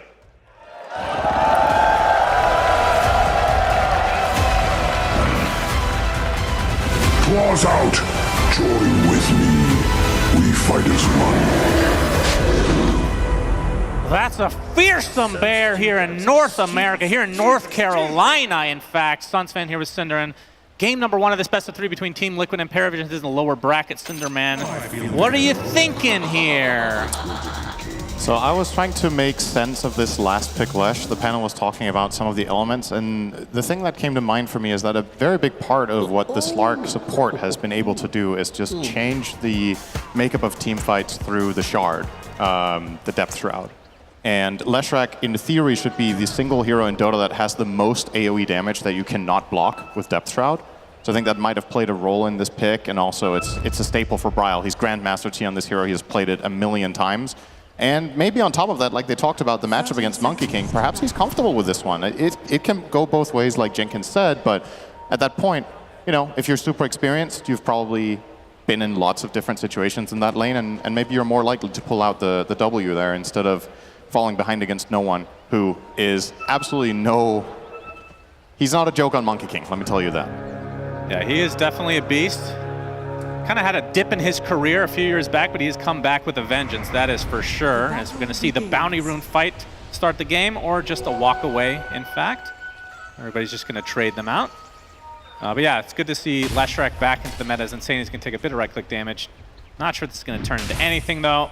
So he went for the Misanthropy facet on Lesh, so the Diabolic Edict will do a ton of damage, but will not damage buildings. But looking at their lineup, they still have a lot of push potential. Yeah, and whenever you're playing against Misanthropy in the mid lane as either a slow hero or a mid hero, you need to constantly be cognizant of the creep wave. When the creep wave is about to die, that's when Lesh can really run you down. Speaking of running down, 9 class getting smacked here by Insania. A little bit of reciprocation, though. But yeah, this will be an interesting lane for me to watch. I think on paper, this should be just flat out strictly Liquid favored, but let's see if 9 class can do a little bit of magic here with some wave manipulation. Actually kind of annoying for Insania here. These 2 melee creeps. 9 class will also pull the next wave now, and Insania will try to connect these 2 waves and avoid what Power Vision is trying to do by repositioning the lane here. And I think for the most part he's successful.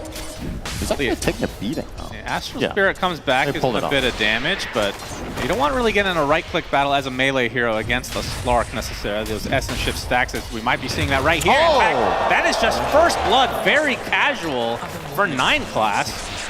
Yeah, Insania forgot Blood Grenade exists.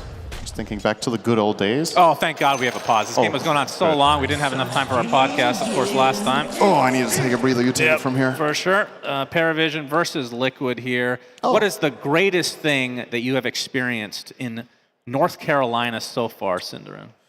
It's been fun to play pickleball. Yeah, that's right. I was hoping you'd say that. Yeah, it's been fun. That's a good, clean sport. It's a fun sport, and you were also there. That's true. But yeah, the sport was great. Good. Now we can get back to Dota, of course. That's what everybody came for. The food has been awesome, too, by the way. It has, actually, yeah. It's been very good. It's been some of the best catering we've ever had. Yeah, the catering, and I mean, the restaurants around the area. The city's been really nice, actually, in Raleigh. Yeah. Very, very positive. Can't complain, of course, other than when I'm in your presence, but that's another story entirely. So, who were you expecting to win this series just coming in without the drafts? I think overall Power Vision probably should have an edge. Just karma for handshake. That's good. I think Power Vision probably has looked the overall strongest. Liquid series earlier today, I think they're warming up a little bit more, but to me they're not necessarily quite there. The series against Avulus had a couple of moments where I feel like Liquid were being a little bit scrappy compared to the level when they're at their peak. Right. But it's by no means a series where I feel like one team is just way better. I think we're past that stage of the tournament now where you could say with confidence that a team is more than a 2-1 favorite. I don't really think there's going to be any of those series left. Yeah. Which is great. It's very good when the top 6 is this close together. It means it's very exciting every single time. We're back in live. And as always, we're getting to the juicy part of the tournament where the picks and bans become even more interesting, because then you have to make decisions that maybe you didn't think you'd have to make, like banning a Slark, for example, right? Yeah, as we can see a Shackle onto Satanic, but yeah, Saberlight taking the brunt of the damage here. We'll take another Stifling Daggers for his effort. I'd imagine this lane becomes extremely difficult at level 3. I think you can somewhat float it a little bit as Beastmaster Windranger until that point. When you get the 2 points up in Stifle as well as the 2 point in Dual Breath, I think the overall harassment damage is just going to be way too much to deal with. But we'll see how Saberlight adjusts to this. He's queuing up Arcane Boots, so not a lane sustain item, but rather just a mana battery.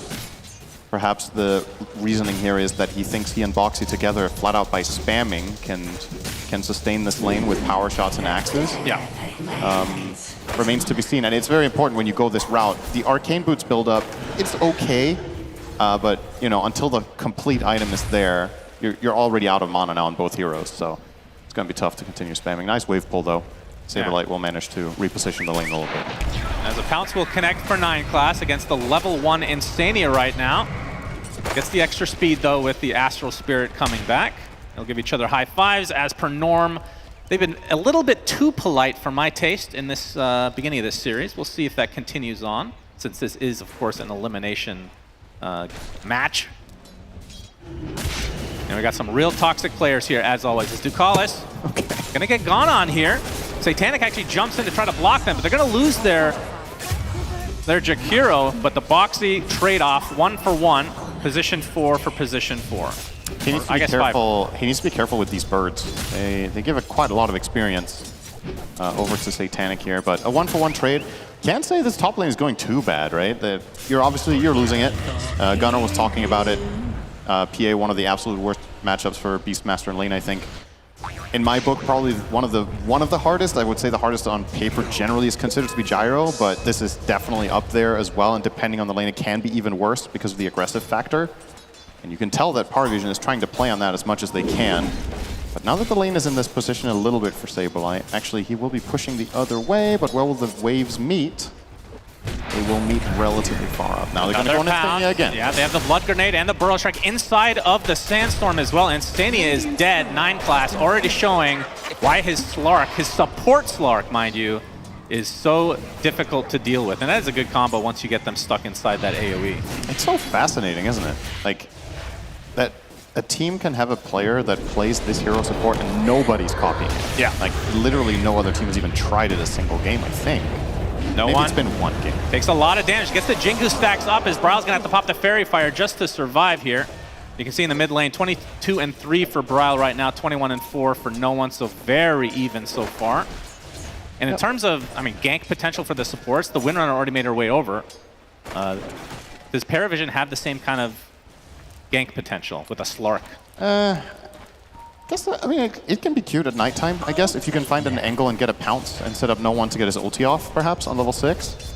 I suppose there is a play there, but I don't think it's particularly likely. Oh, they're going for this. There's going to be TP coming in. They're going to dive with the Diabolic Edict. Power Shot's not going to hit. Bryle is just dead, and no one will survive through the day, which means Boxy takes a tumble, 2 for nothing. Oh. Great rotation from Paravision. I think when that Shackle Shot misses, you just call off the play. That seemed like a little bit of a desperate, naive dive. Of course, there's going to be some sort of TP rotation coming in from Paravision, and they get a very, very easy counterplay. You could also see the tip coming out there from Ducalis, kind of like, what are you guys doing? No, he was unimpressed with Liquid's choice to run that one down. To say the least. And of course, Mickey and Insania not really able to take full advantage of DM being alone in the lane during that time. And 9 class makes his way over again to the south. See what else he can work up here on. What do you buy on support Slark? That's what's the beautiful thing about this hero is I think you can in theory buy almost anything in addition to Shard. So with the start that he's having, I like the treads. I think it's fine. It's going to give him a bit of farm efficiency with tread switching. It's going to give him better trading in fights. But then you're going to get Shard, and then you can buy everything from drums to Yule's Hex. We've seen him buy Yule's Hex in the game this tournament. I think something like, let's say, drums and even, if you want to go that direction, you could even get something like Pipe or Solar Crest for your teammates. The main way you play your hero is you're a vision bot running around fights, and then your Shard is super annoying, and you're hard to map against Bryle. Bryle pounces there. Wukong's command because no one is level 6 here. Under the cover is Tier 1 tower. Insania is here. Blood Grenade applied. His 9 class will die, but first goes down poor Bryle. Another death to his name, but no one, in the meantime, will get run down eventually by Insania. And while this is happening, Satanic taking advantage over Saberlight. In the net himself, his first kill. That was such a big Diabolic Edict on death there from Bryle, allowing Insania to get that kill and effectively get himself into the game. Now 7 minutes are coming up. Looks to be an even trade here. Let's see if DM will be the one to take the... Nope, he won't. He's going to give it to 9 class. They're prioritizing getting both supports the experience here. And it will be the same for Liquid with Boxy taking that. So relatively even, but feels like Parvision with the slightly better start at the very least. And that's a good sign when you're playing this laning Slark. You know, this is when the hero is arguably and a lot of the times at its weakest. Yeah. In this very early laning stage. So if you float this and your Sand King has the same net worth as Beastmaster, I think it's pretty good. Yeah, 100%. I mean, this is a hero. I feel like if they get dominated lanes, he's not going to provide too much throughout the game, but for Paravision, so far, so good. 9 class realizes here, he knows he's on a trap because of the Barracuda region fading. So he's going to not do the gate move. And now he'll get the trap, all right. It doesn't feel the greatest, I guess, using a sentry to remove this trap, but you want to have zone control down here so you have the freedom of movement, making that cross play possible in both directions. It's actually going to connect here onto Mickey. Yeah, he's not going to win this fight, so... Yeah, I don't think so.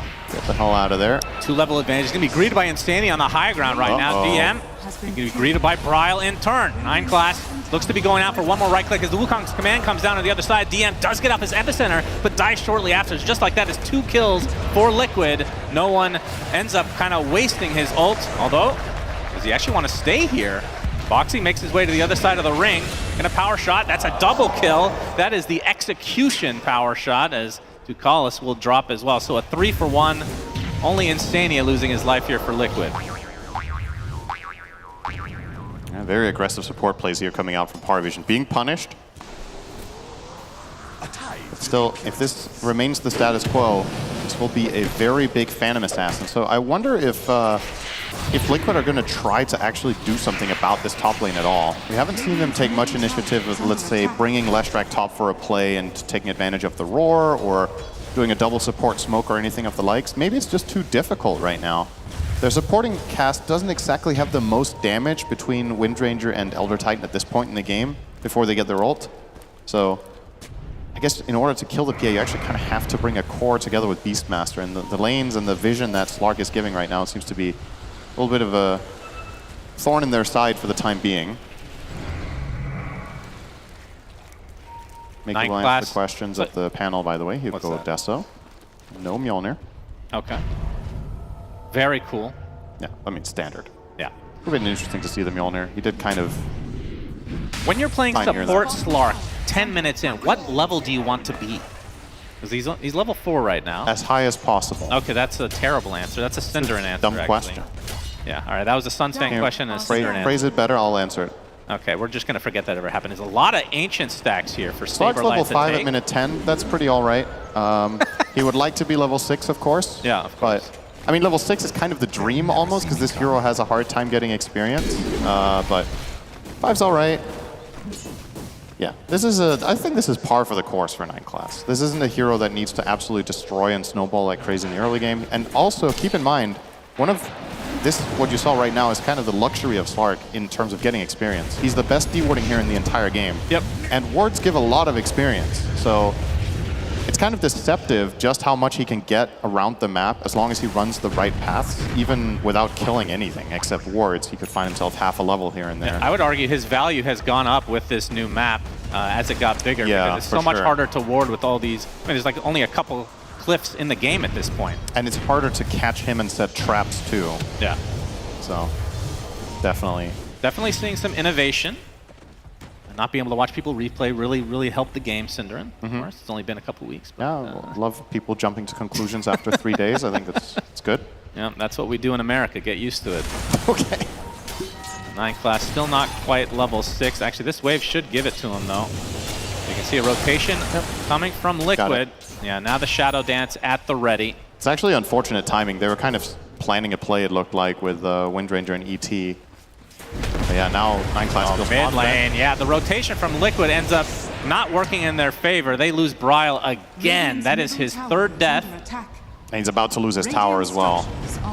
And Slark is kind of boxing them out. Boxer used his ulti on him. He's just kiting him. Oh, he even found another ward. Yeah. Delicious. He is all over the place, this Slark. Well done from 9 Class so far.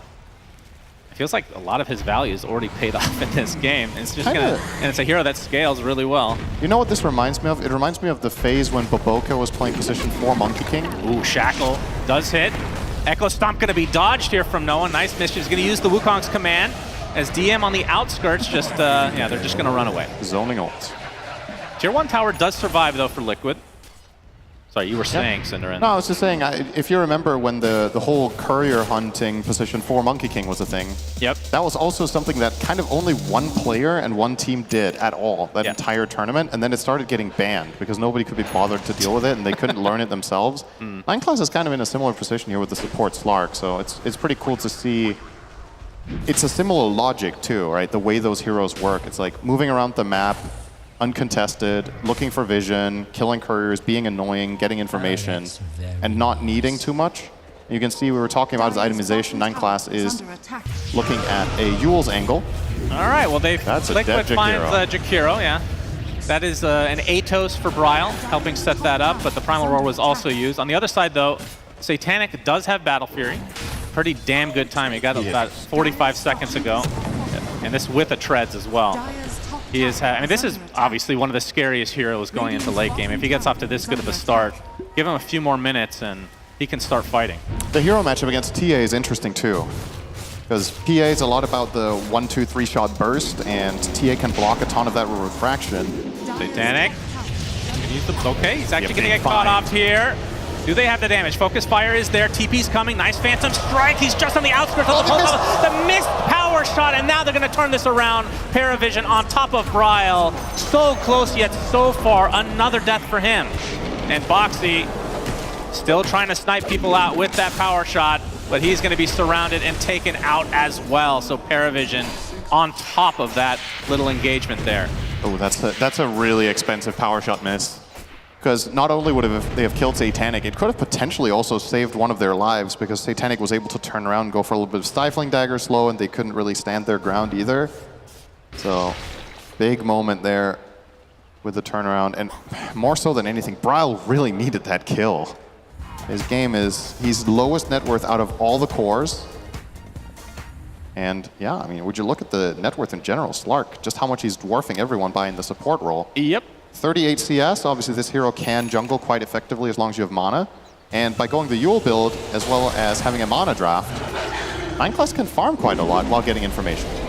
Saberlight gonna get slowed, gonna get Ice Path, and going to get killed. Gets off the Roar, but really to no avail. The Earth Splitter comes out from the rotation from Insania, but not sure if they can turn this into anything. The Wukong's command's still something they have to walk through.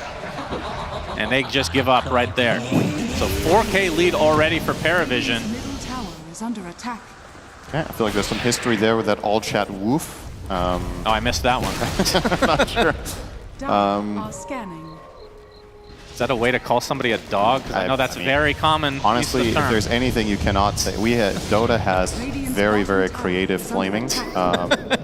Obviously, hometown hero Quinn will be on tomorrow. Oh yeah, he has the best. And he, honestly, probably if you ever are looking for any sort of vocabulary, it's a good person to talk to. Walking Thesaurus, but doesn't necessarily give you the words you want. Right, it's gives you good the for words you flaming. didn't know existed. That's fair. Radiant structures are fortified. Bot tower. Paravision's for the taking here. And this is, all right, no one's going to go for the Mage Slayer into Radiance. A very, very good item against Templar Assassin, of course. Burn is nice, the miss. Is this actually going to be a Tormentor? Because it might be a trade for the Roche as well. Yeah, actually, the Liquid good in timing. the pit. Yeah, they'll just flat out trade this out. Both teams reading each other. Of course, both have pretty good fights in the pit, as DM will get the shard. Wait, what? Did Slark already buy his or something? Yeah. Okay, so Death Shroud's already online. And yeah, they get a freebie onto the Sand King. It's one of those things where technically, because they kill the Tormentor at 16, maybe 9-class could have waited. And then if he doesn't get it, he reserves the gold and then buys it. Yeah. But this way, you want that Slark shard no matter what, so now you can just get it on another hero for free instead. Uh-oh, no Atos, one he got the gets jump Atos. up. Oh, they actually stun him off of a tree. Ducalis in the meantime, ready to go with the Ice Path, but this is just too much damage for no one to take. So greedy for that rune and punished. Did he just shackle shot the Slark on the high ground to the Monkey King by chance? He was coming in for the Depth Shroud for the save, and he was stunned off to the right. What a sick angle. Yeah, that would have been a good save. No and it doubt might have about just worked. Like, you're going to see the replay here. So look, 9-class is off on the right here. Is this just chance? Honestly, that just looks like chance. But maybe he had the foresight. He saw 9-class coming that way, obviously. Just bypass an entire forest of trees to lock onto a Slark. That is pretty damn good skill right there, is Bryle. Leading the way right now, has the Aegis. This will give him a little bit of leeway in terms of these fights, and obviously one of the best Aegis carriers in the entire game. One of the few heroes that even does something when it dies with Aegis if you have Edict running, right? Yep, that's true. So, can even do something a bit during your respawn. Yeah, Mickey has the Blink. Dragonlance will be going for the... It looks like MKB. Oh, is this a BKB coming on right now? Or is that a Deso? It's a Deso. Okay. I'm a little bit worried for Mickey in this game. He's played Deathless so far, which is obviously quite impressive for this type of game, but if he doesn't get a BKB in the mid game, I think it just takes one minor misstep and he's just gone. Yeah. Like, the amount of overwhelming damage the Dire lineup has and the amount of control it has if you at any point get caught by a Monkey King stun into Ice Path and Epicenter, or if, they can use all those 3 abilities in any order. And the TA kind of, you don't have to come as close as you used to like 5 years ago on TA because you have ridiculous attack range by now, but you still need to be somewhat in proximity of risk. All right, Death Shroud for 9 class, and he could just pounce away. Man, what an annoying-ass hero. He gets Power Shot, though. Yeah. And they do have Echo Stomp technically. He's going to sidestep, though. He still has Death Shroud. Boxy trying to chase with the Wind Run. And into the nighttime he goes. Looks like 9 class will survive. So here's the problem with the Slark support is like, damn it if you do, damn it if you don't, right? If you don't run it down, you have no map control. But if you do, you can easily fail. Yeah. And you're just wasting so much time. It's kind of bringing me back to, if you remember Ad Finum's run at the, was it Boston Major, I think? Yep. Where maybe next time was playing Ricky and Bounty Hunter and just killing couriers and wards all game. And teams were trying to catch him, and they would kill him once or twice every game, but it took so long, and they used so many resources, and his teammates were just free farming. And then they would just win mid-late game on fighting. Now Boxy, he really wants this Slark kill. Brad's going to come from the other side as well. The Atos is there. And you see Diabolic Edict doing a lot, along with the Pulse Nova. Cannot hide from that damage. They finally take out this annoying-ass Slark. There's that like Leshrac pick. Countered that 4 position real hard in that fight.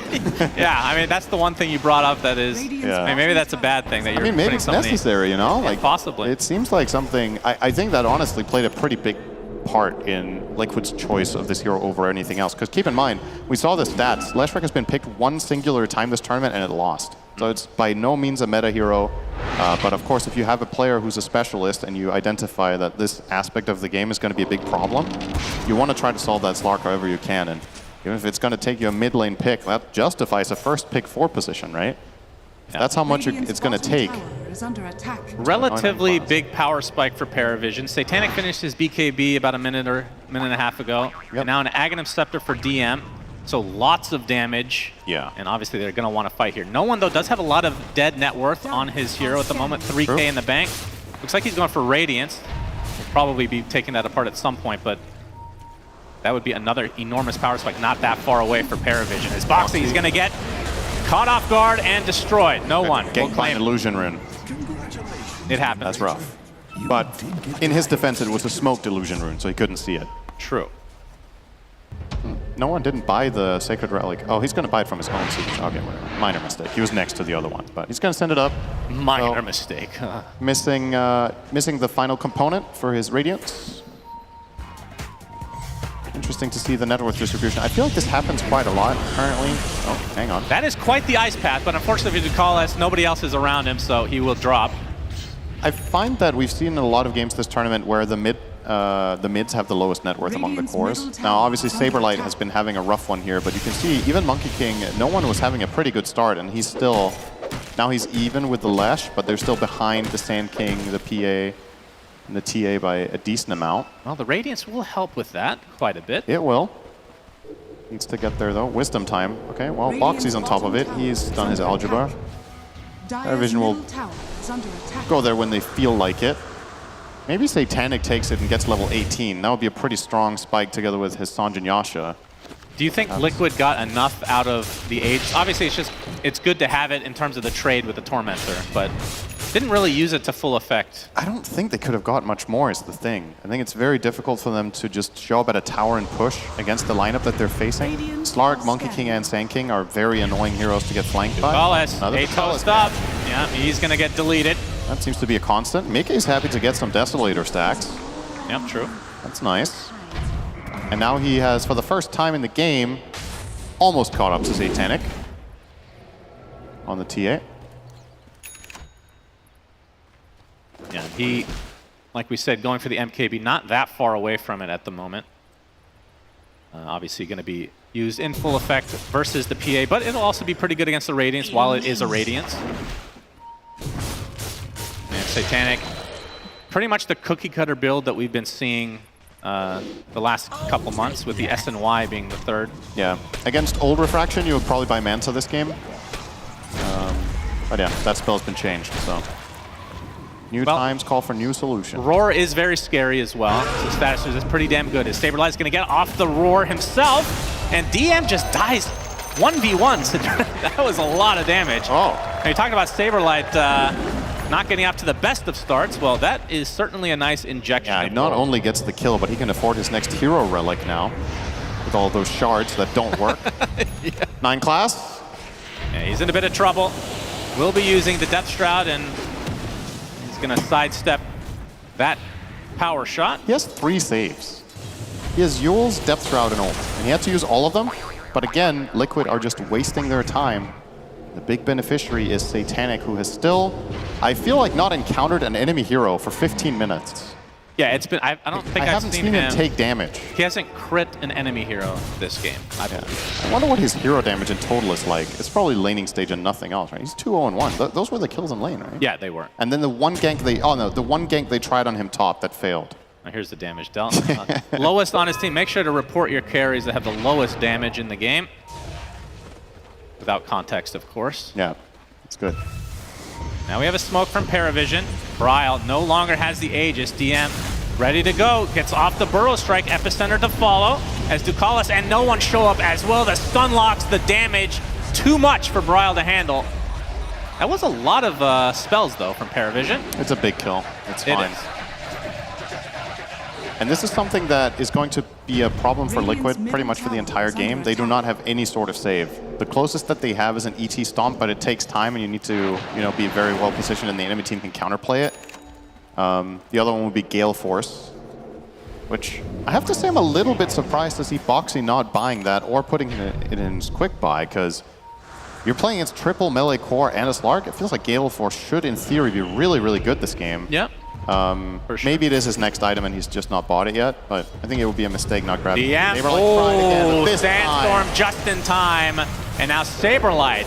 Well, he's going to use Ghost Scepter to stay alive a little bit longer, but it's not to be. Now he gets counter-tipped as Paravision sporting the 6K network lead at the moment. And DM says, fool me once, shame on you.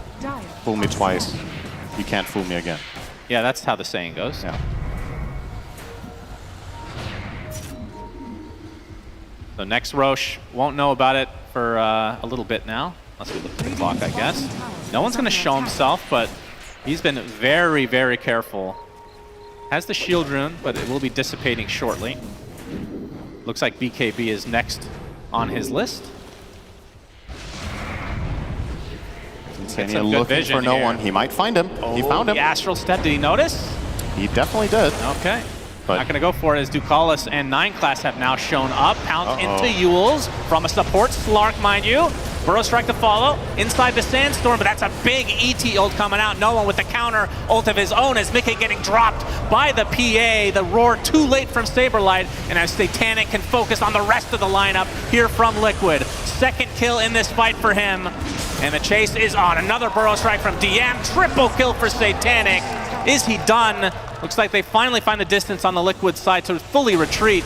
But just like that, it's a 9K lead for Paravision, full control of this game. I think that was the perfect showcase of the TA conundrum in this game, right? If you get jumped at any point, your fight's over. Yeah. Like, you actually cannot be the target a single time. They tried to save him the best they could with a Force Staff and repositioning him, but he loses his refraction and he's just going to get eaten alive by Satanic. He knows exactly what his job is in that fight, pops everything, just tunnel visions Mickey until he's dead. And this is the price you pay when you feel like you have to buy MKB to even stand a chance at killing the PA. It's a good offensive item, but when you're on the receiving end, it's not going to work. And here's the big question. How are you going to be on offense when the enemy team has superior vision the entire game because of Slark? Yeah. They're just not managing to find the correct attack angles against this hero. And you can see now 9 class, he's already being ambitious, queuing up his next big item. It's going to be the Scythe of Vice, so it will be the Yule's Hex build on this pesky little fish. Satanic buys his namesake. Yes, indeed. Oh, the roar! Oh no! Saberlight uses his ult, instantly dispelled from 9 class. He's going to use his Ghost Scepter, taking extra damage, but they're actually going to find the potential connection on the Satanic. But again, the save coming out from Slark. Burrow Strike to follow. Bryle is in no man's land. We'll pop the Bloodstone. And he'll sidestep a little bit as 9 class taking a lot of damage. We'll get to the other side of the river. We'll sidestep another power shot. And just like that, nobody dies, Cinderin. Plays his own voice line. Who wants a slap? And now we can all breathe. Oh. Everybody calm down. All exhale. Get our CPAP machines hooked up. Make sure we get some good breathing going here. Need a little bit of a rodent expert. We've got a mouse in the Paravision booth.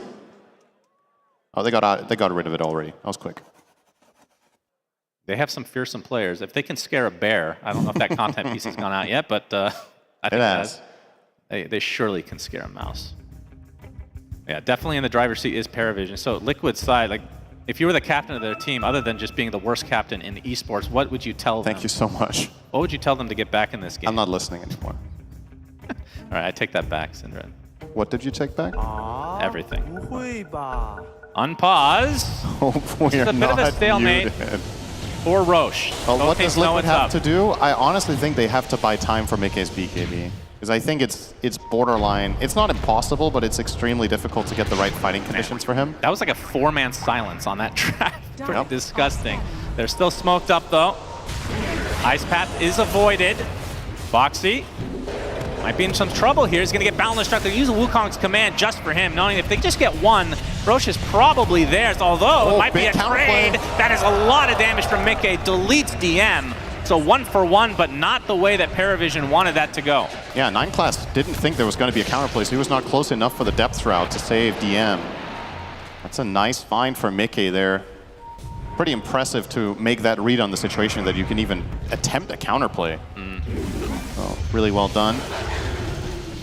Still, as you said, good control here for Paravision. Sand King will respawn around the same time as Windranger, and they will try to maintain the overall Roche control. There's a minute and a half until he's going to go for a little walk.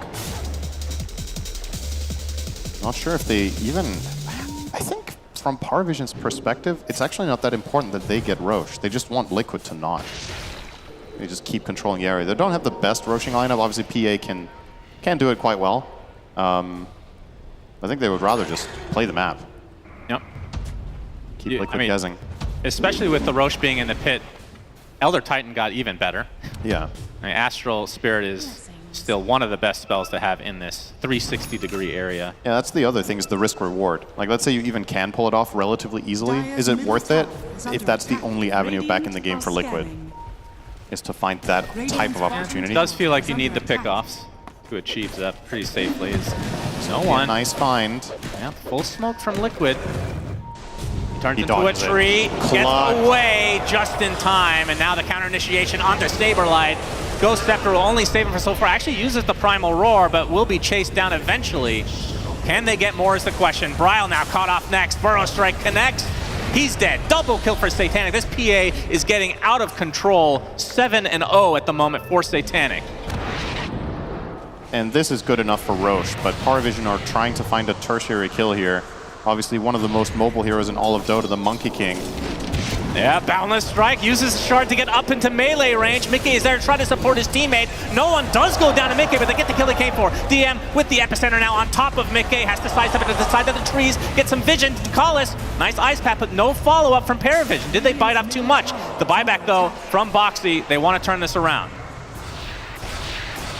Yeah, DM with the stun kill secure on Boxy might have been a mistake. Instead of stunning off Mickey there, perhaps saved his ally, but wanted to make sure they got the kill they came for, and they did. It cost them quite a bit, though. He just dropped the gem. Was that a Radiant gem? Was that why he was so focused on killing Boxy? It might have been Liquid's gem that they stole there. Okay. I think so. So that would be a pretty big find if that was the case. 13k lead would indicate that that is indeed a stolen gem. So Liquid have 3 Ghost Scepters, by the way, and guess who is buying a Nullifier? Satanic is about 300 away from finishing that. He doesn't have it. Yeah, very close. Yep. Yeah, and there's basically, at that point, there's basically no counter. I mean, you have, I guess there's no Yules on their side, but even the Hurricane Pike can be countered to some degree with that. Yeah. The only really good counters right now that there are to Nullifier are BKB and Shadowblade, right? And Lincoln's, I guess. Yeah, kind of. But against PA, like she's gonna break it somehow, right? Lincoln's So, feels like it's mostly a dead item. yeah, it's kind of hard to run. I think so far this tournament we've cast 1 game with 1 Lincolns. Yeah, I forget even who had it at this point. But either way, I mean, 3 Ghost Scepters, 2 Force Staffs essentially. I mean, the Nullifier is going to have quite a big impact. He's in the luxurious position that I think he's strong enough and far enough ahead of the TA that he can pick his target. The only thing that's truly dangerous for Satanic is the Roar. But if he can count on 9 class, he's still going to get saved anyway. Yeah. So Very, very difficult here for Liquid. You have to try to find a smart angle. I guess the ideal kill, honestly, is the Slark. If you can kill him first and then the fight develops, you take the save out of the play. You perhaps get a little bit more options to play on angles because of the reduced vision, especially at nighttime. Class. Speaking of the devil, will walk into potential trouble. Yeah, he's going to get gone on, but has the Dark Pact pounce. Might want to go back in as the Burrow Strike comes in for DM. Balance Strike does clip Bryle as no one pops the BKB and the Wukong's command, but nobody's inside of it. Oh. A little bit premature from no one, and the 3-shot deleted from the map. Boxy with the power shot, and now they're going to try to turn this around even more. But there's the buyback now for 9 class. They have to be careful for Liquid. ETO hits one, Saberlight with the roar onto the Monkey King. Down goes no one, and DM has to pop the BKB in retreat. 9 class does show up eventually. Burrow Strike onto 2 heroes. Saberlight is dead. Mickey very close to being so as well. Gets crit to the ground. Triple kill from Satanic. They find 4 kills in a blink of an eye. Paravision, it cost them 2 buybacks. That feels like a very, very powerful fight for them. That's such a mixed bag. The way that started for Paravision was... What is this all chat? What is it? Is he talking in the first person or is he talking about the item now? You know, so weird. It's his eye, Satanic. Well, what a mixed bag. I think the way that started out was not, I mean, no one completely whiffed his ulti and just kind of forced that fight, and it didn't look good for Paravision, and then Liquid very understandably choose to chase that down. What a heads-up play call to go for the counterplay with the buybacks there, and that PA can just do all the necessary damage. So this first off, 9 class kind of in the middle of nowhere first to begin this after the Wukong's command. They get a nice stomp into a splitter here onto the Jakiro, the roar on the correct target. This looks clean. It looks like the fight's just over. So Liquid want more. And then this turnaround play, beautiful 2-hero stun, and Satanic obviously. You can't stop Satanic. You can't beat Satanic. You just can't. Triple kill. Didn't quite get the 4th himself, but damage was done. 13k lead now for Paravision. And of course, we saw on the screen, Roshan in for them as well. They have the Aegis, they have Roche's banner, and these are just going to get more powerful as we go on. Satanic gets his level 25 off of that. Oh. So -1 attack to trigger Kurkas, which is a very big DPS increase, and also it's such an insane talent for PA because not only just if you're stacking on stacking attacks on a target, you're gonna crit more frequently, but it also makes your bursts freeze so much quicker in essence, so that when you're trying to assassinate a support, it's gonna take you that half a second or a second less. Yeah. And it just, those seconds start really mattering when BKBs drop lower. So a very, very strong talent indeed. Are they ready to go high ground is the question. It's against a few very annoying heroes. And do they have the Gale Force yet? No. I also very He just doesn't want to buy it. I don't know. Am I missing something? Isn't that really good here? I feel like it should be very good. Oh, Saberlight gonna get some help. Doesn't need it actually, just destroys 9 class. Nice pick off for him. He's dead forever. That was a buyback. Yeah, so 90 seconds, 5v4. Maybe now Liquid can go for a smoke and get some map control. Finally, with this dead Slark. What is Gem doing there? Just randomly found in the camp. Okay. That was actually a double impact kill onto the Slark. He was 200 gold away from Hex. Ah. So they delay that as well. Liquid obviously doesn't know that for a fact. Call it. Can they find him? He's actually going to survive if he TPs here. They might just stand. All right. They didn't want to chase. So respecting the counterplay of Paravision despite it being 5v4. I'm surprised that they still want to fight here despite not having their Slark, but they are definitely grouping up. I guess PA is worth 2.5 heroes, so you are outnumbering Liquid with your Aegis and 28,000 net worth carry. She is quite strong. Yeah, almost has Abyssal. And Abyssal, I assume, will replace the Treads? Treads first and then replace Battle Fury later. Yeah, probably. Saberlight, oh, he jumps in, wanting to find a connection. Satanic goes in by himself, gets roared. Do they have the damage to get through him? One time they do. as the second life, as we've talked about, in the BKB being put back into his inventory. He's going to get silenced. He's already at half HP. He's going to get deleted. No PA for this fight. Has the buyback. It's going to cost them Saberlight at the very least, but that's already 2 dead for Paravision as DM taken out by Mickey. No one, all alone inside his Wukong's command. No armor is going to save you from this damage from Mickey as Liquid take a huge fight to get them back into this game. He should have never said you can't beat Satanic.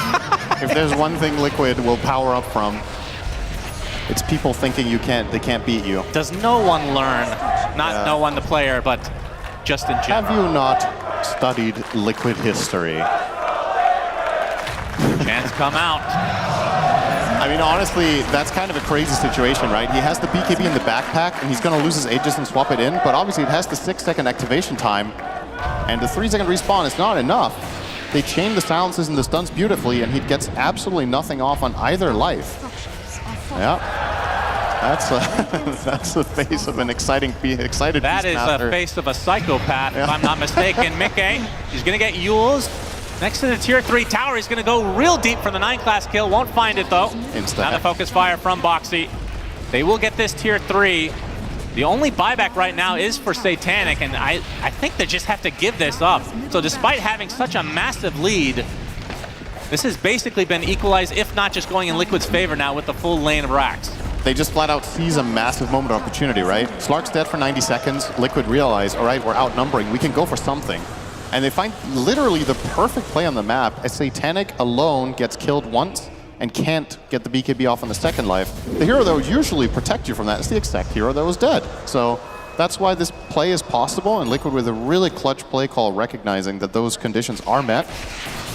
And they pull off more or less the perfect play to get themselves into, I want to say, an even position now in this game, which I feel like I have not seen them even close by for the last 20 minutes. Yep, one fight changes everything, no doubt about that. Dota. Big pressure, big mistakes, and big plays. That's the base right there. Oh man, let's go back to Beastmaster real quick. I like the base. There we go. Man, I can just feel that in my bones. Feel the arthritis building up, man. Getting old's great. Saberlight doesn't have to worry about that though. He is a Chad indeed. Oh my God, all right, well.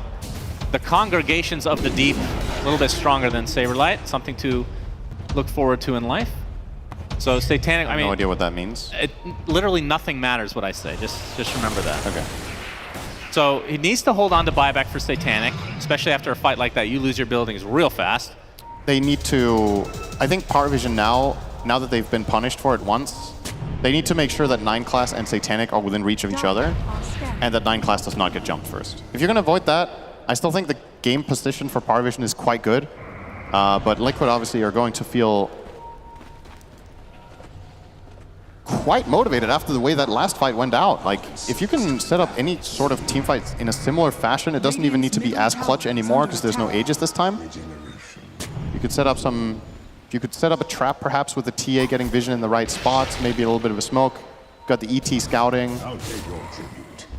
And of course, we will see the debut of Gale Force. This could play a pretty big role when BKBs expire. Yeah, we've been hyping this up, and we'll see if it's good. Yep. It does sound very good this game against Depth Shroud and whatnot. Yeah. And Mickey, basically the same net worth at this point of Satanic, and Lincoln's is next on the menu for him. Smoke spot for both teams, expecting potential game-deciding fight within the next few minutes. They're both preparing for it. Roshan's early respawn is in a minute. Don't remember when the Tormentor was killed. No way to know. Yep, one day we'll get that into the game. We'll have it eventually, I'm sure. Not that Tormentor is particularly important anymore now. Like, when you get this late into the game, the Tormentor, a lot of the time, is honestly just a bait. Yeah. Oh, that's a pretty big power spike for Paravision. Both Shivas and Manta now online. Satanic is going to show himself up front. Well, Shackle shot into the roar, but the Death Shroud is there. The ET ult's gonna miss because of the Gale Force, actually. Satanic pops to BKB and turns this around onto Mickey and company. Gets forced out for the high ground, though, as Saberlight's trying to tank it for his team. Lots of damage from Mickey on the high ground as Saberlight trying to fight this out. He's gonna be first to death, but it's gonna cost 2 Paravision lives. Shackle shot is there, but Briar getting really low, healing up thanks to the blow, so that's 4 dead for Paravision already. It's just the PA, 1 versus 4. Satanic is dead. Oh my God. Triple kill for Mickey. They only lose 1 somehow, and I think they can actually finish this. There's only 1 buyback on the side of Paravision, and now the tips come out. They're running out of them at this point. Last fortification likely for the game in this best of 3. Needs a little bit of creep wave. Insane setup. Paravision baited that perfectly the way they wanted. Yeah. They immediately get Depth Shroud onto the ward PA, but Mickey was able to be kited out by, I think, 2 different Force Staffs on 5% health. Oh, they're going to try to go on top. Buyback coming out from Saberlight, but PA's already used her. He's already dead. It was a 1v4 essentially, and that's GG. Liquid take game number 1. That was quite the turnaround, I have to say. It's gotta feel so good. You go into your first game of this best of 3, you're behind for the majority of the game against Paravision's undefeated support Slark. You're feeling the pressure, you have very little map control. And effectively, what you really did this game was just clutch it out. You just out-executed them in the most important fights of the game, playing from a deficit the entirety of the way. That's class. Not 9 class though, because he lost his Team Liquid.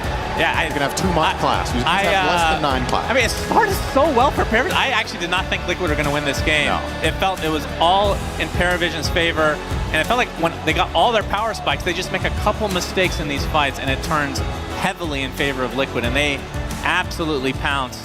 And we can see 9-2 for Mickey. I mean, Bryle came back with a vengeance. It was 7-8, so not the greatest scoreline, but considering how bad his start was, definitely did a great job of coming back in this game with the help of the rest of Liquid Syndrome. And the Mika TA, right?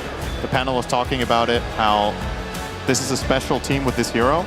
Yeah. And you're seeing why Mickey, with some incredibly good judgment in some of the fights, just super low. He still squeezes out whatever he can out of those situations. He found a couple of kills that most players wouldn't. And in this final fight, the fight before this one that kind of ended the whole thing, clutched it out on no health. So that's game number 1 to Liquid, Tsunami. Indeed it is! Perhaps the legend of Satanic still needs more time to be written, because you can beat him, it seems, under the right circumstances though, because I don't blame him for feeling himself in the early game. Paravision were dictating all of the pace, figuring out exactly what Liquid were up to, but then all of a sudden things start to fall to pieces, Jenkins. Don't shit talk this team. This is the one team that you don't do that to be honest. Liquid is very good at winning these sorts of games from behind. Maybe Team Spirit is the other team, but these guys, no matter what's happening in the game, they can figure out a way to win the game. And I also think that between the games, they are one of the strongest teams at adapting for the game too. So maybe the early game wasn't going so well for them. They end up winning this. They're going to adapt for game 2. You might be setting yourself up for a 2-0 here. And that was the big fight right there. That's where like everything turned. Satanic blinks in. He's got the Aegis. He's got a BKB, but it's in his backpack. There's 16k net worth ahead. He thinks that this fight is theirs, right? But then he gets insta-killed by TA in Saberlight's Roar. Then he swaps his BKB into his inventory as he's respawning, but that's not enough time to press BKB. Like, he got chain stunned the second he respawned on Aegis and insta-died. And when that PA is down, it feels like Paravision can't fight comfortably at all. Yeah, the whole game was pretty much just Satanic 1v5ing every fight. There was the bot one where it's like, oh, maybe Liquid's going to come back, and they get the 3 kills, but they chase a little too far. Satanic kills them all. And you kind of worry that it's going to be the story of the whole game, but they get that one jump, because probably the no buyback on 9 class, so he's dead. He has the save if he was there with the PA lives. But now PA dies, the whole team kind of starts collapsing, and it went down really fast. And this is now the first loss for this support Slark. We were wondering if there was a right idea for Liquid to not respect it, because you had to have seen it coming, and clearly they had a strategy against it. But is it Liquid's, did they have their stuff together, or was it Paravision making mistakes that has us looking at this 1-0 score for Liquid? That's a good question. I mean, it is a matter of perspective, I suppose. I feel like you can probably go back to the support Slark if you're Paravision. It was doing very well. They were winning up until the end of the game, where I think there were late game mistakes from them, but then also Liquid really clutching the team fights as well. So yeah, I mean, in terms of drafting, I think there's even a chance that Liquid bans it. I think they ban it. Like, that game was Paravision's until it wasn't. And that Slark created a lot of problems, even though it was addressed. They picked ET so that it could trade into it. They picked TA to counter its D wards by, you know, making him waste 50 gold on traps, and he still did it. Like, he still had a great early game, had the impact he needed. And they also picked Beastmaster and sent it up against a Phantom Assassin, as we can take a look at our head-to-head for game number 1, because you had your eye on carries, isn't that right, Effie? I did, and I'm so glad that these two players got to face off in such an epic match, because honestly, it looked like Satanic had the entire pace dictated, but Mickey came in clutch when he really needed to, in classic Liquid fashion. And really, the story of this game was both teams' offlanes went badly. Like, there were 2 weak offlanes, and it was, what could your carry give you in this game? How early could you, transition to tempo and fighting? And it really felt like for most of the game, Satanic was on top of it. But all it took was 1 or 2 windows, and Mickey just single-handedly put some of these fights on his back. And we already emphasized how much that Liquid are one of the very, very few teams that makes this carry Templar Assassin look good. And Gunnar, I think this game was a perfect example of why we put Mickey in that camp. Yeah, I think he's just... If you watch him play the late game fights, he plays it in a way that... Templar Assassin's this hero that you have to play the fights so nicely because her damage is very jumpy. Yeah. Like, when she gets the melt, she's going to kill you in 3 hits, but then besides it, you have to really kite, play her on the edge of the fight. And you see in some of the fights where he'll commit just slightly too early, and then the PA just blinks on him, and you can't trade at all. But then these last 2 fights of the game, he gets this kill that he needs to get. He gets this damage he needs to get. Once he gets that first kill of the fight on the PA, especially, the fight kind of is too hard. I think everything about it was Satanic in this game. Like you guys were saying, that the offlaners weren't as high impact as they usually are in terms of net worth. So it was just these carries, and the whole game was, are you going to jump our carry, or are we going to jump your carry? And it ended up working out in Liquid's favor for this game number 1, which is continuing their trend. Now 3 wins here in the main stage, but off the stage, into the crowd. I know Lyrical's also doing some reporting. What's going on with the crowd, my friend? Oh, thank you so much, Tsunami. Yes, indeed, we've got this crowd here. They've been here the entire day. One of the most important parts of being here is cheering. But you gotta know how to cheer right. You gotta make sure you're keeping your vocal health in line. So I've got a collection of wonderful fellas over here that are gonna provide some evidence and show to all of you here how you warm up for cheering. So everybody, I'm gonna need you to do some vocal warm-ups first. So come together, and we're gonna go la la la la la la la. La la la la la la la. All right, well, that's great. You did so good. And now we got one more to do. We're gonna go. Go for it. Ready, set. Oh, they're perfect. The vocal cords are warmed up, and now I want to hear your cheers. We're gonna try it in 3 different levels. So the first thing coming up, your favorite team in the world, they're playing, and they're about to get the first blood, and they get it right there, first blood. That was pretty good. We're gonna go up to the next level now. Your favorite team in the world. They're playing for the championships. They come out, they get the big come from behind victory. Let me hear it right here. Let's go! That was so good, that was so great, I love that. And now the third, the biggest level. Your favorite teams, they're on the stage. Gabe Newell comes out, arms raised high, 7 new Dota heroes out right now!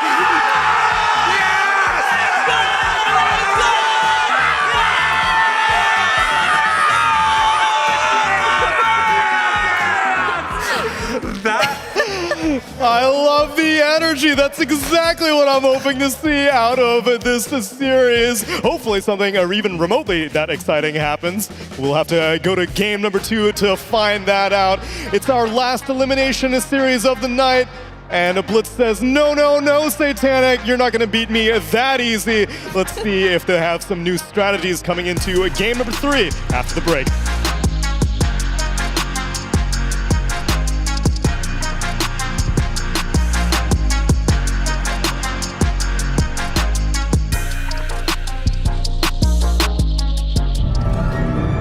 Have you ever wondered how our homely Rasta the Shadow Shaman came to be? how a simple hill troll discovered powers that would allow him to fight against wizards, monsters, and soldiers? We know the answers. So join us as we open the books of lore and embark on a new journey in Tales from the Lore Keeper, Episode 2, Rasta the Shadow Shaman.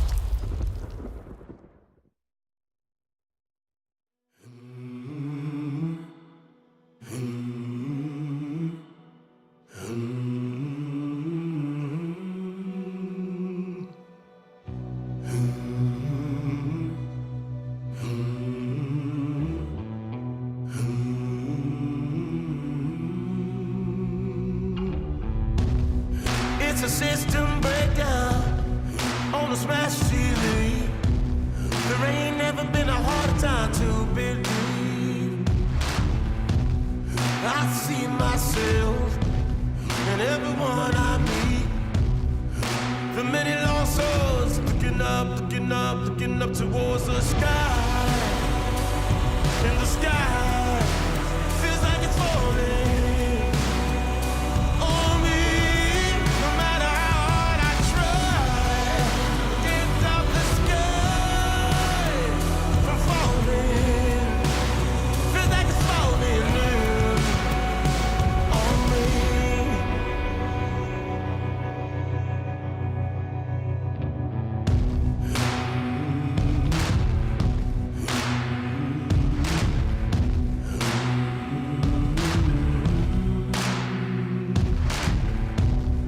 It's a peaceful protest, televised at home. Time to take your seat, enjoy the show. And out of nowhere, with my head held high, I'm down in the gutter, looking up towards the sky. And out of nowhere, with my head held high, looking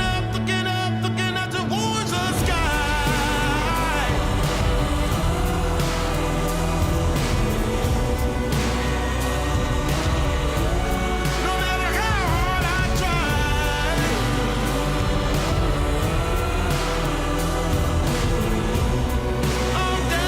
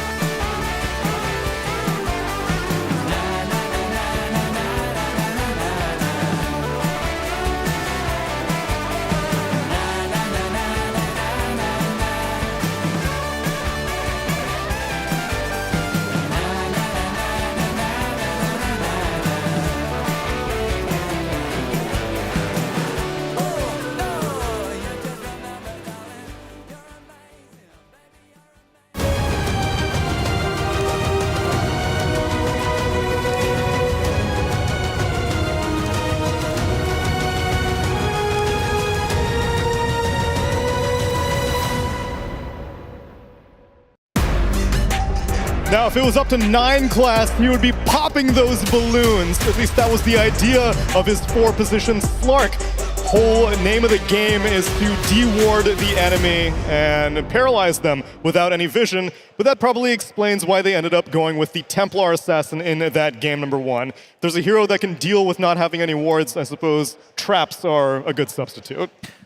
They definitely are. I think that was devastation of the highest degree for Paravision. It does not get worse than that sort of comeback. Emotional after, devastation. Yeah, emotional devastation after the shit-talking all chat, and I think the TA in Mickey being so absolutely comfortable with this hero is where that devastation comes from.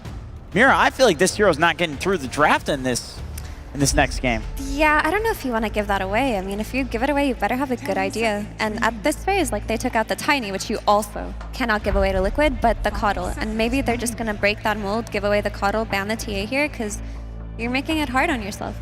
There could be a chance that they want the TA for themselves too, but they don't have first pick.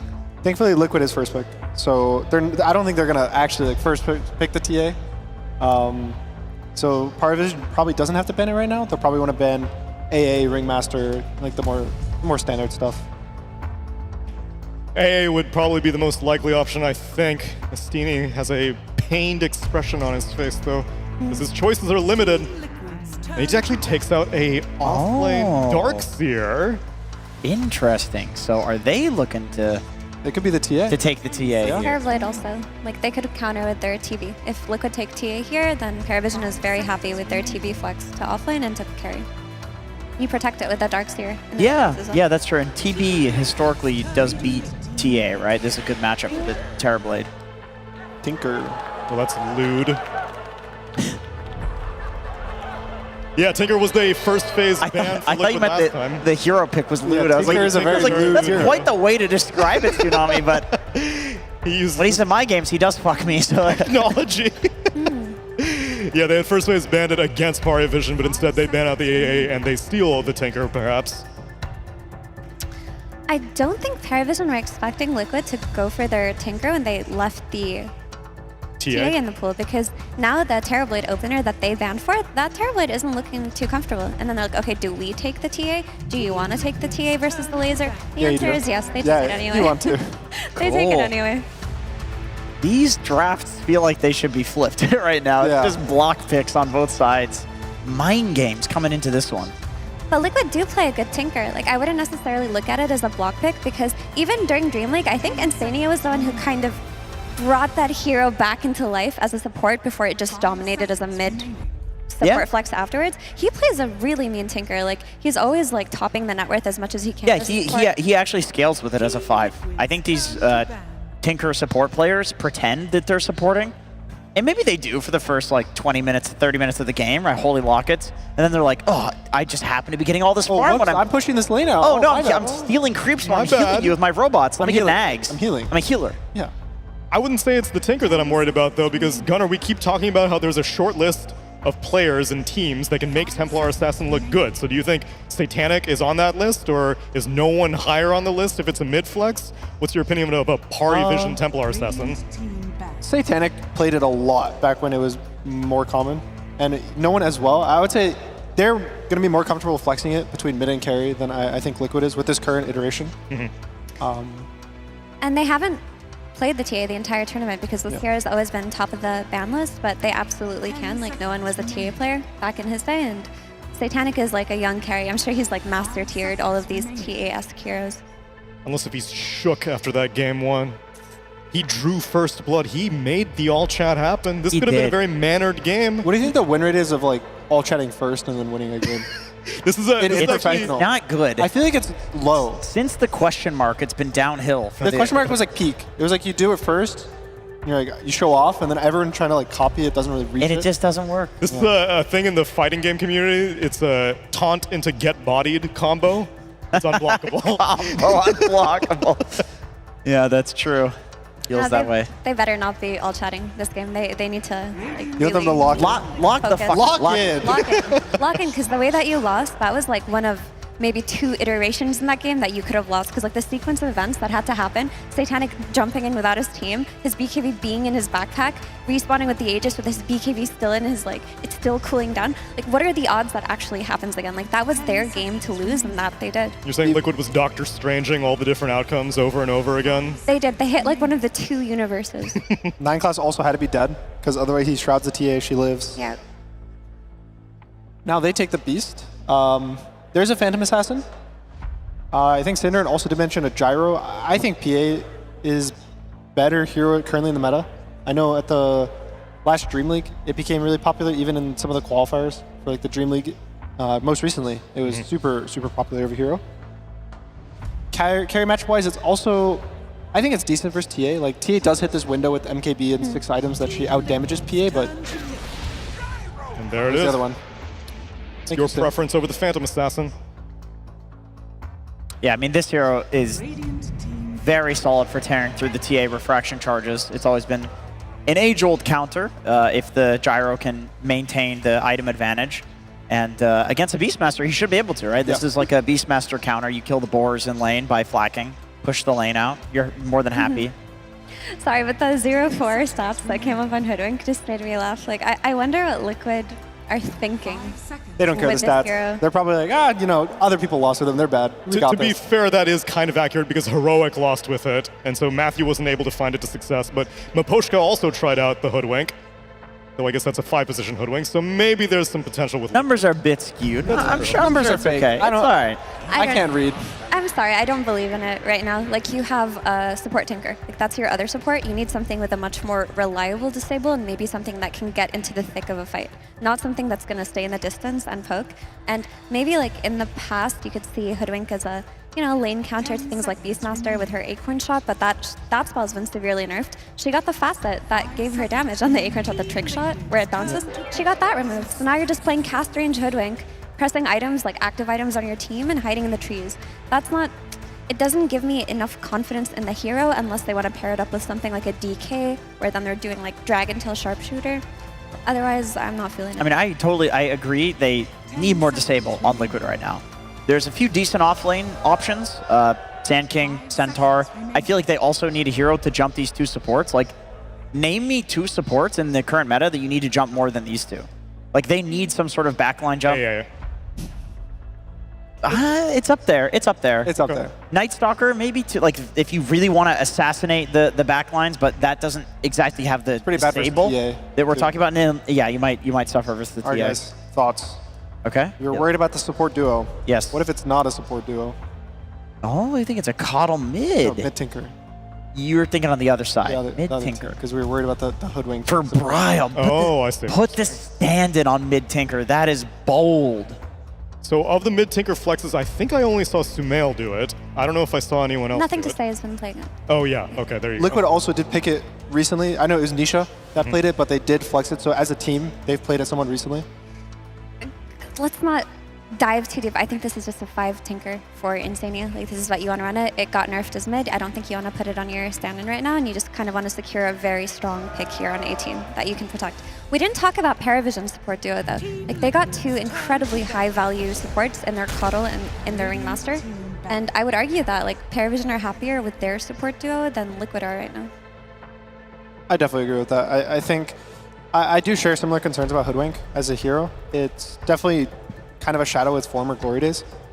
And then you look at Party and they have, what, like 2 of the top 4 supports in the current meta, maybe top 5. They both provide damage, they both provide utility, save. If he goes the recall, it's also like you have this global movement with the Coddle. And compared to Liquid, you kind of have a very slow, greedy Tinker, and you have okay damage, but I think even compared to what Hoodwink used to be good at, which was this, I'm going to assassinate you, right? This like super high burst damage position 4. It doesn't feel like it does that better than even like a Win. I feel like a Win does a better job at being a Hoodwink than Hoodwink does. 10 seconds. And she just doesn't win lane. Like, you used to pick her because she would win lane. And I don't consider her a lane winning support. But on the other side, it's not like Coddle himself is a lane winner. He's more of a stacker / enabler. And he's going to give, you know, like the double melds with the TA. But this Sand King on 18 looks very strong for Liquid Jenkins. Yeah, I like the Sand King. I mean, it answers some of the problems you guys are talking about with the Hoodwink. Like, I feel like if you have a a Sand King who burrows in and then uses Sandstorm.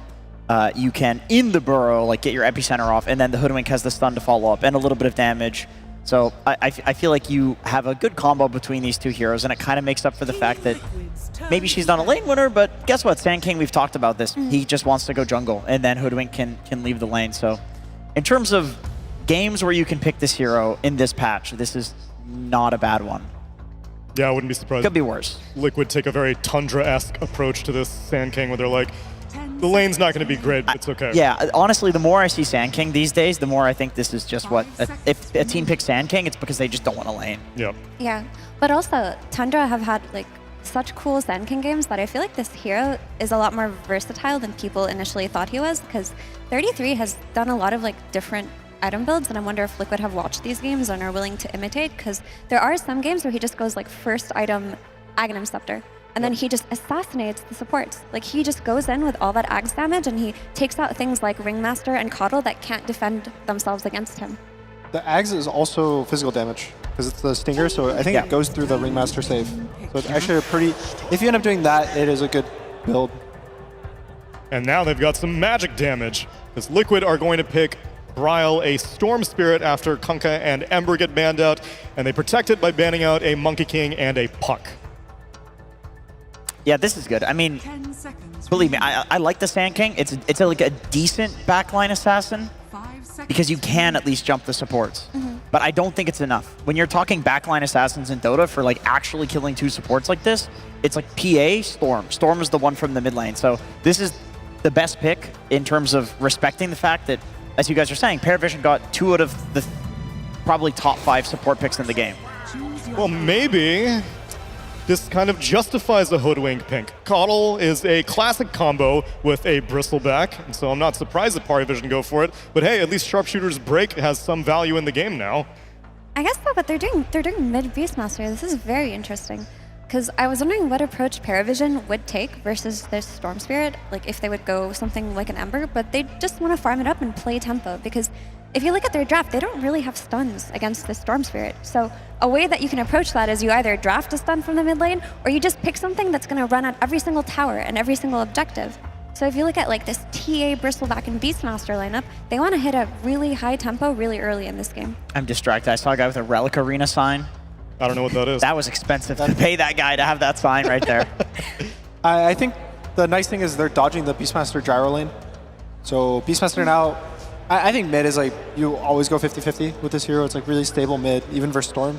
And then now you're picking up Bristleback to go versus Gyro, which in a 1-to-1, Bristle's already decent versus Gyro, but you pair it with a Tinker, who's a support that doesn't really pressure the offlaner, he kind of just exists. And now there's a real concern of the Paravision offlane actually kind of running away with the top. And so that's my biggest concern, which I think Pari did really well, was they picked an even stronger offlane than the first game. Whereas the first game was, you know, a bit rough. It was a bit rough, and that's why odds are now neck and neck on the stream between these two teams. Jenkins, now that you are no longer distracted, you got a preference between these two lineups?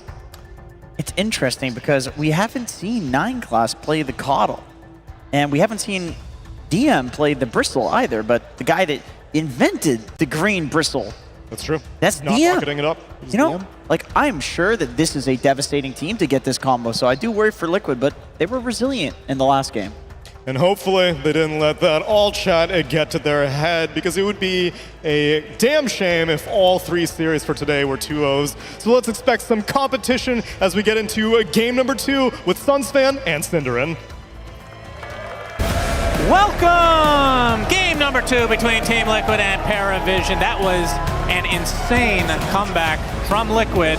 Can Paravision recover mentally? Do they have the fortitude mentally? Cinderin.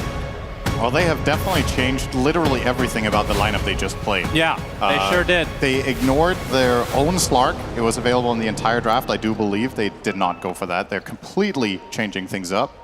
And more or less the same can be said for Liquid here, right? Is this just 10 new heroes? I guess the Sand King was in the other team last game and the Beastmaster as well. So those 2 swapped teams. TA as well. And the TA swapped as well. Yeah, man, you were really wrong, actually. 3 repeat heroes, but none of them in the same team. Okay. So everybody's playing a different hero than game 1. Yep, that is true.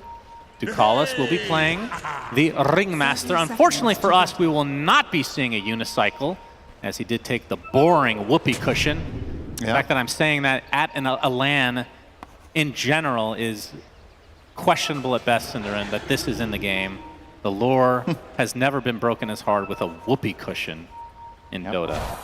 Either way, though, Paravision looking to come back here because this is, in fact, an elimination game. Elimination series for both. It's Boxy. Oh, he's going to get knifed from the southern side. He's taking a ton of damage. This might be first blood. Blood grenade is there. He's going to use the Fairy Fire as well, but first blood to no one, who will be playing the Beastmaster mid. Can't ask for a better start for him. Aside from that, the bounty runes went evenly, so just a flat-out overall win for the side of Paravision. I'm curious to see this mid lane matchup. I don't know if you've seen this before. Storm against Beast. Not exactly a common hero-to-hero matchup in the mid lane. And then this top lane, the Caudal Bristle, a true classic. Takes me back to Loda and Ake days. Back in Alliance. Yeah, that was not the crap out of this. It was not balanced back then. The game was very different back then. But the one thing that remains a constant in all of Dota 2's competitive history is that people are going to exploit the crap out of stuff that's overpowered. So let's see if that will be the case here. 9 class will get the courier kill. He's taking a beating for it, though. Yeah, will it cost him his life? Just die. He is just dead. Doesn't try to deny to the neutrals, so the creeps will go back to where they came from. A rather uncharacteristic way to die is getting chased down by Tinker in lane. Yeah, that's a more without pathetic laser. He didn't even have a spell. It was just a blood grenade. Very now true. Laser unlocked from the kill, of course. And this is a very healthy start to the top lane for Liquid. I will say this, Tinker Gyro is a very strong lane. So I'm curious to see if Caudal Bristle can really deal with the amount of pressure that Tinker and Gyro can output together. Just full-on zone control. They can always push the wave. You can just put Marsh and Flat Cannon and then pull camps and try to win an economy. Yeah, you just don't need to fight the enemy heroes. And you mentioned the mid lane, unorthodox to say the least. If you had to guess, who should have the advantage here? My gut says it's a draw, but because realistically speaking, it's not very easy for Storm to kill the boars even with static slide. But at the same time, Beastmaster can't truly pressure the Storm that hard, I would think, unless Brawl makes a misstep here. I think they're both just going to be farming for the most part. Then the question is what happens when the laning stage breaks down. Both heroes can gank at level 6, but also the ability for the heroes to take stacks. Well, speaking of stacks, that is 6 goose stacks on Insania. He will live through the day. Very annoying heroes in general in this lane, actually. Another Illuminate coming out from 9 class. Okay, we'll tank it easily. Yeah, this lane is going to be a lot of action, for sure. Radiant's courier has been killed. And bottom lane, haven't really talked about this one too much. I mean, let's talk about the Hoodwink a bit. The panel talking about how it's a worse win run. Would you agree with that? I think that's an interesting angle. I feel like those two heroes are actually fundamentally very different. Yeah, here we go. Start your monologue. Okay, they're the same. All right, Saberlight? On to Saberlight. We'll get to the northern side of the pool, and Satanic Company will gain the Lotus as a result. And this Ringmaster here with the knives, one of the most potent against these high HP heroes, such as the Saiyan King. Yep. Seen it time and time again. Mid lane, I mean, it's worth keeping in mind no one got the first blood, right? So I think that's definitely going to have an influence on how mid goes, but yeah, a lot of denies. That Rocket will not make it in time. 24-7. Brawl is getting his CS, but it's a lot harder for him to deny than it is for the Beast, of course, with the triple unit. Storm has to do it on zone. But overall, both teams doing quite well for themselves. The main heroes struggling are the offlaners. Yeah, particularly the guy on screens right now. Yeah, he's going to take a full rocket barrage to the face, and this will lead to his eventual demise. Only 9 CS right now for DM. Definitely a very rough start. Of course, this is a hero that can get back into the farm department with some stacks. Yeah, there are a lot of heroes, or a lot of creeps rather, pushing into them top as well. So in theory, Paravision should be able to get a decent amount of CS on DM here, but you get the side pull off. This is what I talked about with Gyro and Tinker. You just push out the wave and you pull hard cam. And if Parvision try and come and contest these creeps, I think they don't stand a chance. Like, they're just going to have to run through March and Flak. You can't do it. So every time Liquid pulls this hard camp, it's just dead creeps for Parvision. I think Insania should just pull it again here. He's actually going to... looking to stack, perhaps, on the top side? Or is he going for a gate play? Either way, I mean, he can do whatever he wants. I really like this move as well. I think... Through the gate? Yeah, if you consider the resources that Parvision have right now, the bottom side, even a Tinker can pull this off. And it is nighttime.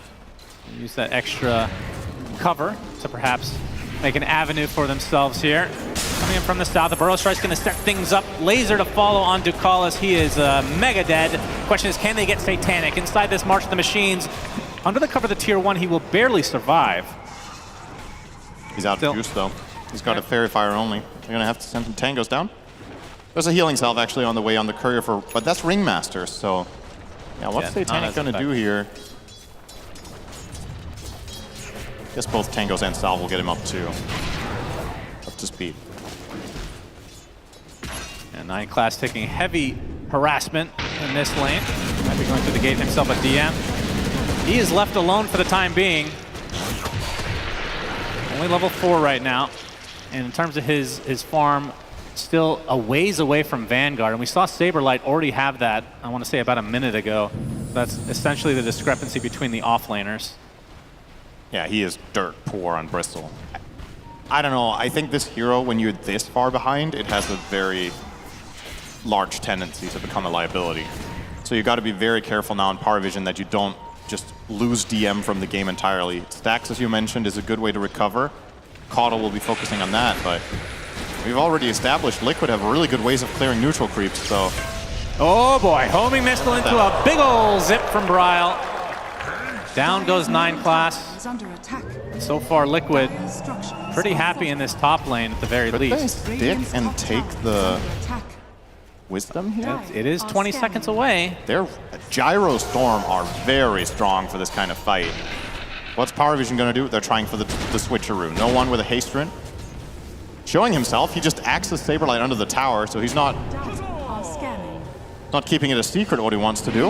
Yeah, they're going to try to go for the trade, but Mickey makes his way to the other side. Saberlight gets off the Burrow Strike into a bushwhack. This is going to turn into a big old juicy fight. Ducalis looks to be mega dead, but the Roar going to keep no one alive a little bit longer. Gets one more axes, but you can see Bryle TPing his way here.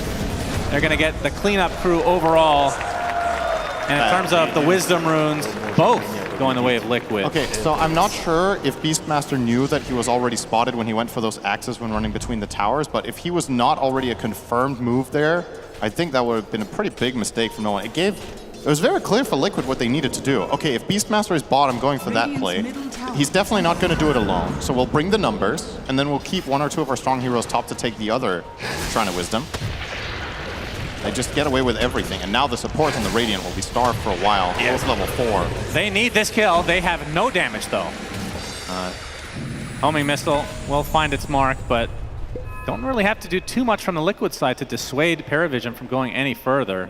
Level advantage for the supports is getting to disaster territory. Level 4 for both 9 Class and Ducalis. And for the side of Liquid, level 5 on both. Insania is almost 6 here. He's farming up.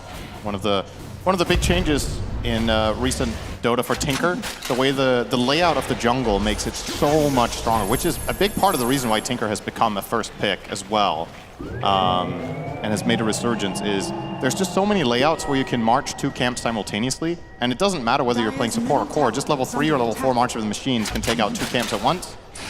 And the added benefit of it is that a lot of the time the farm you're taking is farm that your teammates don't want. Yeah. So you're flat out just conjuring gold out of thin air that the other team doesn't get in the same fashion. And you can defend towers. So you're seeing what Insania is doing right now. He's just TPing in mid and marching it out to push. And now he can choose whatever he wants. Does he want to go to do 2 camps on the side, or does he want to stay here and defend? And of course he can just TP and be a part of the smoke as well if he wants. He's going to help his teammates out here with farming some fat stacks in the triangle. Yeah, so both sides taking out stacks. This one definitely larger on the Liquid side, but being shared between essentially 3 heroes for the most part. Yeah. But the stacks for DM desperately needed just to get to level 6 here, the 9.5-minute mark. Has Vanguard, so Halberd will be first on the table. Dire's middle tower is Yeah, under attack. pretty good item against Gyro, of course. Burrow strike into the Sandstorm. We're going to see the bush, or the Sharpshooter rather, connect on its target. Whip, not really going to be used to full effect, as Satanic already at half HP under his tier 1. Don't know if Liquid can continue, but they get the Bushwhack onto 2 to follow, and Mickey's actually making his way over as well. The homing missile will be applied to Satanic. They get Ducalis on the run. And we'll see if this homing missile will set things up. Refraction is there. Call down. Call down to follow, though. TP support is coming. Do they have the vision for the meld? They do. Satanic actually turns it around into Boxy instead, and Mickey, completely out of mana, has to retreat. That's a sexy double meld play. Caudle TP's in with a Chakra Magic ready. They communicate that on the spot. Double meld, kill the Hoodwink, and get out. But it's still a very nice move for Liquid to force that rotation and also take the tower here. Still, as it stands, somehow no one is staying ahead of the curve on net worth, and this will be an early Aghanim, and they're trying for the tower trade. Don't think Liquid are too interested in trying to defend here. Actually, Tinker completed the TP. Roared up. There's another TP coming from Saberlight, as Instania looks like he's going to eventually go down, but the Burrow Strike is Saberlight making his way over finally. Sharpshooter deletes no one. It's a 1-for-1 to start, but DM, he is surrounded. Do they have a stun here to cancel his TP? No. Not in time. Yeah, if it ends up being a 1-for-1 overall. I was like, Instania completing that TP is kind of crazy. If you're going to do that, you better bring the numbers. And, well, they brought the whole team. So they definitely wanted to hold on to their tower, and it was mission successful. The trade even quite good, you know, Tinker for Beast. But, of course, it was a 5-hero rotation. There will be a little bit of farm efficiency lost that Power Vision will pick up by playing multiple lanes simultaneously. Still, holding onto your tower, definitely well worth it. Now Instania back to like nothing happened. Just farm both camps on the right-hand side of the map. Now, Ducalis just about to hit level 6, so everybody has the ult at their disposal. We'll see if they want to try to make something work. Wheel of Wonder, obviously one of those spells that can be pretty annoying for a Sand King inside of a Sandstorm. If you can catch a Storm Spirit somehow, you have a lot of stun lock potential for this mobile hero. I got some nice, you know, the setup with the Roar is one of the most obvious ways of chaining a Wheel of Wonder. Hard single target lockdown that you can follow through on. Saberlight missing the stun. He's kind of deep now, too. Yep, he's going to take a knife for his efforts, but the rest of Liquid are essentially behind him. They want to try to pressure this tier 1 potentially, or just the triangle in general. That looks to be the case. This is the double stack here of the hard camp. Bit more efficiency going their way. Now the 2K lead down to about 1.8 is largely Tinker. This is standard. Tinker will outfarm every support every game at this level. There's just nobody that can match it for the reasons we've already established. So Instania will be progressing quite well. Closing in on a Pavis. And the Solar Crest. So not going for the Greaves first. I'm curious if he's even going to buy them. I think sometimes players might overrate this item a little bit on Tinker. It feels really good, but obviously this hero has the potential. We've seen games from a player such as Whitemon where it just takes over even as a 5, going Aetherlens Ags. Not the worst game for it either, right? You're playing against Bristle, Beastmaster, and TA. These heroes are oftentimes going to be up in your face and kind of stacked, so you can get that bouncing laser for a massive damage reduction and burst at the same time. We'll see what his plans are. Bushwhack does not connect, and the box is in time to avoid any shenanigans from Bryle. Mid tower for Power Vision is quite healthy. And they're just biding their time. Power Vision is waiting for a really strong mid-game timing for their lineup. Caudle Ags plus Beastmaster Ags. And hopefully for them as well, TA getting Deso plus Blink. Maybe these things can somewhat overlap, at least 2 of the 3. They would be a lot stronger. Yeah, Nolan's just 300 away from that. As Bryle actually going to take the Watcher. He is not scared of DM, who's been feeding up to this point. They have the break, of course. As the Wheel of Wonder finally comes out, it's going to be onto the Hoodwink. Down goes Boxy. As Paravision, we're ready for this. Instania does get out.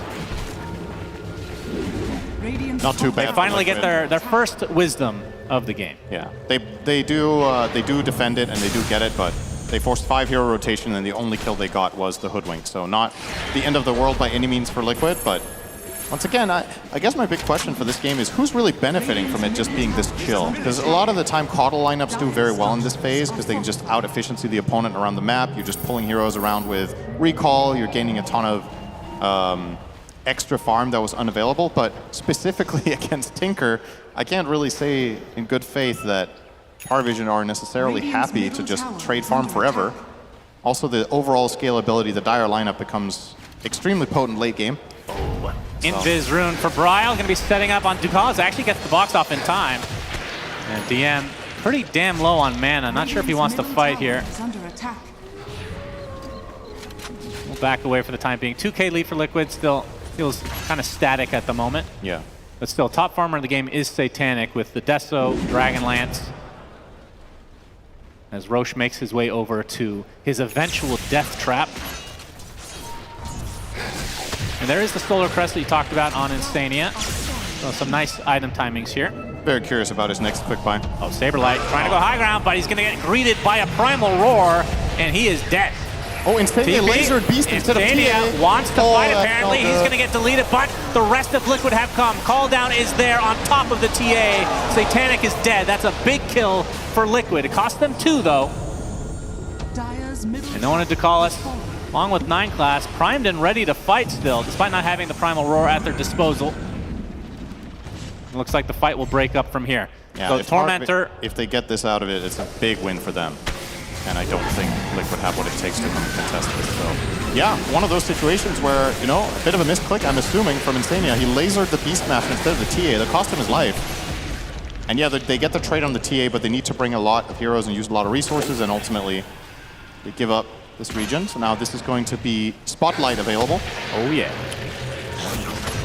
So interesting against Sand King. Obviously able to find him in the Sandstorm. It gives True Sight. No illusions to kill them. No. At the very least. That seems... We've seen that in a couple of games where Ringmaster has been played against Terrorblade, and you and I have both been kind of blown away by how fast it can kill all the conjured images, but in this case, there's probably not even going to be a Manta this entire game. Like, nobody wants to buy any sort of illusions on the Dire team. If it was old school Dota, Tinker would get a Manta, Cinderin. Oh yeah, the Viront 2 build.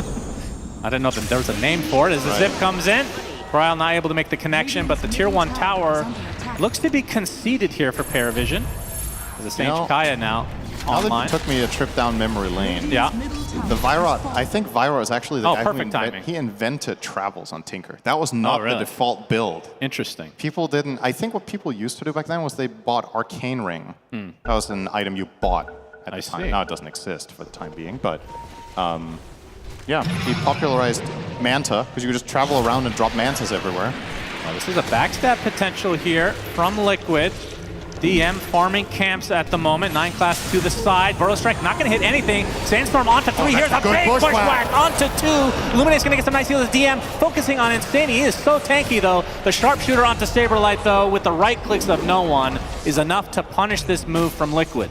He was very, very close to getting off Epicenter, but they do get the roar just in time, and that's a death sentence on the spot. But great bushwhack from Box. He could have made that a great fight for Liquid, but Parvision were ready.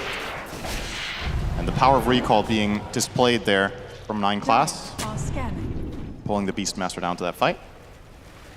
Speaking of, no one is only 1,000 now away from BKB.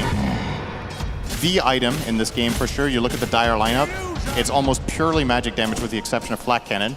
But Flak Cannon, he has the side gunner too. Flak Cannon largely is spread damage. You don't necessarily do the most single target damage compared to a hero like PA we saw in the last game. So when you're in BKB, you should feel very confident, especially with Drums of Slom, that you can just stick around and have essentially free movement the entire fight until it expires.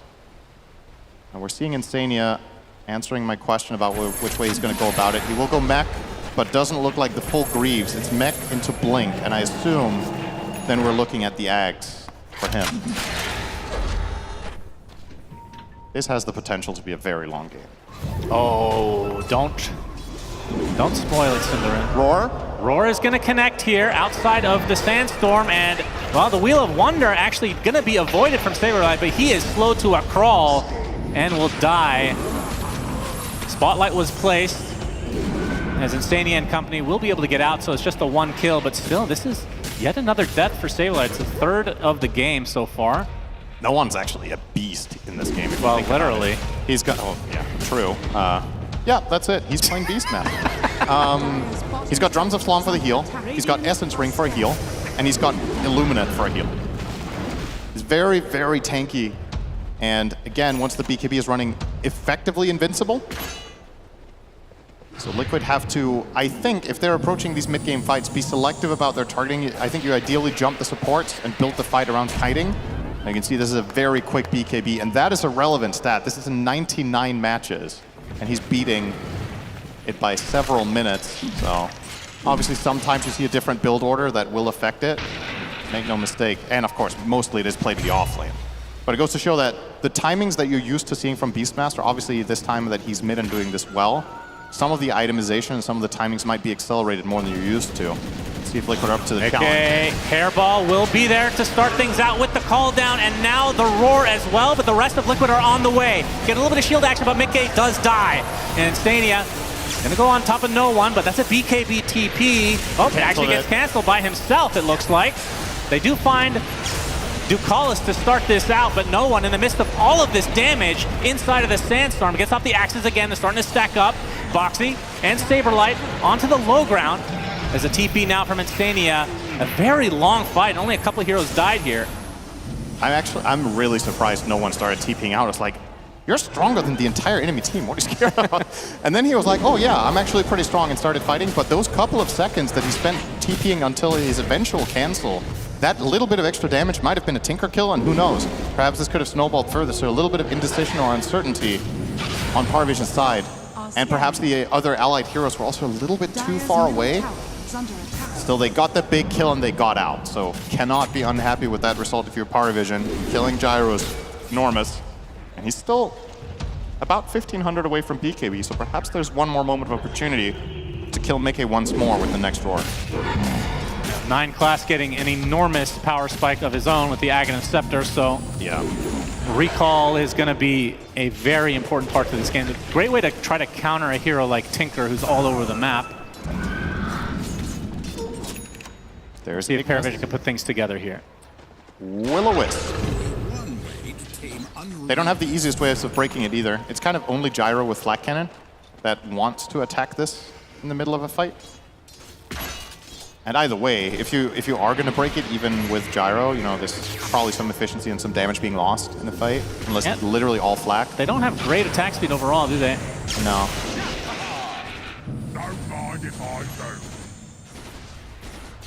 Well, 4K lead for Paravision, but we've seen this before. It was double this last game. And Liquid able to come back. I mean, we haven't really seen a Roche attempt as of yet, but there's the blink from no one. He's been getting some pretty damn good roars so far this game, and this will give him even better access to set spell. We'll be going for the Shivas next. Stupendous. And for Satanic, who still top of the net worth overall. BKB is about 600 away. Radiant are scanning. And that is definitely what they're waiting for before they push the pedal to the metal.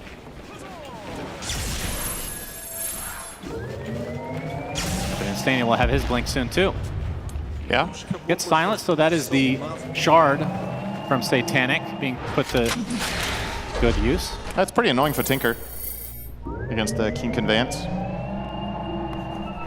Gotta have a TP scroll handy. How important would you say is Nullifier against Tinker in general? And who would buy it? I would say it's very important in general just because the meta right now also very much favors Ghost Scepters anyway. So you're kind of just double dipping by also removing Defense Matrix. I think in this case, it's kind of a position of luxury for Parvision because I think any of their 3 cores can actually buy it. You could buy it on Beastmaster off of Shiva if you need it. You could buy it on the TA if you want. Even Bristle. When you're going this kind of a utility route on DM, at this point he should buy whatever makes Beastmaster and TA win the game, right? So if that's more frontline tankiness, he can do that, but he can also get the Nulli for them. Smoke on These smoke. smokes will converge onto the high ground. No one goes. Past the pop as BKB gets off the roar, but that's on a very bad target in the Tinker. The Will-O-Wisp onto several heroes, though. Wheel of Wonder to follow. Nobody wants to look at it. It is disgusting to foresee. And looks like the Tinker's gonna be the first to fall. Make it finally pop to BKB, trying to apply all the pressure to DM. But first, Satanic jumps, and he's doing tons of damage to Mickey, who already dies. Bryle and company now have to exit. And it looks like most of them will get out. It felt like Paravision took no damage there. And now into the Roche pit they go. Yeah, Liquid can't do a deal with this Beastmaster just jumping in with BKB. He's just running at them, casting his stuff. They actually kind of kited it quite well. The roar went onto the Saberlight, he wants to go in. He gets off the epicenter, into the pit he goes, but they kind of see this coming. Now he's going to get stunned. They do take out the Caudal, though, so 9 class dead during this engagement. It's a Roshan about to get really low. Saberlight's dead. Who picks up the agent? It is DM, and Bryle will follow suit to the grave. Boxy from afar. Looks like he will find the distance, but Paravision winning that fight handily. Yeah, it's a valiant attempt from Liquid to try to steal that, but I think honestly, you just send one hero and YOLO it instead of making this break out into a fight. You're at a massive numbers disadvantage. Paravision are still strong in that area, and you end up paying extra. Could have lost the Roche, now you also lost a couple kills, and probably the bot tower to boot. If you hadn't taken the fight, maybe you could have defended your tower. But yeah, there's just nothing left. So a big lead once more for Paravision. Just like in game number 1, as you said, Liquid were able to turn it around in that one. Can't help but feel it might be more difficult in this one, though, by nature. Yeah, doing it 2 times in a row is pretty hard, I'd say. Yeah, it's also like, let's say the lead is the same, that it's not equally obvious. I think last game Liquid had a very clear, isolate and kill this hero and snowball the fight off of that. I don't necessarily think their lineup is capable of doing that in this game in the same fashion. So this time around, the challenge should be even harder. Be quite creative about the way you set fights up. And I think the man on your screen right now, Insania, he's got a very key role to play here. I'm still curious to see his next path. Now that he delayed his dagger in favor of Ghost Scepter, and now he's going to die again, probably. Probably is an understatement. Inside the Will-O-Wisp, he is alone. It's off the Ghost Scepter, but it is not to be. Oh, Saberlight, that was really, really close. The whip landed. I want to say that was a fraction of a second after he TP'd out. That would have been a bonus kill for Paravision.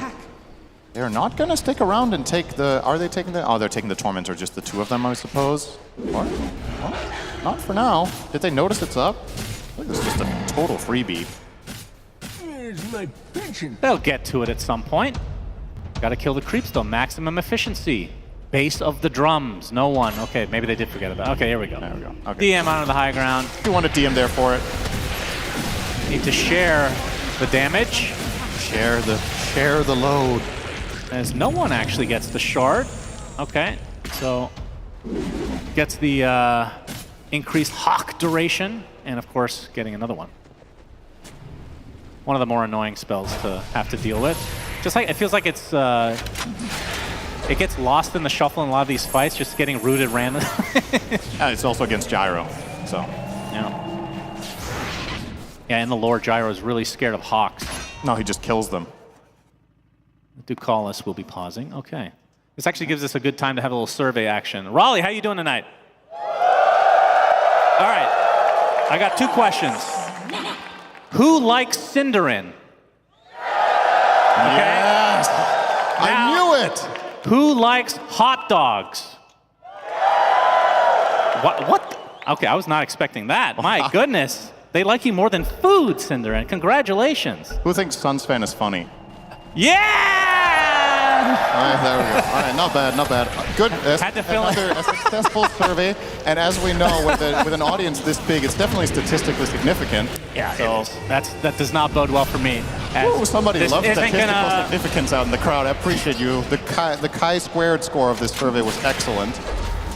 Boxy deleted during that time that Cinderin was having a monologue, and Stania attempting to TP out. He's fine.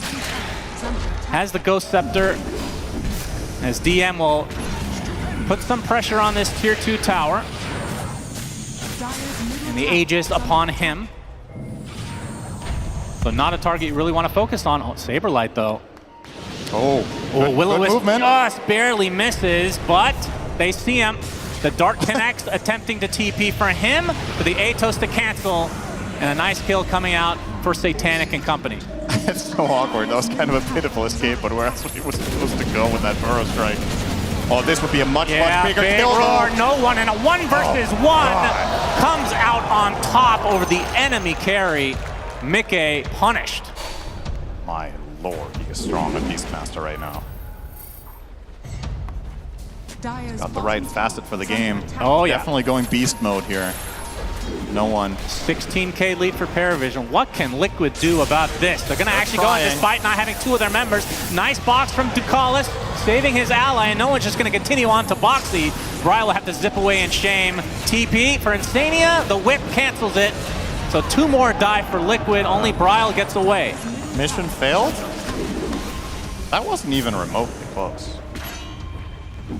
I think that they were just hoping that Beastmaster had no backup there, because it's going to take them a little while to kill him, but Paravision were in position, and that was indeed not a bluff that time around from no one's Beastmaster. And that's going to cost them 3 dead for 20 seconds. This Radiant lineup, makes no mistake, it pushes really freaking fast. This tower. Yep, I think it's a lane of barracks within these 15 seconds. Oh yeah, they might try to go for another kill as well as no one. It's off the axes. Aegis is consumed now though.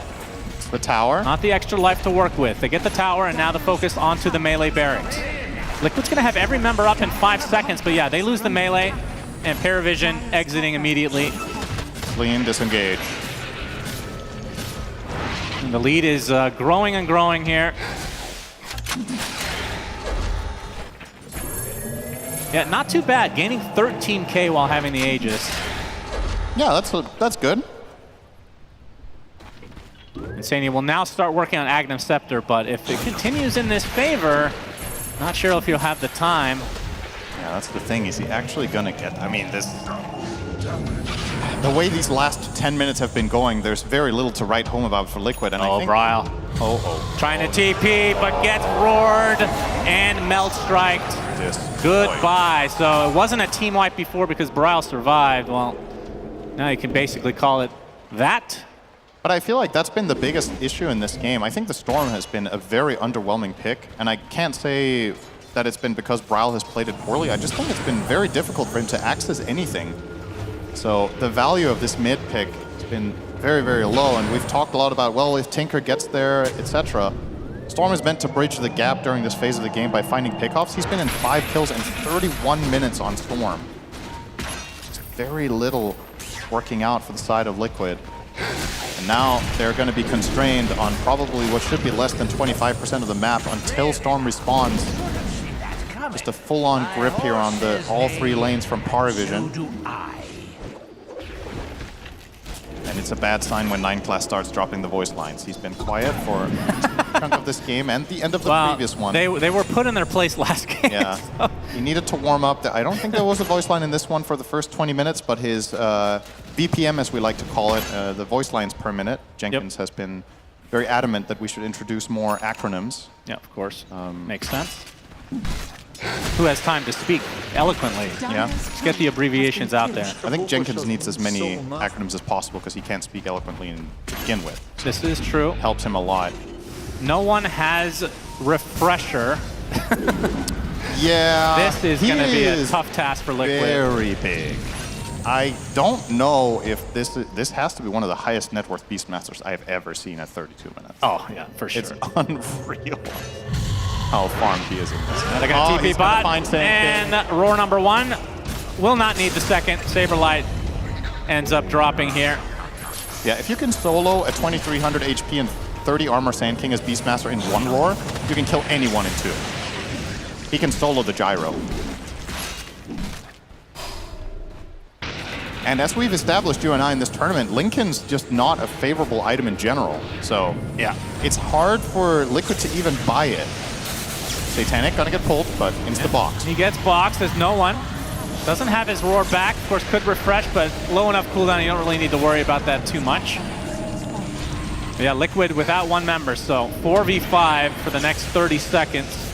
And Satanic can now start to destroy your buildings in the mid lane. Liquid probably just have to give this up. Will-O-Wisp just placed. just in case somebody wants to actually try to defend. And possibly the last fortification of this game, unless Luca can make some crazy comeback here. So that will be a second lane for Paravision. And now you can start thinking about the old Roche. Oh, I thought you were going to say game 3. Well, that too. Yeah, this is... It's like, well, you've had plenty of time sitting in your base, pondering. Well, nobody's saying mouse this time. Yeah, this is just a bad manners pause, I believe.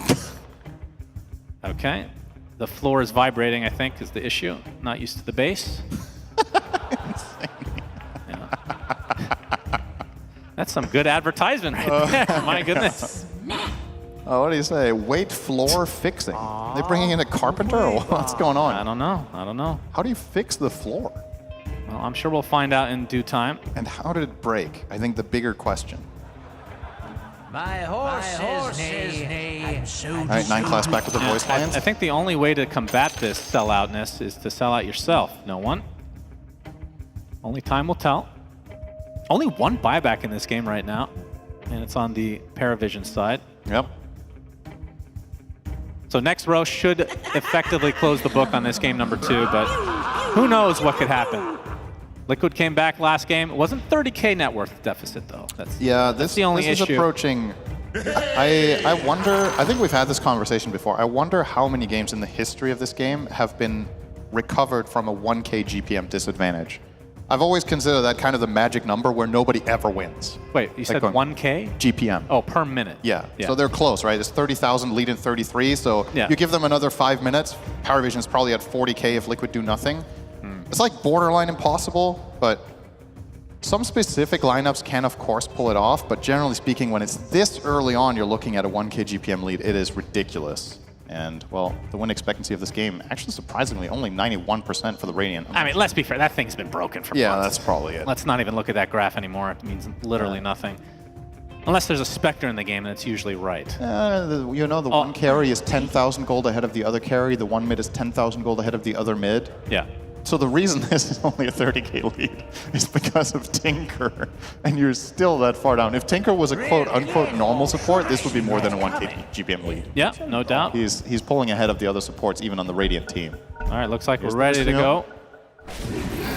So 2 lanes, in case you just missed it, have been destroyed now. As Liquid facing a potential game number 3 coming up, and Paravision will likely just wait for this next Roche. And that should do it. Now the question is, does Liquid, I mean, do you fight high ground or do you just force the issue? Do you try to contest the Roche? You have to do something. I actually don't know which one is easier, because I think the problem is even if you try to access the pit, you kind of can't kill, I don't think you can burst and kill Beastmaster. So you're going to be fighting into the 2 roars and traps and Ignis out there. In your base, at least you can have positional advantage, but at the same time, can you possibly defeat a TA with 2 Aegises? You can't beat Satanic. Yeah, we established that last game. He didn't write that this game so far. He hasn't cursed himself yet. True. The true challenge is to write that after you have Megas. Yeah, that's the only and way to see if you can somehow lose it again. That would be impressive. All right, some dewarding from Paravision. They kind of swap sides here. They know the smoke is coming. And no one with the roar. The Lotus a little bit too late. Meanwhile, Saberlight has to deal with the Wheel of Wonder. No one spots BKB in retreat. Satanic was applying a lot of pressure to Brile. Another roar comes out from no one, and now the right clicks will suffice onto Mickey. Can't do too much. Just pops his ult, and that's it. Saberlight dead. Boxy as well as GG's come out. Means we are in fact going to a game number 3 in this lower bracket elimination match. Yeah, Paravision read that play like a book. It was pretty obvious. They had 2 waves pushing into Liquid space, so they must be doing a desperation smoke to try to catch us at Roche. We're going to take the high ground. We're going to just stay there and wait. We're going to break their smoke and turn it around on them immediately. So Paravision, not only do they win this game, they kind of crush it. And considering the lead they had in game number 1, I think when you consider the entirety of the series so far, they have to be the favorites going into the last game. It does feel like they've been playing at a little bit of higher level. And, I mean, the Slark wasn't even banned this game, right? I don't think so. I felt like it was still good in game 1. They don't have to run it. They have a lot of other things up their sleeve, of course. But no one ending this game 11-2-11. I feel like he is definitely the player of the game here. Satanic ended up with more farm, but it felt like no one was really setting the table for his team. Yeah, so many good plays. And always the hidden factor, if you will, of Caudle, right? But as we look at the breakdown, look at that hero damage. 36,000 on the Beastmaster, 25k on the TA. Everybody else on the team with just 10k. So those two big hitters, they basically 2v5'd. Pretty nice stuff from Paravision as we go to a game number 3, Tsunami.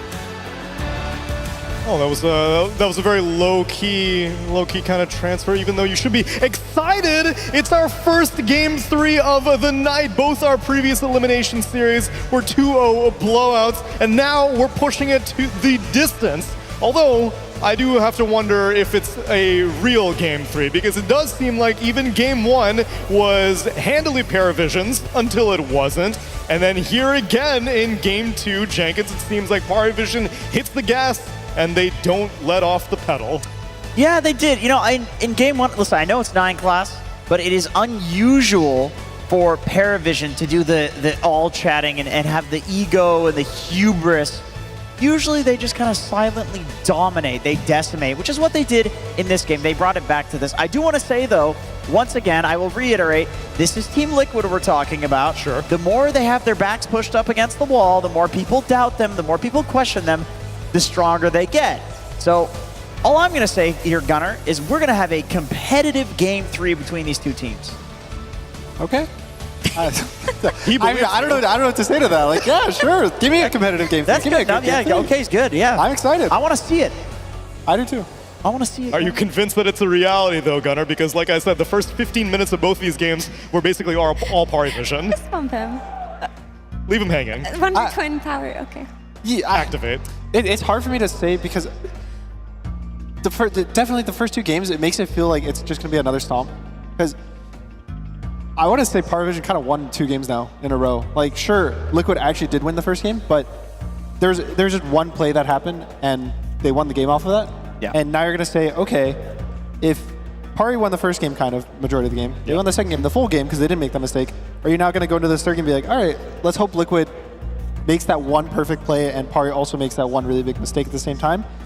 I would be hoping if this game showed more of an even game, like more life from Liquid, that it was kind of like a fight the whole time, I'd feel more confident going into this third game, but it's just worrisome. A little bit, but I do think there were some drafting errors on Liquid's part. But to that, I'll say I think Paravision did something really cool. Like when that 9th pick Storm came out for Bryle versus no stuns, like they were in a position where they could have just picked a stun from the mid lane, but they didn't. They're like, okay, we're gonna dodge the gyro lane, we're gonna put our Beastmaster mid, and we're just gonna pick a bristleback. And we don't care about stuns. We're just gonna hit our tempo really early, buy an early pipe, and by having the early pipe, there's gonna be no damage coming out of Liquid. Our TA is gonna get strong. We're just gonna run at all of your objectives and take them, and that's basically what happened. Especially if they can also sneak up on Liquid, because I know that there was a fight around 28 minutes that you spotted with a smoke that may have put the nail in the coffin for Team Liquid after already so much of an advantage from the beginning of that game for Paravision. Yeah, I mean, this was just a cool fight that I wanted to break down if we could pull it up. It was basically a smoke versus smoke, and at this state of the game, I honestly don't think Liquid should have been smoking. They should have been like trying to play for the late game, but what ends up happening is that no one gets bushwhacked, but the Will-O-Wisp breaks the tree that stuns him. He casts BKB, he can then roar, and then you get this beautiful Wheel of Wonder into Will-O-Wisp combination, which makes you really think that what a strong support duo is coming out here from Paravision, because if you look at Liquid's heroes, sure, they landed the bushwhack on Hoodwink, but it didn't do anything. And then the Tinker isn't necessarily able to keep the fight going for long because there's a pipe, the damage is mitigated. And this is kind of like what I'm talking about of, they picked Hoodwink in this draft. I didn't understand why. I don't think it's a strong hero. And we can see the strength of the Coddle and the Ringmaster coming out there. And I don't think the Hoodwink was justified the more that we watched the game also. It was lowest net worth. I don't really know how much it helped out the Sand King or anything like that. At the minimum, it was a stun from a support. But other than that, I didn't really see much value. Yeah, I will definitely trust Mira's read on this as a master tier Hoodwink player. You know, on the other hand, I'm an offlaner, so I see Boxy pick Hoodwink. It's like, okay, he probably called for it, but I feel like this does happen sometimes where your drafter just asks you, like, what do you want to play? And you just have a feeling that you want to play something. And sometimes it's right. Sometimes it's right, sometimes it's wrong. Mm-hmm. I can see that. Well, at least now both teams get an opportunity to test their mettle because it's our very first Game 3 here in the Raleigh Convention Center, which means that there should be supporters on both sides. Isn't that right, Lyrical? Oh my God, that is so right, Tsunami. We have a wonderful crowd here full of supporters of both teams, and we're gonna head on out into them and find a couple. I found a couple of fans, not hard to find for both of these squads, but they're gonna give them a little bit of inspiration. Back there, right behind the stage, they're going to be able to hear you, and I've got somebody here that's gonna give a speech for Paravision, what they need to do to come out of the victory. First of all, what's your name? Nikita. Nikita, and how long have you been playing Dota? 13 years. 13 years. This guy is a veteran. He knows what's going on. I need you to give a speech right now. Get Paravision hyped up. Of course. Paravision, nice job. Good comeback. I liked it. Satanic, no one. Nice job as well. Everybody else too. And that's a message for no one, if he haven't seen it. I have no idea what this means, but he's so excited, so amped up. Wonderful job. Give me a scream one time. Say, go Paravision, or something like that. Go Paravision. Nice. Nice, absolutely perfect. And we do have one more team here, and I found somebody else that's gonna be able to give a rousing, invigorating, and great speech. Come on up here. First of all, what's your name? Connor. Connor is here. How long have you been playing Dota? Since 2012. 2012, this guy's ancient. You look so young, that's crazy. I need to figure something out here. There's older guys here, man. There's older guys here. Absolutely, well, give me your speech right now. Team Liquid, what do they need to do? Okay, Liquid Bros, you're the TI champions. You know what you need to do. Lock in, get Mickey, a strong meta hero. Play through him, he's been owning. Insania, you have the Persian power. You will do it, my brother. TI champs, lock in. Shout out to 82L, shout out to the family. You guys got this. Woo! You're hearing it from the crowd right there. Words of wisdom. We'll hope those teams abide by it. Back on you over at the panel. Well, I am definitely roused from that speech. I'm roused up to awareness now because I am ready for our last game of the night. Elimination on the line for both of these teams. Paravision and Liquid hoping to make it past the first day of these playoffs in the arena. Let's see if they can make it happen in game number 3 after the break.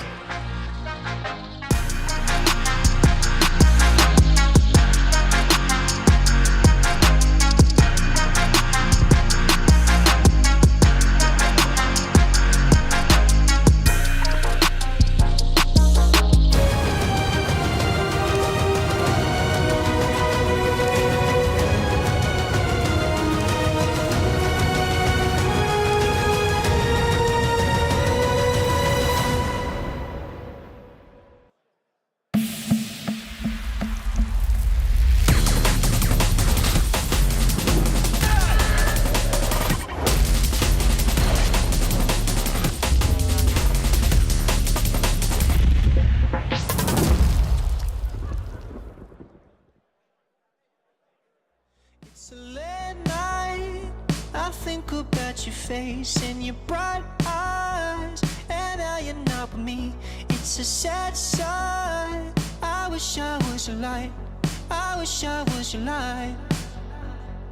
I see silhouettes dancing in the dark. You took a chance on me. This heart has been arrested. You're my chest and feeling to dancing. I see silhouettes dancing in the dark. You took a chance on me. This heart has been arrested. You're my chest and feeling to dancing. You know I'd be loving you well. You know I'd be loving you well. Loving you well. You know I'd be loving you well. You know I'd be loving you well. Loving you well. Loving you well.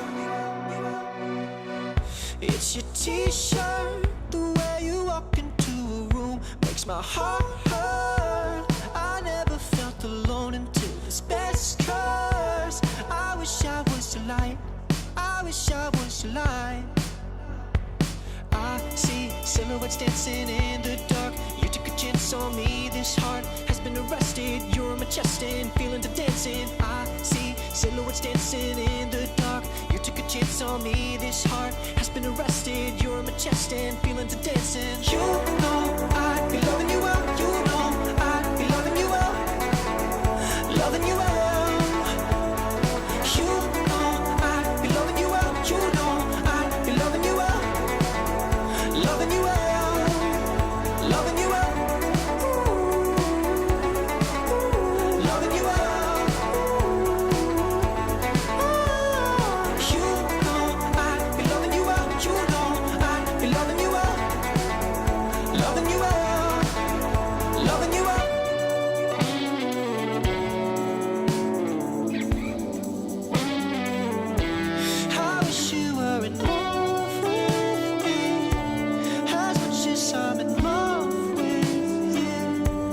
Your silhouette is hard to see. I'll wait for you. I'll be the fool. You know I'd be loving you well. You know I'd be loving you well. Loving you well. You know I'd be loving you well. You know I'd be loving you well. Loving you well. Loving you well. Loving you well. You know I'd be loving you well. You know I'd be loving you well. Loving you well. Loving you well.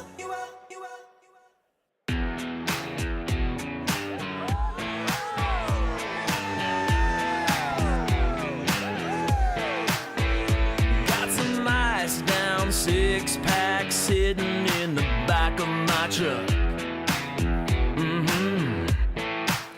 Gonna be a good time, hell yeah, things are starting to look up. Alright. Once we get started, yeah, we're never gonna stop. Break out the good times, let's take it to the top. Yeah, we're gonna throw it down, kick it up, you know we don't need a reason. Don't need a reason.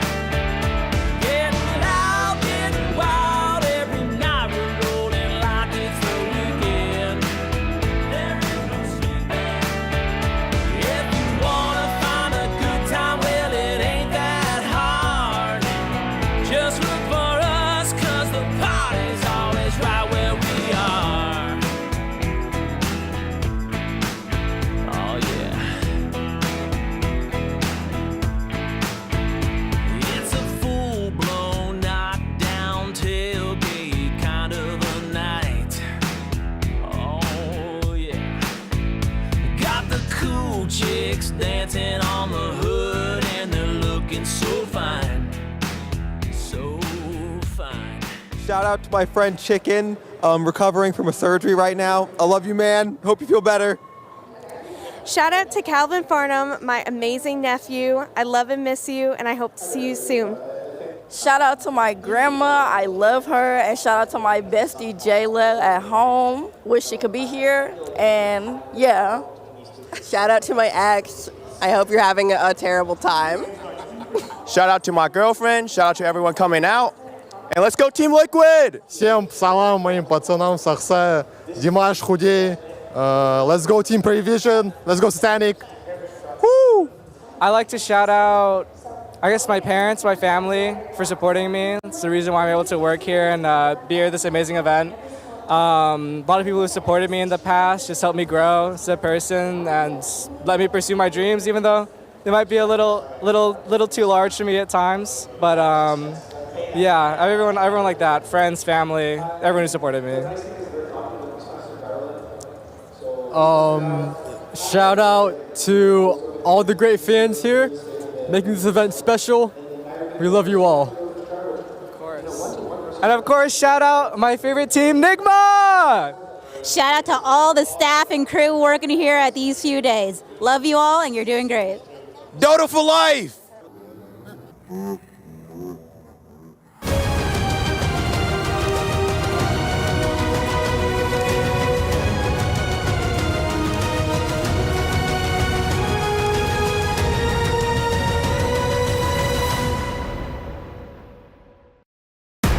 It takes a village to put on a show like this, especially here in beautiful North Carolina. We are bringing Dota to the North American masses, and thankfully these two teams are keeping the night rolling. Parivision versus Liquid, it's an elimination series and they are going the distance. Our only game 3 of the entire night. Especially after I watched yesterday, those other two upper bracket series, I had high expectations. Although granted, we did say that Avalis and Enigma Galaxy may have been like the last remnants of will they, won't they group stage eliminations. They made it through, at least to play on the stage, but this was the kind of series that we expected to go the distance. And Jenkins, they are delivering. Yeah, definitely coming into today, I think this is what we kind of expected. Maybe not in the way that we've seen it so far. Paravision could have won both games, so we are in a game 3, but faced with a position where Liquid, they have to change something up if they want to have a competitive chance in this game. Yep. Paravision have like a really good approach to dealing with Liquid right now. Like they're not giving away the Tiny, which Liquid has not lost on. They've looked really good. And in the game where they could steal the PA as a second pick response to the first pick, they ban it out here. They don't want to first pick it. They're going to go for one of their usual core flexes and not give Liquid their 2 best heroes. And now we just need to see that Liquid let the Tinker go through. Both teams are definitely shown that they are more than happy to pick it. I'm not quite as enthusiastic about Liquid's Tinker though. And it's Paravision with first pick. I don't think Tinker is like going to be super high in contention. Like I would rate a lot of different heroes more highly for both teams. Like Beastmaster perhaps? One of them for sure. I mean, he did the most hero damage last game. He has a 100% win rate in this series. And I feel like, so does TA, actually. True. So, yeah, I feel like he was kind of like supporting and tanking and doing everything in the last game with the Beastmaster, but then also carrying the game himself. So he put on a clinic with this hero. It honestly seems like a better mid than it is in offlane right now. I actually, from my perspective, it's offlane is its worst role. I think it's like mid and carry are both better, to be honest, because carry, you have the safe lane ancients that you can farm really easily. Usually your lane's pretty safe, so yeah. It just ends up being offlane because I feel like a lot of people will default to what they've done for like the past and the previous years. All the offlane players play a ton of Beastmaster. Yeah, I feel like there's definitely times in Dota where something's better, but people are just used to the old. Like even the professional players, they don't adapt like super quickly to Comfort what's matters the best. a lot. This could be the game where the support Slark makes a return into I'm so excited about the support Slark. Recycles on. I don't know. Did you 0% win rate in the series? But 100% win rate before the series, and that was almost a win. But did you see Skeeny's smirk when they picked the Coddle? He's like, they didn't take the hero. Devilish, would you Yeah, say? very devilish. He's got some plans that I'm excited to see. You immediately started sifting through some papers.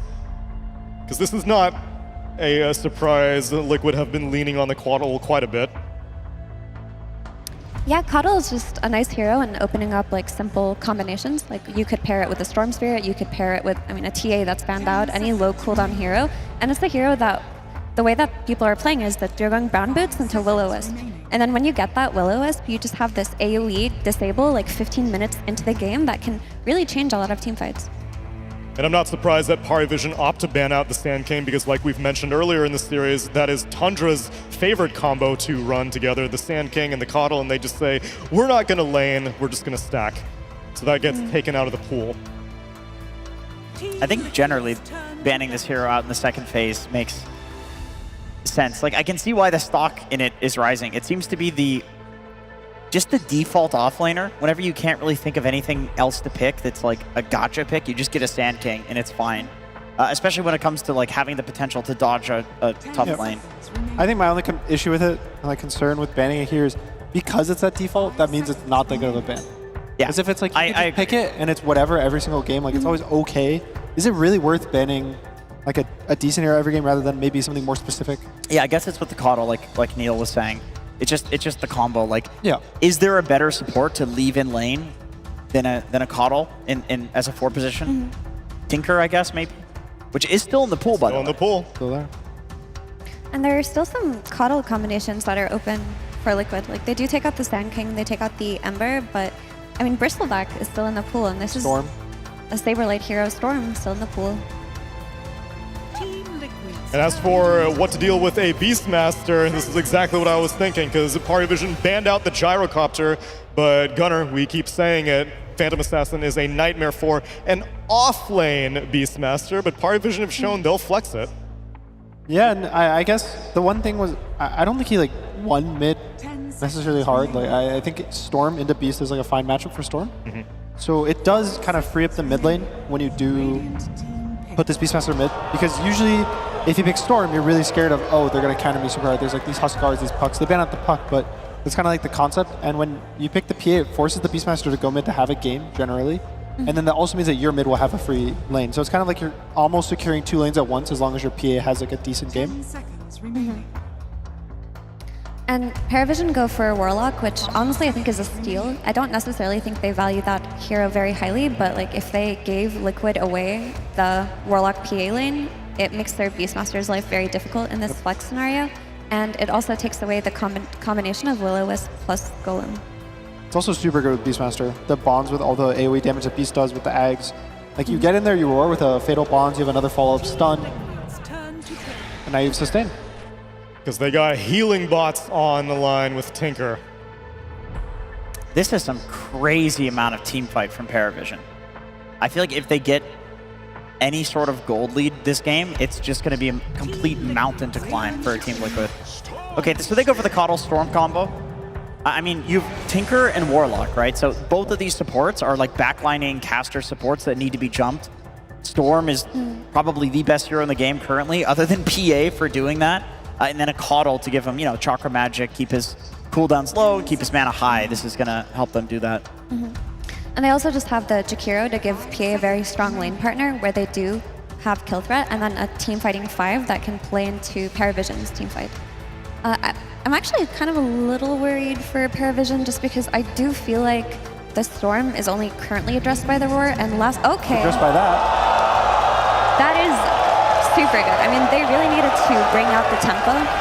This hero, like the Ensnare, counters Storm Spirit, and they have played it before. Like Satanic did have a good game on it, but it was like a 20-minute win the one time they did it. The 2-0 is actually both Paravision. So he's played it twice. I mean, they played it against weaker teams in the group stage. Yeah, like when Talon and Enigma. When we were casting those games, the theory was they're testing it. They're kind of public scrimming it to see how it feels. Like clearly he wants to play the hero, but I mean against Storm, this is a crazy good matchup. Like, you cannot get out of the chain route. Yeah. PA, same thing. How does the Bloodthorn work now with the True Strike? So it would work on all the... Doesn't Meepo still have the built-in True Strike?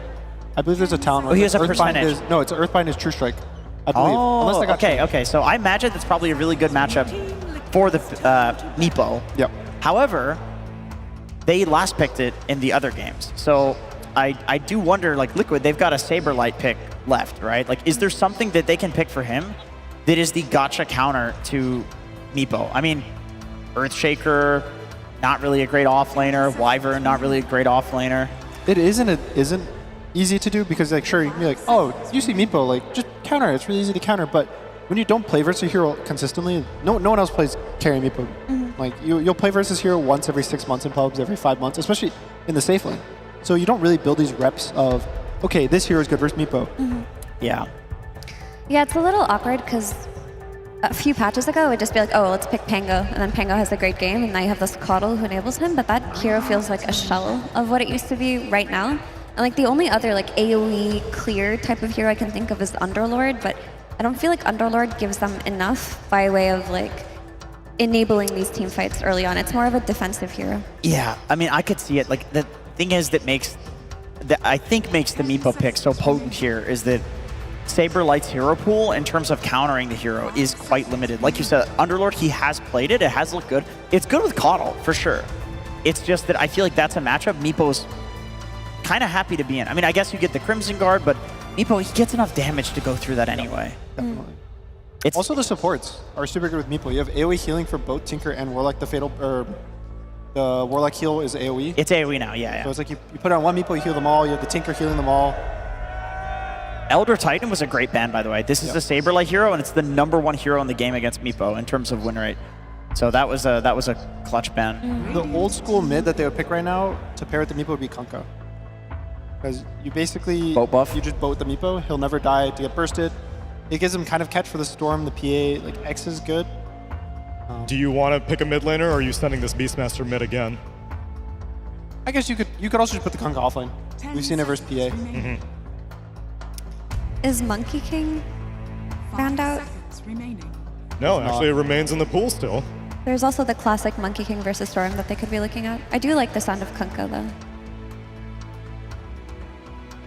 Yeah, in both the previous games that Paravision picked the Meepo, it was against a Storm Spirit, and it was a last pick, but Kunkka's not a bad 23rd option. There's a strong team fight, and like Gunnar mentioned, you're also just buffing up the Meepo. And this Meepo, like around minute 25, is going to be a menace because Maybe if the game goes really late, then you know the Storm gets the BKB, can fight through the nets, like Jakiro gets an Ags, like Coddle Will-O-Wisp comes into play, PA Battle Fury comes into play. Sure, that can happen way later, but how are you going to withstand that like minute 20 to minute 30 period of the game where Paravision are just consistently running at you? This is a really tough position to be in. There is not much left to counter a Meepo, and then the Kunkka coming out as well. I feel like this is a hero that you would normally try to get some sort of counter to as well in the game. You see the Storm. He needs to be like a strength hero or like the fake strength universal heroes. Is it just primal? You just get him a primal and so sad though because you call it a day? You get rooted and you're basically stunned because you're disarmed. And you get roared if you're... You also get roared during your BKB. Yeah, I can't think of anything If for you him. pick like a low damage hero, like you were saying Underlord earlier. It's just Underlord. Then he just heals through the damage though with the Tinker. Like, I think he needs to somehow find a hero that's tanky enough to kind of go and make space for the Storm in the fights and protect his supports, and also provide damage, which is, it's a lot to ask, especially with an offlaner.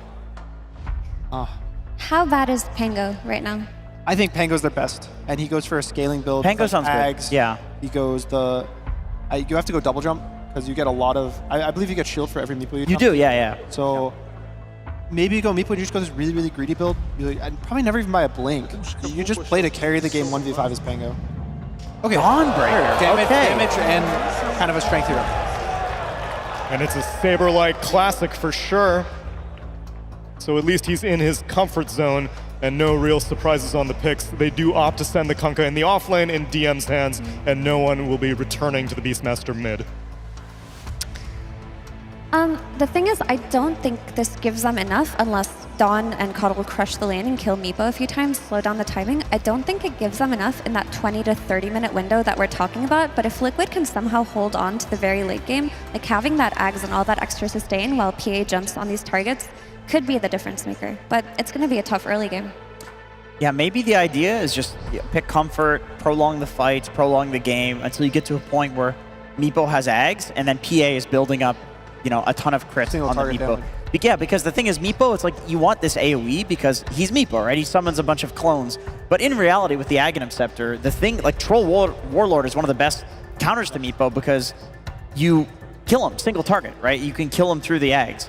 So maybe that's the idea here from Liquid, is they're just picking heroes where they can go late game and have Mickey carry the game. I think this game is a really tight timer for Liquid. It's basically, they have to win the early game really hard because I think that, like what Mira was saying, that 20 to 25 minutes, pretty much impossible for Liquid to play the game. And so they need to win the early game just so that they can survive the impossible state of the game.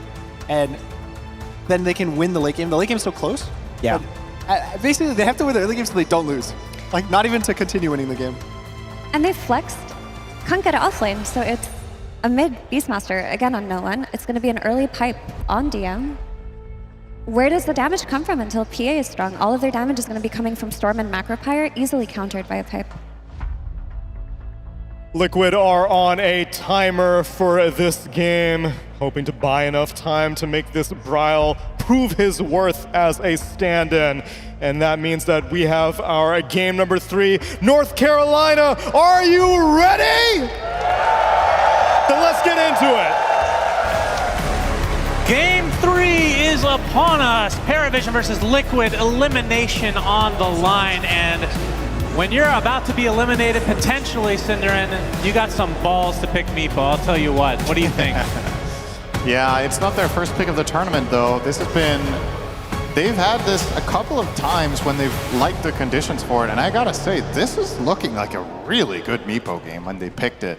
And the last pick from Liquid, the Dawnbreaker, it's hit or miss. It can be good against Meepo on occasion, but it's not one of those obvious historical counters like Elder Titan or Shaker or Wyvern. It's a lot more reliant on having a strong laning stage. Well, and the good news for Saberlight in that regard is, well, he's in charge of it himself. He's going to be laning against the Meepo. So that's if right. he wants to win this game, he needs to do well in lane, and I'm with the panel. I think this is the type of game where if Liquid falter in the laning stage, it's difficult to see a path to victory. If they come out ahead and they can weather the storm in the mid game, then their late game is definitely very potent. So yeah, no one gets to play his Beastmaster again, and we saw what happened last game. That was a disgusting performance, in a good way, of course. And then DM's Kunkka adding extra tankiness to these Meepos. When the boat comes out, like all of this together with obviously Tinker heal, along with the defense matrix, it's going to be a lot to get through for Liquid. As Satanic will show himself. He's going to take a full Starbreaker actually to start things out.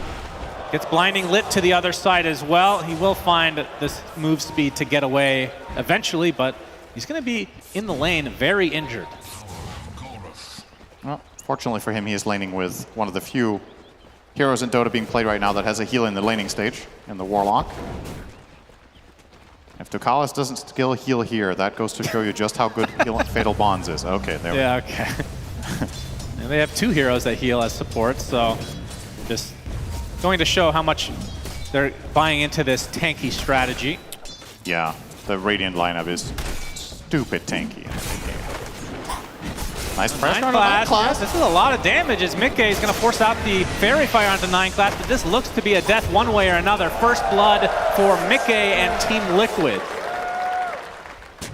Yeah, this is the best lane for them in terms of matchups. I think the Jakiro PA lane is extremely powerful. And Kunkka Tinker needs a bit of time. They need a couple of levels to stabilize, so well done to Liquid for exploiting the weakness of that lane very early on here on level 1. We've already seen the mid lane played last game. It was pretty much a draw. No one pulled slightly ahead because you got first blood. Not happening this time. So I would assume they are just going to go neck and neck there. And bottom, that's the biggest wild card for me. Like, I would think on paper that the Dawn Caudle lane should be able to do quite well against this, but the problem is the way Dawn Caudle usually win their lanes is through consistent harassment. You got Warlock, who's going to heal up the Meepo every time they try to put pressure, such as now. Out goes the heal. Yep, this is going to be Starbreaker as well. As 9 class taking a lot of damage in the top lane. He's going to pop the Fairy Fire, the Lotus, I should say, to live through the day. Saberlight. Looks like he's going to die, though, to Satanic's hands. So you talked about how this lane is kind of an unknown. So far, advantage Paravision. Yeah. I mean, this is such a good Meepo game. If he also wins his lane, we've seen Satanic's performance on this hero already. Cause for concern for Liquid if that lane goes poorly. So they got to recover it. Of course, they are playing with Caudle, so they can choose to make stacks. Dawn is actually quite good at farming said stacks. Could be similar logic to the Caudle Sand King offlanes that we've seen. DM, though, in trouble. Yep, Torrent not going to hit. We'll be backing off. Just a little bit of chip damage from the Liquid side. As Ducalis was the one taking a beating bot. Just have to be a bit careful. And Satanic did go for the more Meepo facet, which gives you faster levels on the Meepo coming out. Get secondary Meepos, I should say.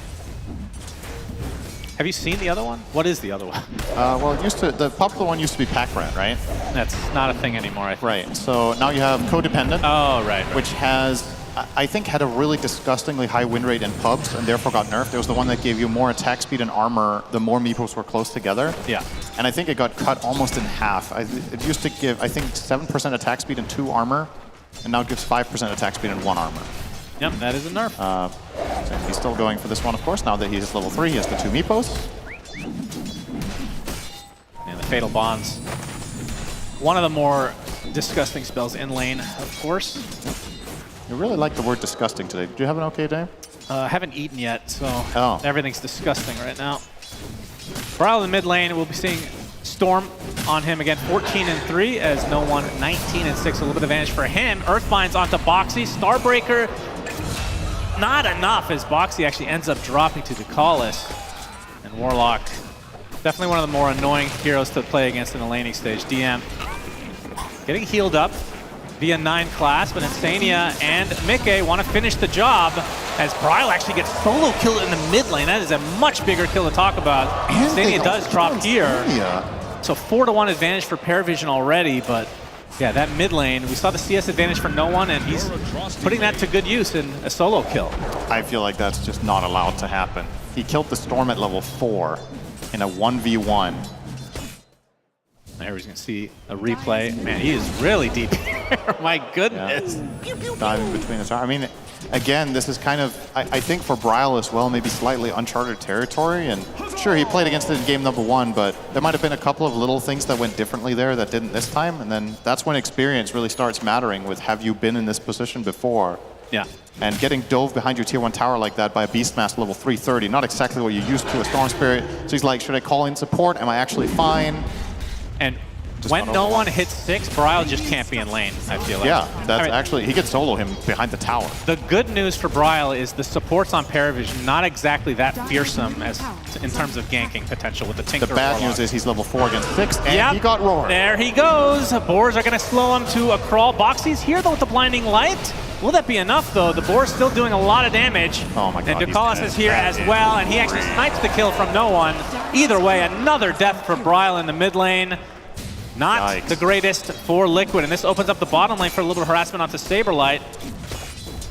And as we pointed out, Paravision don't have the best ganking supports, but if all you need is a 50 damage, then Warlock can come in and press one button, and that'll do the job, right? He just right-clicked, that's all he did. Put a Fatal Bonds and hit him once. That was enough. And to add insult to injury, Liquid rotated both supports to try to help, and still lost. Yeah. So now we've got the Jakiro as well as Coddle on a little bit of a detour. This now next... the 6-minute rune, you cannot just give this to Beastmaster. This is a strong one. He's going to take the tower and force rotation again. Let's see where the rune spawns. Another Fatal Bonds comes out. Haste top. 9 class will grab it and start chasing. Yep. Okay, this is ambitious. Show his prowess. Forces out one spell, at least Saberlight, though. In his triangle, he's going to get Earthbound by Satanic. Tries to hammer away. Another Earthbind comes out. Meepo gets Star broken now. I think he might be able to get this kill. Actually goes to the south, and Boxy from the north will assist in the ways that he can. Yeah, Satanic will not get the kill, and Saberlight will live, but the state of this game is Liquid are trying to put out fires everywhere. Satanic, map is or burning. no one. Roar onto Insania by the tier 1 tower. That's a freebie. Trying his very best to get the last hit in the only silver lining here is because all these spells are being used, it looks like it will be a trade of wisdom runes. Yeah. Or shrines, I guess they're called now. Pretty thin lining, but you got to look for those right now. I mean, that could have... we've seen games end effectively with the wisdom shrines being taken by one team. If this happened for Paravision, I mean, that would have been super rough. If they also get 2 wisdoms here, then you're effectively like... You have nothing going for you for Liquid for the next 5 minutes. This way, they at least have a chance. Brawl's about to hit 6. So he's unlocked, and he's, fortunately for him, in a bad Storm game, like when you're struggling, at the very least, if you're playing with Coddle, that can cover some of the gaps. DM, X mark. X onto Mickey with the Torrent to follow. Earthbind comes up. Nice Ice Path from Insania, but here comes their Golem. Ducalis level 6 already versus Insania's level 4. That's the position 1 and 5 dead for Liquid. And this is so close to just being a complete snowball for Paravision. Yeah. This will be Liquid's biggest challenge of the entire tournament. I think this game state, honestly, the game state now is harder than game number 1 when they were furthest behind. Like in that game, you could easily see, okay, if they pull this really difficult thing off, they can turn it around. Right now, they have so little to work with. Dawn isn't even 6 yet. You have a Storm with almost nothing. If he carries a PA, she's going to need to farm. Your support duo doesn't play make. So this is like, this could just flat out come crumbling down if they don't sharpen up very, very soon. 8 minutes in, about to be a 4,000 net worth lead. They even have a fat stack here while crushing all lanes. And that's the power of a Warlock that gets a couple of assists. He got an assist down bottom. He got a kill together with the Beastmaster in mid. So Black Grimoire, level 6. 2 kills to boot from that one. Yeah, that was a super strong power spike. This tier 1 tower will be defended, but Liquid in dire straits right now. And the question is, what can Mickey get out of the map at the moment? He will be going Battle Fury, which is no surprise. It's pretty much a given. You have to go for this. I think the way you play this map right now is you try, either you play defense, and which is very difficult, granted, against this lineup, but at the very least you have Blinding Light and Dawn ulti. So if you get Dove in towers, you get some counterplay. If you want to play offensively, I genuinely only see one play, and it has to come from Bryle. So he needs to jump someone, you Dawn ulti in, you combo it with maybe a Jakiro spell or 2 and get a kill. Radiant's middle tower is But even those heroes combined, I don't know if you can kill a hero like Beastmaster. No one has 2,000 HP minute 9. Like, how are you going to kill this guy? Yeah. It's a tall order when you're low on damage and you lose your lanes. Dota gets really hard to play really fast. See if they can make some magic happen here. Levels will be the name of the game. Insania is level 4.5 on Jakiro. So he's got a lot of growth to be coming. Foxy close to 6. Maybe some Spirit Form recall plays could be a way of outmaneuvering Pari as well. 10-minute treads for Bryle just completed, just to show the state of affairs right now for this mid laner. No one level 9, as 9 class will be creating some space with the Martian Machines, and this is a free tower finally for Paravision. DM coming in as well. That's his combo at the ready, but Bryle, Spidey senses tingling a bit. I mean, that's the one thing for Liquid, I suppose. Silver lining is DM didn't go super crazy in lane. His net worth is roughly about what these other cores on Liquid have. He had the toughest matchup for sure out of his team. Oh, but this is bad for Liquid. Yeah. Paravision taking stacks that were supposed to be for the Liquid side. And unfortunately, Liquid probably knew that was happening, and they just can't do anything about it. They can't fight. Their 5-man is not nearly strong enough, so they're making the right call giving it up. If you want to make moves, it has to be skirmishes. The map has to be split thin so that you can find 2v2s and then outnumber with a Dawn ulti. If you're in an area where the enemy team's already set up, advancing to a Warlock level 7 already and a Beastmaster and the Tinker, the zone control is incredible from Harvey. And they recognize it. They're just going to take towers. Like, what are you going to do about it? It's a 3-tower advantage already, and I don't see that changing anytime soon. As no one getting ever so close to his Aghanim Scepter. Satanic, in the meantime, has the Dragon Lance and will be an eventual Aghanim Scepter. Oh, it looks like he's going the Diffusal first, actually. That's done. Yep. Fast Atos on 9 class. For the Storm, for the PA. Keep them a little bit in place to allow something like an X-Mark to reach, or an Earthbind, or Aurora, of course.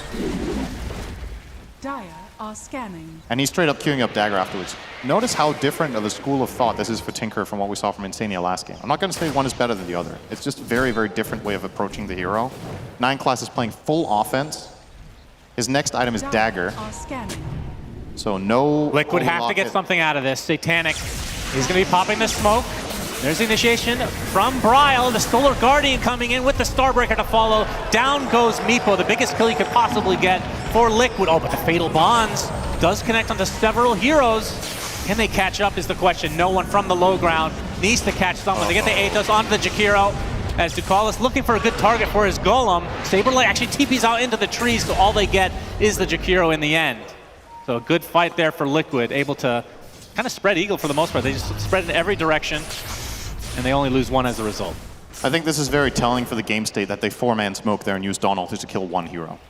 Like they felt like they had to bring everything to make sure they get the Meepo there, and after they get fatally bonded, they have to just immediately disengage completely. Fortunately for them, a good disengage. They found a good way into the trees to TP out a couple of heroes and only lost the one, but didn't really progress the game with that.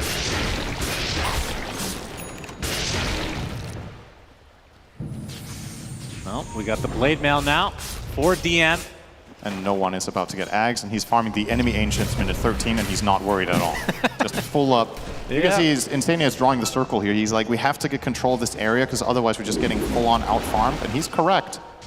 How are you going to do it? Will this be the play for Paravision with this timing to go for the Wisdom Shrine now on this side? We'll see if they prioritize that. I mean, they have everything but Roar up at the moment. I think the perfect play right now is get the enemy Wisdom Shrine, prepare for a 15-minute Tormentor, and then go straight Roche. I think you can get all 3 objectives back-to-back. Yeah. The alternative is this, which I thought maybe they would do because the Ag's timing is so good to just make this play immediately. Cheeky move from Insania, though. Just straight up go for Roche. Yep, they will. They will actually get both potential, although you can see Saberlight a little scared to go for his own. Yeah. I mean, they might think Pari Vision is there because, well, they're not on their own and they're not showing on the lane, so are they just setting a trap? But no, it's the Ag's reveal to immediate Roshan. Man. And yeah, they could Tormentor in 1 minute. And before that, if they want to check a Wisdom Shrine, they can. It's not the end of the world for Pari Vision if they get neither of them. They're so far ahead that it's not important. But of course, it is still nice. And Blink almost done for 9 class now. As Liquid showing in the top lane. Looks like they'll be backing away. But yeah, I do agree. Tormentor coming up, that is going to be the play for Paravision. Pretty straightforward. And Liquid, no way to really engage into this. I mean, it's not even just about the net worth lead right now. Let's look at the type of team fight that Paravision has. It is so difficult to fight when these are all up. And this is, I would argue, this is when Dota is the easiest to play. It's like, you when can you're up 7K at 15 minutes? You can just look at the clock and you can plan a minute ahead. You're like, okay, we want to do this in 1 minute, we want to do this thing in the next minute. Yeah. Because you know that as long as you're grouped up, you're kind of impenetrable, so you just choose what objective is the most important one for you next. And now, I wonder, okay, 9K lead, you've got the Aegis, you've just got the Shard. Do you just, I think you just take top tower, and you take mid tower, and then you take bot tower. Unless you're feeling that strong that you just try to go for a lane of barracks already, I think that's a little bit crazy and completely unnecessary. So I like to just see Paravision do something like this. You know, a 4-1 split, you keep Meepo on one side and the others on the opposite side. And play around the fact that Beastmaster is easily the strongest hero in the game right now, especially with an Aegis. Yep, Liquid don't want to touch this. This is a one-man army right now. He will be finishing Blink relatively shortly as well. I mean, the Illuminates are pretty annoying to deal with. Killing these creeps off so that the push won't be nearly as effective. But no one, not going to be too bothered. No, he's got another wave coming now, so he can start going to work. Of course, the Caudle will do his best to defend, but actually he recalled himself away. Yeah, and he's getting the Blink delivered to him now, so this could be a good reveal timing for no one as well in the tree line. You can see how much tell. he cares about that. He's tired of the Caudle. He's trying to cut behind him, but Boxy, one step ahead, has already left.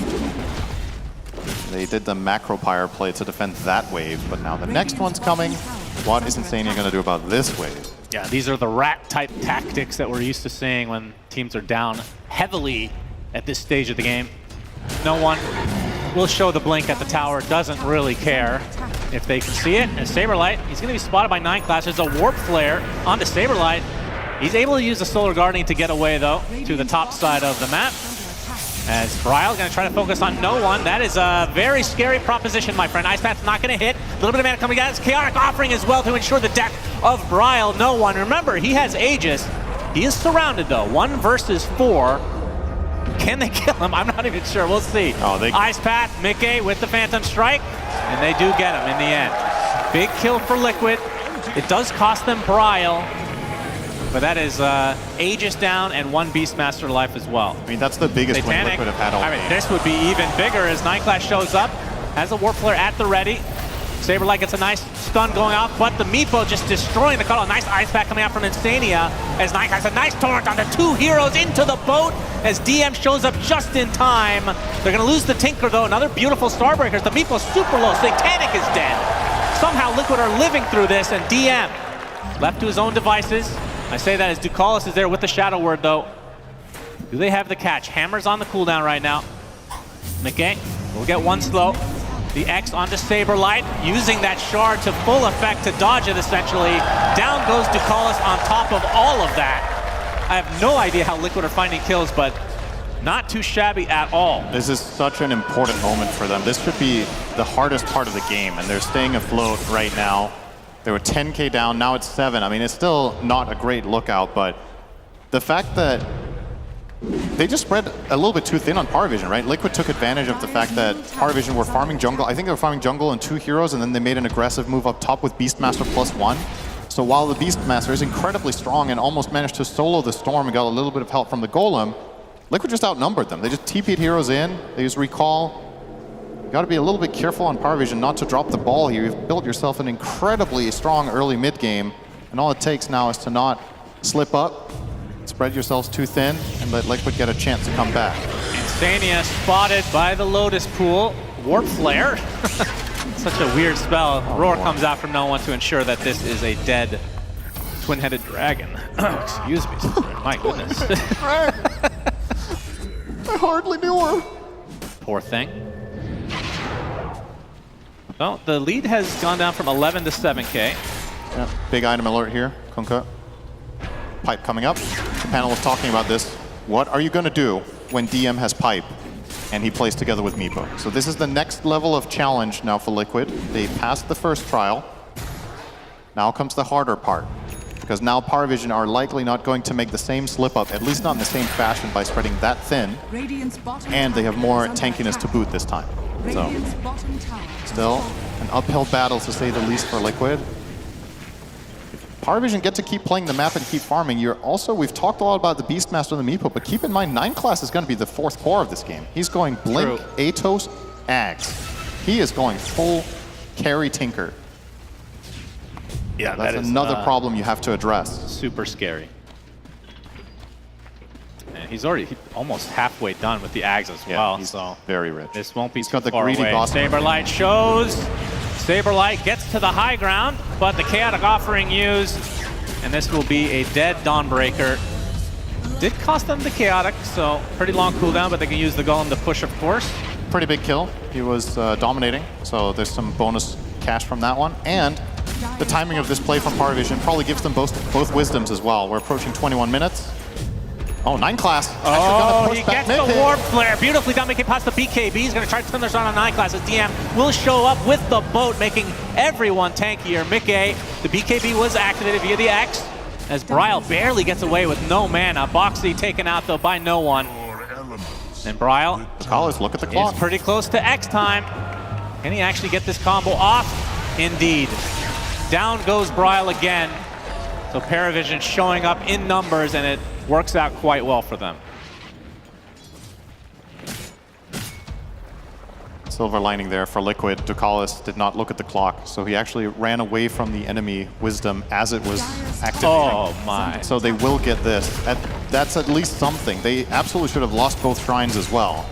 Now they'll at least get one of those for some experience, and that's nice for Mickey, closing in on level 18 for the higher level of Coup de Grace for some potential chance of killing this Omega Meepo. As we know, we've already seen Satanic showcase the Scepter. Yeah, and you would imagine the next Aegis will go on him. The last time they had to deal with Beastmaster, Meepo in mid-game generally tends to hog that Aegis because he's so difficult to kill the first time, and the second time he has such an amazing impact when he respawns. Oh, this is a good read from no one. Saberlight, Roar is there. DM at the ready. The BKB was already popped from Saberlight, trying to get to the other side to his fountain. He'll find it, but the X to bring him back. No one's stuck on the other side, though. We'll have to try to run away while taking some burn damage. I think DM pulled him back a little bit too early there. There might have been a play if he let it go max duration. Actually, I think he probably did. Never mind. That was not possible. It was close. But with the change to X mark, making it 3 seconds instead of 4, I don't think that was possible in that instance. The old X might have got him. But if nothing else for Parvision, they still continue to run the map. They are the ones forcing defensive BKBs out of the PA, out of the Dawnbreaker. Still shoving in the waves, but Liquid stay afloat. We know these late game PAs can get the job done. That's a big item alert, though. Yeah. Dude, he is massive. He has the same net worth as Saberlight. He has more than DM on 9 class. Position 3 on his team, for God's sake. Absolutely ridiculous. Tinker, in a nutshell. Smoke up. Smoke from Liquid. They'll find DM. Do they want him, though? They're not even choosing to jump on him. He's too tanky. There's only so many targets that are not tanky, though. Yeah, you got to pick someone, but... Ducalis would be a nice choice if you could stun lock him. Break the smoke and back off. And Roche. Bryle. Up soon, but the Roar comes out onto Bryle. 4-step outside the Solar Guardian. Bryle, though, has enough mana to zip away. Chaotic Offering used in a counter-initiation style Saberlight. He's going to be caught off guard. Will pop the BKB. Trying to find somebody. Ends up being kind of a waste, though. No one's already popped his. Mickey as well. No more golden item for any of you young lads. Ice Pat's going to clip DM. Earthbind's, everyone's dodging these spells right now. Finally, the Atos head is a single target spell, so you cannot miss it. Tidal Wave back. Blinding Light, doesn't matter. Finally a kill. And that is Insania going to his grave. There's no creep wave, so the backdoor protection's there for the tier 2. Yeah. And that's really big once again for Parvision. You reduce the PA BKB and the Storm BKB and the Dawn, all three. The big item of the game that's Liquid's kind of hope to stand their ground against the onslaught that Parvision is bringing is dwindling by the minute. And now Roshan, of course, about to spawn. Parvision know it's possible, and they're more or less timing this perfectly. Leave the board seconds there. Okay, that's very unfortunate, as a matter of fact. Might want to leave the boar in there, but... Yeah, but then you get less farm, Cinderin. Don't you understand? True. I mean, the maximum respawn time was approaching, so a little bit of a blunder there, but they can afford... Maybe no one thinks he has the old Hawk that could be sent to that location. Mickey going to be found by 9 class, or is it the other way around? That's the Agnum Scepter being showcased, of course. With the laser, no one coming in with the roar. 2 versus 1 now, another laser to follow suit. Getting extremely low, the Ice Pack though, into the Phantom Strike. Mickey actually finds the distance. Even a Blood Grenade used at 25 minutes. Mickey barely dodges the axes, but in the meantime, Bryle is caught off guard. Has to pop the BKB and retreat again. That's a really big heads-up play from Boxy to recall himself into that play. The PA looked as good as dead, but he buys a little bit of time with the Blinding Light, and they connect the Jakiro for the Phantom Strike reset. And Mickey didn't use BKB at all during that, by the way. I think he didn't have it. It was on cooldown I think it was still on cooldown from the previous. I think so, yeah, because, I mean, Power Vision are playing hyper-aggressive. They're trying their best to not give Liquid a single lane across the river. They will get the bottom lane across the river, but it comes at a cost. Yep, Roche number 2 for Paravision. And it will indeed go on to Satanic. This is one of those, you know, he's got Axe, he's got Disperser, and he's got Dragonlance, soon to be Blink. This is when a lot of Meepo games end. So the upcoming fight for Liquid could be the last one unless they execute it properly. Bryle. Oh, we got the Solar Guardian being used. Actually stuns 3 targets. This 9 class taking the brunt of the damage. Already at half HP. The Blinding Light in a retreat though. And this means that's going to isolate the Caudal. So Boxy takes the tumble. No way to get back in this game. And there's no one in company. Yeah, they're just getting everything on the map right now. Bringing Tinker.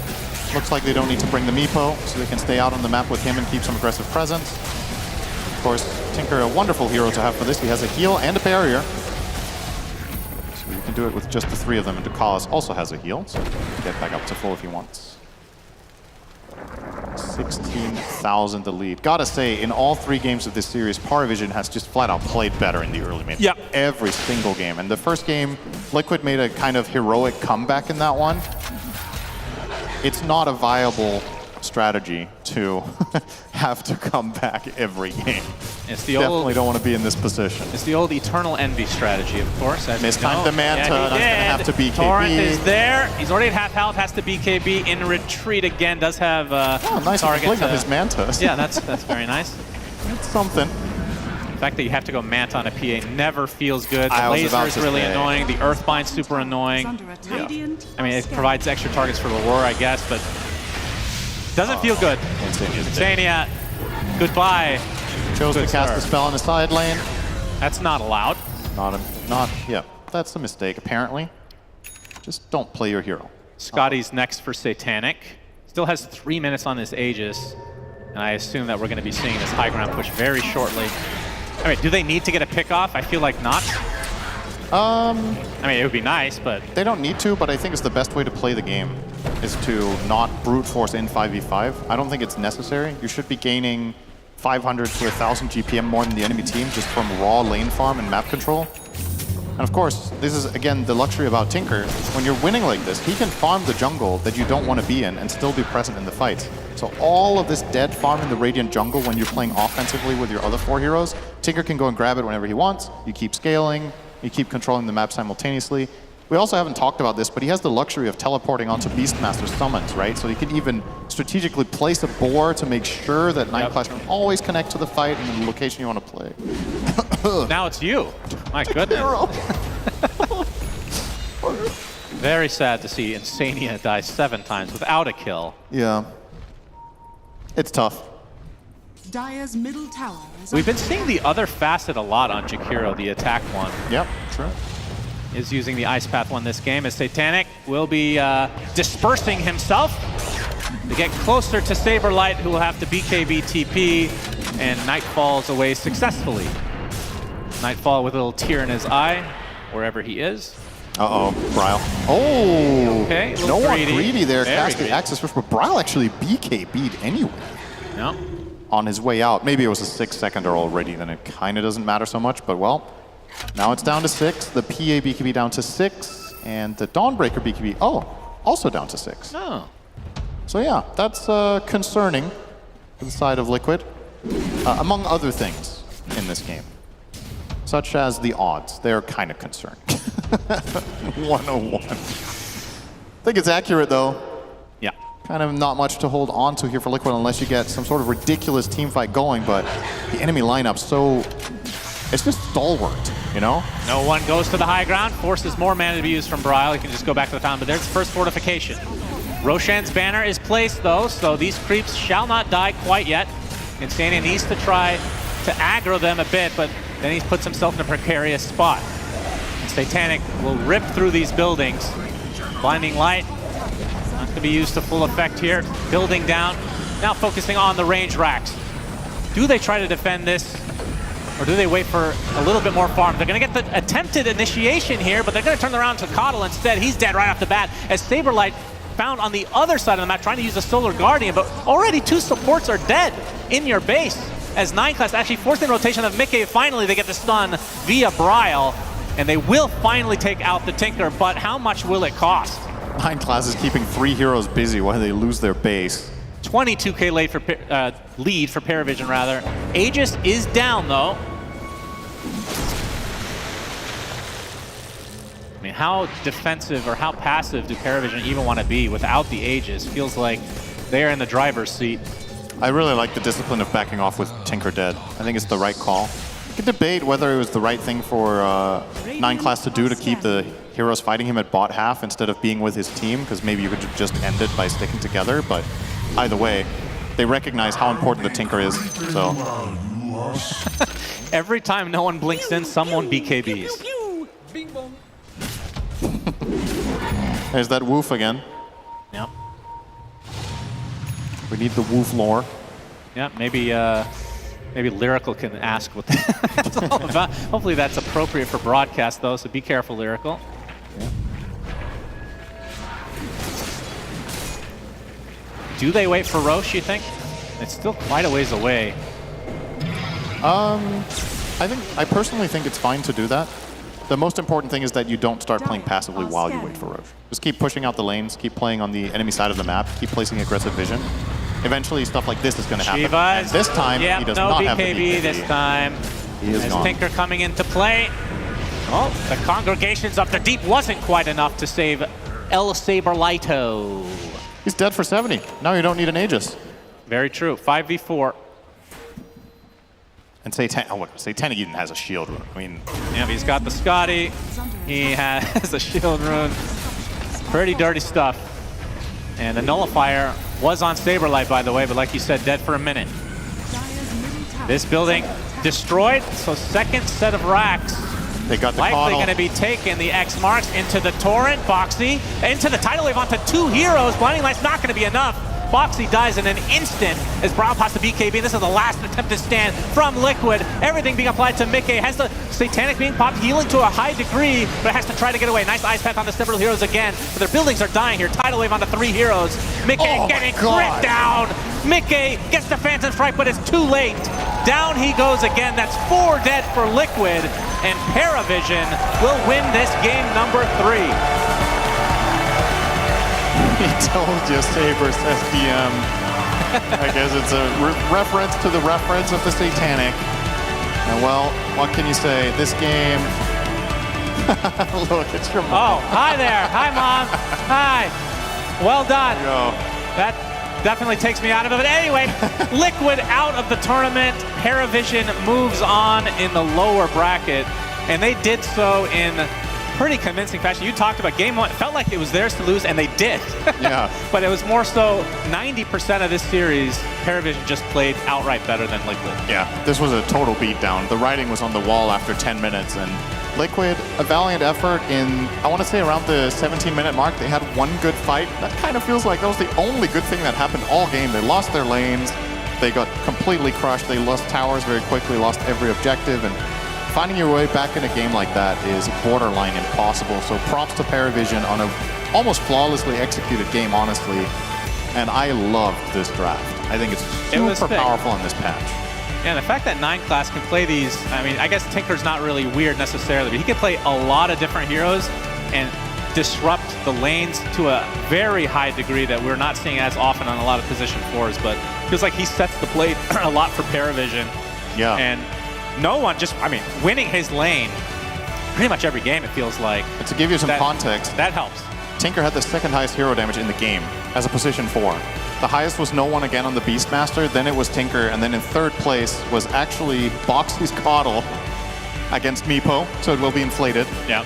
And then Meepo was in 4th. So yeah, all of PowerVision's heroes really bringing it together here. And they have every reason to have these smiles on their faces. They played a hell of a series, and also going forward, obviously, for this team, keeping in mind in the tournament, you're going to be facing more and more strong teams as you try to progress all the way to the final date through tomorrow. They showed really good form today. Yeah. I think when they're playing their best here, this is a team that could go all the way or at least get a top 3 finish. So I think yeah, with that, they should be dreaming Cinderin, big. let's hear what Insania has to say as his team unfortunately has been eliminated.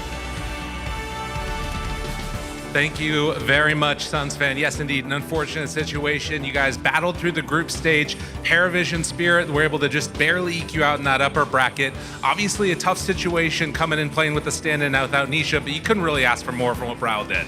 No, Brawl's been absolutely fantastic. I was super impressed with him during the group stages, and then like in the playoffs, he just continued to perform. So really, really happy. Thank you so much, Brawl, for standing in for us. We could not have asked for someone better, truly. That's right, crowd. Give it up a little bit right there as well. And you can hear this crowd, not just for the love that they're showing for that player, but also for your organization, all the stuff that you've been able to perform throughout the years. You got a lot of fans here in the crowd. You also have a ton of fans all over the world that are cheering for you. What do you have to say to that group playing here in front of the stage? Thank you guys so much. My only regret here is not being able to play in front of you guys more. We always love hearing Let's Go Liquid, and thank you so much for pulling up for us and chanting. Give it up, everybody. Team Liquid will be eliminated here, but continue on. Really good stuff, man. Head on back to your team, and thanks again for coming in for the interview. Definitely. We do have one more interview that we need to do. We're going to start stepping on over. This team, they looked so unbelievably good throughout the group stage, 9-1, and one of the guys that made all of that happen right here, Satanic, young player, comes in. First of all, tell me how you feeling playing on the stage in front of all this crowd. Feeling great. Feeling great, that's right. You obviously ended up putting on a hell of a performance, that Meepo pick. How early into the draft did you guys think about the Meepo pick that you were gonna run? I mean, we thought that I can stall Storm. I mean, pick Storm Kotal, and then we like, guys, we'll Meepo them. Meepo time. Meepo time. You knew it was going to be happening as soon as you saw the Coddle pick. Really impressive stuff. You guys also, like we talked about, great group stage performance. You're continuing on here. You did drop down from the upper bracket. What did you guys talk about in the lead up to your games today? I mean, we was a bit tilted yesterday, but we played Clan War today, came in good mood. We didn't tilt after first game. It was really hard lose, but you know, we still made it. You still made it. The crowd, they're yelling out to you right now. Some words real quickly for this crowd. They stayed here the entire day to watch you guys play. Give last words to the crowd before you head on out. Thank you guys so much for support ParaVision. Love you. Dude, love you, love you, love you. Back onto the desk now. Good stuff, man. Thank you very much, and congratulations to ParaVision as they will continue moving forward, but moving forward in the lower bracket. Satanic admitted that perhaps they were a bit tilted after that previous series. The important thing is that they didn't tilt here. They didn't tilt after he had all chatted, you can't beat Satanic, and then lose. But you know, he was just referring to the whole series. That game was just one small piece of the puzzle. In the end, technically he was right, so can't beat Satanic yet. I think it's good to get a humbling in a series that you win.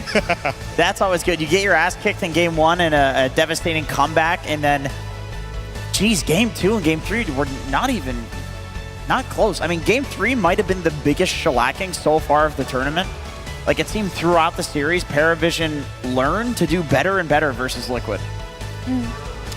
That Meepo pick was so devious. Like, that Astini smirk really made sense. They just wanted to give away the Storm and just bust out the Meepo here in the lower bracket, and it really did look lethal. Like, it did feel like Liquid were in a position where they had no good responses in that last pick to play versus the Meepo, and I guess the only play that they could have made differently was like try to come out of laning stage with more of a lead, but otherwise, like this Meepo draft was about to hit a critical mass, Gunner. Yeah, it kind of felt like the end was inevitable at some point. Like, okay, you can maybe win this fight here, you get a pick off there, but at some point, you're not going to have the damage to deal with Meepo. There's way too much healing, there's way too much damage reduction, and it looked over from the start. There's too many things that Liquid had to solve, and as a result, they are now eliminated from ESL One Raleigh 2025.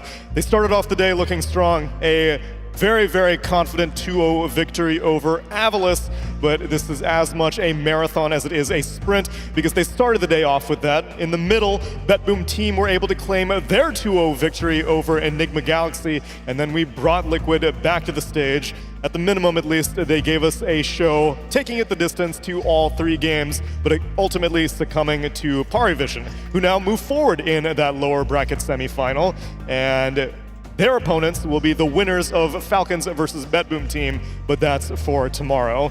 I am happy to see that Parivision were able to recover, though, because that series against Tundra in the upper bracket was probably a tilting experience for them, and being able to turn it around in the span of just one day, it's a tough ask for a lot of teams. Yeah, and Mira mentioned it, the Bangkok Grand Final was a Grand Final that they honestly weren't supposed to win. So I think seeing this team go farther and farther into a tournament is always exciting because they do have the tenacity, they do have the resilience, even though that's not like the narrative that we pitch for this team because there's a lot of talk about Satanic, there's a lot of talk about 9 classes heroes, like there's a lot of distracting elements to this team that make them really good that we forget that this is one of the best comeback teams of the last couple of years. And that's why I should have no doubts whatsoever if they continue to move forward into the tournament. But every single team that remains is a championship caliber team. I can't believe that Falcons and BetBoom team are waiting in that lower bracket for their opportunity. But as we close out today, let's take a look at the top 3 plays of the day here in the arena, the Raleigh Convention Center. This first one is actually a Liquid play. It's Mickey surviving by just a thread of life. You see this Templar Assassin scattering to the winds, Refraction up, BKB up, and desperately finding an opportunity to find the turnaround. Gunnar, you were saying that being a Templar Assassin player, it's all about knowing the moments to go in and then as much knowing the moments to go out too. Yeah, I think the super cool thing was the presence of mind. He noticed that the nullifier is still on him for like half a second, so he pikes an enemy instead of himself. And the nullifier doesn't purge the piking enemy, so it actually pushes them that extra little distance as opposed to piking himself. And like all these like little tiny things are what made that work.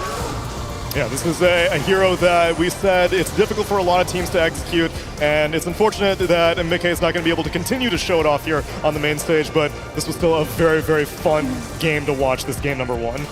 He also got Lotus by Insania there, which gave him the HP that he needed to continue working into that fight. So this fight was also just so critical because up until that point, the game was still even though they did make the big comeback fight where they killed Satanic. Had they lost this fight, it still would have been over, and he clutched it when he needed to. And also in our other top 2 play of the day, Miero counter-ganking, or really just maybe being Kunkka. He got initiated on by Enigma Galaxy, and look at this incredible gameplay coming out from Miero. He's standing there. He activates This one is sad for Omar, my boy.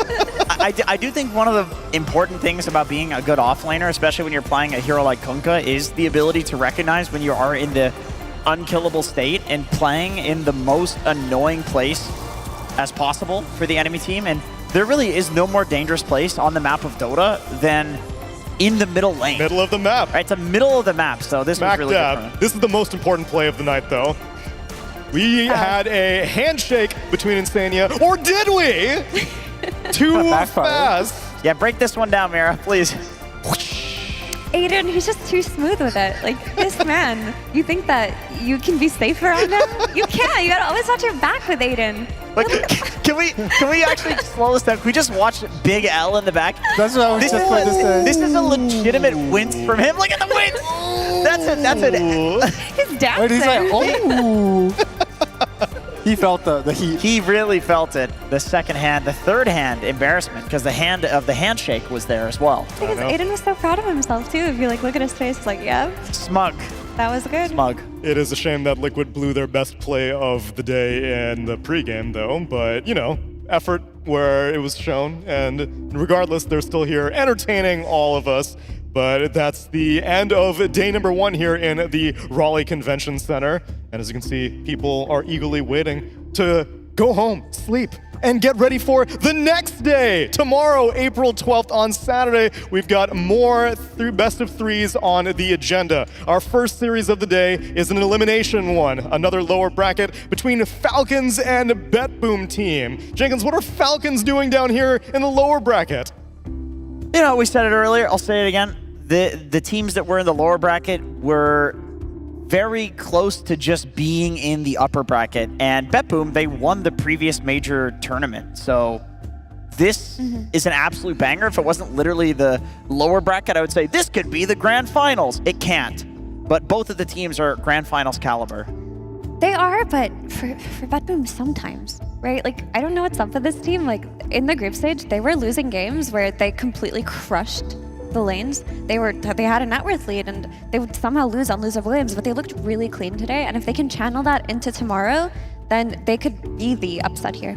And we've already seen that BetBoom team is a team that can take it all the way to the championship, as they are currently the reigning international champions after a fissure. So Falcons have an uphill battle, but you know, it's a Falcons with a North American in the mid laner, because Quinn, I'm sure, will get a little power up here in North Carolina. That's the first series of the day. The second series is an upper bracket series, a non-elimination series, a Tundra Esports versus Team Spirit series. Gunnar, I want to put pressure on you, my man. Do you have a favorite between these two? Tundra? Really? They have North American powerhouse coach, I see, Moon Meander, and I feel like it would be a shame if I ever were to say anything against them. Wise choice. You are definitely no pandering here whatsoever. I would never. You would never. Pure facts, calculation. Yeah. It's the competitive Dota spirit, purely off of mechanics. But that team will be going down to the lower bracket, and then our last series is going to be Parivision facing off against the winner of Falcons versus a BetBoom team. Jenkins, how was your first day here in the Raleigh Convention Center here in North Carolina? What a fantastic treat it is here, being here in beautiful North Carolina, home of J. Cole. You gotta get a new one. Dreamville. You've got to get here. something else. I'm a big rap fan, Please so look up his bag. this is very exciting for me to be here. It's been great. The crowd is great. Everybody's hyped. We have a sold out day 1. This is. For a lot of these line events, people are Ricky crowd, because this day 1 people are working. There's people here. We were packed. But our Cryptic was on the crowd. Our Cryptic, Ricky, was here. He was. Lock it in. That was lock it in. Dude. Lock it in, friends. And I hope all of you lock in your alarms to wake up early for tomorrow, because we're just getting started here in North Carolina. 2 more days of LAN action remain. You don't want to miss it, and stick around for more ESL One Raleigh 2025.